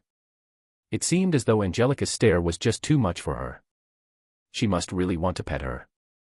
I thought when I saw her act that way. Pulling me down from the cheerful moment, I suddenly heard Angelica's solemn voice in my head. "So you're really going to do this?" "Yeah," I replied back inside of my mind. This time my voice was a lot firmer. "I understand." Angelica nodded before curling her body on the ledge. The moment she did that, from the corner of my eyes, I saw Amanda lower her head as a trace of disappointment flashed across her face. I secretly smiled when I saw that. But that smile did not last for long as I remembered the conversation I previously had with Angelica. About what happened with her mother. Frankly speaking, I did not hold any resentment nor blame Angelica for what she did. I did not have the right to. Angelica was a demon through and through. Her actions were something she did for her race, and I understood that. The situation was messed up, but I couldn't blame Angelica for anything. Just the fact that she was willing to go through the pain of having the curse broken was proof to me that she was different in the past. And even if she wasn't, I honestly didn't care. She was not my pet. She was herself. Closing my eyes and pursing my lips, I turned my attention toward Amanda. "Amanda, when are you going to give your mother the fruit?" "After the next round," Amanda replied after a short pause. "I see." Nodding my head, I didn't question why she decided to delay her mother's cure, but this was good. By the time the next round happened, I would have made enough preparations to be able to survive the ordeal. I may end up having to forfeit the tournament, but that was fine. Although there was a certain item that interested me, it wasn't going to be the end of the world. Despite the fact that the memories inside of my head no longer coincided with reality, I still knew of a couple of items that I could collect to further boost my strength. This little setback was nothing to me, and honestly, I was tired. Tired of all the fighting and constant problems that would show up one after another. I just wanted to go back home. Chapter 440, One Last Match, 1. Clank. The door closed, and silence enshrouded the room. Leaning back on my bed, I looked towards the ceiling of the room. How troublesome. I muttered to myself. It wasn't long before I heard Angelica's voice inside of my head. "Are you really going to drop out of the tournament? You know you could have just told her to wait after the tournament, right?" About that. Turning my attention back toward Angelica, a bitter smile flashed across my face. Before I could say anything, Angelica spoke up once again. "If you had participated till the end, you would have most likely won the whole thing. That Kevin friend of yours, he's weaker than you." Closing my eyes and taking a deep breath, I couldn't really deny her words. Even though we had not fought each other yet, I could tell that the current Kevin was weaker than me. Not only did I know the ins and outs of how he fought, but I also had plenty of experience when it came to fighting. I didn't waste my time in Handler after all. Just the knowledge of how Kevin fought was enough for me to be able to beat him, let alone all the experience that I had accumulated. If you know that he's weaker than you, why are you just quitting the tournament? It's 'cause I'm tired. Tired. Angelica replied, her voice sounding surprised. Brushing my hair back, my hand soon paused on a certain part of my head before I started to scratch it. Yeah, I'm tired of all the constant problems that keep popping out of nowhere. I just want to relax for once. Have a breather. I had already exposed myself, and I had proven my strength. The opponents, I could probably beat the all. There was no need for me to continue the tournament anymore. Most importantly, and the real reason why I no longer cared about continuing the tournament, was that I no longer cared about the top prize. The only incentive the tournament had was the top prize. It was the only reason why I ever joined the tournament in the first place. However, this no longer applied anymore. After hearing from Amanda just how much the Elven Queen cared about her mother, I figured that my gesture might end up earning her favor. If that happened, what was the point of winning the tournament? Might as well get this event over fast. Just to clarify, the reason why I gave Amanda the Zurin fruit wasn't because I wanted to earn the Queen's favor. The possibility of earning her favor only occurred to me after I handed her the fruit, and hence why I no longer held the tournament with as much importance as before. Stroking the bottom of my chin, my mind shifted toward a different topic. Right, I should also break through right about soon. The higher ranked I was, the greater the possibility of me surviving. The only hope I had when this happened was for me to not suddenly lose a rank. Though the chances weren't exactly high, it was still possible. In hindsight, even if I did end up losing a rank, I'd just go back to where I was now. Also, that was only applicable if I truly did lose a rank. There might be a slim chance that I might just have to suffer an inhuman amount of pain, and I was fine with that. Nothing could be worse than what happened to me at the monolith, right? I hope so. In the midst of my thoughts, I suddenly felt a shape gaze coming from my left side. I didn't need to look to understand to who the gaze belonged to. Why are you looking at me like that? I'm curious. Why didn't you tell the truth to that girl? Truth. I wryly smiled. You do know that if the Elven Queen comes to know of your involvement with the situation, you might die without knowing how you died. Though I didn't think that Amanda would say anything, I really couldn't afford to lose Angelica. This was the best option that I could think of. I didn't think of that. Angelica eventually said inside of my head upon hearing my words. Her voice sounded much fainter. Yeah, we can't really afford to say too much. Interlocking my fingers together, I extended my arms and stretched. Ugh, let me start making preparations. Just as I had set my mind to prepare myself for the upcoming event, my watch suddenly vibrated.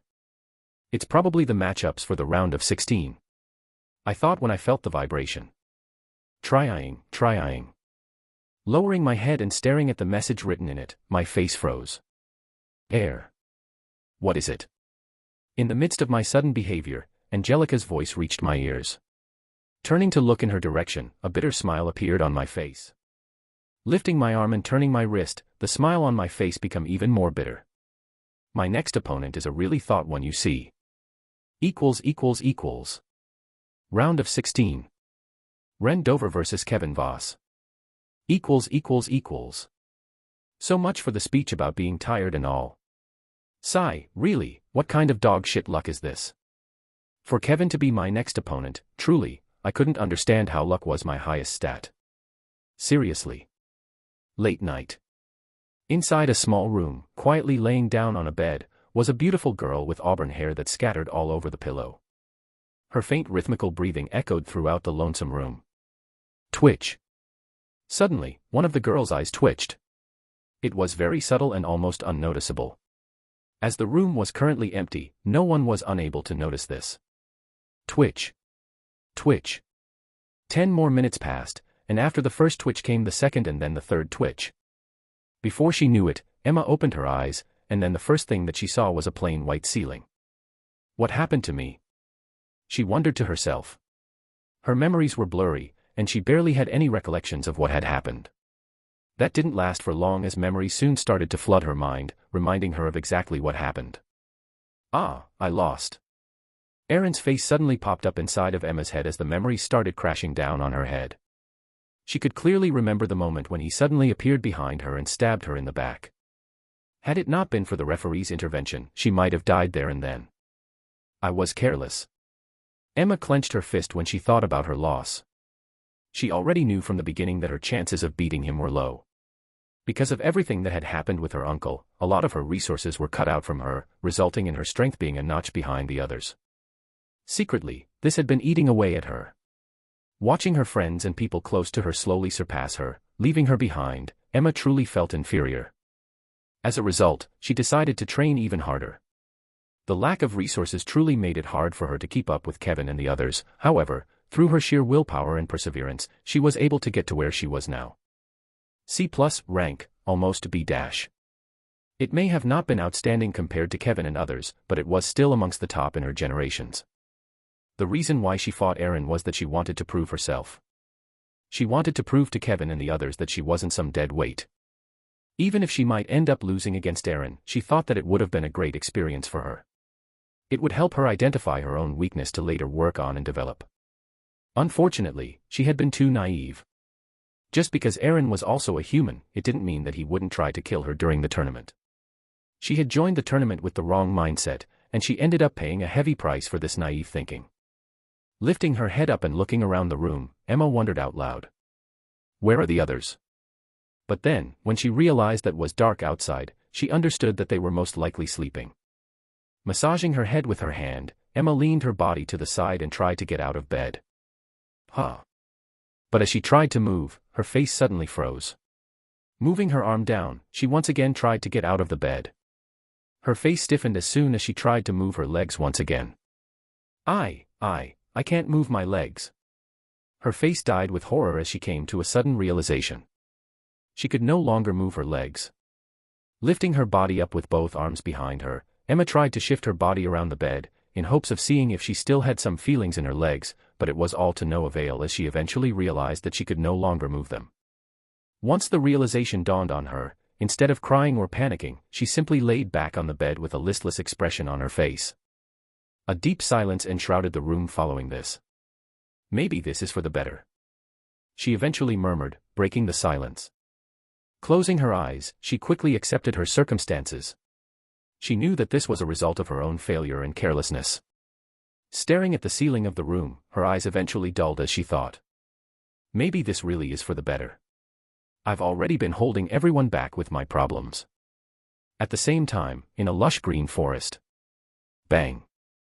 A thunderous sound echoed throughout the forest as a boulder shattered into dust particles. The leaves rustled, and the grass bent in a prostrating fashion. H-A-A-A.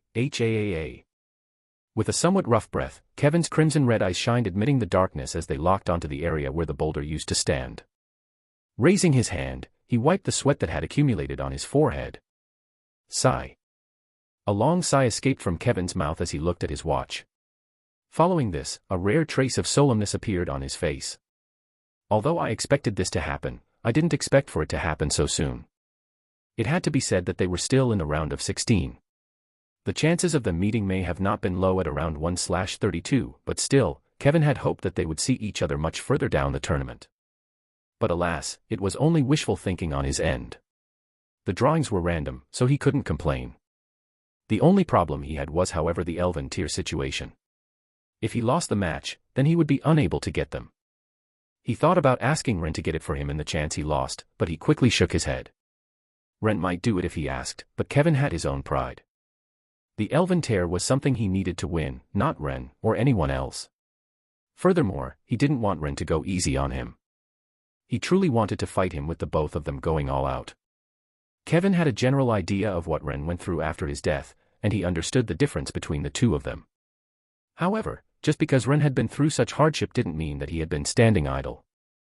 Not only did he have Donna personally tutor him throughout the whole of the 3 years, but he had also gone through many missions where he had killed and gotten rid of monolith-associated organizations. The resources the system provided him were also boundless. Simply put, although he knew that Ren was strong, possibly even stronger than him, Kevin was not scared the least bit. Rather, he was excited. Excited at the prospect of finally being able to determine who was better between the two of them. Chapter 441, One Last Match, 2. Then high noon sun was blazing intensely hot, as the world was enveloped by a bright light. 2 days had passed since the round of 32, and today was the round of 16. Right now, the area below the tree where the tournament was held was packed with people. A bustling and boisterous atmosphere enshrouded the place. Seated amongst the many spectators, Han Yufei quietly gazed in the direction of where the tournament stage was. Replays of Ren's match against Keimer flashed across his mind as his fists clenched tightly. I was right in admitting defeat to him last time. The reason why he had given up when fighting Ren was because he felt that he was holding back when fighting against him. Turns out his speculation was correct. Ren had truly been holding back when fighting him. The image of him pummeling down Keimer was deeply engraved inside Han Yufei's mind, and he could never take it away from his sight. It would forever be engraved in his mind. Crazy. Han Yufei ended up muttering to himself. They were both the same age, yet, the gap between them was so big. He now understood where his confidence came from when he met him last time. He was confident that he could convince him through his domineering strength. And Han Yufei had to admit. He truly had won him over in terms of strength. Just recalling how he had won the match, Han Yufei's heart couldn't help but be moved. It made him rethink about the offer. If before he was sure about refusing, now, he wasn't so sure. However, before he could think things through, a new shocking development happened. Kevin Voss versus Ren Dover. This piece of news completely shook Han Yufei, who couldn't help but feel his heart palpitate with excitement. There was another person that Han Yufei couldn't properly gauge the strength of, and that was Kevin. Regardless of how much he trained for the whole 3 years he had been at the lock, he had never once been able to come close to him. He had always been reaching out his hand, trying to grab onto his back, but not once had he ever come close to his level. Being the heir of the Han clan, Han Yufei was naturally proudful, but whenever he tried to compare himself to Kevin and now even Ren, he couldn't fathom how in the world he was going to come close to their level. Even so, Han Yufei was not the jealous type. Just because the two of them had surpassed him, it didn't mean that he felt any jealousy or envy against them. He just simply wanted to be like them, and recalling the conversation with Ren, Han Yufei had an inkling feeling that Ren might truly be able to help him reach his limits. Crossing his arms and leaning back on his seat, Han Yufei took a deep breath. He had finally decided. If Ren won this match or truly convinced him of his strength, then he, Han Yufei, will talk it out with his family about the possibility of joining him. Human Domain. Click. Turning on the channel that broadcasted the tournament, a boiling atmosphere enshrouded the human domain. Kevin versus Ren. Banners and posters spread across every street as heavy excitement flashed across the faces of many individuals who were all eagerly waiting for the upcoming duel.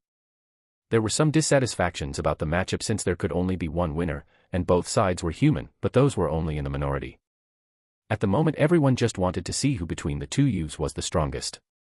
Was it Kevin? The individual who had many accomplishments to his name and was named to be the next generational talent, or was it Ren, a dark horse that had emerged from out of nowhere? Everyone wanted to know. Welcome everybody, thank you all for joining us today. It was then that two familiar faces finally showed up on the screens of everyone's devices. The two individuals were none other than Zach and Lorena. With a bright smile on her face, Lorena spoke up. I'm sure you're all tuned in today for one reason, and one reason only.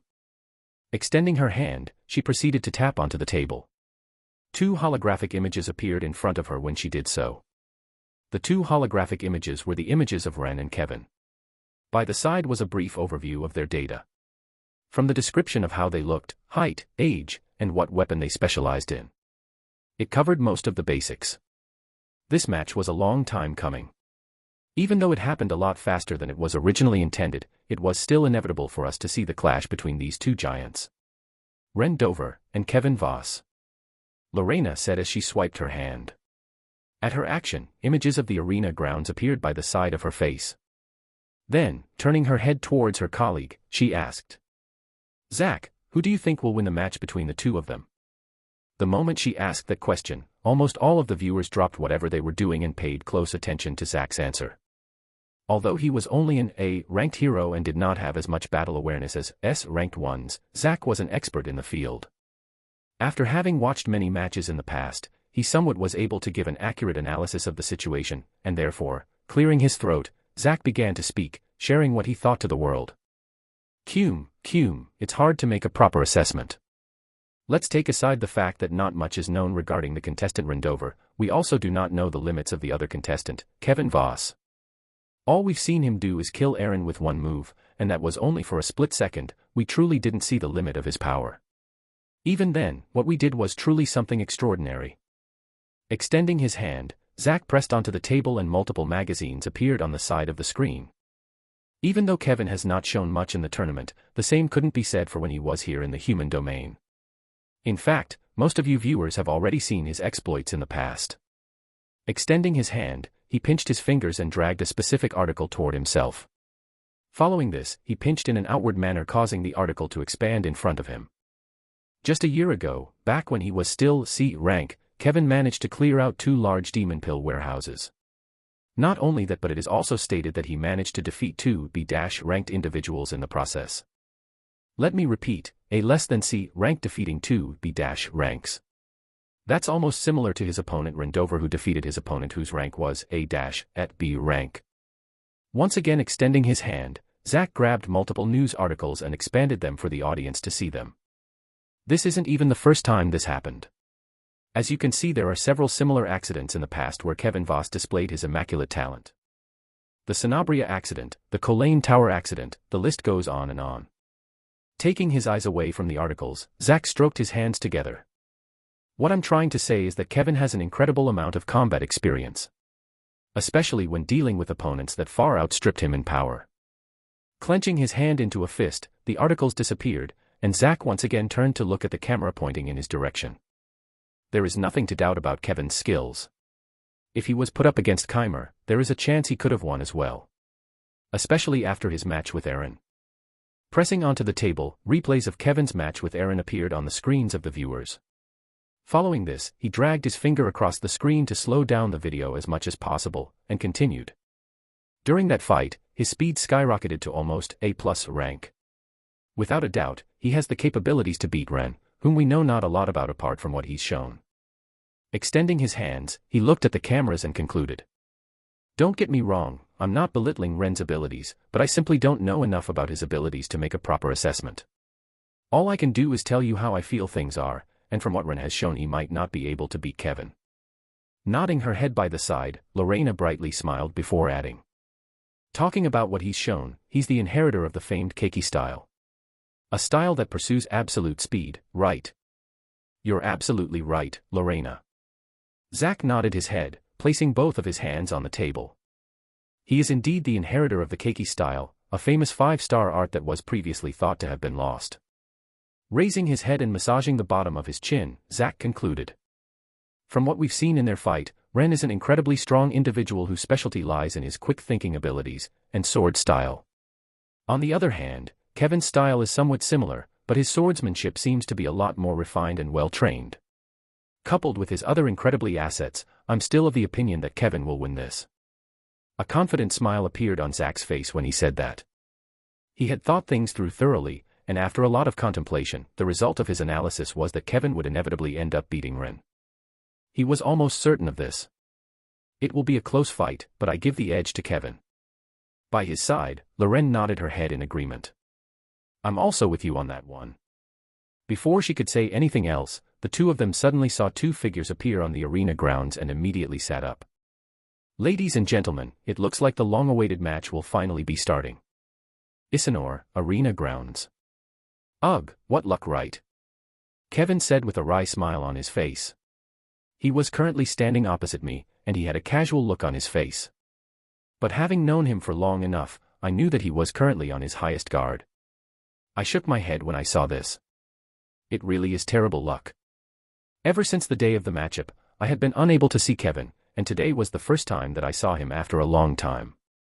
Looking at each other in the eyes, we could tell that we both thought of this situation as ridiculous, but at the end of the day, we really couldn't do anything about it. It was what it was. Hey, Ren. Kevin called out for me, his voice sounding extremely serious. What is it? You better not hold back on me. Yes, I know. My eyes rolled when I heard this. Wasn't planning to. I wanted to see just how much stronger I was compared to Kevin. Also, knowing Kevin's personality, he would probably end up getting mad at me if I didn't take him seriously. He had his own pride after all, but I mean, who didn't? If I had to be honest, I had a pretty big ego myself, and this probably explained where my pettiness came from. So, being the respectable person that I was going to beat him up. Swoosh. A soft breeze suddenly brushed past my body as I closed my eyes for a brief moment. Once I opened up my eyes again, I found the referee standing in the middle of the arena. Silence descended in the arena at the appearance of the referee. Turning his head to glance in both of our directions, Kevin and I both nodded our heads. Following this, raising his hand, the referee shouted, "Begin." Chapter 442, One Last Match, 3. Begin. The referee's thunderous voice boomed throughout the arena. Following his words, Kevin flourished his broadsword. The broadsword was about 3 feet in length, and its sharp edge directly reflected the glaring light coming down from the sun. As the broadsword appeared in Kevin's hand, I watched as his muscles bulged outwards and his hand lowered slightly. A clear indication of just how heavy the weapon was. Sheeing. With a light sound, Kevin's sword became enshrouded by a red hue visible to the naked eye. Slowly, layers upon layers of crimson air emanated from Kevin's sword. At this moment, despite the referee's words, neither one of us moved. A heavy tension enveloped the entire arena. As I gazed in Kevin's direction, an indomitable aura escaped from his body as it billowed outwards. I grew solemn when I saw this. Taking a deep breath, time seemed to come to a standstill. Then, at the exact moment that I started to exhale, Kevin's body disappeared from the spot. Sheeing. Unsheathing my sword and coating my sword with mana, I pressed my foot on the ground and shot forward. In a second, Kevin's figure appeared right in front of me. Clank. A loud metallic ring spread in the air as Kevin's sword met mine. Sparks flew in the air, and a strong pressurized wind expanded outwardly, resulting in my clothes to flutter, releasing a paper-like sound. The clash lasted only for a brief moment, and once the momentum of our attack dissipated, Kevin's body took a couple of steps back, and so did I. Stabilizing my body, lifting my head, my eyes met with Kevin's. Not bad. I ended up muttering when I looked at Kevin. From the first exchange, I could somewhat gauge his strength. It was just a little bit weaker than mine, but it also had to be noted that Kevin still had multiple tricks up his sleeve. "You're not bad yourself," Kevin replied back with a voice filled with heavy solemnness. Then, raising his sword once again, he disappeared from his spot before reappearing a couple of meters away from me. With his sword above his head, he slashed diagonally down. A red glow enveloped his sword, and the speed at which it was hurtling towards me was quite frankly terrifying, but it was still manageable. Twisting the heel of my foot on the ground, I turned my body to the side, and swung upwardly, trying to meet his sword dead on. Clank. Once again a clear metallic ring resounded throughout the whole arena grounds, as my clothes flapped even more wildly. The hairband which I had used to tie my hair came undone, and my hair scattered all over my face, preventing me from seeing what was happening in front of me. This may have flustered the normal person, but I was somewhat used to this situation as the mana inside of my body erupted in an outward manner, and I put all my force onto my sword, resulting in Kevin's body being pushed back a couple of meters back. It was enough for me to catch my breath and fix my hair. I seriously need to cut my hair. I thought to myself as I brushed my hair behind me. Although it normally wasn't a problem, it still was a hassle. Especially in big fights when my hairband would always come undone. It was either cutting my hair or buying a better hairband. Sheeing. Snapping me out of my own delusions, I suddenly felt a tremendous force come from opposite me. Like a torrential wave of energy, a bright red light suddenly enveloped Kevin's sword. Following this, a terrifying pressure bore down on the arena. Taking a step forward, with a loud bang, the ground beneath Kevin cracked apart.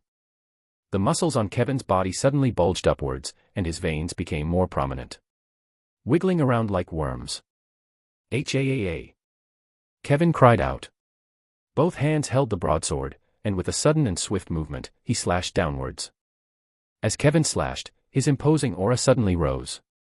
The air around him began to distort as if there was an invisible current flowing around him, and agglomerating into his long broadsword. Boom! A thunderous explosion followed after as a powerful sword energy came crashing down on me. Feeling the power contained within the attack, my brows couldn't help but frown. Activating Eyes of Kronos, the world around me started to slow down and Kevin's attack stopped. Sensing the mana in the air, I calmly analyzed my situation before reducing the effect of the skill, allowing for time to flow a little bit faster. In my vision, Kevin's sword started to move at a snail's pace. My eyes started to strain once I did this, however, it was a necessary price that I needed to pay. Tensing the muscles of my right hand which was holding onto my sword, I channeled all my mana towards it, creating a small even green coating. Then, deactivating the effects of Eyes of Chronos, taking a step forward, I slashed out. The moment I slashed out, the mana inside of my body began to stir. Following which, a powerful attack shot out from my sword, meeting Kevin's attack head-on. Clank! A metallic ring spread throughout the arena as my feet sank to the ground, and my foot became trapped in the thick floor. Glaring at me from above was Kevin, who slashed down with all his might. Kevin was using a broadsword, which was incomparably heavier than my sword. Although my sword had an effect that could make it become heavier, at the moment, it was of no use.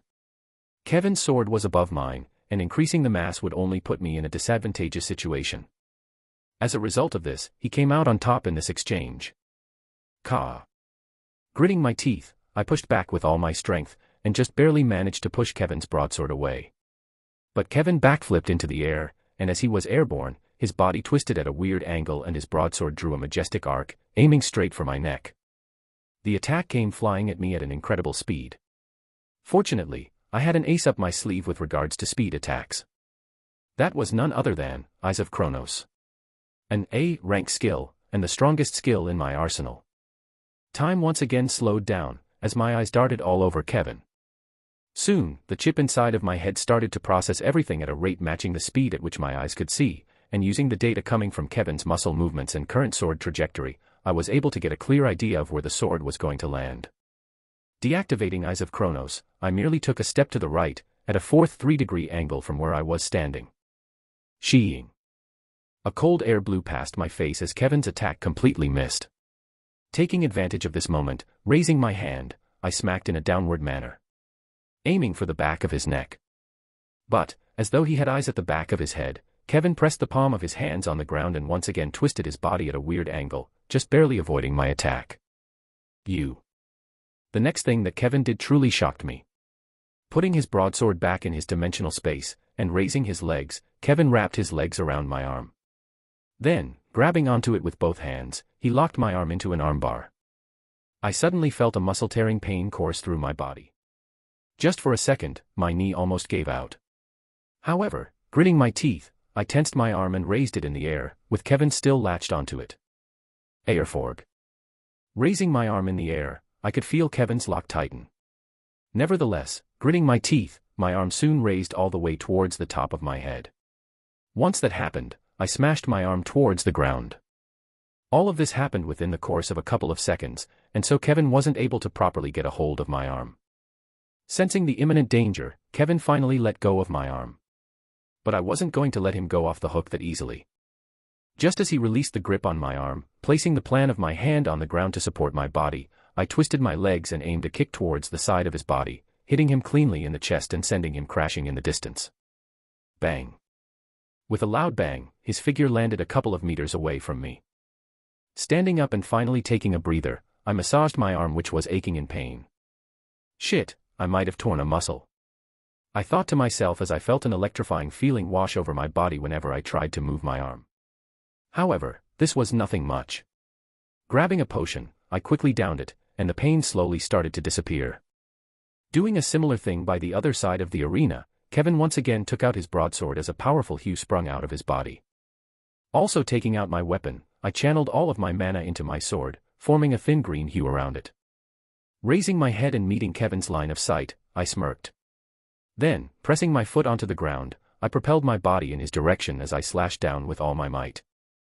Everything happened in a split second, but the moment I arrived in front of Kevin, what met my sight was the sharp end of his broadsword quickly heading for my face. Turning my foot at a 180-degree angle, to halt my body, I similarly slashed to meet his attack. Boom. Yet again, a thunderous explosion reverberated throughout the whole arena as the ground trembled, and both Kevin and I were pushed back. Steadying my feet, I looked up. There I saw Kevin looking back at me with a very solemn look. "What's wrong?" I asked, clicking my tongue and trying to hide the fact that my arm was currently trembling from the previous exchange. "Something bothering you?" I lowered my sword slightly. In response to my question, Kevin shook his head. Nah, I was thinking that it's about time the two of us get serious. Oh. Kevin rolled his eyes. Lowering his body, he took a stance as an even more terrifying red hue sprang out on his body. As the hue covered the sky, dyeing it red with his color, he icily said, "Let's stop messing about. I know you're also holding back." "Fine." I sighed. Kevin was right. It was about time that we ended the warm-up. Lifting my hand, I put my sword back into the scabbard. Moving my foot behind me, I took a deep breath as I circulated all of the mana inside of my body to the maximum. However, right before I was preparing to take things seriously, I shouted, "Get ready, Kevin, this is revenge for all the stalking you did." Huh. The moment those words escaped from my mouth, Kevin almost tripped on his own feet. The hue around his body shrank considerably. Raising his head, he rebutted, "If I don't recall wrongly, you were the first stalker. But you didn't know that. What does knowing have anything to do with the fact that you still stalked first?" Kevin asked, his voice filled with disbelief. Shrugging my shoulders, I replied, "Let me remind you that I've also saved your life." "Why, you?" Kevin's face twisted drastically before the hue around his body intensified many folds. "Talk about ungrateful," I mumbled in a voice loud enough for Kevin to hear. The red hue surging out of his body increased by another fold. Sensing the power coming from Kevin's body, the smile on my face disappeared as I too channeled every last bit of strength inside of my body. Following this, my aura and Kevin's aura clashed in the middle of the stage. Chapter 443, One Last Match, 4. Human Domain, Broadcasting Studios. Kevin and Ren looked to be evenly matched so far. Lorena commented while staring at the screen in front of her. Sitting beside her, Zach nodded his head in agreement. "You're absolutely correct. The two contestants seem to be perfectly matched at the moment. Whenever one of the two has the upper hand, the other quickly pulls out a new move to once again regain the upper hand." Pressing both of his hands on the table, Zach leaned forward to get a better look at the battle. Staring at the battle, Zach's eyes started to hurt. He was so mesmerized by what he was seeing. So much so that he forgot to blink his eyes multiple times, and when he realized, his eyes had already started to sting. But he didn't mind the pain. He felt that it was worth it. Never in his life had he seen two B ranks be so strong. It was truly shocking. Lorena was also experiencing a similar situation as Zach as she too couldn't take her eyes away from the screen. Fortunately, the two of them weren't the only people present in the studio as one of the staff helped Lorena recollect herself. Smiling brightly, Lorena looked at Zach and asked, "Zach, after seeing the match, are you still of the opinion that Kevin will win?" Caught by surprise by the sudden question, Zach had a dumb look on his face. Thankfully, he was able to recollect himself quickly. He had plenty of experience, and so, smiling toward the cameras, he nodded his head. "Yes, of course." Extending his hand, he pointed toward the main screen and started to share his analysis of the situation. As you've most probably seen by now, although the two of them seem evenly matched, if you pay close attention, neither is going all out. Let's be real, the two of them seem to be treating this more like a friendly spar than an actual fight. Hearing Zach's word from the side, Lorena subconsciously nodded her head. It was as he said. Although the fight between the two was extremely intense, there was no real sense of crisis like in the previous matches. It felt more like a match between friends more than anything else. From the last match, most of you have already done your research on the two contestants. Therefore, you should already know that the two of them are close friends. "That's correct," Lorena said before adding. "But what does that have to do with you keeping your decision about Kevin being the victor?" "Nothing really, I just wanted to say that even though they are evenly matched, Kevin has still not gone all out.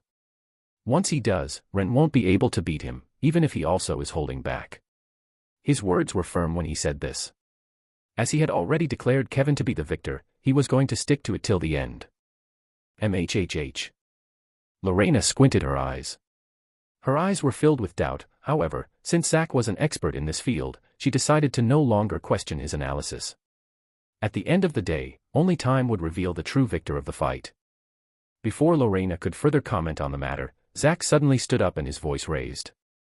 "Oh, it looks like Kevin and Ren will be finally going all out." Startled, Lorena turned her head and stared at the screen where the match was currently being broadcasted, and there she saw two enormous hues clashing in the arena. One red, and one white. Waves of billowing heat flowed outwardly from Kevin's body, as he channeled the fire scions in his body. A sizzling, feverish swelter enveloped the arena grounds as the temperature shot up.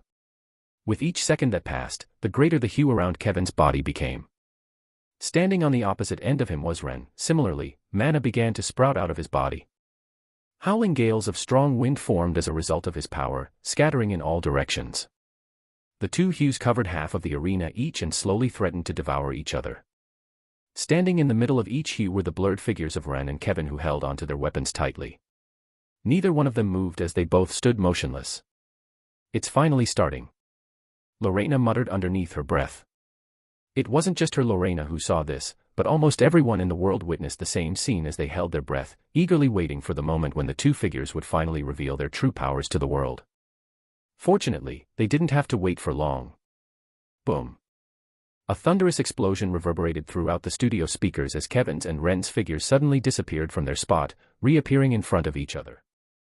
Before either could even unleash their attacks, the tournament ground beneath them cracked apart, and dust instantly rose in the air, masking the eyesight of the viewers watching. Bang. It didn't take long for the dust to clear, and once the dust cleared out, there was another deafening sound of an explosion. The momentum of Kevin's broadsword was like a tsunami, and the limitless red hue came crashing down on Ren's body with unstoppable momentum. As Kevin slashed, he made sure to keep his eyes locked onto Ren. To his shock, he just stared at his attack with a dull look in his eyes. Before Kevin could react, a subtle clicking sound rang out. Click. Ren's hand blurred, and Kevin's broadsword suddenly met an incredible resistance. KHHH. Pressing both of his feet on the ground, the veins on Kevin's neck protruded outwardly as he used all of his strength to push forward, trying to gain the upper hand against Ren. However, regardless of how much he pushed, Ren's body wouldn't budge. Ha! Kevin let out a low cry. Like a phantasmal ghost, his figure faded into the air before suddenly reappearing by Ren's side. This was so fast that Ren was unable to react on time. Furthermore, before anyone could even realize it, Kevin had switched from a broadsword to a sword. His movements became incomparably faster, and in a flash, his sword struck out a couple of dozen times. Sha! Sha! Sha! A tight net of deadly sword attacks formed around Ren, trapping him completely. Kevin's swordsmanship dazzled the crowd as they found it to have reached a point near perfection. For someone as young as him to have reached this level of swordsmanship, the crowd opened their mouth in awe. Even Lorena and Zach were left speechless by Kevin's dazzling sword mastery. It was just too shocking. Staring at Kevin's lightning-fast attacks, the audience shared the same thought. He can't dodge that. Not only were the strikes incredibly fast and powerful, but they were also incredibly numerous, creating this sort of net that left him with no way out. Instantly, some of the viewers watching closed their eyes. They didn't want to see what would be made of Ren's body once he came in contact with Kevin's attack. All these thoughts occurred in an instant. Between Kevin's masterful and extremely fast attacks, almost everyone in the audience thought that Ren was going to sustain heavy injuries, but at this moment, Ren touched the sheath of his sword. Nice try. His soft voice reached Kevin's ears. Before Kevin could even react, the hue revolving around Ren's body sprang out like never before, reaching for the sky at an unimaginable momentum that left the audience baffled. Following this, a subtle and familiar clicking sound rang out. Kevin's eyes instantly opened wide as he cursed out loud. Shit. Click. Time seemed to have come to a standstill following the subtle clicking sound. The silence did not last for long, however, as everyone's eyes opened wide. Crack. Crack. Crack. Dissecting into thousands of equal pieces, the area around Ren distorted. The ground cracked, before splitting into multiple even pieces, and the sky itself seemed to be torn apart as Kevin's attack disappeared into nothingness. Shooting up like projectiles were the remnant pieces of the rocks that had been split by Ren's sudden attack. The audience who was watching stiffened up on the spot and their hearts froze. What had they just witnessed? It felt as though they had watched someone split the world with a single sword. It was incredible. Poochie. Following the attack, blood splurted towards the ground. Bang. Crashing onto the other end of the arena was Kevin's haggard figure. Blood dripped down from his body, as his clothes were torn into bits and pieces. Fuck. Weakly standing up, Kevin wiped the side of his mouth. Grabbing onto the side of his shoulder, he cursed to himself. At this moment, he was counting his lucky stars. The move that Ren had just done. He had seen it before. Back when he had fought him with Jean and the others. This was Ren's strongest move and was something that he had not used when fighting against Keimer. Had he used it, Kevin was sure that Ren would have had a much easier time in his fight. But it was also the reason why he knew this skill that he was able to still be standing. Although his injuries looked serious, they weren't anything to be worried about. At the very last moment, when he realized that Ren was about to use that skill, he used overdrive and managed to narrowly avoid his attack. Of course, he had paid a price for this. He had at least cracked a couple of ribs. KHHH. Holding onto the side of his chest, Kevin grit his teeth and endured the pain he was suffering. Bang. Without wasting any time, still under the effects of overdrive, pressing his foot onto the ground, the red hue around Kevin's body expanded rapidly. In a heartbeat, he appeared before Ren. Switching from sword to broadsword once again, he slashed down. The first movement of the Levisha style. Clank. Ren's feet sunk onto the ground as his sword met Kevin's broadsword. Not giving Ren enough time to react, Kevin raised his broadsword again and slashed out. The second movement of the Levisha style. Clank. This time the ringing sound became even more powerful as Ren's feet sank beneath the ground even more. Raising his broadsword, Kevin repeated the movement again. Clank. Clank.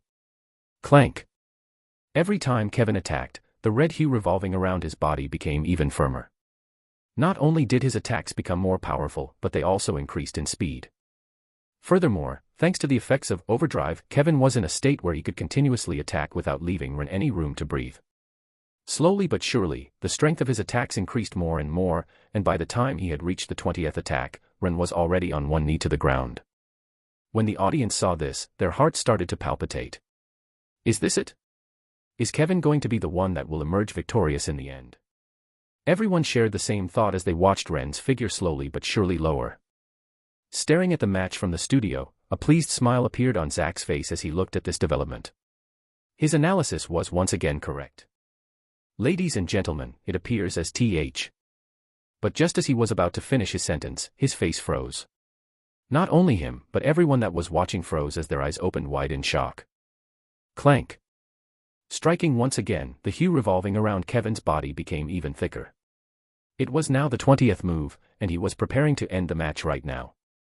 Although he had managed to keep Ren suppressed, for now, he knew that he didn't have much time. The side effects of overdrive were starting to kick in. Raising his broadsword once again, the hue enveloping Kevin's broadsword funneled in the air like a tall pillar as a terrifying pressure bore down on the whole arena. Ha-ya! He screamed at the top of his lungs as he raised his broadsword above his head. Lowering his head and staring at Ren, who had his head lowered, Kevin mumbled. "Sorry, Ren, but this will be my victory." However, just as he was about to slash down, Ren finally raised his head and with a playful smile on his face, he asked. "Had enough fun?" What? Seeing Ren smile, a flustered look appeared on Kevin's face as he felt an ominous premonition. Before Kevin could make out what was happening, to his horror, over 30 rings suddenly sprung out from Ren's body as they completely encircled him. Then, something shocking happened. Slowly moving around him like satellites, Kevin watched as the rings turned, resulting in the flame scions around his body trembling uncontrollably. His attack, which he had stacked up for so long, suddenly lost most of his power. And before he could make heads or tails of the situation, a powerful force came crashing down on his chest, forcing him onto his knees. Kahak. The force was so strong that Kevin almost felt the urge to puke. Trying his best to breathe, something hard smacked onto his right hand and his broadsword flew towards the distance. Clank. Clank. The sound of his broadsword clattering in the distance rang in Kevin's head as realization soon dawned on him. Weakly lifting his head up, Kevin saw Ren looking at him with a lazy smile on his face. Placing his sword in front of his head, he slowly said, "Looks like you still have a long way before reaching my level." Chapter 444, Fame 1. Air. A deathly silence enveloped the studios as Zach was at a loss for words. His mouth momentarily twitched as he had difficulty trying to find the right words to say. Staring at the screen in front of him, he wanted to bury himself underneath the ground. Recollections of the words he previously said flashed across his mind as he lowered his head in shame. If Ren had beaten Kevin within a very small margin, he may have been able to brush it off, but that was not what happened. It was a far cry from what happened as Ren simply beat Kevin without the fight even being a close one. Rubbing salt to his wounds, Lorena spoke from the side. So, I guess your previous analysis was incorrect. Well, it appears that I may have underestimated Ren. With a slight cough, Zack quickly brushed the topic aside and quickly changed the topic. He was a man that had been in the industry for quite a while, and therefore, had very thick skin. Anyways, have you all seen the last moments of the fight? When Ren was able to defeat Kevin. Tapping onto the table, replays of the last moments of the fight appeared on the screens of everyone watching. With a serious disposition, Zack pointed toward the rings surrounding Kevin. Most of you are probably already aware of what these rings are. Since you've seen his profile, you must know that one of the sword techniques Ren practices is Ring of Vindication, a 3-start defensive manual. Pinching the hologram and zooming toward the ring, Zack continued. Notice how the rings over here are red. When one reaches the essence realm of mastery for this art, they are able to display elemental discharge, which is the third movement of the defensive art. What it essentially does is attract a specific scion before diffusing it in the air. In doing so, one is able to weaken a scion-attributed attack, which is exactly what happened in this case. Zooming out, Zack pointed at all the 30 rings on the screen. Then, pinching onto the screen, he zoomed toward Ren and pointed at his sword. While Kevin was attacking, Ren was secretly gathering rings. Once Kevin was about to use his most powerful move, it was then that Ren discharged all the rings and dissipated all the flame scions revolving around Kevin, reducing his attack completely. As Zack explained to the audience, secretly he was shocked himself. Had he not replayed the match a couple of times before, he would have never been able to tell what had happened. Once he did find out exactly what Ren did, he was left extremely impressed. Ren may have not outclassed Kevin in terms of brute strength, speed, or any other stat, but what he did however completely outclassed Kevin in terms of strategy. Although he hated to admit it, Ren without a doubt deserved to win the match. At the same time, looks like you still have a long way before reaching my level. Ren's words powerfully rang inside Kevin's ears as he looked up at him with a mixture of shock and confusion. Just what in the world happened? Kevin wondered to himself as he looked around, towards the rings surrounding him. He already had an idea of why he lost, but the way that Ren was able to handle him so easily made him question reality. After all, Kevin didn't think that it would have been so one-sided. Especially when he knew that he could also beat Keimer. Fortunately, seemingly being able to see through his thoughts, Ren softly said, I broke through. Huh. A look of disbelief flashed across Kevin's face as he quickly closed his eyes. Then, sensing the mana around Ren's body, he couldn't help but gasp in surprise. It was true. Ren had broken through to B+ rank. No wonder he felt so much stronger than when he had fought against Keimer. HAAA. Letting out a long and tired sigh, Kevin smiled before leaning back and resting his hands over his knees. You beat me fair and square. I can only accept my loss. Kevin took the loss quite well. He wasn't the type to make excuses whenever he lost. Even though Ren was higher ranked than him, that didn't mean anything in Kevin's eyes. After all, Ren did beat Keimer, who was 2 ranks higher than him. He didn't doubt that Ren may have also beaten him if their ranks were the same. In the end, Kevin had set his mind to take this opportunity to contemplate over his shortcomings. The only problem he had with the situation was the fact that he was unable to gain the Elven Tear. However, after deliberating over this matter for the past few days, he decided to perhaps try to trade for it with one of his more important items. This was all he could do at the moment. With a self-deprecating smile, Kevin leaned to the right and tried to stand up. Well, congrats on winning.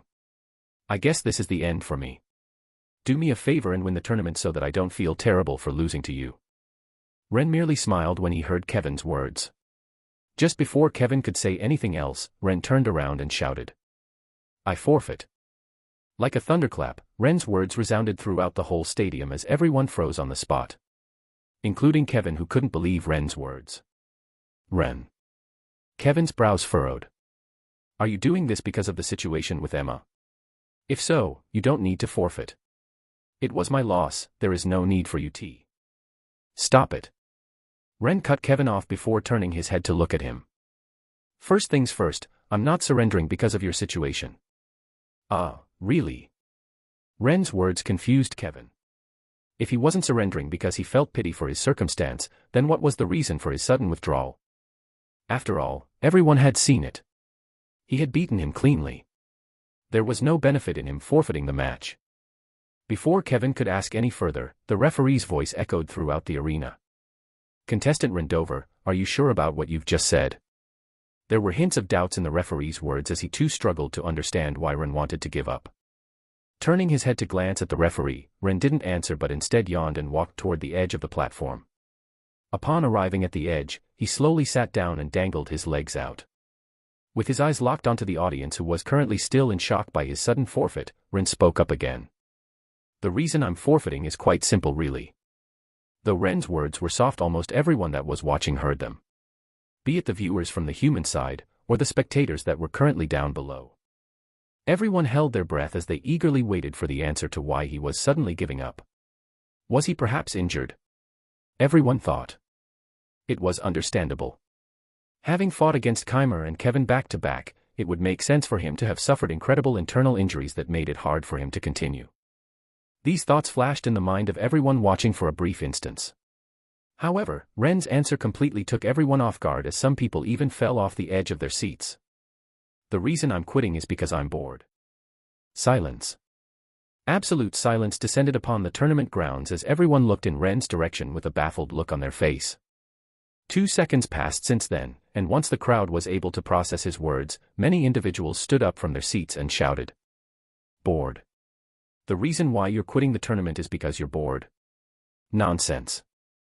Bullshit. Just admit that you can no longer fight." Obviously, not many people were happy with Ren's words. Ren's words were a blatant provocation to the other races. He was clearly saying that everyone was too weak or beneath his notice to even bother to continue participating in the tournament.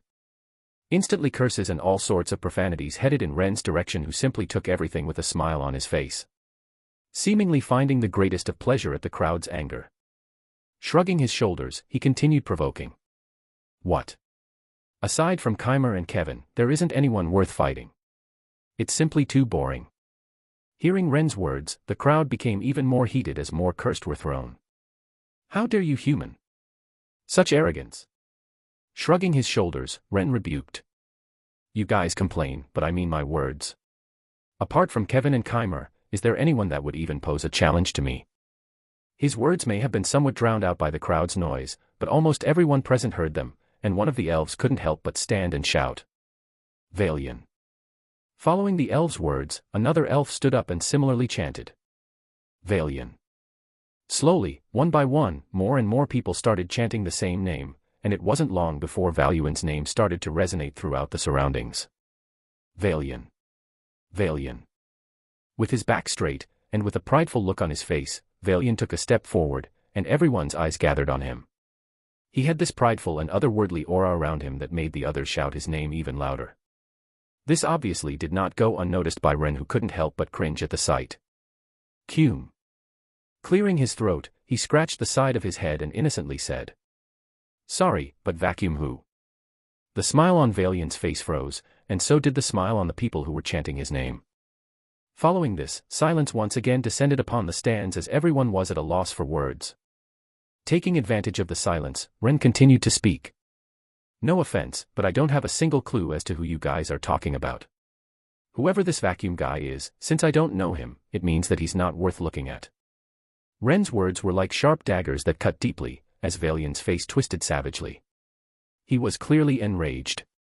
Not that Ren cared as he turned his head and pointed in Kevin's direction. "Honestly, I don't care. I've made my decision. If this vacuum guy is as strong as you guys said, he should be able to defeat Kevin. If he can't, then you guys clearly have placed too much attention on some random guy that is not worth paying any attention to." A long and exaggerated sigh escaped from Ren's mouth as he said this. In all honesty, he obviously knew who Valian was. After all, Ren wasn't one to forget grudges, no matter how small they were. Unfortunately, since he had decided to drop out of the tournament, he didn't have enough time to fight Valian and thus beat him up in front of everyone. Since he couldn't do that, he opted for the next best option, which was to simply humiliate him in front of everyone. For the sake of humiliating Valian, Ren chose to provoke everyone. Also, he was using this as an excuse to stop Kevin from trying to change his mind. Since he had vouched for him, Kevin would have no choice but to beat Valian in order to not tarnish the faith he put in him. Jean, who was watching the match from below, obviously could see through what Ren was doing, and when he realized just how petty he was being, he couldn't help but shake his head. He made a mental note to himself to never provoke Ren. He was simply too petty to be worth provoking. Well, that's enough said from me. Good luck in your next match. Waving at Kevin, Ren moved forward and dropped out of the platform above, falling down at incredible speeds. Just as he was about to land on the ground, a small circle appeared beneath his feet, and he softly landed on the ground. With all eyes locked on him, Ren slowly left the place. Even though people were still angry at him, remembering his performance not too long ago, they chose to remain silent. Staring at his disappearing back, almost everyone had the same thought. What if what he said is true? Thinking back at how easily he beat Kevin, and how he beat Keimer, everyone wondered if Ren's words were truly groundless. What if there really wasn't anyone that could pose a challenge to him? The sheer thought caused the hearts of some of the people present to freeze. Chapter 445, Fame, 2. Upper Echelon Area. Ha ha ha ha ha. A boisterous laugh resounded across the platform as Gervais slapped the side of the chair and helplessly held onto his stomach, trying his best to contain his laughter. However, as he recalled Ren's actions, his laugh only became louder. It took a couple of minutes for him to finally calm down, and when he did, wiping the side of his eyes, he commented, "This is great."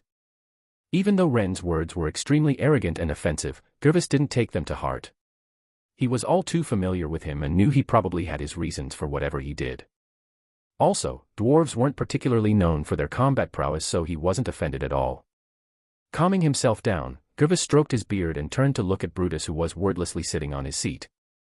"You saw that, right?" "Yes." Brutus unperturbedly replied. "His words aren't wrong." "Oh." Gervais showed a look of surprise. He didn't expect such an answer from him. "You really think that there isn't anyone else worth fighting?" KHRR. KHRR, correct. With a deep and unfathomable look on his face, Brutus calmly nodded his head. After he defeated Keimer, KHRR, the victor of the tournament had already been decided. What is said is true. There isn't anyone that is worth fighting. Gervais's eyes squinted when he heard Brutus's words, but he decided to stay silent. There was no point in him saying anything else, as he too somewhat agreed with what he said. As the two were conversing, the Elven Queen had a weird look on her face. Even though she wasn't particularly offended by what Ren did, she was not entirely pleased. After all, he had humiliated Valian in front of the whole world. He was supposed to be the best prodigy that the elves could offer. At an age that was similar to that of Ren in human years, he had already broken through to A-rank. He was supposed to be a generational talent that was rarely seen, yet he had been completely overshadowed and even turned into the butt of the jokes for those that were watching. Sigh. Still, it wasn't like she could do anything about it. Given her status, if she did something, it would look bad on the whole race. Not that she was planning on doing anything in the first place. To her, this was a good opportunity to humble Valian a notch. He had become a little bit too arrogant for his own good. If this humiliation served to calm him down a bit, then the Queen could turn a blind eye to what happened. Furthermore, Amanda had already told her about the Zurin fruit. Even though she was still unclear about whether it was real or not, if that was truly the Zurin fruit that could cure Natasha, Amanda's mother, then she owed him a big favor. Whatever was happening to Valian, the Queen could only pretend to have noticed. The only one of the four that didn't show any reaction to Ren's victory was Octavius, who quietly gazed toward the arena with an indifferent look on his face. There was no visible change in his expression as he looked at the arena. However, if one looked closely, they might be able to see a more resolute look on his face. He had finally made up his mind. After Ren left, the excitement over the next few matches died down a little. There were two reasons for this: one, the matches were not as tense as Ren's and Kevin's matches, and two, they were all still riled up at Ren's words, making it hard for them to truly enjoy the other match. It was still the round of 16, and so the top contenders had not fought yet, but in their hearts, everyone already knew that the purpose of the tournament had faded. Especially after seeing Ren's performance. If there was only one thing that everyone was focusing on at the moment, it was Kevin's potential match with Valian, who was now synonymously known as Vacuum throughout the whole human domain. Unbeknownst to him, he had become the butt of the jokes to all humans as they all replayed the last moment when Ren's words caused his pride to crumble apart. Click. Pressing onto the remote controller, Small Snake turned off the television and sat back in his seat. Puff. Recalling Ren's last words during the tournament, Small Snake's face twisted. Ugh, is he trying to piss all of the races at once? He could already feel a massive headache coming his way. Not only had Ren's last words provoked the other races, but he had done it in a way that pretty much maximized the hate directed at him. Small Snake at the moment could only pray that this incident wouldn't come back and bite him in the ass. However, knowing Ren's personality, Small Snake already knew that this was a pipe dream. Puff. Ugh. His head started to hurt. Massaging his forehead with his hand, Small Snake lamented over his luck. Just why do you always have to cause me so much trouble? Puff. Can you stop? Small Snake's head snapped towards his right. There, with his legs on the table and holding onto a massive cigar, Small Snake watched as Leopold repeatedly took big puffs of the cigar. Puff. Ever since returning from Isanor, there was not a single moment when Leopold didn't stop smoking. At this point, Small Snake questioned whether his lungs were made out of smoke or were even still there. The amount Leopold smoked was simply too much. Puff. Taking another puff of the cigar, Leopold shrugged his shoulders. Can't help it. I'm just making up for the time when I couldn't smoke back in Isanor. Recalling the days when he couldn't smoke back in Isanor, Leopold's body shivered. It had completely traumatized him. You. Just before Small Snake could say anything else, the door of the warehouse opened and Ava, Hein, and Ryan entered the office space. The moment they entered the place, Small Snake noticed that they all had a haggard and tired look on their faces. Clank. Hey. Hey Small Snake. MHH. What's up with you guys? Small Snake questioned with a strange look on his face. Halting her footsteps a couple of meters away from Small Snake, Ava sat down on a sofa and leaned her head back. Family, that's what happened. Ava tiredly said, as Hein and Ryan similarly sat down next to her. They all had similar looks on their faces. Covering her face with her hand, Ava groaned. Ever since coming back, no matter how much I tried to leave, they wouldn't let me. Raising her head to look at Small Snake, Ava continued her rant. To make matters worse, my family has already alerted the whole neighborhood about the fact that I participated in the tournament. The moment I came back, all I did was spend countless hours greeting strangers who I have never seen before in my life. Same for me. Hein said with a sympathetic look on his face. My father was the same. I wish I could have my time returned to me. Listening to their stories, Small Snake felt a little bit of pity for them. Turning his head to look at Ryan, he didn't even need to ask to understand why he looked the way he did. Given how doting and protective his mother was, he could already guess what happened. He was less sympathetic for him though. Ryan deserved what he had coming to him. Especially since he had been annoying him for a whole year. Leaning back on his chair, Small Snake smiled. Well, I'm glad that you have all settled down back here. It had been quite a while since everyone had returned to the human domain, and it looked like they had all finally settled down. After going through such hardships back in Handler, this was a well-deserved rest that everyone earned.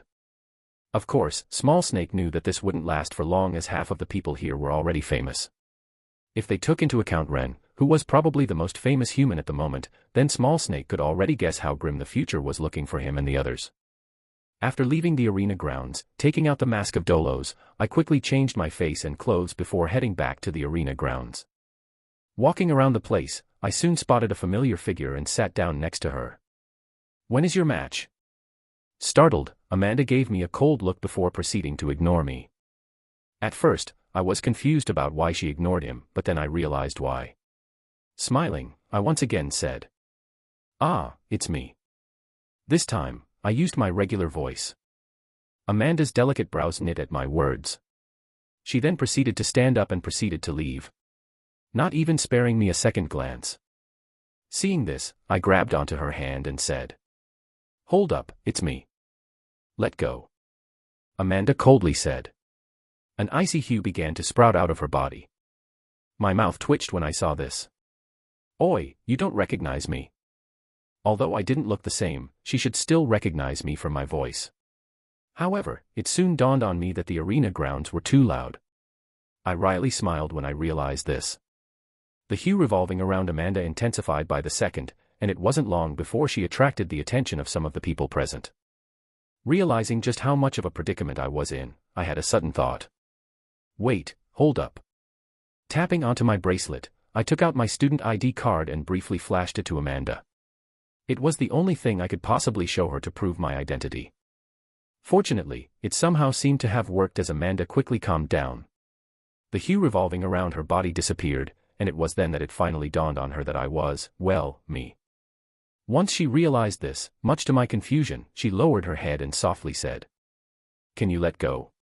"What?" I asked. Because of the noise around me, I could barely hear her words. Pursing her lips, Amanda pointed towards my hand, which was still holding onto her wrist. Realization soon dawned on me, and I yanked my hand back. "Sorry, I didn't mean to do it on purpose." I quickly apologized. "MHM." With a soft nod, Amanda proceeded to sit next to me. An awkward atmosphere revolved around us. Coughing slightly to get rid of the weird atmosphere, I decided to ask, "How are the preparations for your mother?" Hearing my words, Amanda's face turned serious. Turning her attention back toward the arena, Amanda replied in a low tone, "We will do it today, after my match." "Oh." I absent-mindedly nodded my head. Taking a deep breath, I tried to calm myself down. "Do you want to come?" Snapping me out of my thoughts, I suddenly heard Amanda's voice.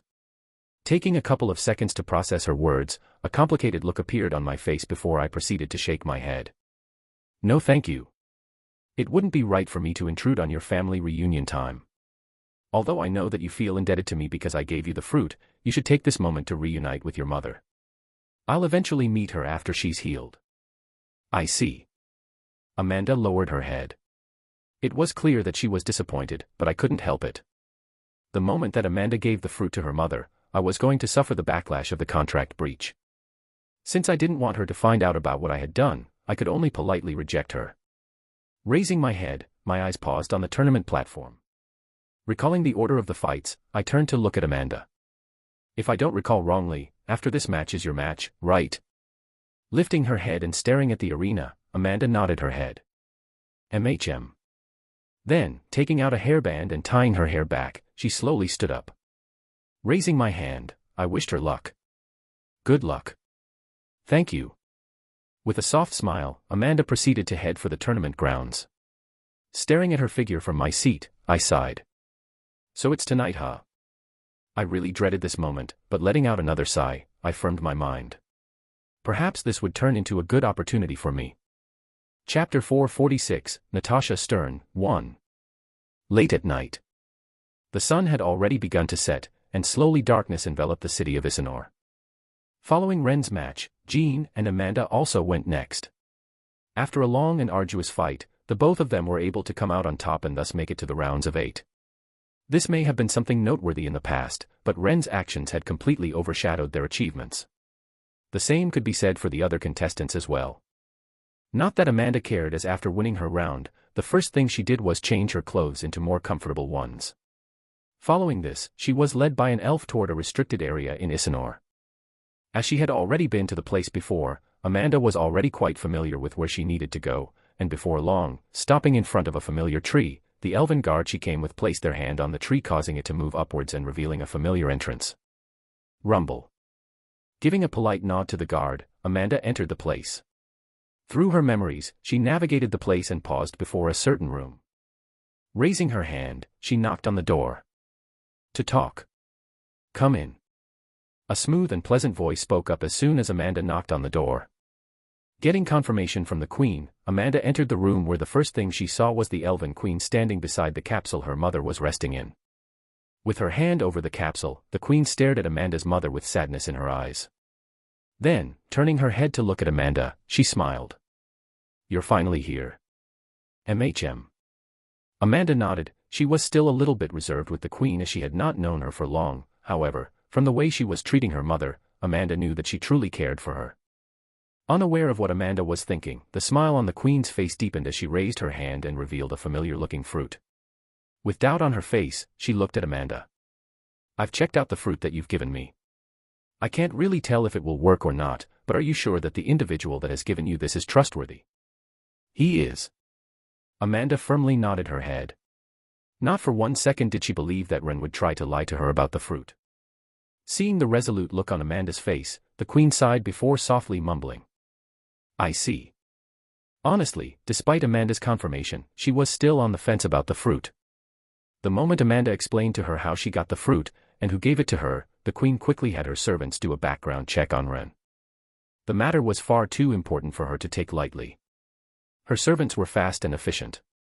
By the time they came back, they had already compiled all possible data about him, from what he had achieved back on Earth to even his exploit in Henler.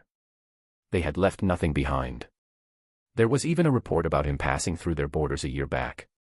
The queen was truly surprised when she saw his exploits, however, that still posed a question to her. How was he able to get his hands on a fruit that in no way, shape or form the dwarves could have ever had nor could be found in the human domain? Was it just out of luck?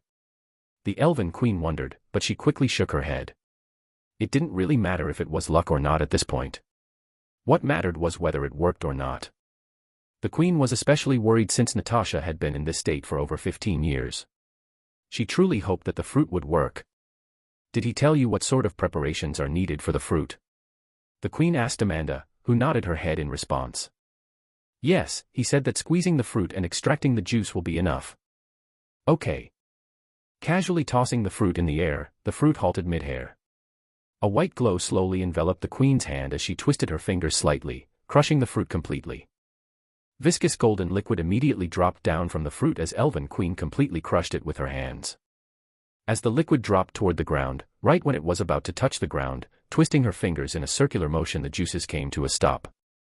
Then, bending her fingers in her direction, the liquid moved in her direction, slowly accumulating together and forming a small golden ball. Once she was done extracting all of the liquid from the fruit, the Elven Queen motioned with her fingers and the ball in front of her wobbled. Slowly, a golden line formed in the air as the queen controlled the juices with her extreme control over scions. Pointing towards Natasha, who was laying down on the capsule, the liquid slowly seeped through the small hole at the top of the capsule before making its way towards Natasha's mouth. Once the liquid stopped before her, the queen turned to look at Amanda and nudged her head. "Open her mouth, please." "Okay." Following the queen's orders, Amanda walked up to her mother and pressed her thumb underneath her chin. Applying a little bit of pressure, she slowly opened her mouth and the liquid the queen was controlling quickly entered her mouth. It took about 3 seconds for all the liquid to completely enter Natasha's body, and once it did, Amanda finally let go of her mother's chin and looked at her with eyes filled with anticipation. The queen also had a similar look on her face, as her eyes were also filled with hope. She wanted nothing more than for her savior to wake up. 1 second. 2 seconds. 3 seconds. Slowly time started to tick away, and it wasn't before long that a couple of minutes had passed. Did it not work? Disappointment flashed across the faces of both Amanda and the queen as the two of them had a hard time hiding their disappointment. Although only a couple of minutes had passed, Ren had previously mentioned that the curse would break as soon as the liquid was ingested, and ever since giving her mother the fruit, she had not once shown signs of improvement, indicating to them that something had gone wrong. Twitch. However, just when they thought that all hope was lost, Natasha's eyes twitched. Exclamation point. With the queen's insane perception, she was naturally able to pick up the twitch, and when she did, her head snapped in Natasha's direction. Twitch. Twitch. With another twitch, Natasha's eye once again twitched and her pale complexion slowly turned rosier. It wasn't before long that Natasha's complexion returned to a healthy young glow, raising hope for both Amanda and the queen. Twitch. Twitch. With a couple more twitches, Natasha finally opened her eyes, revealing her beautiful obsidian black eyes that seemed to suck the soul away of anyone that was looking at them. The moment Natasha opened her eyes, she had to squeeze her eyes multiple times to get adjusted to the bright lights coming from above. Then looking around the room, she opened her mouth and asked in a croaky, borderline hoarse voice. "Where am I? Ugh, I really didn't think this through enough."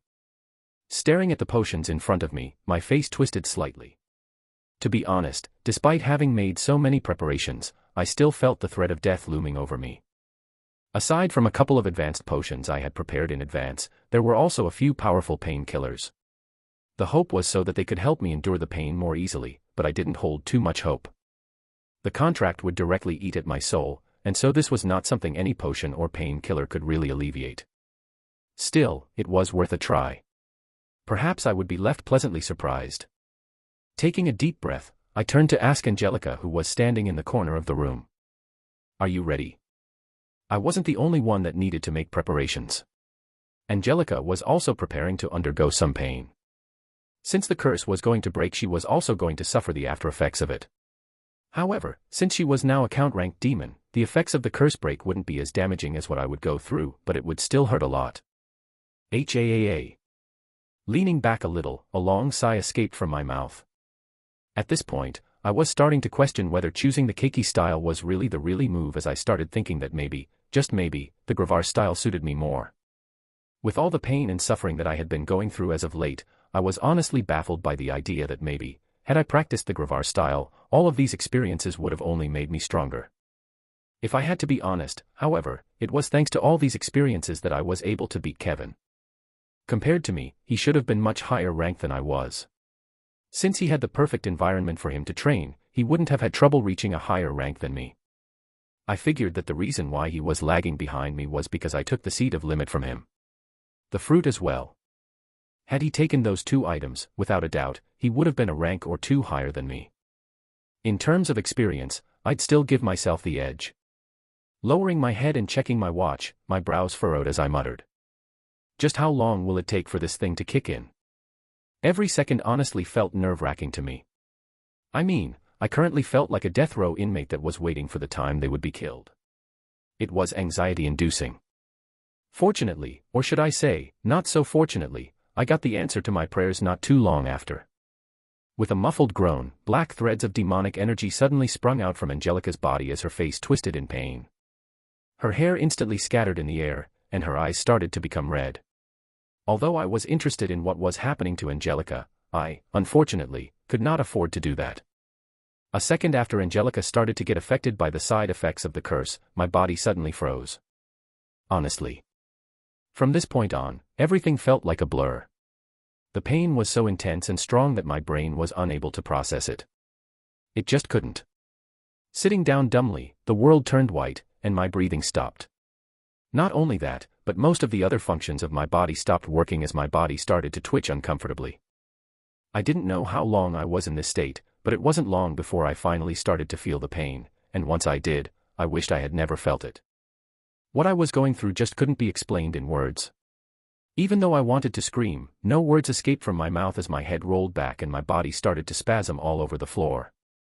It was only after an unknown period of time had passed that I was finally able to somehow control my body, as my chest heaved up and down unevenly. Gritting my teeth, I grabbed onto the carpet beneath me and clenched it with all my might. But that didn't seem to work, as soon enough, another wave of pain suddenly coursed through me, resulting in me momentarily passing out from the pain. AF. What followed after was a blood-curdling scream. I really tried to hold my scream back, but it was hopeless. The pain I was currently experiencing was not something I could explain in words. But if I truly did have to put the feeling into words, it would be, never before did I ever wish to die as much as of right now. Chapter 447, Natasha Stern, 2. Where am I? A croaky and weak voice resounded across the small room as both Amanda and the Queen froze on the spot where they were standing. Blinking her eyes a couple of times, Natasha's eyes slowly adjusted to the light, and when she did, a familiar figure appeared in her vision. She was an otherworldly beauty with long silver hair. Malin. Natasha called out. There was notable confusion in her voice as she stared at the figure looking at her from above. Although she looked like Malin, she also looked a little bit more mature compared to the last time she had seen her, and therefore was uncertain about whether the woman staring at her from above was really Malin, her friend. Extending her hand out the narrow gap of the capsule, Natasha asked. Malin, is that really you? Upon hearing Natasha's voice, Malin smiled. Reaching out to grasp her hand, she nodded her head. It's me. Her voice was filled with emotions as she was barely able to keep herself from leaking out her emotions. However, given all of her experience in the past, she was able to keep her composure. I see. Upon getting confirmation from Malin that she was indeed her friend, a relieved smile appeared on Natasha's face as she muttered softly. You look quite different from the last time I saw you. The more she looked at her, the more she was convinced that Malin had changed. Compared to the last time she had seen her, she looked a lot older, and beautiful as well. If before she looked like a mature teenager, right now she looked like a fully grown adult. Malin's smile hardened a little when she saw Natasha's confusion. Most likely, she was still unaware of the fact that a long time had passed since the incident. Ah! My curse. Natasha's startled voice echoed throughout the room as she slowly sat up and patted her body. Snapping her head in Malin's direction, she incredulously said, "The curse, it's gone. Did you manage to remove the curse from me?" Tears started gathering in the corner of her eyes as she looked at Malin. However, contrary to her expectations, shaking her head, Malin pointed towards another spot in the room where a girl stood.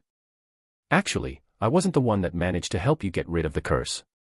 If you want to thank someone, thank her." It was only after Malin pointed it out to her that Natasha finally took notice of Amanda's presence, and once she turned her head to look at her, she was left stunned. How beautiful! She thought inside of her mind as she gazed at the young girl in front of her. She was simply stunning. With her glossy black hair gently cascading down her back, the young girl's face had this youthful innocence to it that made anyone that looked at her have an urge to protect her. The more Natasha looked at her, the more she couldn't help but admire her beauty. However, this didn't last for long as his brows soon knit into a frown. The reason for this was because the young girl looked quite familiar. But regardless of how much Natasha tried to think about it, she couldn't make heads or tails of where she had seen her before. In the end, snapping out of her thoughts, Natasha lowered her head and thanked her. "Although I do not know who you are, I wanted to thank you for what you did to me." She was so lost in her beauty that she had forgotten to thank her. Despite not having known the girl for long, she had this sense of familiarity with her that made her warm up to her instantly as a smile blossomed on her face. "Truly, I am grateful." "It's okay," Amanda awkwardly replied.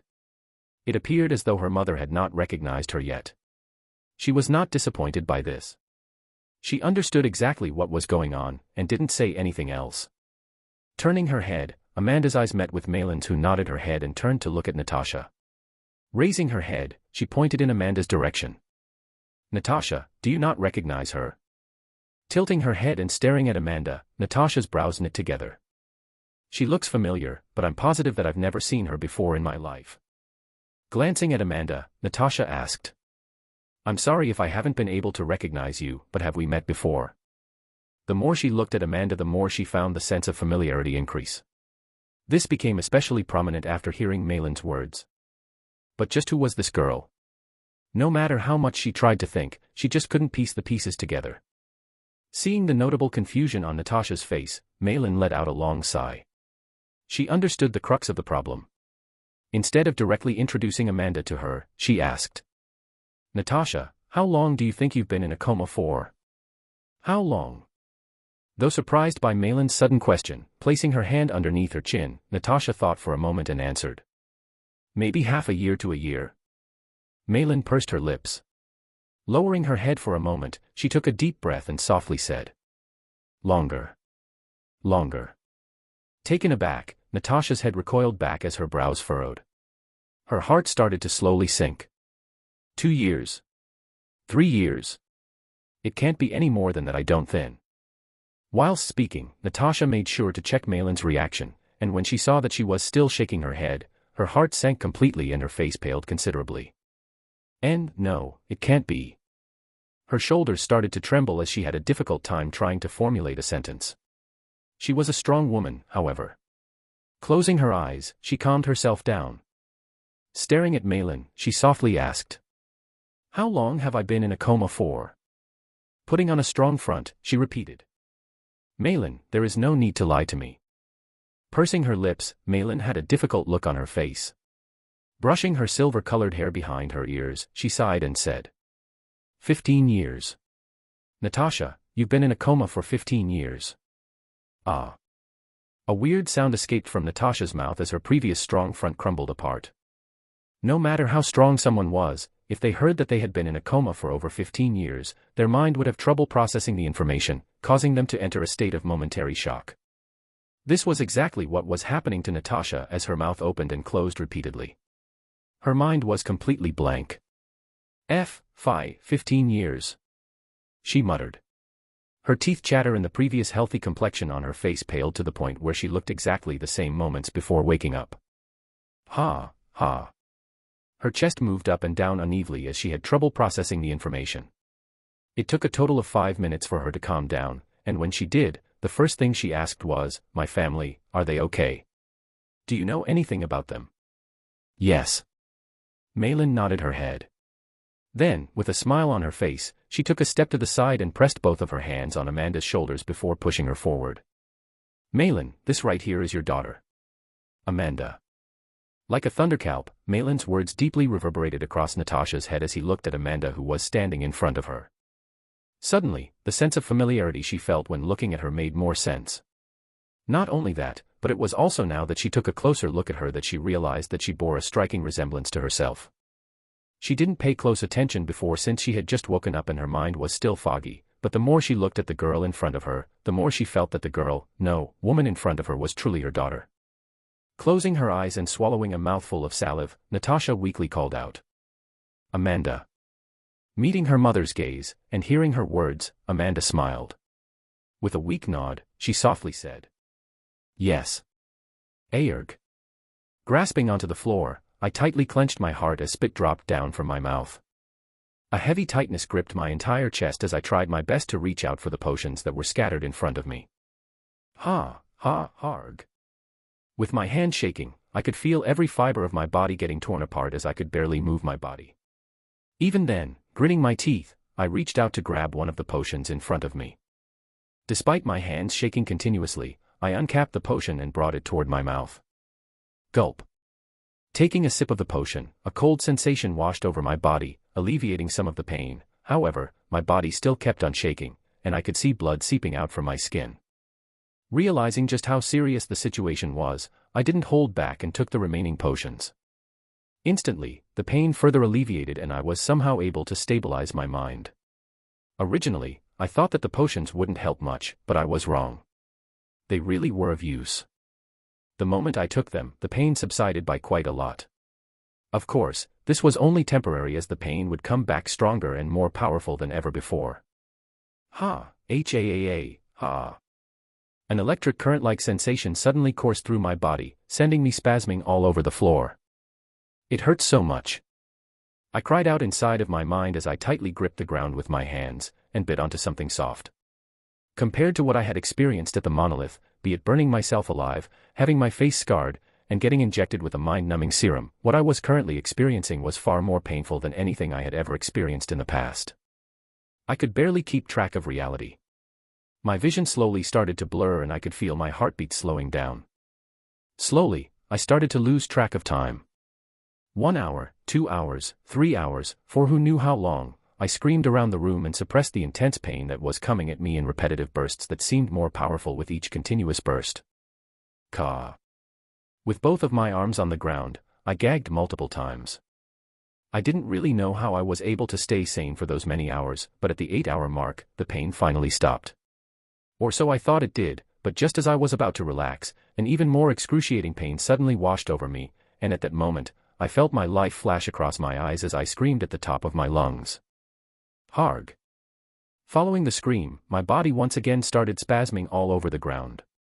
Many times I just wanted to pass out, but I knew that I couldn't. No matter how long and how painful the pain was, I had to remain conscious. I didn't want to.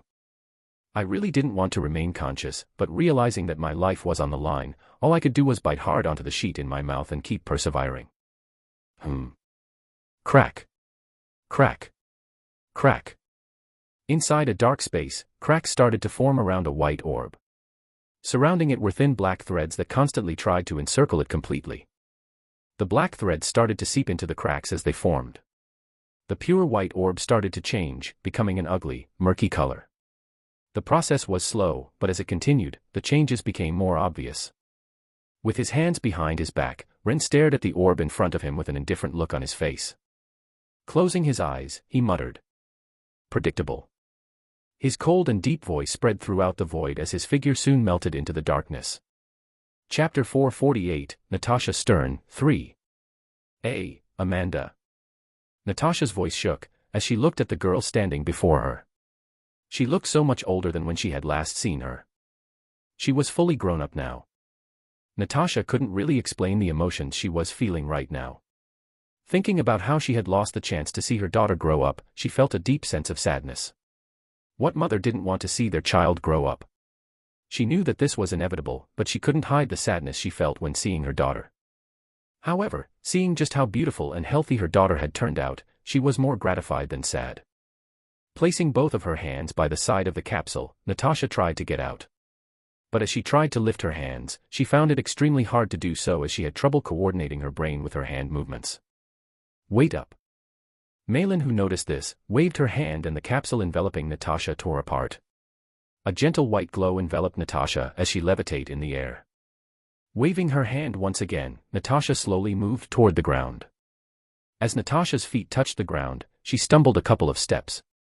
Amanda did try to offer her a hand, but raising her hand, Natasha refused.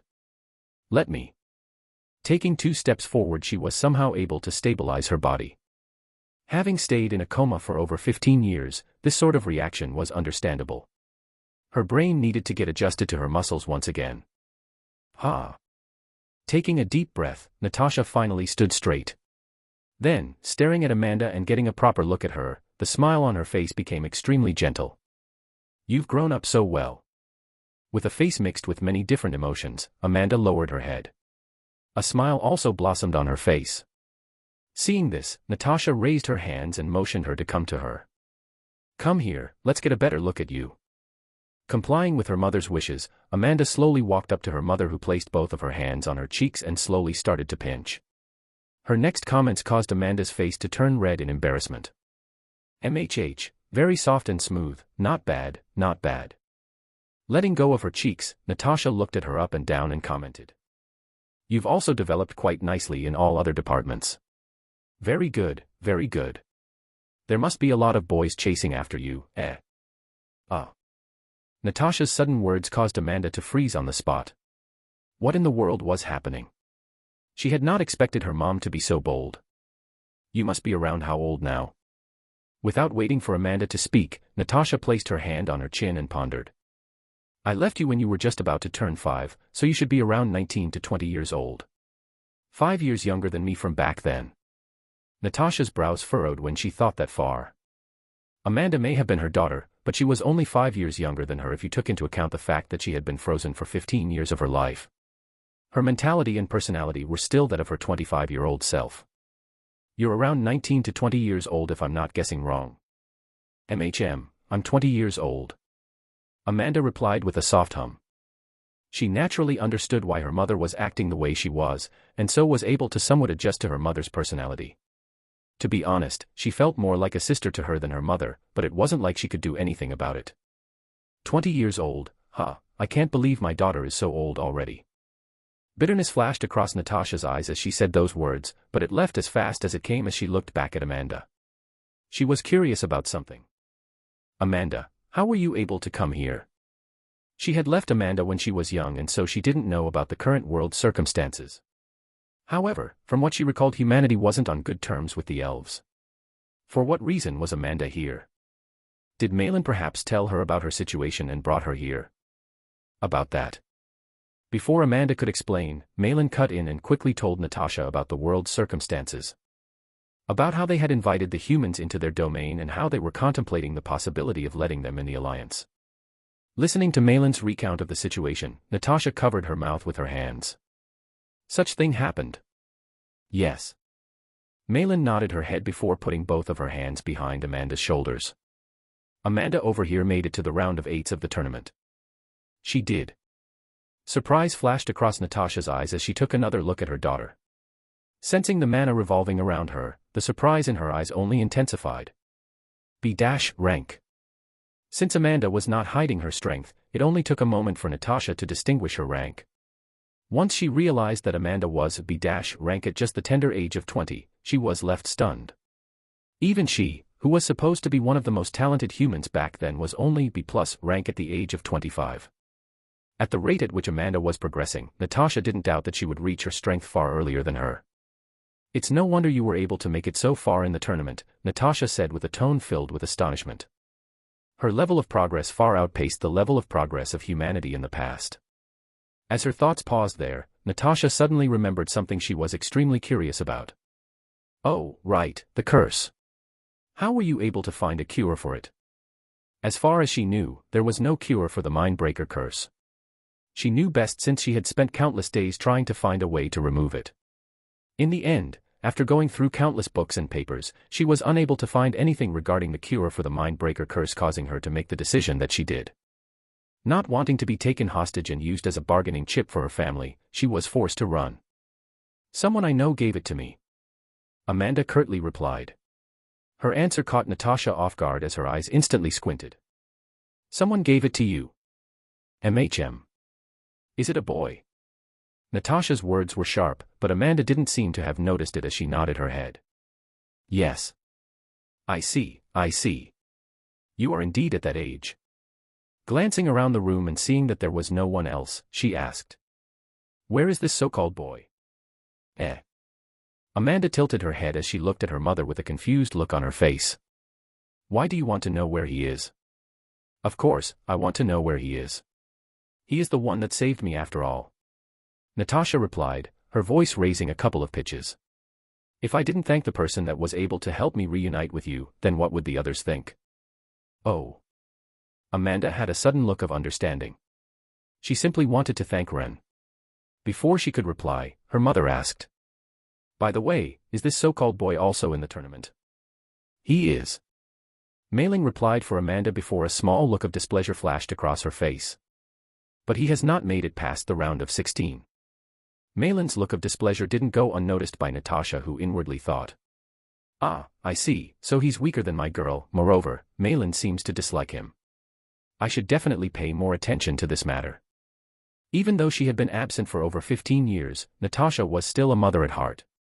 Although she wasn't certain that the boy was someone that was courting her daughter, she definitely wanted the best for her daughter. Even though he was the one that had helped her get rid of the curse, she wasn't just going to hand her daughter to him on a silver platter. He needed to meet her criteria, and so far she was quite uncertain about this so-called boy. Unaware of Natasha's delusions, Amanda was just about to add a comment with regards to why Ren had not made it past the round of 16, but before she had the chance to do so, her mother's next words caused her to freeze on the spot. "How is your dad?" Seeing her daughter's complexion pale at her question, Natasha's heart sank as she softly asked, "Did something happen to your dad?" Biting her lips, Amanda raised her head and looked at her mother. Seeing the worry in her eyes, Amanda closed her eyes for a moment. Honestly, she didn't want to tell her mother about what had happened to her father. It wasn't because she didn't want to tell her out of spite, but because her mother had just woken up from a long coma. She was already shocked enough about the fact that 15 years had passed. If she found out that her father had been missing for over 3 years, she wouldn't know how she would react. However, seeing the worried look on her mother's face, Amanda didn't have the heart to lie to her. Closing her eyes and taking a deep breath, she slowly started to recount to her the dungeon incident that happened 3 years ago, and how although he was still alive, he was trapped inside of the demon realm, with no way out. And no way. Listening to her daughter's words, Natasha's legs weakened and she almost fell back. Had it not been for Mei Ling's timely intervention, she would have most likely fallen over.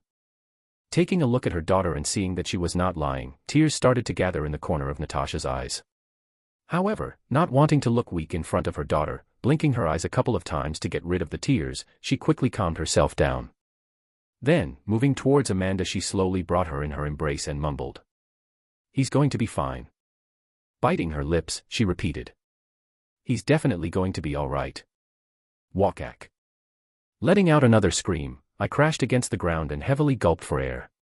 Lowering my head slightly, I could see the veins on my hands wiggle uncontrollably. Blood started to seep out from every part of my skin as my neck twisted at a weird angle. A strange and radiating pain coursed throughout my whole body, making it hard for me to breathe. At this point, I had already lost track of time. Hours may have passed, and perhaps even days could have passed by now. Fortunately, I didn't have to worry about others coming to me, as I had said to them that I was going to be busy for the next couple of days. Furthermore, the room was soundproof, meaning that no one would be able to hear my screams. Ka. Clenching my heart one more time, I crawled forward towards the area where the potions were. Reaching out my hand, grabbing onto a potion, I uncapped it and brought it to my mouth. Shit. But just as I put the potion in my mouth, I realized that it was already empty. Clenching my teeth, I threw the bottle to the side and reached for another one, but the same thing happened. KHHH. The pain in my heart intensified as I felt something cold run down my nose. I didn't need to look to understand that my nose was bleeding. Raising my hand to wipe my nose, I looked around the room. My eyes were unfocused and I could barely process what was happening around me, but seeing the bloody mess around me I understood that I had run out of potions, and when this happened, my heart sank completely. Not even a second after coming to this realization, another wave of pain suddenly attacked me, causing my back to arch back and another scream escaped from my mouth. Kawawa. Thud. Landing hard on my back, my arm spasmed and I had a hard time controlling my body. I didn't know for how long this attack lasted, but it was by far one of the most excruciating ones that I had experienced. Ha. With my back on the floor, facing the ceiling, I heavily gulped for air as the pain slowly subsided. The pain was not constant. It would come and go in short bursts of intervals, however, with each burst the pain would intensify, and at the moment I was only waiting for the next burst to arrive. While I was waiting, sensing something, I slowly turned my head to face the right. Is Angelica done? Angelica didn't breach the contract and therefore the pain that she had to go through was not as bad as mine. It wouldn't be strange for her to be done by now. However, as I turned my head what met my sight was not Angelica. My blood instantly froze as my eyes paused toward the distance. Calmly sitting on a small red sofa inside of the room was a figure that bore a striking resemblance to me. Crossing his legs and leaning his body on the armrest of the chair, he coldly said, "Took you long enough." Chapter 449, Slumber, 1. Took you long enough. Hearing his cold and indifferent voice, my mind blanked and for that one moment, I forgot about all the pain that I was going through and sobered up a little. How? I incredulously asked. Because of the experience I just went through, and all of the screaming I did, my voice was extremely hoarse. It was barely audible, but the other Ren nevertheless understood what I was trying to say as he simply looked at me with a cold and indifferent look. "It's all thanks to you," he coldly said before removing his elbow from the armrest of the chair. Standing up and walking around the place, I could only follow him through my gaze as I still couldn't move my body. It just refused to listen to me. Ren. As my eyes were still locked on the other Ren, a familiar voice entered my ears. Turning my head, I spotted Angelica looking at me from the distance. Her complexion was somewhat pale, nevertheless, she looked fine. From the looks of it, she was able to go through the curse break without too many problems. "Did you finish?" she asked as her eyes paused on me. It took me a moment for me to process what she was saying, and snapping my head in the direction of where the other Ren was standing, I wondered to myself, can she not see him? Alternating my head between him and her, it appeared to me that she couldn't. Just to make sure, I asked Angelica if she could see anyone else in the room. And as expected, shaking her head, Angelica replied, "Do you see anyone else in the room?" "No." "I see," I muttered while supporting my body up with one hand. The pain was no longer there, and it seemed like the after effects of the contract break had finally ended. KHHH. It took me a while to properly stand as I stumbled repeatedly. Once I was able to stand, I moved toward a nearby sofa, and the first thing I did once I settled there was ask Angelica just how much time had passed since the contract break. Hopefully, I wasn't out for a whole week. If so, explaining to the others what I was doing in the meantime would be extremely troublesome. Exactly how much time has passed? 15 hours. 15. Pursing my lips, I lowered my head. If I said I wasn't surprised at the moment, that would be a lie. Everything felt like a blur to me and I had long lost my sense of time. If I had to be honest, I thought that a lot more time had passed. It felt as though weeks or even days had passed. But this was good. Twitch. Twitch. Whilst in thought, my shoulders kept twitching. My head also started to hurt. Leaning back on the sofa, I let out a long exhale. Despite the fact that I was no longer being subjected to the pain, I could barely move my body. Every little movement felt as though millions of needles were stabbing my body. It was agonizing. It was then that Angelica's surprised voice took my attention away from the pain. "Your rank." My rank. Furrowing my brows, my heart sank. Right, I probably lost a rank due to what just happened. It was inevitable, but it still sucked. Closing my eyes, I softly said inside my mind, "Status status. Name, Ren Dover. Rank, B+. Strength, B. Agility, B+. Stamina, B+. Intelligence, B. Mana capacity, A. Luck, A+. Charm, B. Profession. Swordsmanship LVL.4. The degree of understanding of the sword has evolved to the next level. User will find it easier to understand previously harder concepts. Martial Manual. Keiki Style, Essence Realm of Mastery. Sword art created by Grandmaster Toshimoto Keiki. A 5-star module focused primarily on reaching the apex of swordsmanship and speed. Upon mastery, the sword art becomes so fast that before an opponent could even think about their next move, their heads would already be rolling on the ground. Ring of Vindication, Essence Realm of Mastery. Highly advanced sword art that creates a perfect ring of defense around the user. The ring can create a 3-dimensional sphere that protects the user from all sides upon mastery. Because of the lack of offensive capabilities, the manual was graded 3 stars. Drifting Steps, Essence Realm of Mastery. Movement art that progresses with each step. With every step taken, user speed will increase. Unless the user stops, speed will continuously improve until the user either runs out of mana or is injured. Quick Slash Style, Greater Realm of Mastery. A sword art fully focused on speed. With one quick draw, the user gains the ability to kill an opponent without them noticing anything had happened. Created to replicate the Keiki style. After years of research, this sword art was the result. Full body martial arts, Greater Realm of Mastery. Hand-to-hand combat technique dedicated to utilizing every single part of the body to incapacitate the enemy. It may be a 3-star art, but upon mastery, it can be used to complement other forms of martial art. Skills. G. Monarch's Indifference. A skill that enables users to erase all emotions, and act as a supreme monarch that only calculates the best option regardless of circumstance. D. The One. A skill that enables the user to instill fear into the opponent's minds, resulting in them feeling like they were standing before a sovereign that overlooked everything. The skill may work on individuals who are 1 rank higher than them. However, if the difference between the 2 parties is greater than 2 ranks, the skill effect diminishes. A. Eyes of Kronos. Upon using the skill, the user will be able to see everything in slow motion. The more mana is used, the slower the time will be in their eyes.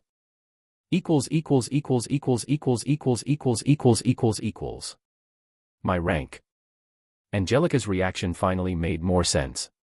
Staring at my screen, I was left in disbelief by the fact that my rank had not dropped at all. The shock lasted for quite a while as I wondered to myself. How is this possible? Realistically speaking, I should have without a doubt dropped a rank. Even though there was a chance for me to not drop, with my luck, I didn't think that was possible. So how was it possible for me to have not dropped? It's because you consumed the seed of limit. It was then that a voice suddenly whispered from behind me, causing me to jump up in shock and almost caused me to fall off my chair. This obviously did not go unnoticed by Angelica, who looked at me strangely. What's wrong? Turning my head and staring at the chair I was sitting on before, I saw the other Ren calmly standing and staring at me with his emotionless eyes. Pursing my lips, I softly said, "Nothing." The pain has still not vanished. Oh. Angelica nodded and dropped the topic altogether. Placing my hand on the ground, I tried to stand up, but yet again I had difficulty in doing as I had no strength in my body. It took me a couple of seconds to get back in my seat. Propping my elbow on the armrest, I supported my chin with my arm. Messaging my eyes, and letting out a long sigh, I mumbled in a very soft voice. What does the seed of limit have to do with anything? Actually, there were other questions that I wanted to ask, but at the moment, I really wanted to understand what he meant by his previous words. Staring at me for a couple of seconds, the other Ren opened his mouth and explained. By canceling a mana contract, what you are doing is damaging your soul as well as your talent limiter. The damage to the talent limiter is the reason why most people drop a rank when breaching the contract. However, in your case, a case where you have no limiter, no such law applied, and therefore, are exempt from having your rank decrease. I was a bit surprised by the fact that he was willing to explain to me the reasoning why I did not rank down, but upon hearing his words, I found that his words made a lot of sense. Indeed, since my talent limit is removed if it becomes damaged, there really won't be any changes. The more I mused over his words, the more I found that they made sense. Generally, it wasn't impossible for someone's talent to be damaged. There were many ways to do it, and apparently surviving a mana contract breach was one of those methods. Theoretically, I should have had my talent drop, but since I had no limit to my talent, there was no such drop. Once I realized this, I was left pleasantly surprised. I mean, who would be happy about the prospect of losing their hard work? Suppressing my joy, I turned to look at Angelica and solemnly said, "Angelica, can you leave the room for a bit? I need some time to myself." "Okay." Angelica was a little bit taken aback by my words, but upon seeing the state that I was in, she complied. Standing up from the spot she was previously in, Angelica calmly walked out of the room, leaving me alone with the other wren. The moment Angelica left the room, I instantly asked, "How come you're here?" Clenching my fists, my gaze sharpened as I looked at the other wren. Calmly staring back at me, the other wren said nothing. He had this, "you already know the answer," type of look on his face that irked me to no end. I wouldn't be asking if I didn't know. Once again, I asked, "Why did you suddenly show up out of nowhere? Answer me." Once again the other wren didn't say anything as he remained silent. My brows furrowed. "Fine, since you won't say anything, I'll just figure it out myself." Calming myself down, I looked back at the events that just happened. All of this happened as soon as I breached the contract. Therefore, the key to his appearance should lie in the breach of contract. It didn't take a rocket scientist to understand this much. The real question was why. Why would he suddenly show up as soon as the contract was breached? Activating the chip inside of my head, all sorts of different ideas started to spring inside my mind as I tried to find any connection with the current situation. This all happened within a second, and by the time the second passed, an idea suddenly sprung inside of my mind as I turned to look at the other wren. "Wait, what if? So you figured it out?" As though he could read my mind, Wren stood up. "Your theory is correct. The only reason you can see me is because of the damage you took to your soul." Exclamation point. Hearing his word, I instantly became more conscious. It was as I deducted. Since the other wren was another soul, or consciousness, the moment my soul got damaged he took advantage of the situation and appeared. Once my thoughts paused there, the first thought I had in mind was, is he trying to take control of my body? My body jerked a little as extreme solemnness flashed across my face.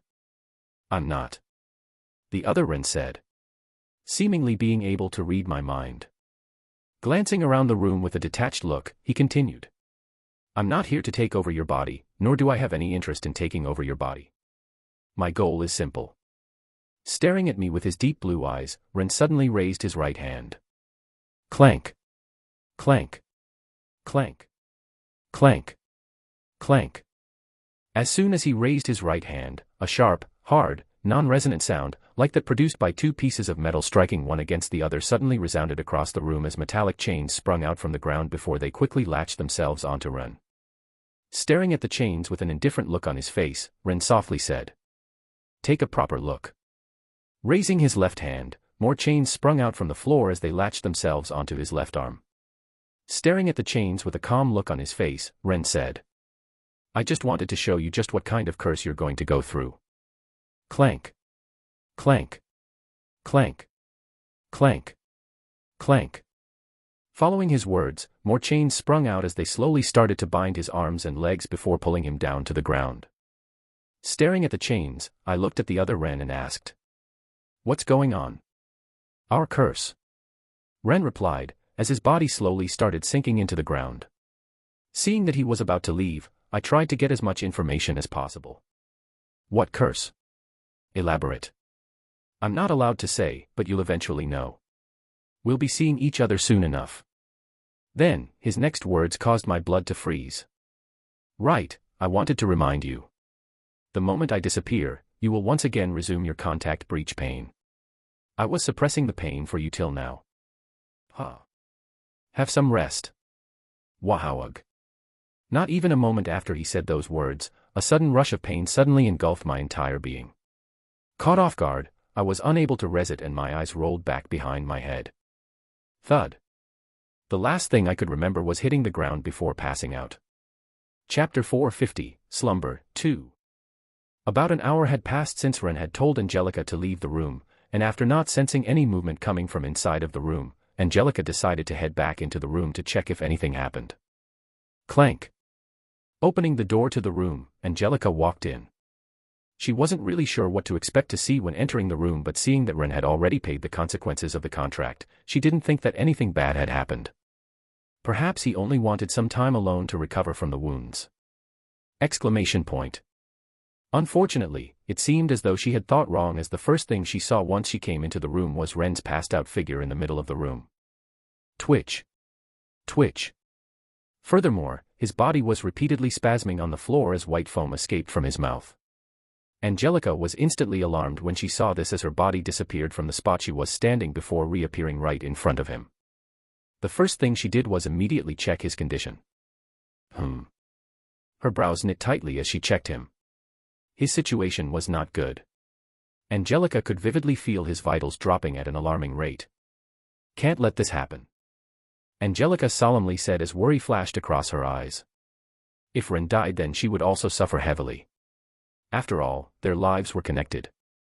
If she was in prime condition, she may not exactly have died, but she wasn't. She was currently quite weakened from having suppressed the after effects of the curse. If Ren died right now, she was in no state of being able to survive the consequences of the contract breach. Staring at Ren, who was spasming on the floor, Angelica bit her lips. Should I just wait? Ren had specifically told her to not contact anyone when undergoing the pain, but she wasn't really sure if that was applicable at the moment. After all, he was currently on the verge of death. If she waited any more, she was afraid that Ren might actually die. Twitch. Twitch. In the end, after contemplating the matter over the next few minutes, Angelica realized that she couldn't stay still. If she did stay still, Ren would without a doubt die. Standing up, Angelica reached out for the nearby table and took Ren's communication device. He had set it there beforehand in case the situation really got out of control. He had only told her to use it when she thought that he was going to die. It was supposed to be a last-moment resort, but it appeared as though it was the right decision. How do I use this? The communication device was quite light and small, however, to Angelica this object was quite foreign. She had seen Ren and the others use it every day, but she had never truly had any interest in it. Fortunately, she wasn't completely clueless. Ren did tell her exactly what to do in the case the worst-case scenario happened. Fiddling with the communication device in front of her, it wasn't long before she saw the words, Kevin Voss/Emma Simp, on the screen.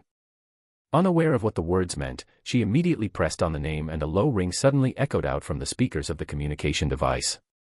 Ring. Calling Kevin was also part of the instructions that Ren had given her. As she was calling the number, Angelica suddenly regretted telling Ren about the third option. In reality, the reason why she had told him about the third option was because she also wanted to get rid of the curse. The reason why demons didn't often use the Mindbreaker curse was because it would put a massive toll on the demon's body depending on what rank their victims were. If they were regular humans, the burden wasn't anything noteworthy. In fact, anything below C rank did not put any particular burden on the demon that had cursed them. However, in Angelica's case, the person she cursed was quite highly ranked. Around B+ rank, and this was back when she was still a baron. Had it not been for the main clan's help, she would have never have been able to curse Amanda's mother. It was also because of this that she now understood why she had been unable to increase her rank for over 15 years. Amanda's mother had actually not died as she had originally thought. Had it not been for the resources she had managed to get thanks to Ren, she believed that she would have been stuck in the same rank forever. When she found out about this, she told Ren about the third option so that she could get rid of the burden on her body to further her strength even more. However, it backfired on her as Ren was now on the verge of death. Bang. With a loud explosive sound, the punching bag in front of Kevin swung all the way back as it crashed against the ceiling of the training grounds before falling back down. Hew up. Arching his back, once the punching bag was about to fall back down, Kevin prepared himself to punch it one more time. However, before he could do that, his communication device suddenly started to ring. Twang. Twang. Taking a step to the side, Kevin swiftly avoided the punching back. With sweat trickling down his face, he moved toward the other side of the room and checked the communication device to see who was calling him at this hour. It was Ren. Previously Ren had told him and the others that he was going to be by himself for the next day or so and that he wasn't going to be able to communicate with them in the meantime. Since he said that, it was a bit strange for him to call him, but Kevin nevertheless answered. Perhaps he was done earlier than expected. Hello. No response. Kevin's brows knit when, opening his mouth, he asked again. Ren. Did you call me? Yet again he was met with no response. Strange, did he call me by accident? He was a little bit doubtful, but this seemed like the most likely scenario to him as he shrugged his shoulders and hung up. It happens. Twang. Twang. But just as he hung up, his communication device once again started to ring. Kevin's brows knit even more as he once again picked up the call. The caller ID was still Ren. Ren. To Kevin's frustration, no one spoke once again. At first, Kevin thought that it was an accident, but now he was starting to doubt this possibility. The first time, yes, but this was the second time that he had called him. Multiple different possibilities coursed through his mind as he opened his mouth to ask. Ren, is something going up? His voice was more solemn this time. Perhaps it was also a mistake again and Ren simply had his communication device in his pocket and was just accidentally calling him, but Kevin also didn't exclude the possibility of something going on. After all, Ren did say that he wasn't going to be able to contact anyone for the next few days. Ren, if you are fine, say something. Yet again he was met with no response. Closing his eyes, Kevin turned off his communication device. He decided to check for himself. Click. Hopefully, I'm wrong. Taking a towel to clean his sweat, Kevin headed out of the training grounds. Since they were quite close to Ren's living area, it only took a few minutes for Kevin to head there. To Kevin's surprise, as soon as he neared Ren's apartment, he found the door open. Alarm bells instantly rang in his head as he quickened his pace. Shit. Once Kevin entered the room, his eyes instantly opened widely. A curse escaped from his mouth. Spasming all over the ground, Kevin saw Ren on the floor with an extremely pale look and foam escaping from his mouth. He looked to be on the verge of death. Kevin was fast to react. Snapping out of it, like a shadow, his body disappeared from the spot before reappearing right in front of him. Bending down on one knee, he quickly checked Ren's pulse. This is not good. Kevin's heart sank. As soon as he checked his pulse, he realized just how dire the situation was. Not only was his heartbeat extremely weak, but so was his breathing. Extending his hand, he quickly took out a potion from his dimensional space and fed it to Ren. It was an advanced potion that cost a lot of money, but Kevin didn't really care. Kevin wasn't one to care about money. As soon as Kevin fed Ren the potion, his condition slowly started to stabilize. However, he was not in the clear yet as Ren had still not woken up. Furthermore, the spasming had still not stopped. Ruffling his hair into a mess, Kevin took another potion from his dimensional space and fed it to Ren. However, contrary to the effects of the last potion, this one didn't seem to have had any effect on him as he still continued to spasm on the ground. In fact, it seemed as though his condition had only worsened. Seeing just how dire the situation was, Kevin grabbed Ren by the armpits before dragging him towards the bed. As he dragged him towards the bed, lowering his head and staring at him, he couldn't help but blurt out. What in the world did you do? Just what exactly had Ren done to reduce himself to this state? Placing Ren onto the bed, Kevin placed his hand over his chin as his right leg repeatedly tapped the floor. Damn it, what should I do? Ren's situation was extremely dire, and seeing that potions didn't work on him, Kevin was left completely helpless. System. He muttered inside of his mind as a familiar interface suddenly materialized in front of him. Pressing his finger on the interface, Kevin quickly looked through the system shop in hopes of finding anything useful that could help him assess the situation, but as he looked through the many items the shop had to offer, he realized that this was all futile. He didn't know what Ren's condition was, so how could he help him? It was like he was searching for a needle in a haystack. Ding. Just as he was about to close the system, he suddenly received an alert. Following this, the system interface changed and Kevin's eyes opened widely. Emergency quest. Save Ren. Reward, plus 5% synchronization. Penalty, Demon King Ascension, 2 years. What in the world, this again? Kevin took a couple of steps back as he looked at the screen. His mission only consisted of 2 words, yet, they were enough to make Kevin understand just what he needed to do. But what really made Kevin confused was the fact that this mission was oddly familiar to the one he previously received a couple of years ago. If before he had a feeling that the system was somehow connected with Ren, he was now sure. Ren and the system were definitely linked. Unfortunately, he didn't have time to contemplate the matter as Ren's condition suddenly worsened. His body started to spasm even more intensely than before. Fuck. Another curse escaped from his mouth as he became more restless. Scratching his head, he decided to call everyone else. He was currently incapable of handling the situation, and he figured that maybe with the others' help he might be able to figure something out. The more brains the better. Rying. The first person he called was Melissa. With her being an expert in potions and stuff of the sorts, Kevin concluded that she was the best person to call in case something like this happened. The only problem he had when calling Melissa was the fact that she tended to ignore his calls most of the time.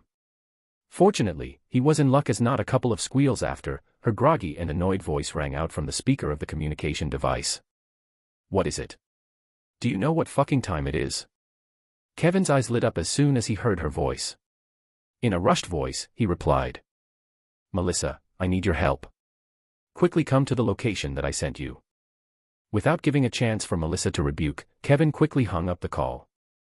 Having known Melissa for quite a while now, he knew that the best way to make her say yes was by not giving her a chance to say no. Therefore, before letting Melissa say no to him, he quickly closed the call and sent her the location. Following this, he quickly dialed every number he knew. As this was happening, Kevin was unaware that in the corner of the room 2 bright yellow eyes were staring at him and Kevin intensely. Those eyes belonged to none other than Angelica, who worriedly looked at Ren. At this moment, she knew that if Ren died, so would she. She could only hope that his friends would be able to do something about the situation. Chapter 451, Slumber, 3. Who else should I call next? Looking through his communication device, Kevin contemplated on who to call next. Now that he had called Melissa, he needed to think of who to call next. There were multiple people that he wanted to call, but since he was pressed for time, he needed to decide on who to prioritize. Scrolling through his contacts, his finger paused on a certain name, Octavius Hall. Should I inform Octavius? Kevin's relationship with Octavius wasn't very close. In fact, Kevin had barely talked to him. If there was anyone that could help him, it was him. Being the leader of the biggest organization in the human domain, he definitely had the resources and knowledge to be able to find a solution for Ren's situation. Moreover, since his daughter was coming here, and a future prospect of humanity was in danger, there was a possibility of him possibly helping. No, this won't work. But after thinking about it for a short while, Kevin proceeded to shake his head. Kevin may have not known him for a long time, however, from what he knew, Octavius was a pragmatic man. Meaning that if he chose to help Ren, he would expect something in return. In the most likely scenario, he was going to force Ren to join the Union, which was something that Kevin knew Ren would absolutely loathe. Furthermore, now that Ren was injured, and now that he knew that he was 876, there was also the possibility of him handing him over to the monolith. If he judged that Ren couldn't be of any use, he would simply follow through with the deal with the monolith, and Kevin couldn't allow for such a scenario to occur. Therefore, he quickly discarded the notion of informing Octavius of the situation. Damn it, who should I call? He wanted to call Monica and Donna. If the two of them had been here, they would have most likely been able to find a solution, but for some unknown reason, the two of them had returned to the human domain. Scratching the side of his head, Kevin continued to scroll through his list, and just as he was about to press on a random contact, a cold voice sounded from behind him, startling him completely. Call the Amanda girl. Who? Kevin's head snapped in the direction of where the voice came from. The moment his head snapped in the direction of where the voice came from, the first thing he saw was a familiar black cat jumping down from a tall cabinet. You. Kevin was instantly able to recognize the cat. It was none other than the demon that accompanied Ren. His wariness toned down a notch. Although she was a demon, he knew that she was contracted to him through a mana contract, and as such also knew that she didn't mean any harm. Softly landing on the ground, the demon, or as of right now, cat slowly moved in Kevin's direction. As she moved, the cat's bright yellow eyes gazed in Ren's direction. Pausing a couple of meters away from Ren, who was still spasming on the bed, she softly said, "If you want to call someone, you must call Amanda. She may be able to help, or should I say, the people that she can ask help from can help." Amanda? Kevin asked in a confused voice. Schwa. Black smoke suddenly diffused in the air as a cold and enchanting figure suddenly materialized before Kevin.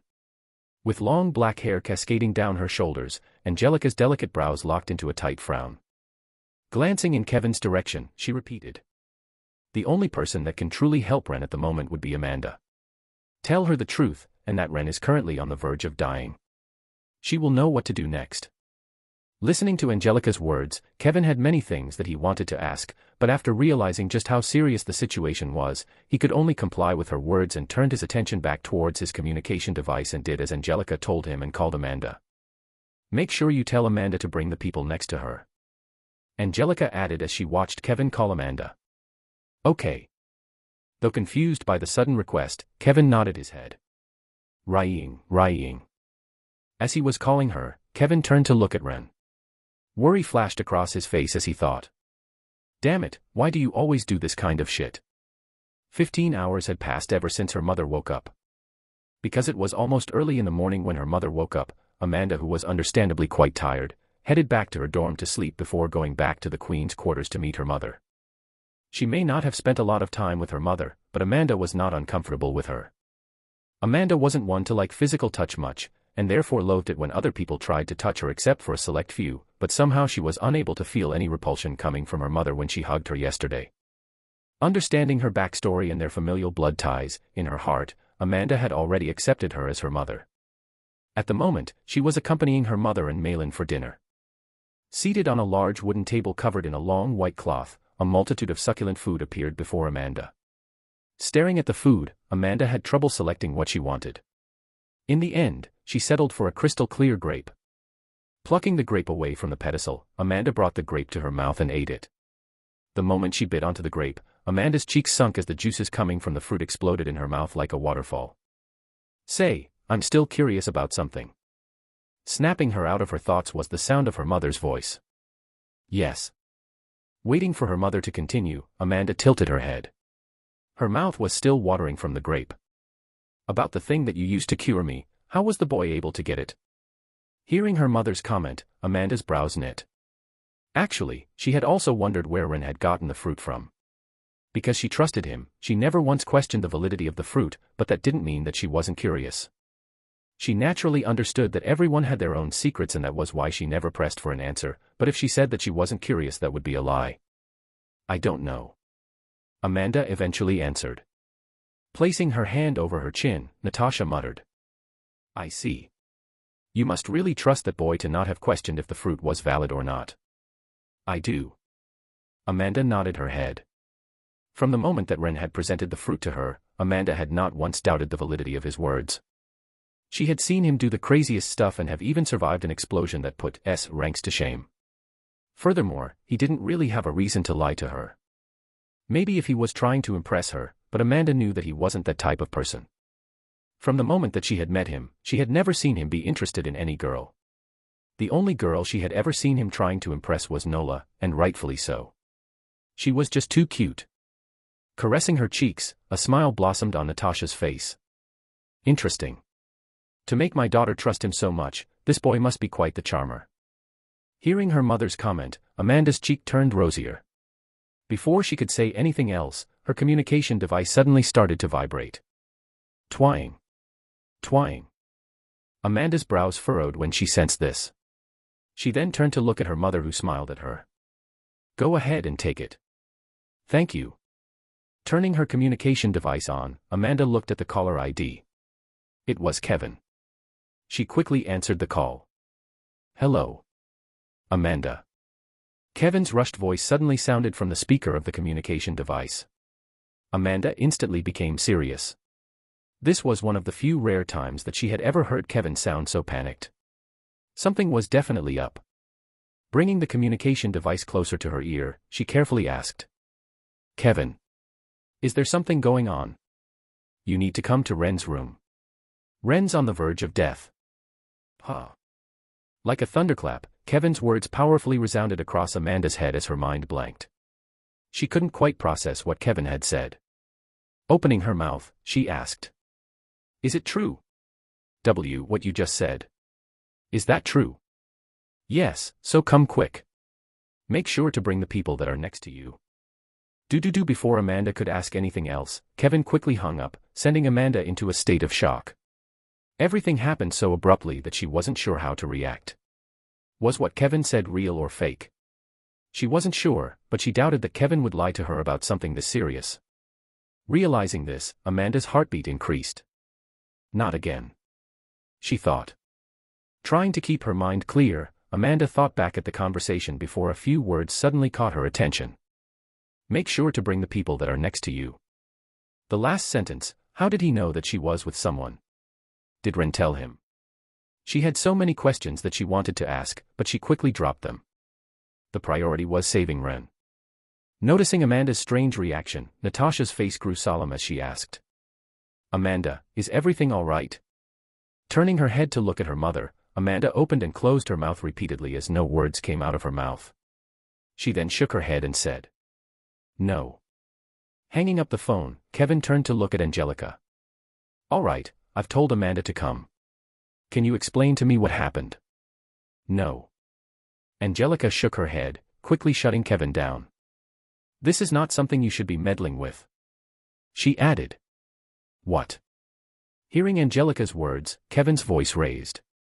Pointing at Ren, who was spasming uncontrollably on the bed, he shouted. He is right here dying, and I'm here trying to help him. Shouldn't I at least know how he got in this state so I can figure things out? Kevin was angry, and understandably so.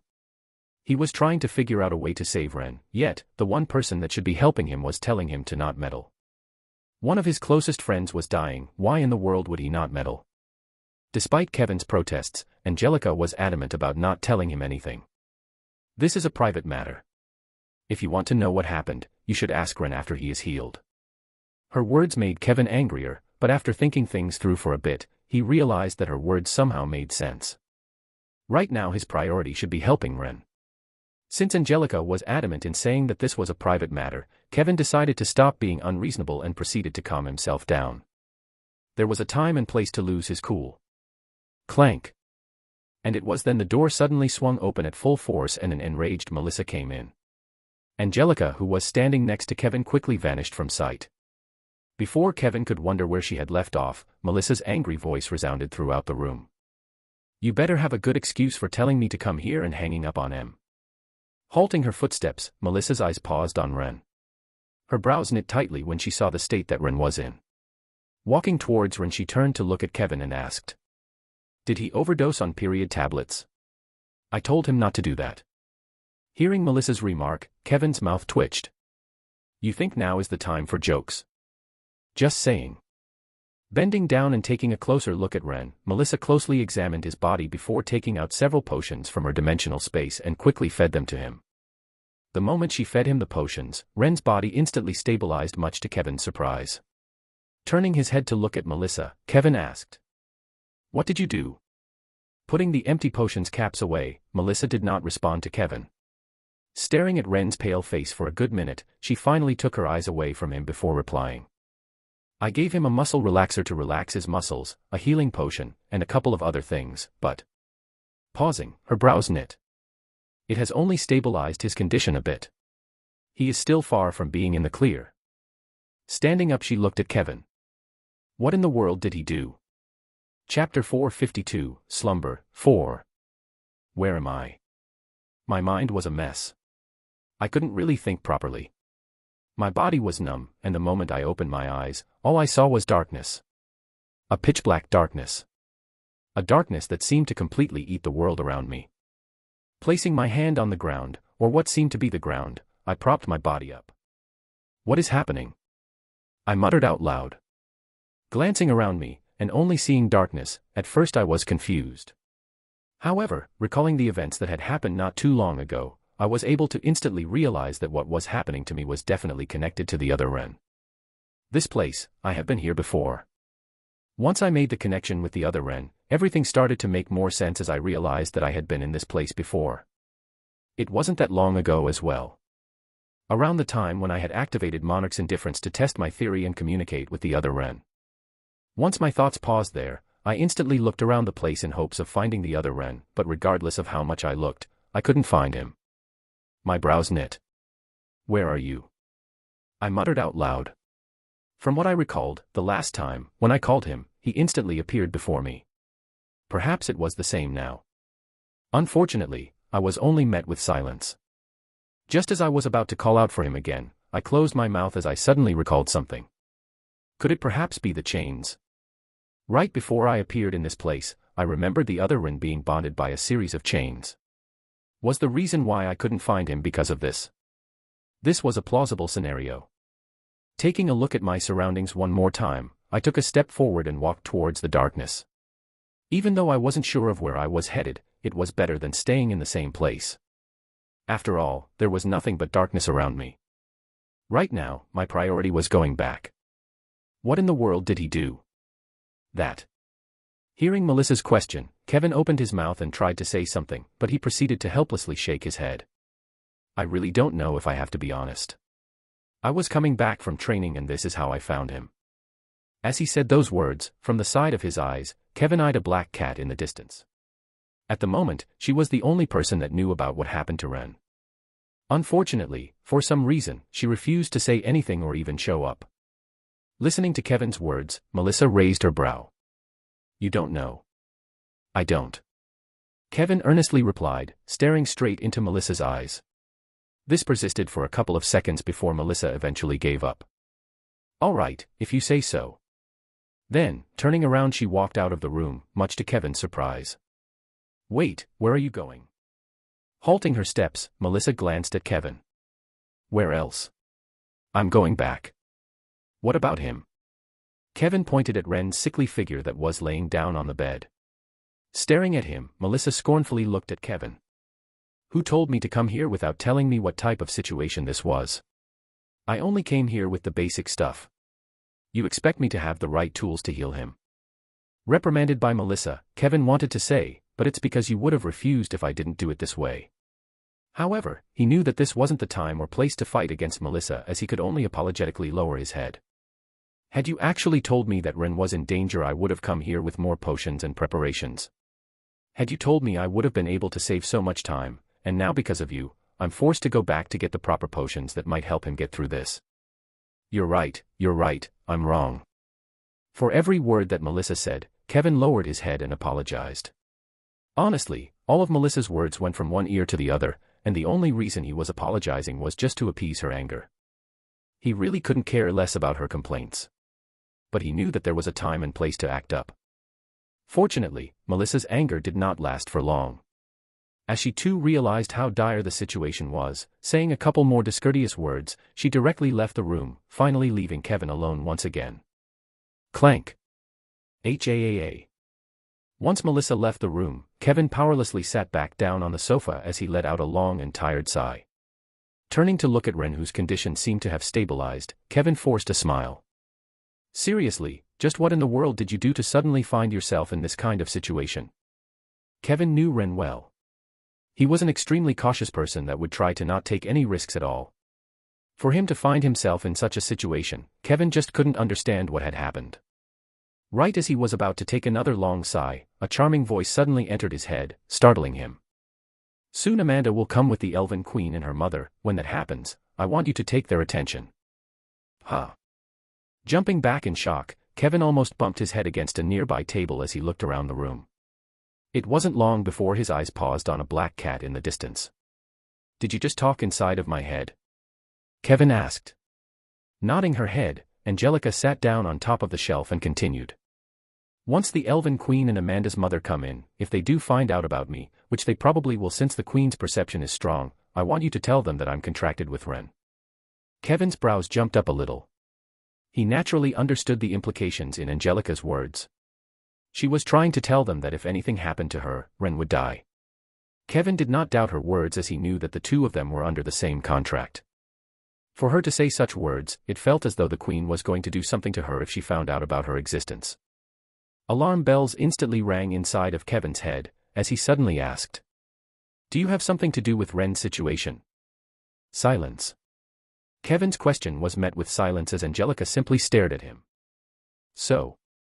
Kevin asked once again. However, yet again, he was met with silence. Just know that the reason why I called you first is because Ren told me to do so. Your job is to stop them from killing me. But why would they kill you? Kevin asked. However, yet again he was met with silence. Angelica's lack of answers caused frustrations to rise from deep within Kevin's body. All Angelica did was order him around without telling him exactly what was going on. Had it not been for his friend's situation, he would have flipped out by now. In fact, he was already irked by Melissa's attitude, and Angelica's attitude did not help at all. Calm down, I'm bound to find sooner or later. Since she told him that he needed to protect her for when the Elven Queen and, Snapping his head in Angelica's direction, Kevin suddenly asked. Wait, did you just say Amanda's mother? I did. Angelica replied, causing Kevin's eyes to open widely. How is that possible? Being friends with Amanda, Kevin knew about her mother's circumstances. About how she had left her when she was young to never appear again. For her to suddenly appear in Isanor, Kevin was naturally shocked. Opening his mouth again, he incredulously asked. How in the world did she appear here? That's B. Clank. Before Angelica could reply, the door burst open and 3 figures walked in. Before Kevin had the chance to see who the 3 figures were, one vanished from the spot before reappearing in front of Ren. Bending down on the bed, a look of worry flashed across Amanda's eyes as she stared at Ren's pale figure on the bed. Taking a couple of seconds to take a good look at him, Amanda bit her lips before turning to look at Kevin and asking. What happened?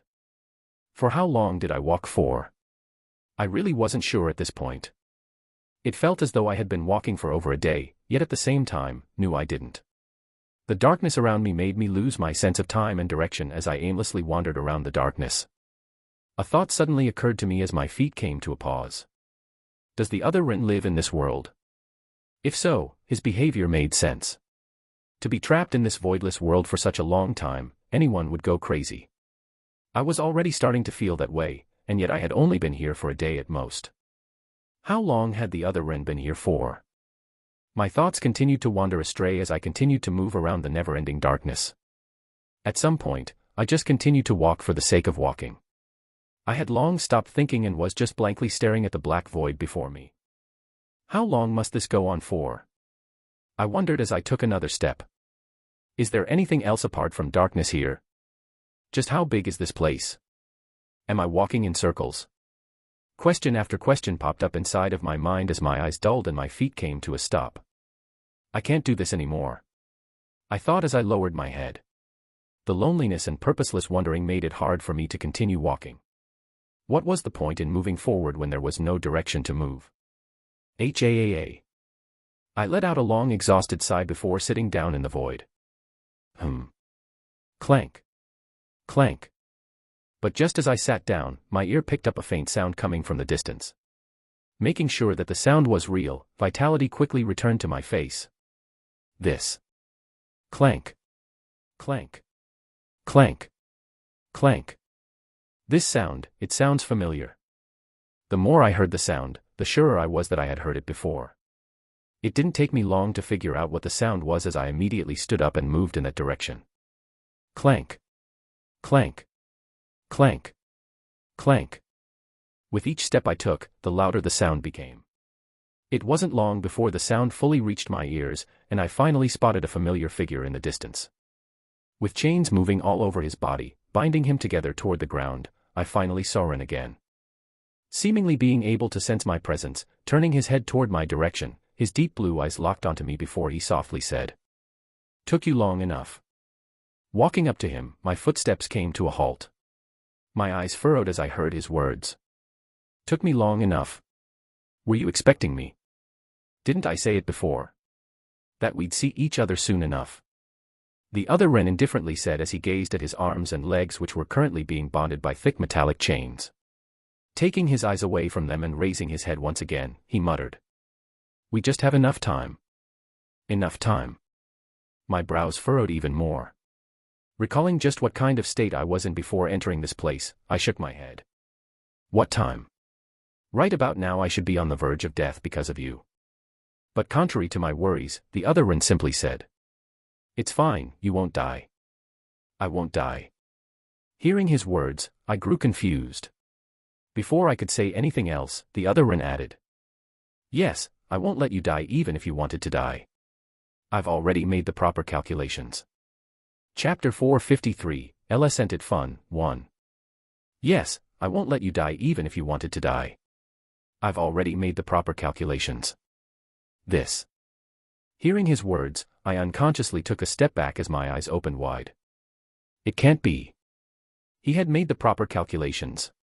Didn't that mean that he already knew that I was going to act the way I was going to act? How was that even possible? Furthermore, from what his words suggested, my life had never been in any danger. The only reason why I had passed out was probably him trying to drag me here.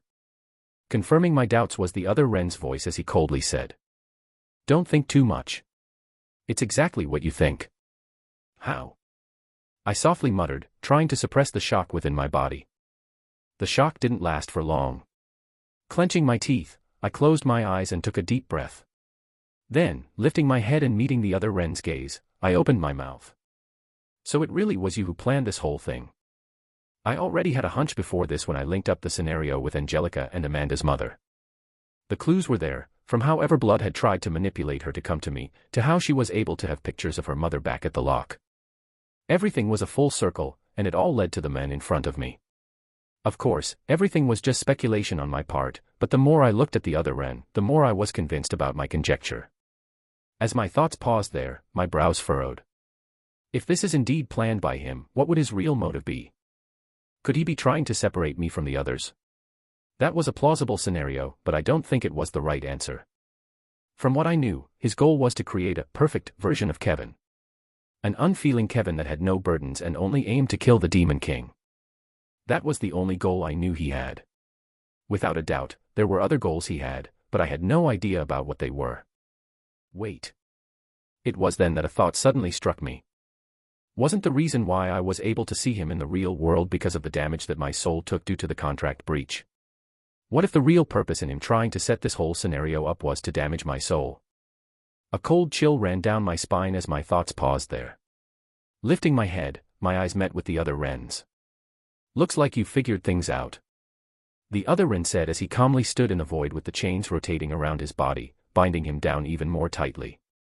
With both of his hands locked down, he continued. "My goal was indeed to damage your soul."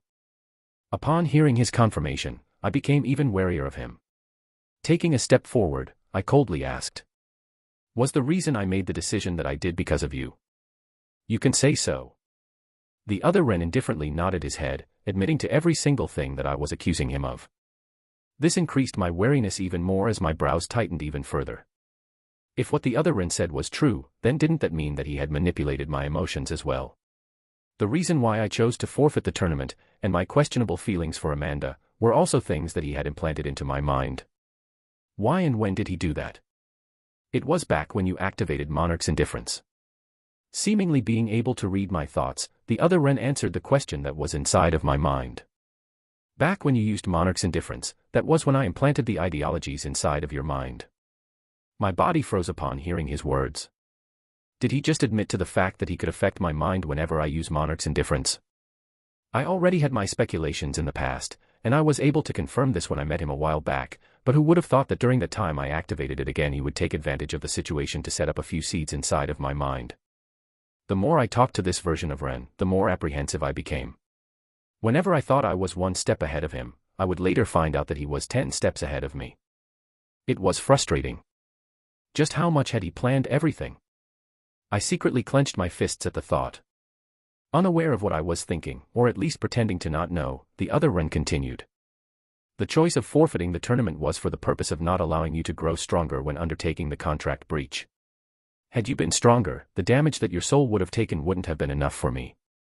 Only at your current rank could I guarantee your survival as well as the optimal soul damage. The more he spoke, the number my mind became. The feeling of having every one of my actions carefully puppeteered to the will of someone else caused me this sense of loathing to rise from deep within my heart. Thinking back, his words made perfect sense. Had I waited until after the tournament ended, although it would have taken me nearly 4 months to reach A- rank, it would have definitely have increased my chances of surviving. Regarding Amanda's mother's situation, I could have easily said that I needed to make some preparations that required me to reach A- rank.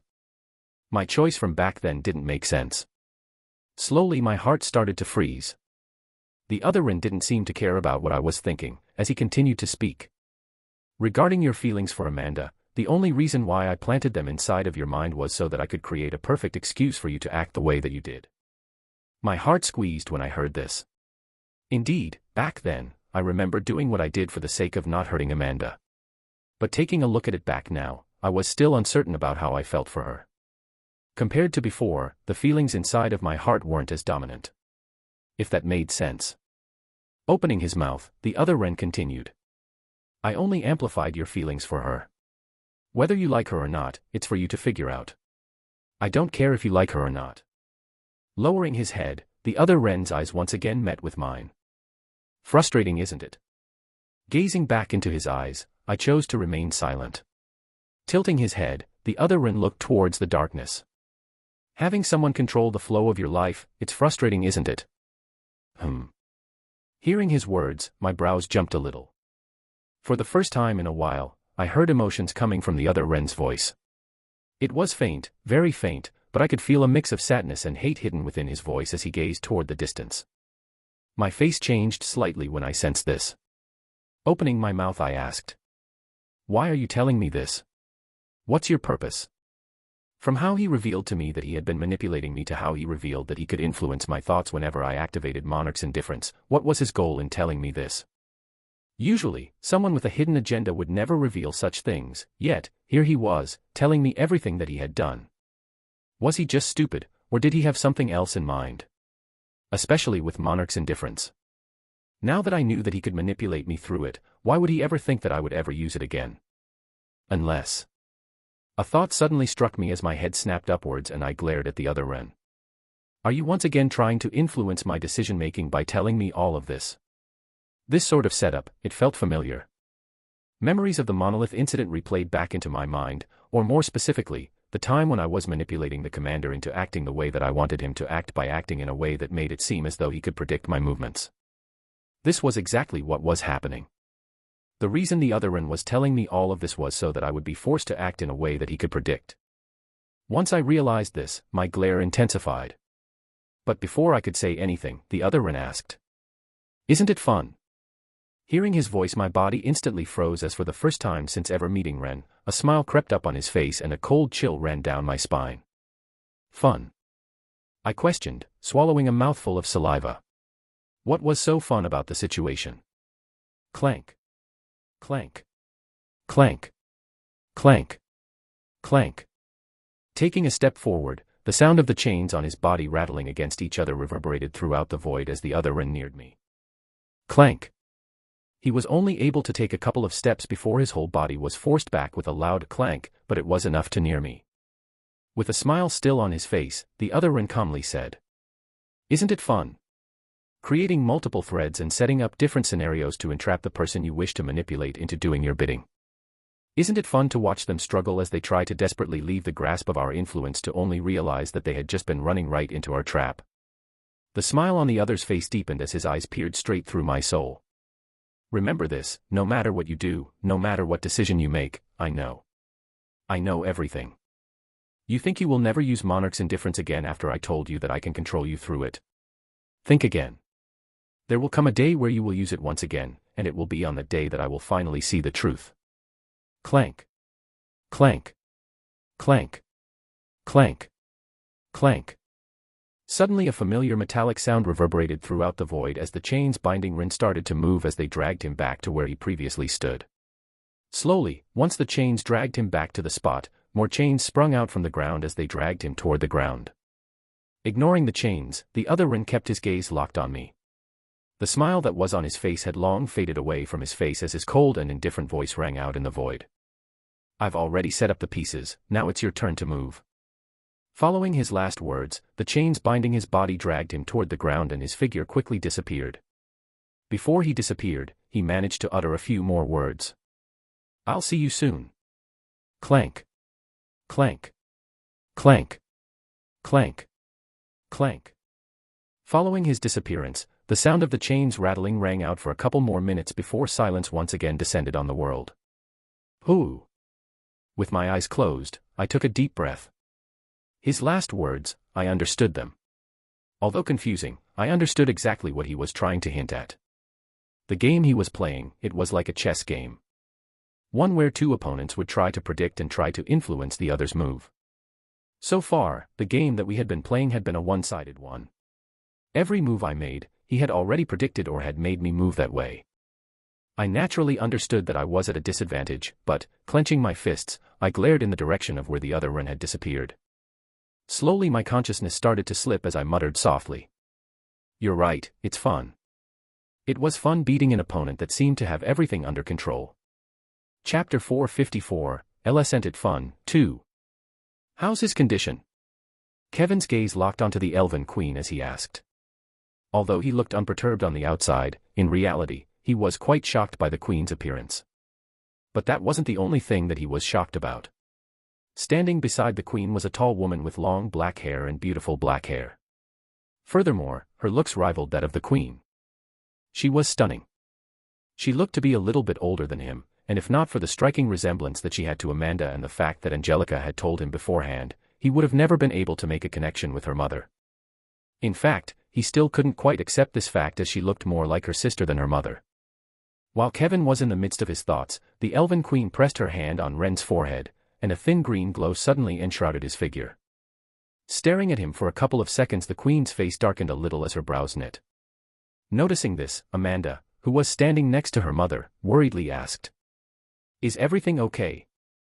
Her voice was quite rushed, making it clear to everyone in the room that she cared a lot for Ren, who was currently being treated.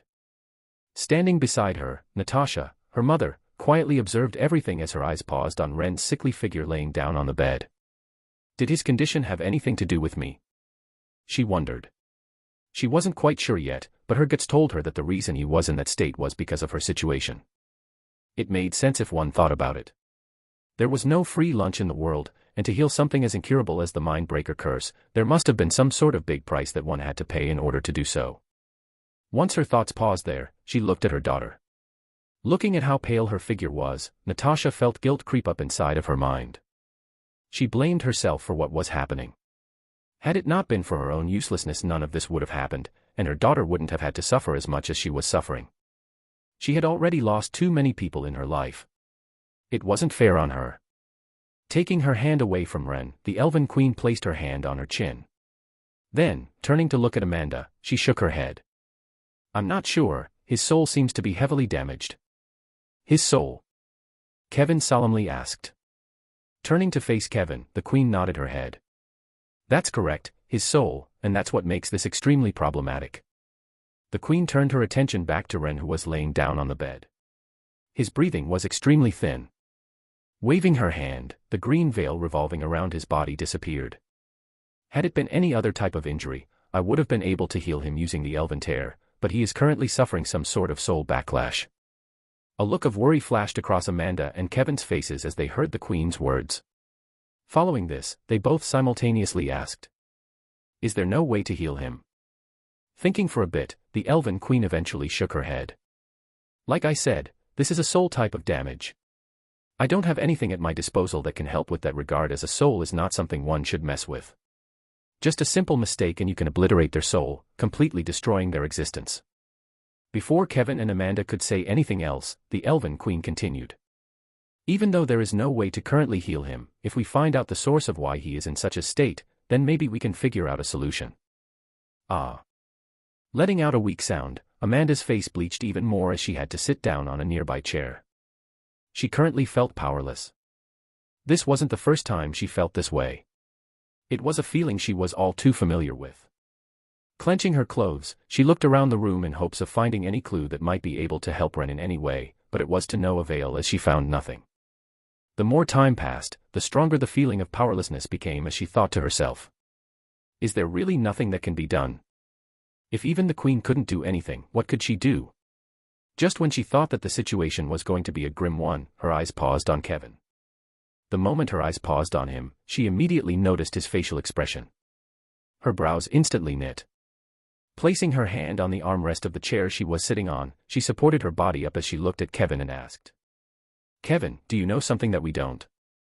The moment Amanda's words faded, everyone turned their attention toward Kevin. Feeling everyone's gaze and scratching the back of his head, a complicated look flashed across his face. "This. If you know something, say it now. The more time you waste, the more likely your friend will die." Mailing added from the side. Pursing his lips, Kevin eventually let out a long sigh. "Before I say anything, I want you guys to promise me something." "Say it."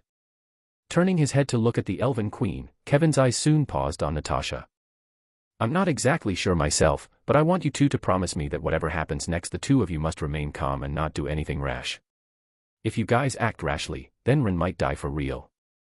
Everyone furrowed their brows upon hearing Kevin's words.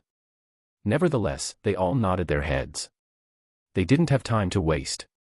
Okay. Sure. That's good. Nodding his head, Kevin turned to look towards the corner of the room where a black cat was quietly resting. Honestly, he wasn't exactly sure about what was going on and whether the two of them would be able to keep their promises, but he had at least given them a warning which was enough to make them think twice before acting. And that was all Angelica asked for. The moment his eyes paused on the black cat on the top of the shelf, everyone also turned their attention towards it. Feeling everyone's gazes, Angelica calmly hopped off the cabinet she was resting on. As soon as Angelica's touched the ground, a black mist suddenly diffused in the air as an enchanting figure suddenly materialized in front of everyone, shocking everyone apart from Malin and Kevin. I was wondering when you were finally going to appear. Mei-ling said as she calmly observed Angelica in front of her. Ever since arriving in the room she already knew of her presence. However, since Angelica was currently wearing a bracelet indicating that she was on their side, she didn't think too much of it and proceeded to focus her attention on Ren. The only thing that she was curious about was why she had never done anything since their arrival. Pudding was a demon. The one that was most shocked by the situation was Amanda. She naturally recognized the cat, she had seen her multiple times in the past, and not once did the thought of her being a demon ever cross her mind. A multitude of questions suddenly emerged inside of her mind as her mouth opened widely. It finally dawned on her. She finally realized why Pudding always refused to let her touch her. Why, you? Snapping Amanda out of her thoughts, and before the Elven Queen could open her mouth, Amanda suddenly heard a panicked sound coming from next to her. Turning her head, she noticed her mother staring at Angelica with eyes fully opened and filled with fright. What's going on? Amanda thought as she looked at her mother. Taking a step back, Natasha's face bleached even more as she stumbled back a bit. There was a mixture of shock and fear in her voice as she took a couple of steps back. It can't be. What's going on? Realizing that the situation wasn't right, the Elven Queen instantly became wary. Focusing her attention back on Natasha, she quickly tried to calm her down. Natasha, speak to me. What's going on? But, regardless of how much she tried, Malin was somehow unable to calm Natasha down, who seemed to be completely frozen as fear clouded her face entirely. Realizing that Natasha was not in a state to communicate, Malin stopped trying and turned to look in Angelica's direction. Feeling the Elven Queen's gaze, Angelica ignored it as she continued to look at Natasha. Standing by the side and alternating her gaze between Natasha and Angelica, an idea suddenly formed inside of Malin's mind as her view instantly became cold. The temperature of the room suddenly dropped to 0 degrees as the mana in the air warped around her body. Turning her attention toward Angelica, Malin coldly said. It was you, wasn't it? Lifting her head and meeting Malin's eyes, Angelica didn't respond. The temperature of the room dropped a few more notches. I may have not been able to sense it since it's a lot purer and more powerful than before, but now that I take a closer look at you, the demonic energy in your body bears a striking resemblance to the one that cursed Natasha. Her words may have been soft, but they powerfully reverberated through the ears of all the people present like powerful claps of thunder.